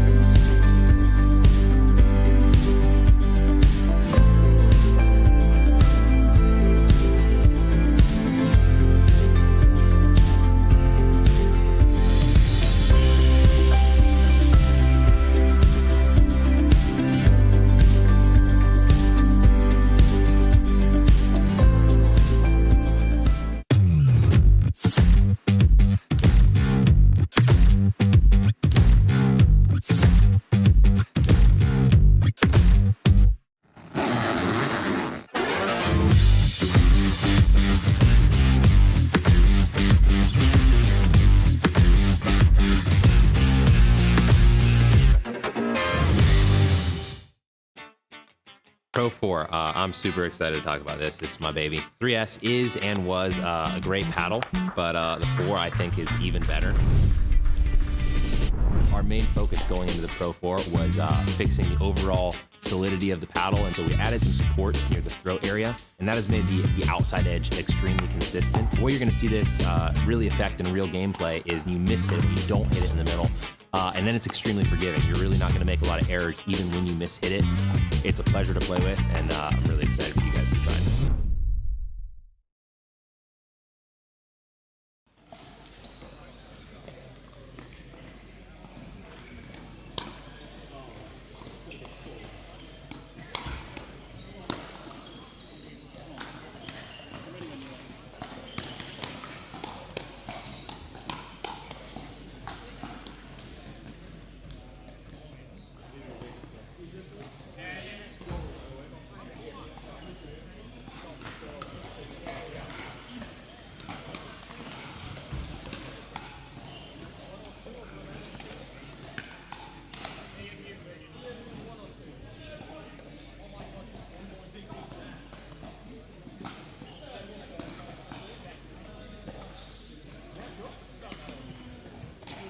Okay, here we are, back with the second semi-final, men's 4.5 plus 18 plus. We have Mayo and Baker versus Marshall and Pitchfork. Just figuring out who's serving. Looks like it's going to be Pitchfork at the top of your screen. Chanel Lowe back in commentary with me. Welcome back, Chanel. Thanks, Phil. That was an epic first semi-final.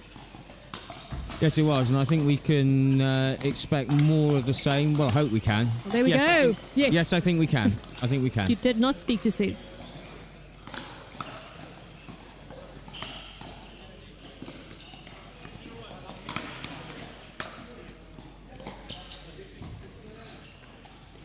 Mayo won't be happy with that one, but as per normal, smile on his face, he just got on with the next point.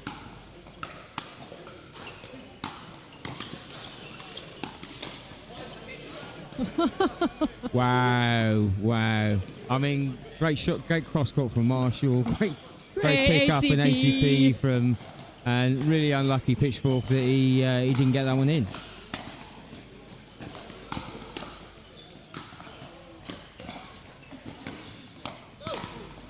Well, if you can put it away, then... Yeah. Well, I mean, that was great. That was really quick hands just to... yeah, okay, it was probably flying out, but the way he put that away was superb. Yeah. And there we go again.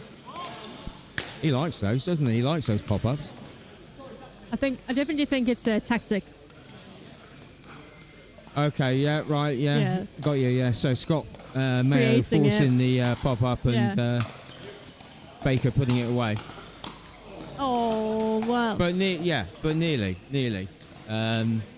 You know, he moved across to take that, didn't he? He just was unlucky on that occasion, but it was there. Absolutely. That's a good angle by Marshall. I mean, I didn't know, and I think Mayo and Baker didn't know until the last minute exactly where he was going to put it.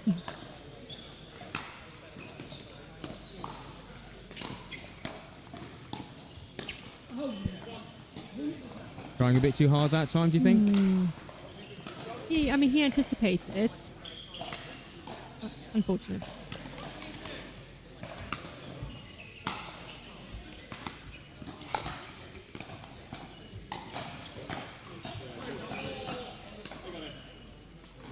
Good pressure there from Mayo. Kept putting it back deep and deep and deep. Yeah.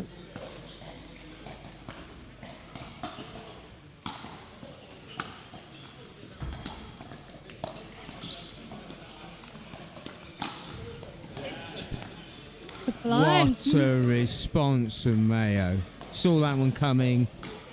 Decent speed up from Marshall, but Mayo read it with interest. Yeah.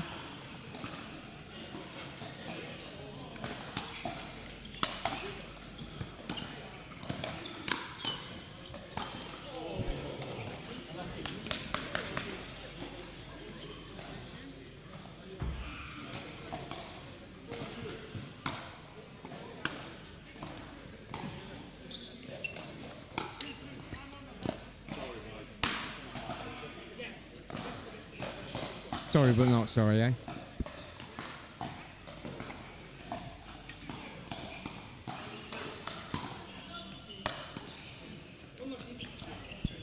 Okay. Yeah, quick Impressive change of ends. stuff from Yeah. Baker and Mayo. I think they've definitely come in with a plan. And I was talking to Scott earlier, and he's playing more on the front foot than I've kind of seen him play before. Yeah. I mean, normally he plays with Adams, doesn't he? Yes. And they play a different way. Yeah. But I think this partnership, Scott seems to be playing differently. He seems to be more on the front foot, more forcing the play. Yes. No, you're right.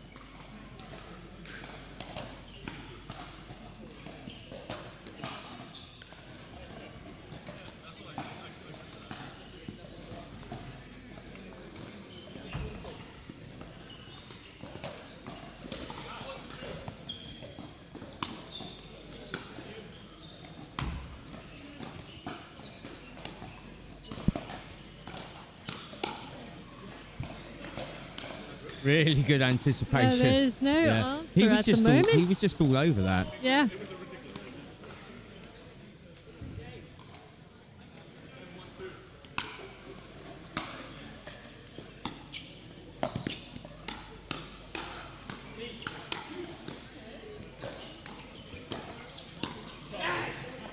That Yeah.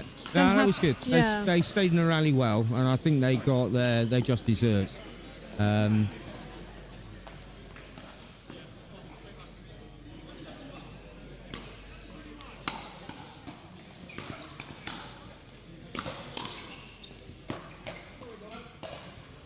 Yeah, a little bit of confusion maybe. Yeah. One should have called. Could have been well. I think I it mean, was. should have been I think- Marshall's. Yeah. Absolutely, it was Marshall's ball, but I think he should have called for it. Yeah. Oh. That was good anticipation. Yeah. I mean, that was so fast.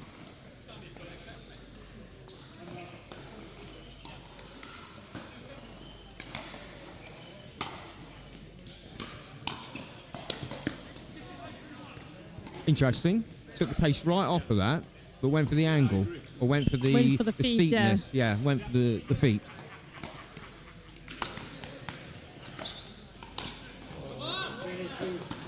Bit of a Creeping change in back into this, aren't momentum. they? Yeah.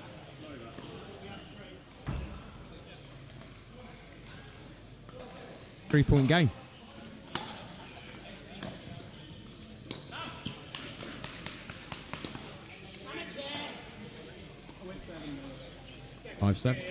Five seven, 2 points.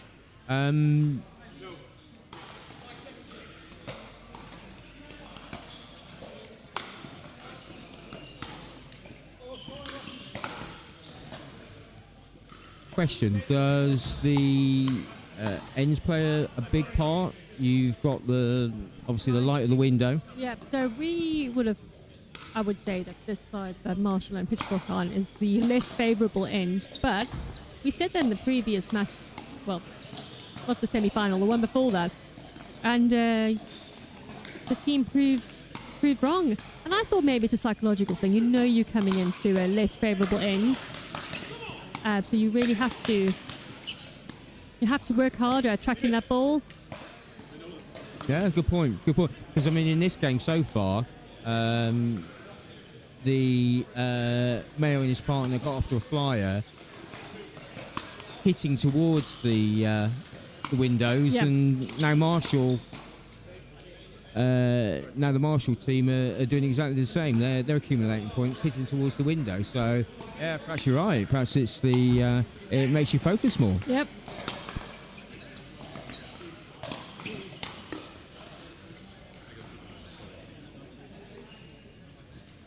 Good interception again. He read that. He read that really well. And he wasn't very high either. No.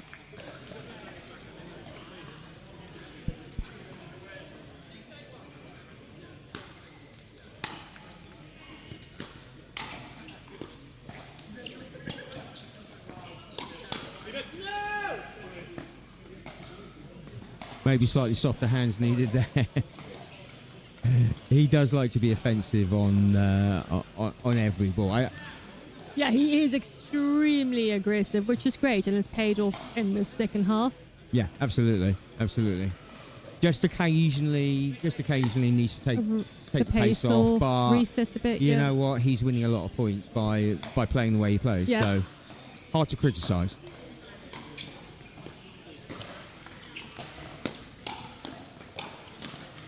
Oh. Good hands there by Mayo. Yeah. 2 or 3 times.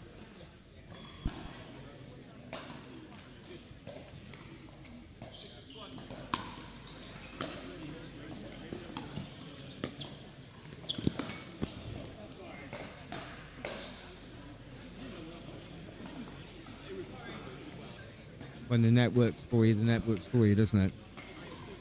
Yeah.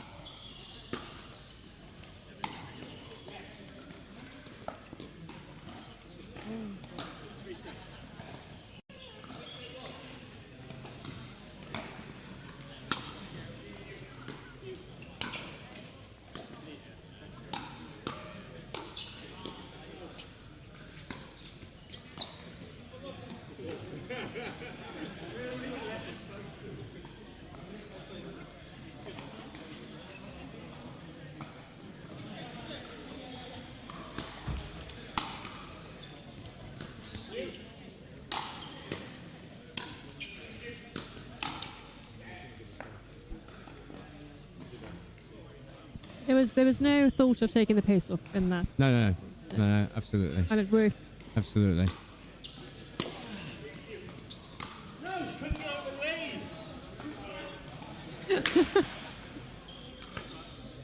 Don't you just hate that? You know you want to get out of the way and Because when you're 6 foot. yeah, absolutely. Hard. Absolutely.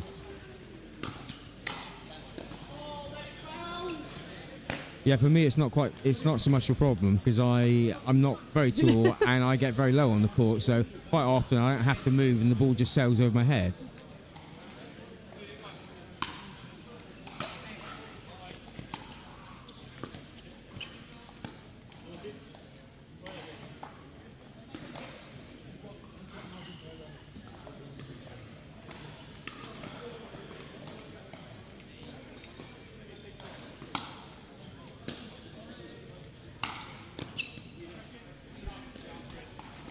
Good serve by Mayo, really deep, and then good follow-up drive.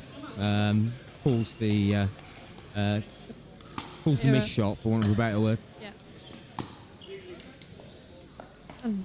And just as we praise him, always the way, isn't it? It really is the commentator's curse. Oh.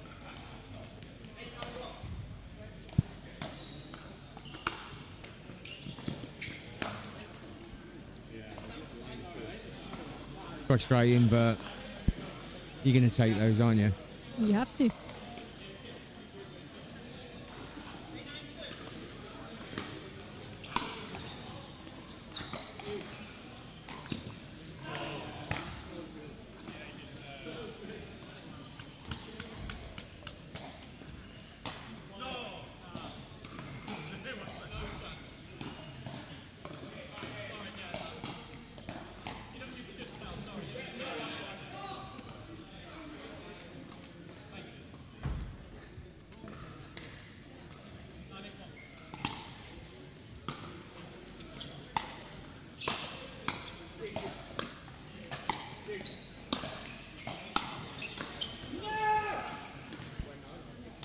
Great defence by Mayo and Mayo and Baker.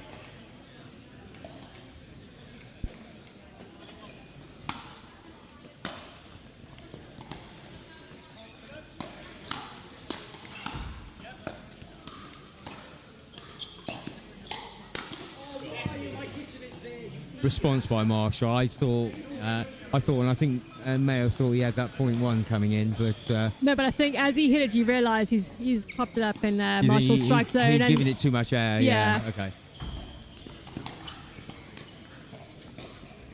Oh, and that's it. What a game! So, Mayo and Baker advance to the final, and Pitchfork and Marshall will play in the bronze final. So, we will go to the ad break and we'll be back with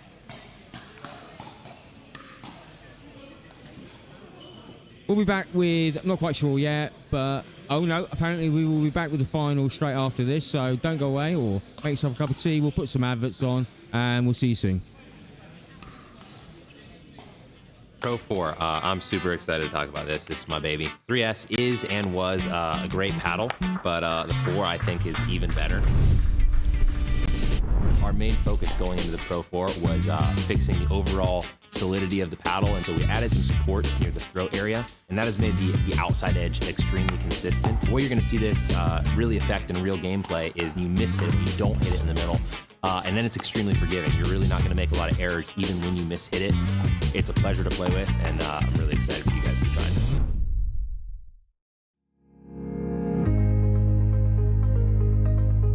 The modern workplace promises flexibility, productivity, and collaboration, but getting there isn't always easy.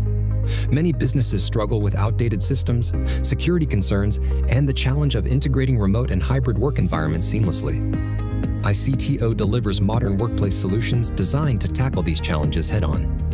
With expertise in cloud integration, enhanced security, and intuitive collaboration tools, ICTO ensures your team can work securely and efficiently from anywhere. Our tailored solutions streamline workflows, reduce the IT headache, and create an agile, future-proof workplace. Plus, with proactive support and strategic guidance, ICTO helps you navigate the ever-changing digital landscape with confidence. Don't let workplace challenges hold your business back. Choose ICTO to transform your workplace into a dynamic, productive, and resilient environment. ICTO, here when you need it. Let's go. Wait. Hold on, Q. Yeah, feel like I'm at the tippy top of my game, looking down at the rafters. I had it, I got that confidence. Come on now.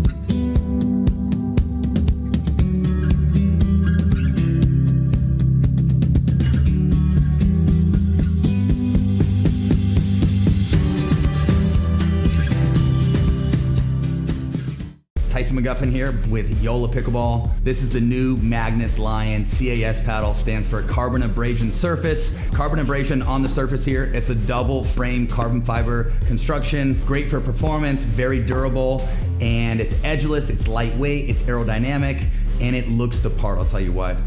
It's the same elongated shape that I've been playing with since day one.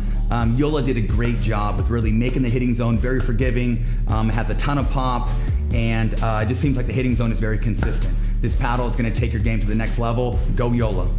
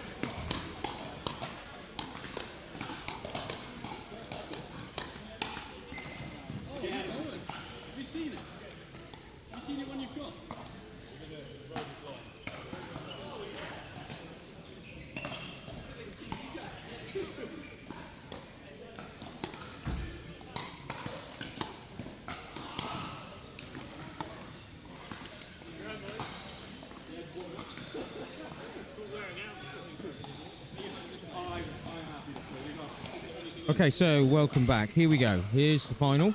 Exactly the same as with the ladies' final. Best of 3, 11, win by 1. And yeah, so the finalists are Dan O'Brien, Andrew Parker versus Scott Mayo and Baker. Joel Baker, to give him his full title. So let's just figure out who's got the serve and who's going to be at which end, and we'll get underway.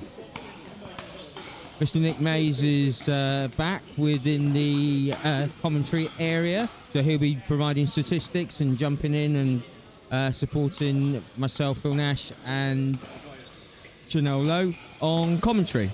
Looks like we're ready to go.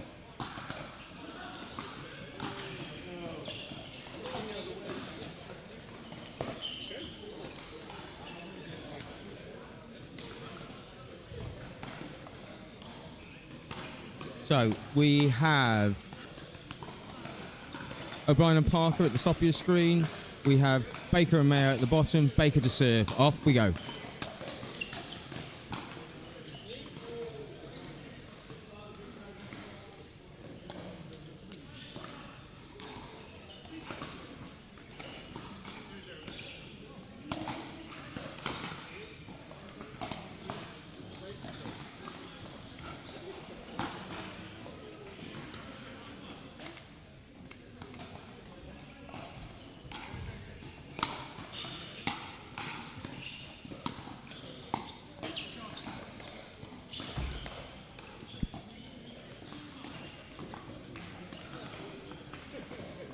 Good movement by O'Brien. Came over and took that little short shot at the net.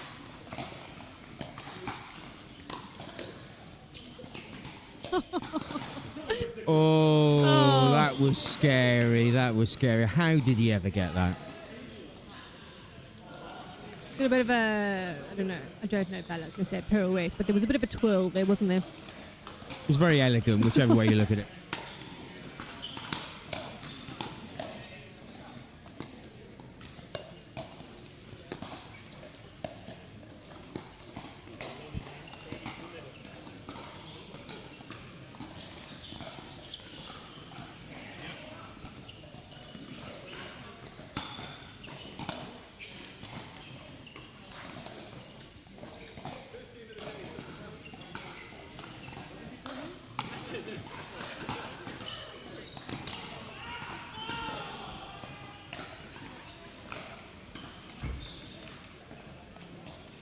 Parker to serve.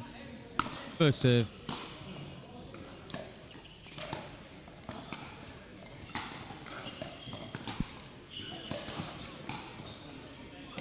(1-0) second server. O'Brien to serve.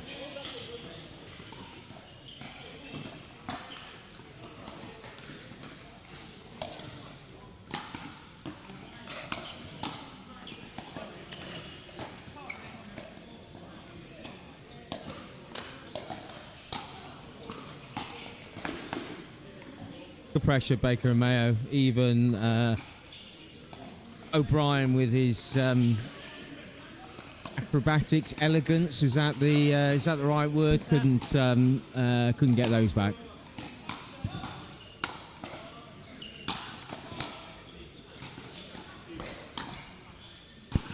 Nice shot. Yeah, nice finish by Parker. Almost looked like he was going to go and dink it, and then at the last minute. Pushed his wrist through and managed to put away.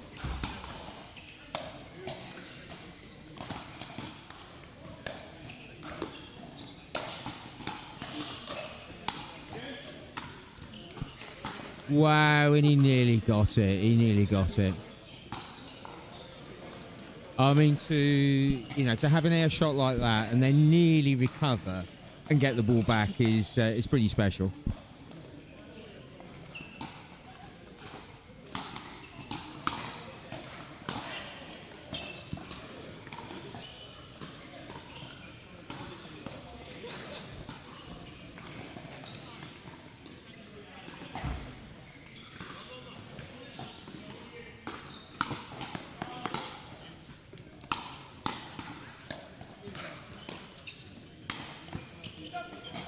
Kind of threaded the needle there. I mean, there was space, but not a lot of space, but lovely controlled shot.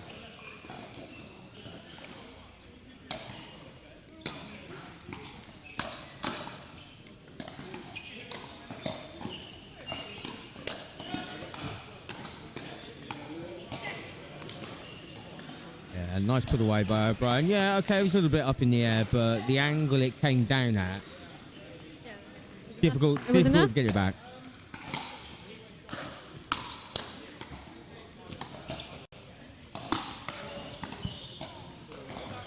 Yeah, pretty emphatic there by Mayo. No messing around. No, he was making sure of that. I don't think he wanted to play a follow-up smash. it was that body one. language, That's it. Yeah. Let's just go for the one.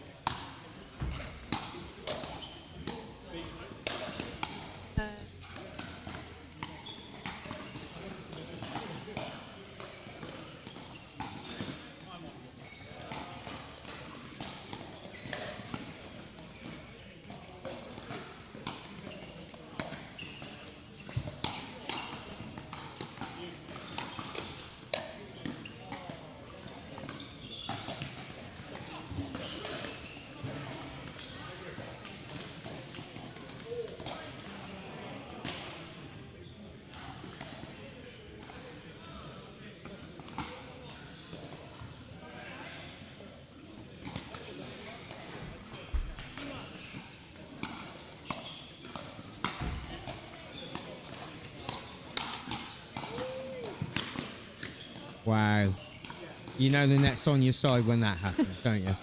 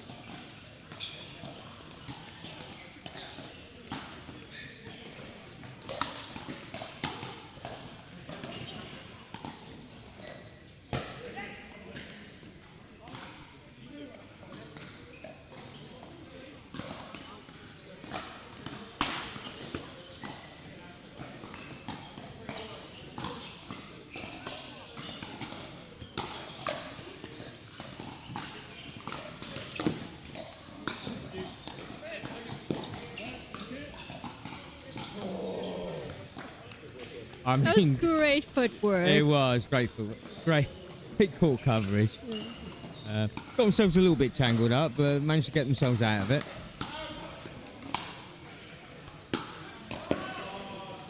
Scott Mayo, what a shot. What a shot. No. Yeah, Scott Mayo telling everybody he's never done that shot before. Whether he'll ever do it again or not, who knows? But it certainly caught O'Brien. Certainly caught O'Brien out, but it was a quality shot.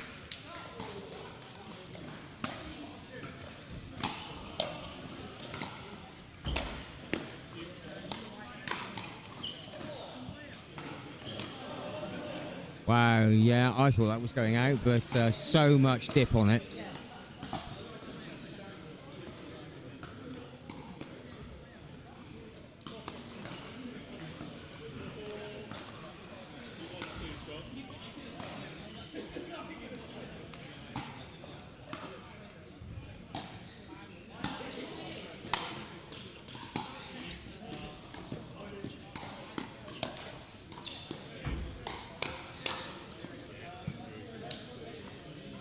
played, Parker. Straight on to that. Yeah, okay, the ball's a little bit high down the middle, but not a lot. Quality of the put away.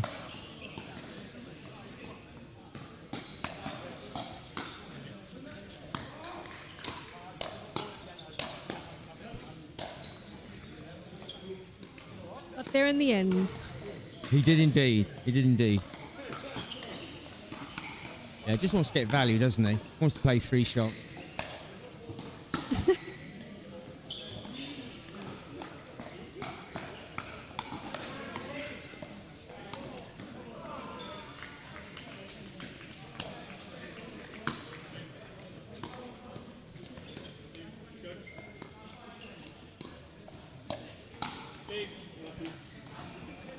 Andrew almost got caught in the head again. Yeah, it's becoming a bit of a theme, isn't it? Yeah.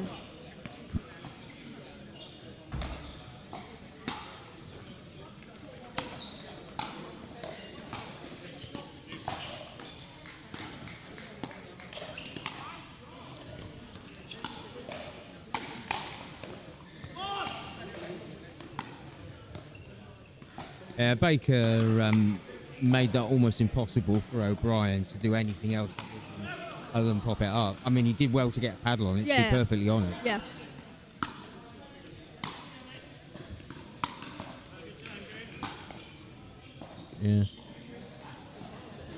Yeah, Parker a little bit disappointed in himself for that one, but, you know.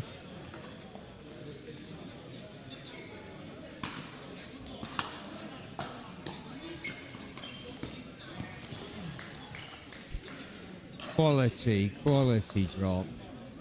Baker really didn't know where that was going, did he? No, he was a bit stretched there.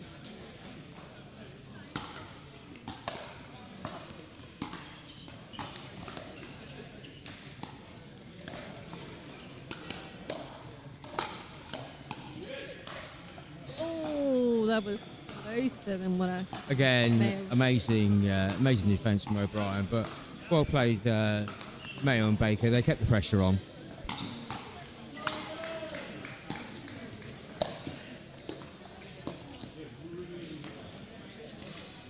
Nice favour, Mayo.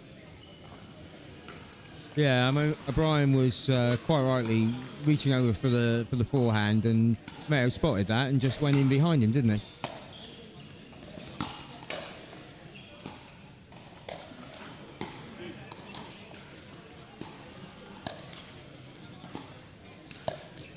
Oh, really good work from Mayo to make his way up to the net. Yeah.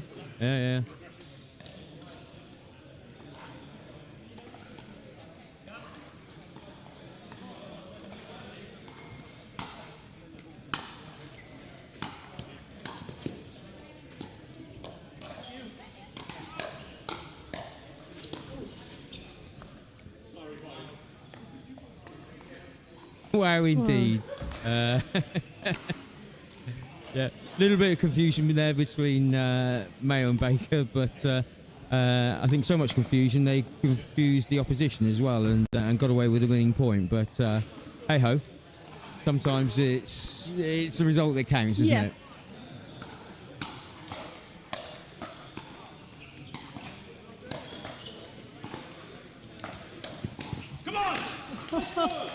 Wow, what an ATP. What an ATP. Fantastic from O'Brien. And you can tell by his shout afterwards, he really enjoyed that one. And that's got him fired up. Yeah, he's confused himself, I think, in his elation.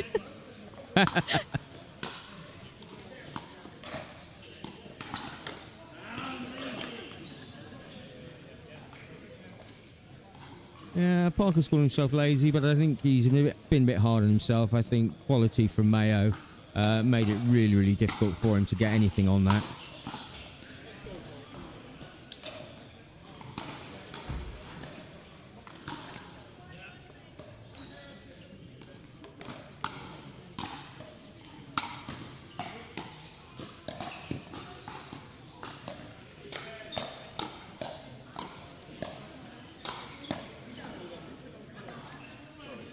Wow, nearly. Again, I mean, sometimes playing the ball against O'Brien is like hitting it against the wall. wall, It just yeah. comes back. Just comes back. Just comes back.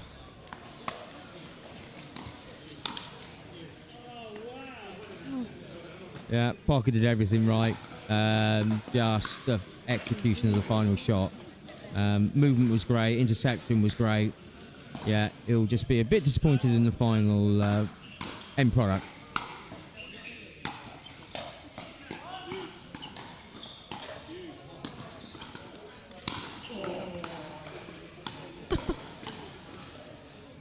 I think it was out, yeah. I would hit the post. Oh.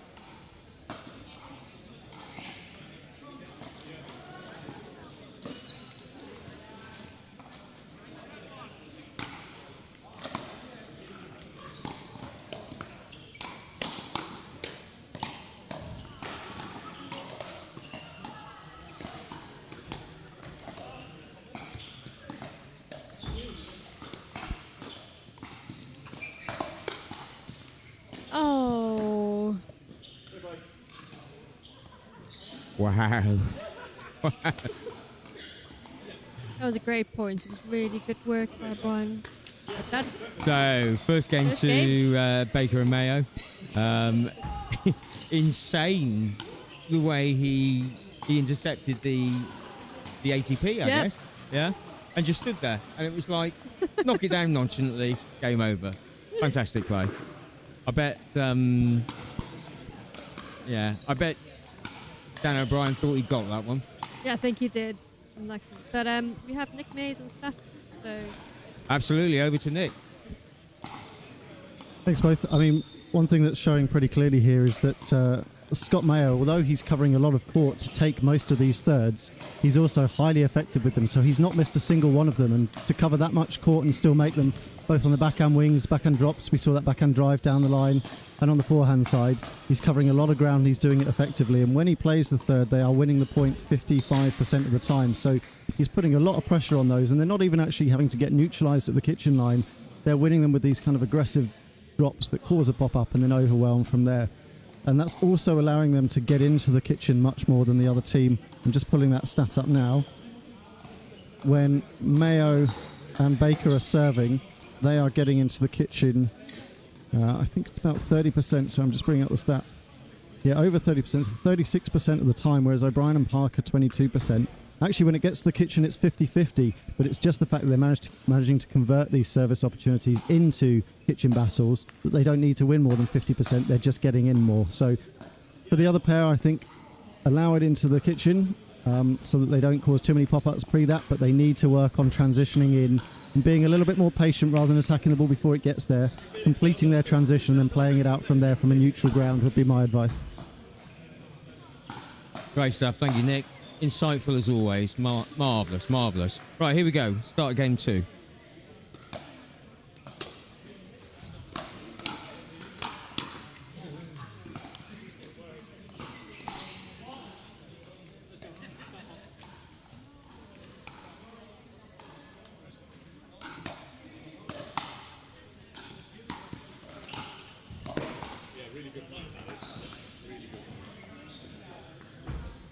Great positioning from Mayo. Even O'Brien couldn't get to that one.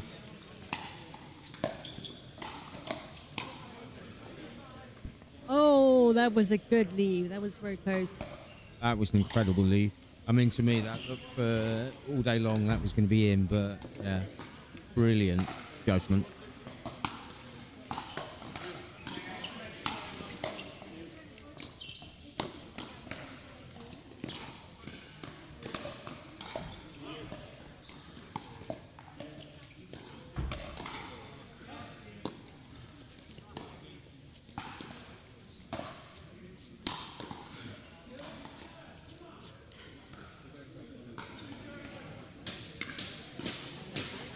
It's really hard to lob a 6-foot individual. It is indeed. You know, I can see why he did it. I can see why he tried it. It is it's a risky shot. It is a risky shot, yeah.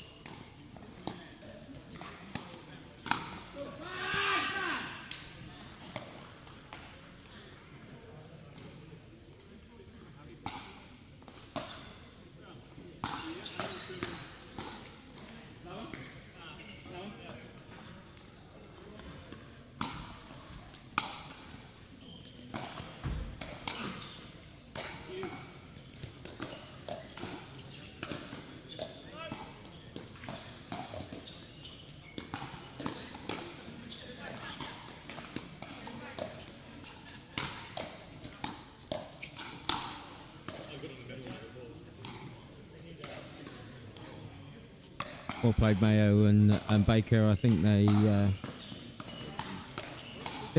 really worked that, didn't they? It was a good They were point. patient. They were very patient.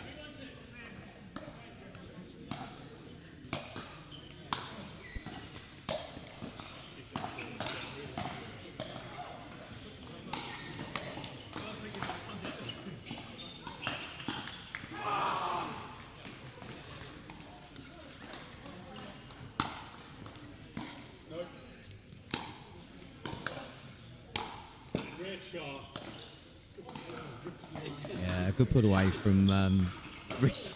Risky, but it was a I wondered if great. he meant it to be that close to the line, but Well, I think there was a cancel switch. So you had a bit of play there. and I suppose the thing is, it has to be that good, doesn't it, to Yeah. win the point?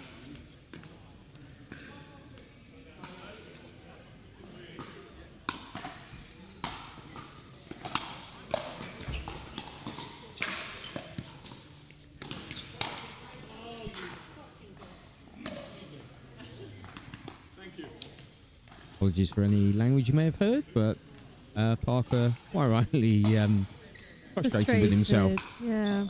I think we've all been there. We can all understand that.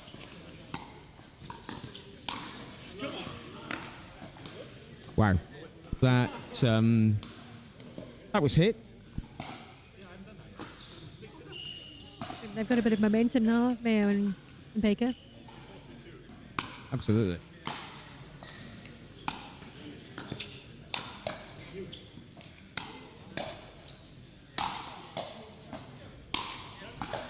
Oh. Wow. As always, Unbelievable defence from O'Brien. exceptional. But the onslaught was a bit, it was too good. And it was onslaught from both players. Yeah.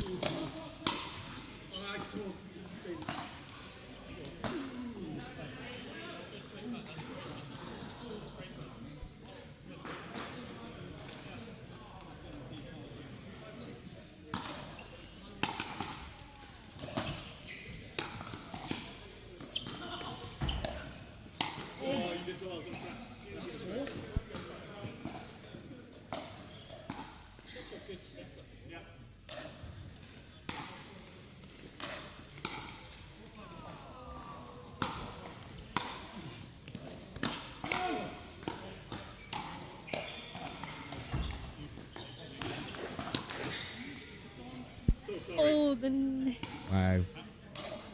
O'Brien looking very unimpressed. What can you do? Absolutely nothing. No. Just shake But it off. you're still going to hate it. Yeah. You need to forget about it. Move on. Play the next Yeah. point.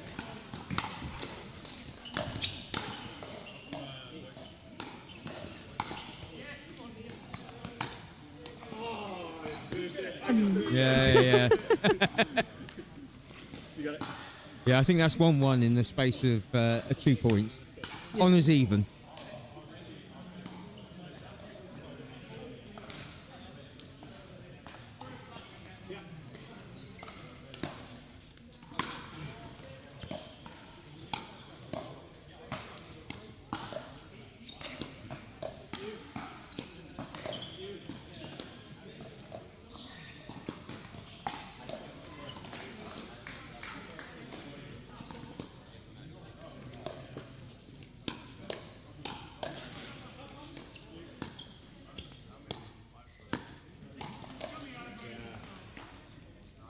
It was a good point. A lot of patience. It was. Again, fine margins. Yeah, fine margins. Wasn't that, but high enough.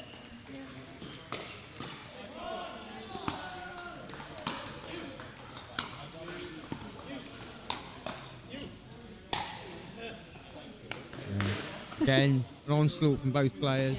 Yeah. O'Brien performing miracles, but There's only so filled up much. with pressure.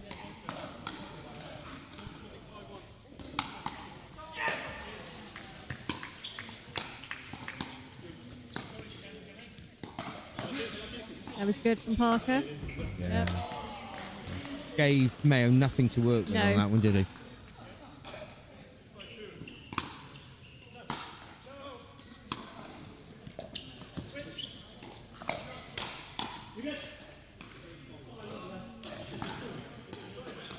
Great court coverage by Mayo and Parker. Halfway through, they had to switch and clearly heard. Yeah, clearly heard the communicated. command. Yeah.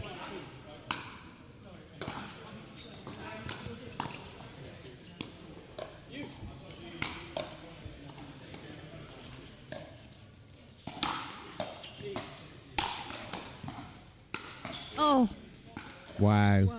Nearly.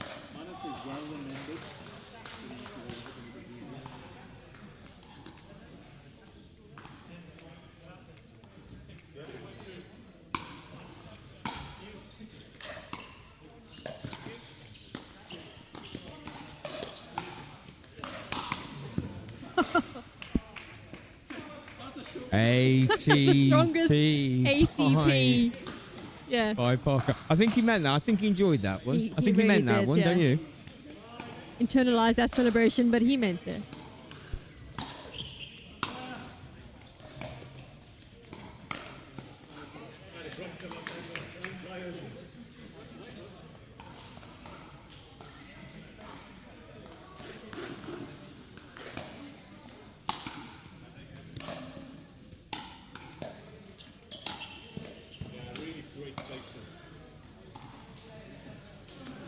You might have heard Baker say that to Mayo, but really great placement, and it was. It was right at the feet. Two in a row. Didn't allow O'Brien to come in.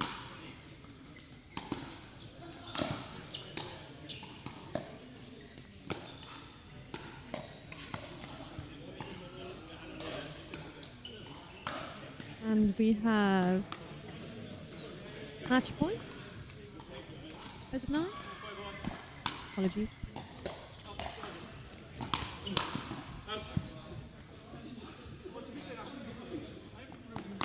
And we are all of a sudden at match point. Yeah.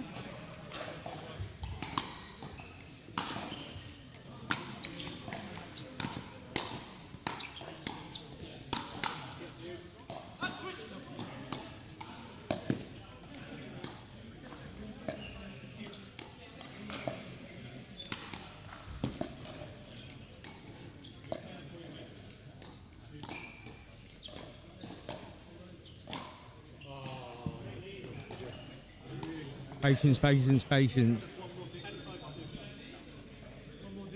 have one more chance. Yeah. We all say that, don't we? Yeah. One more dink.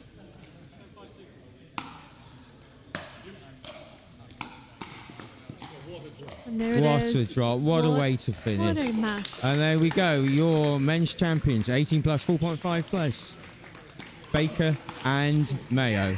Commiserations to the losers, but they walk away with a silver medal. What an awesome final. Great high quality of play. Thank you very much for watching. We now go to some adverts.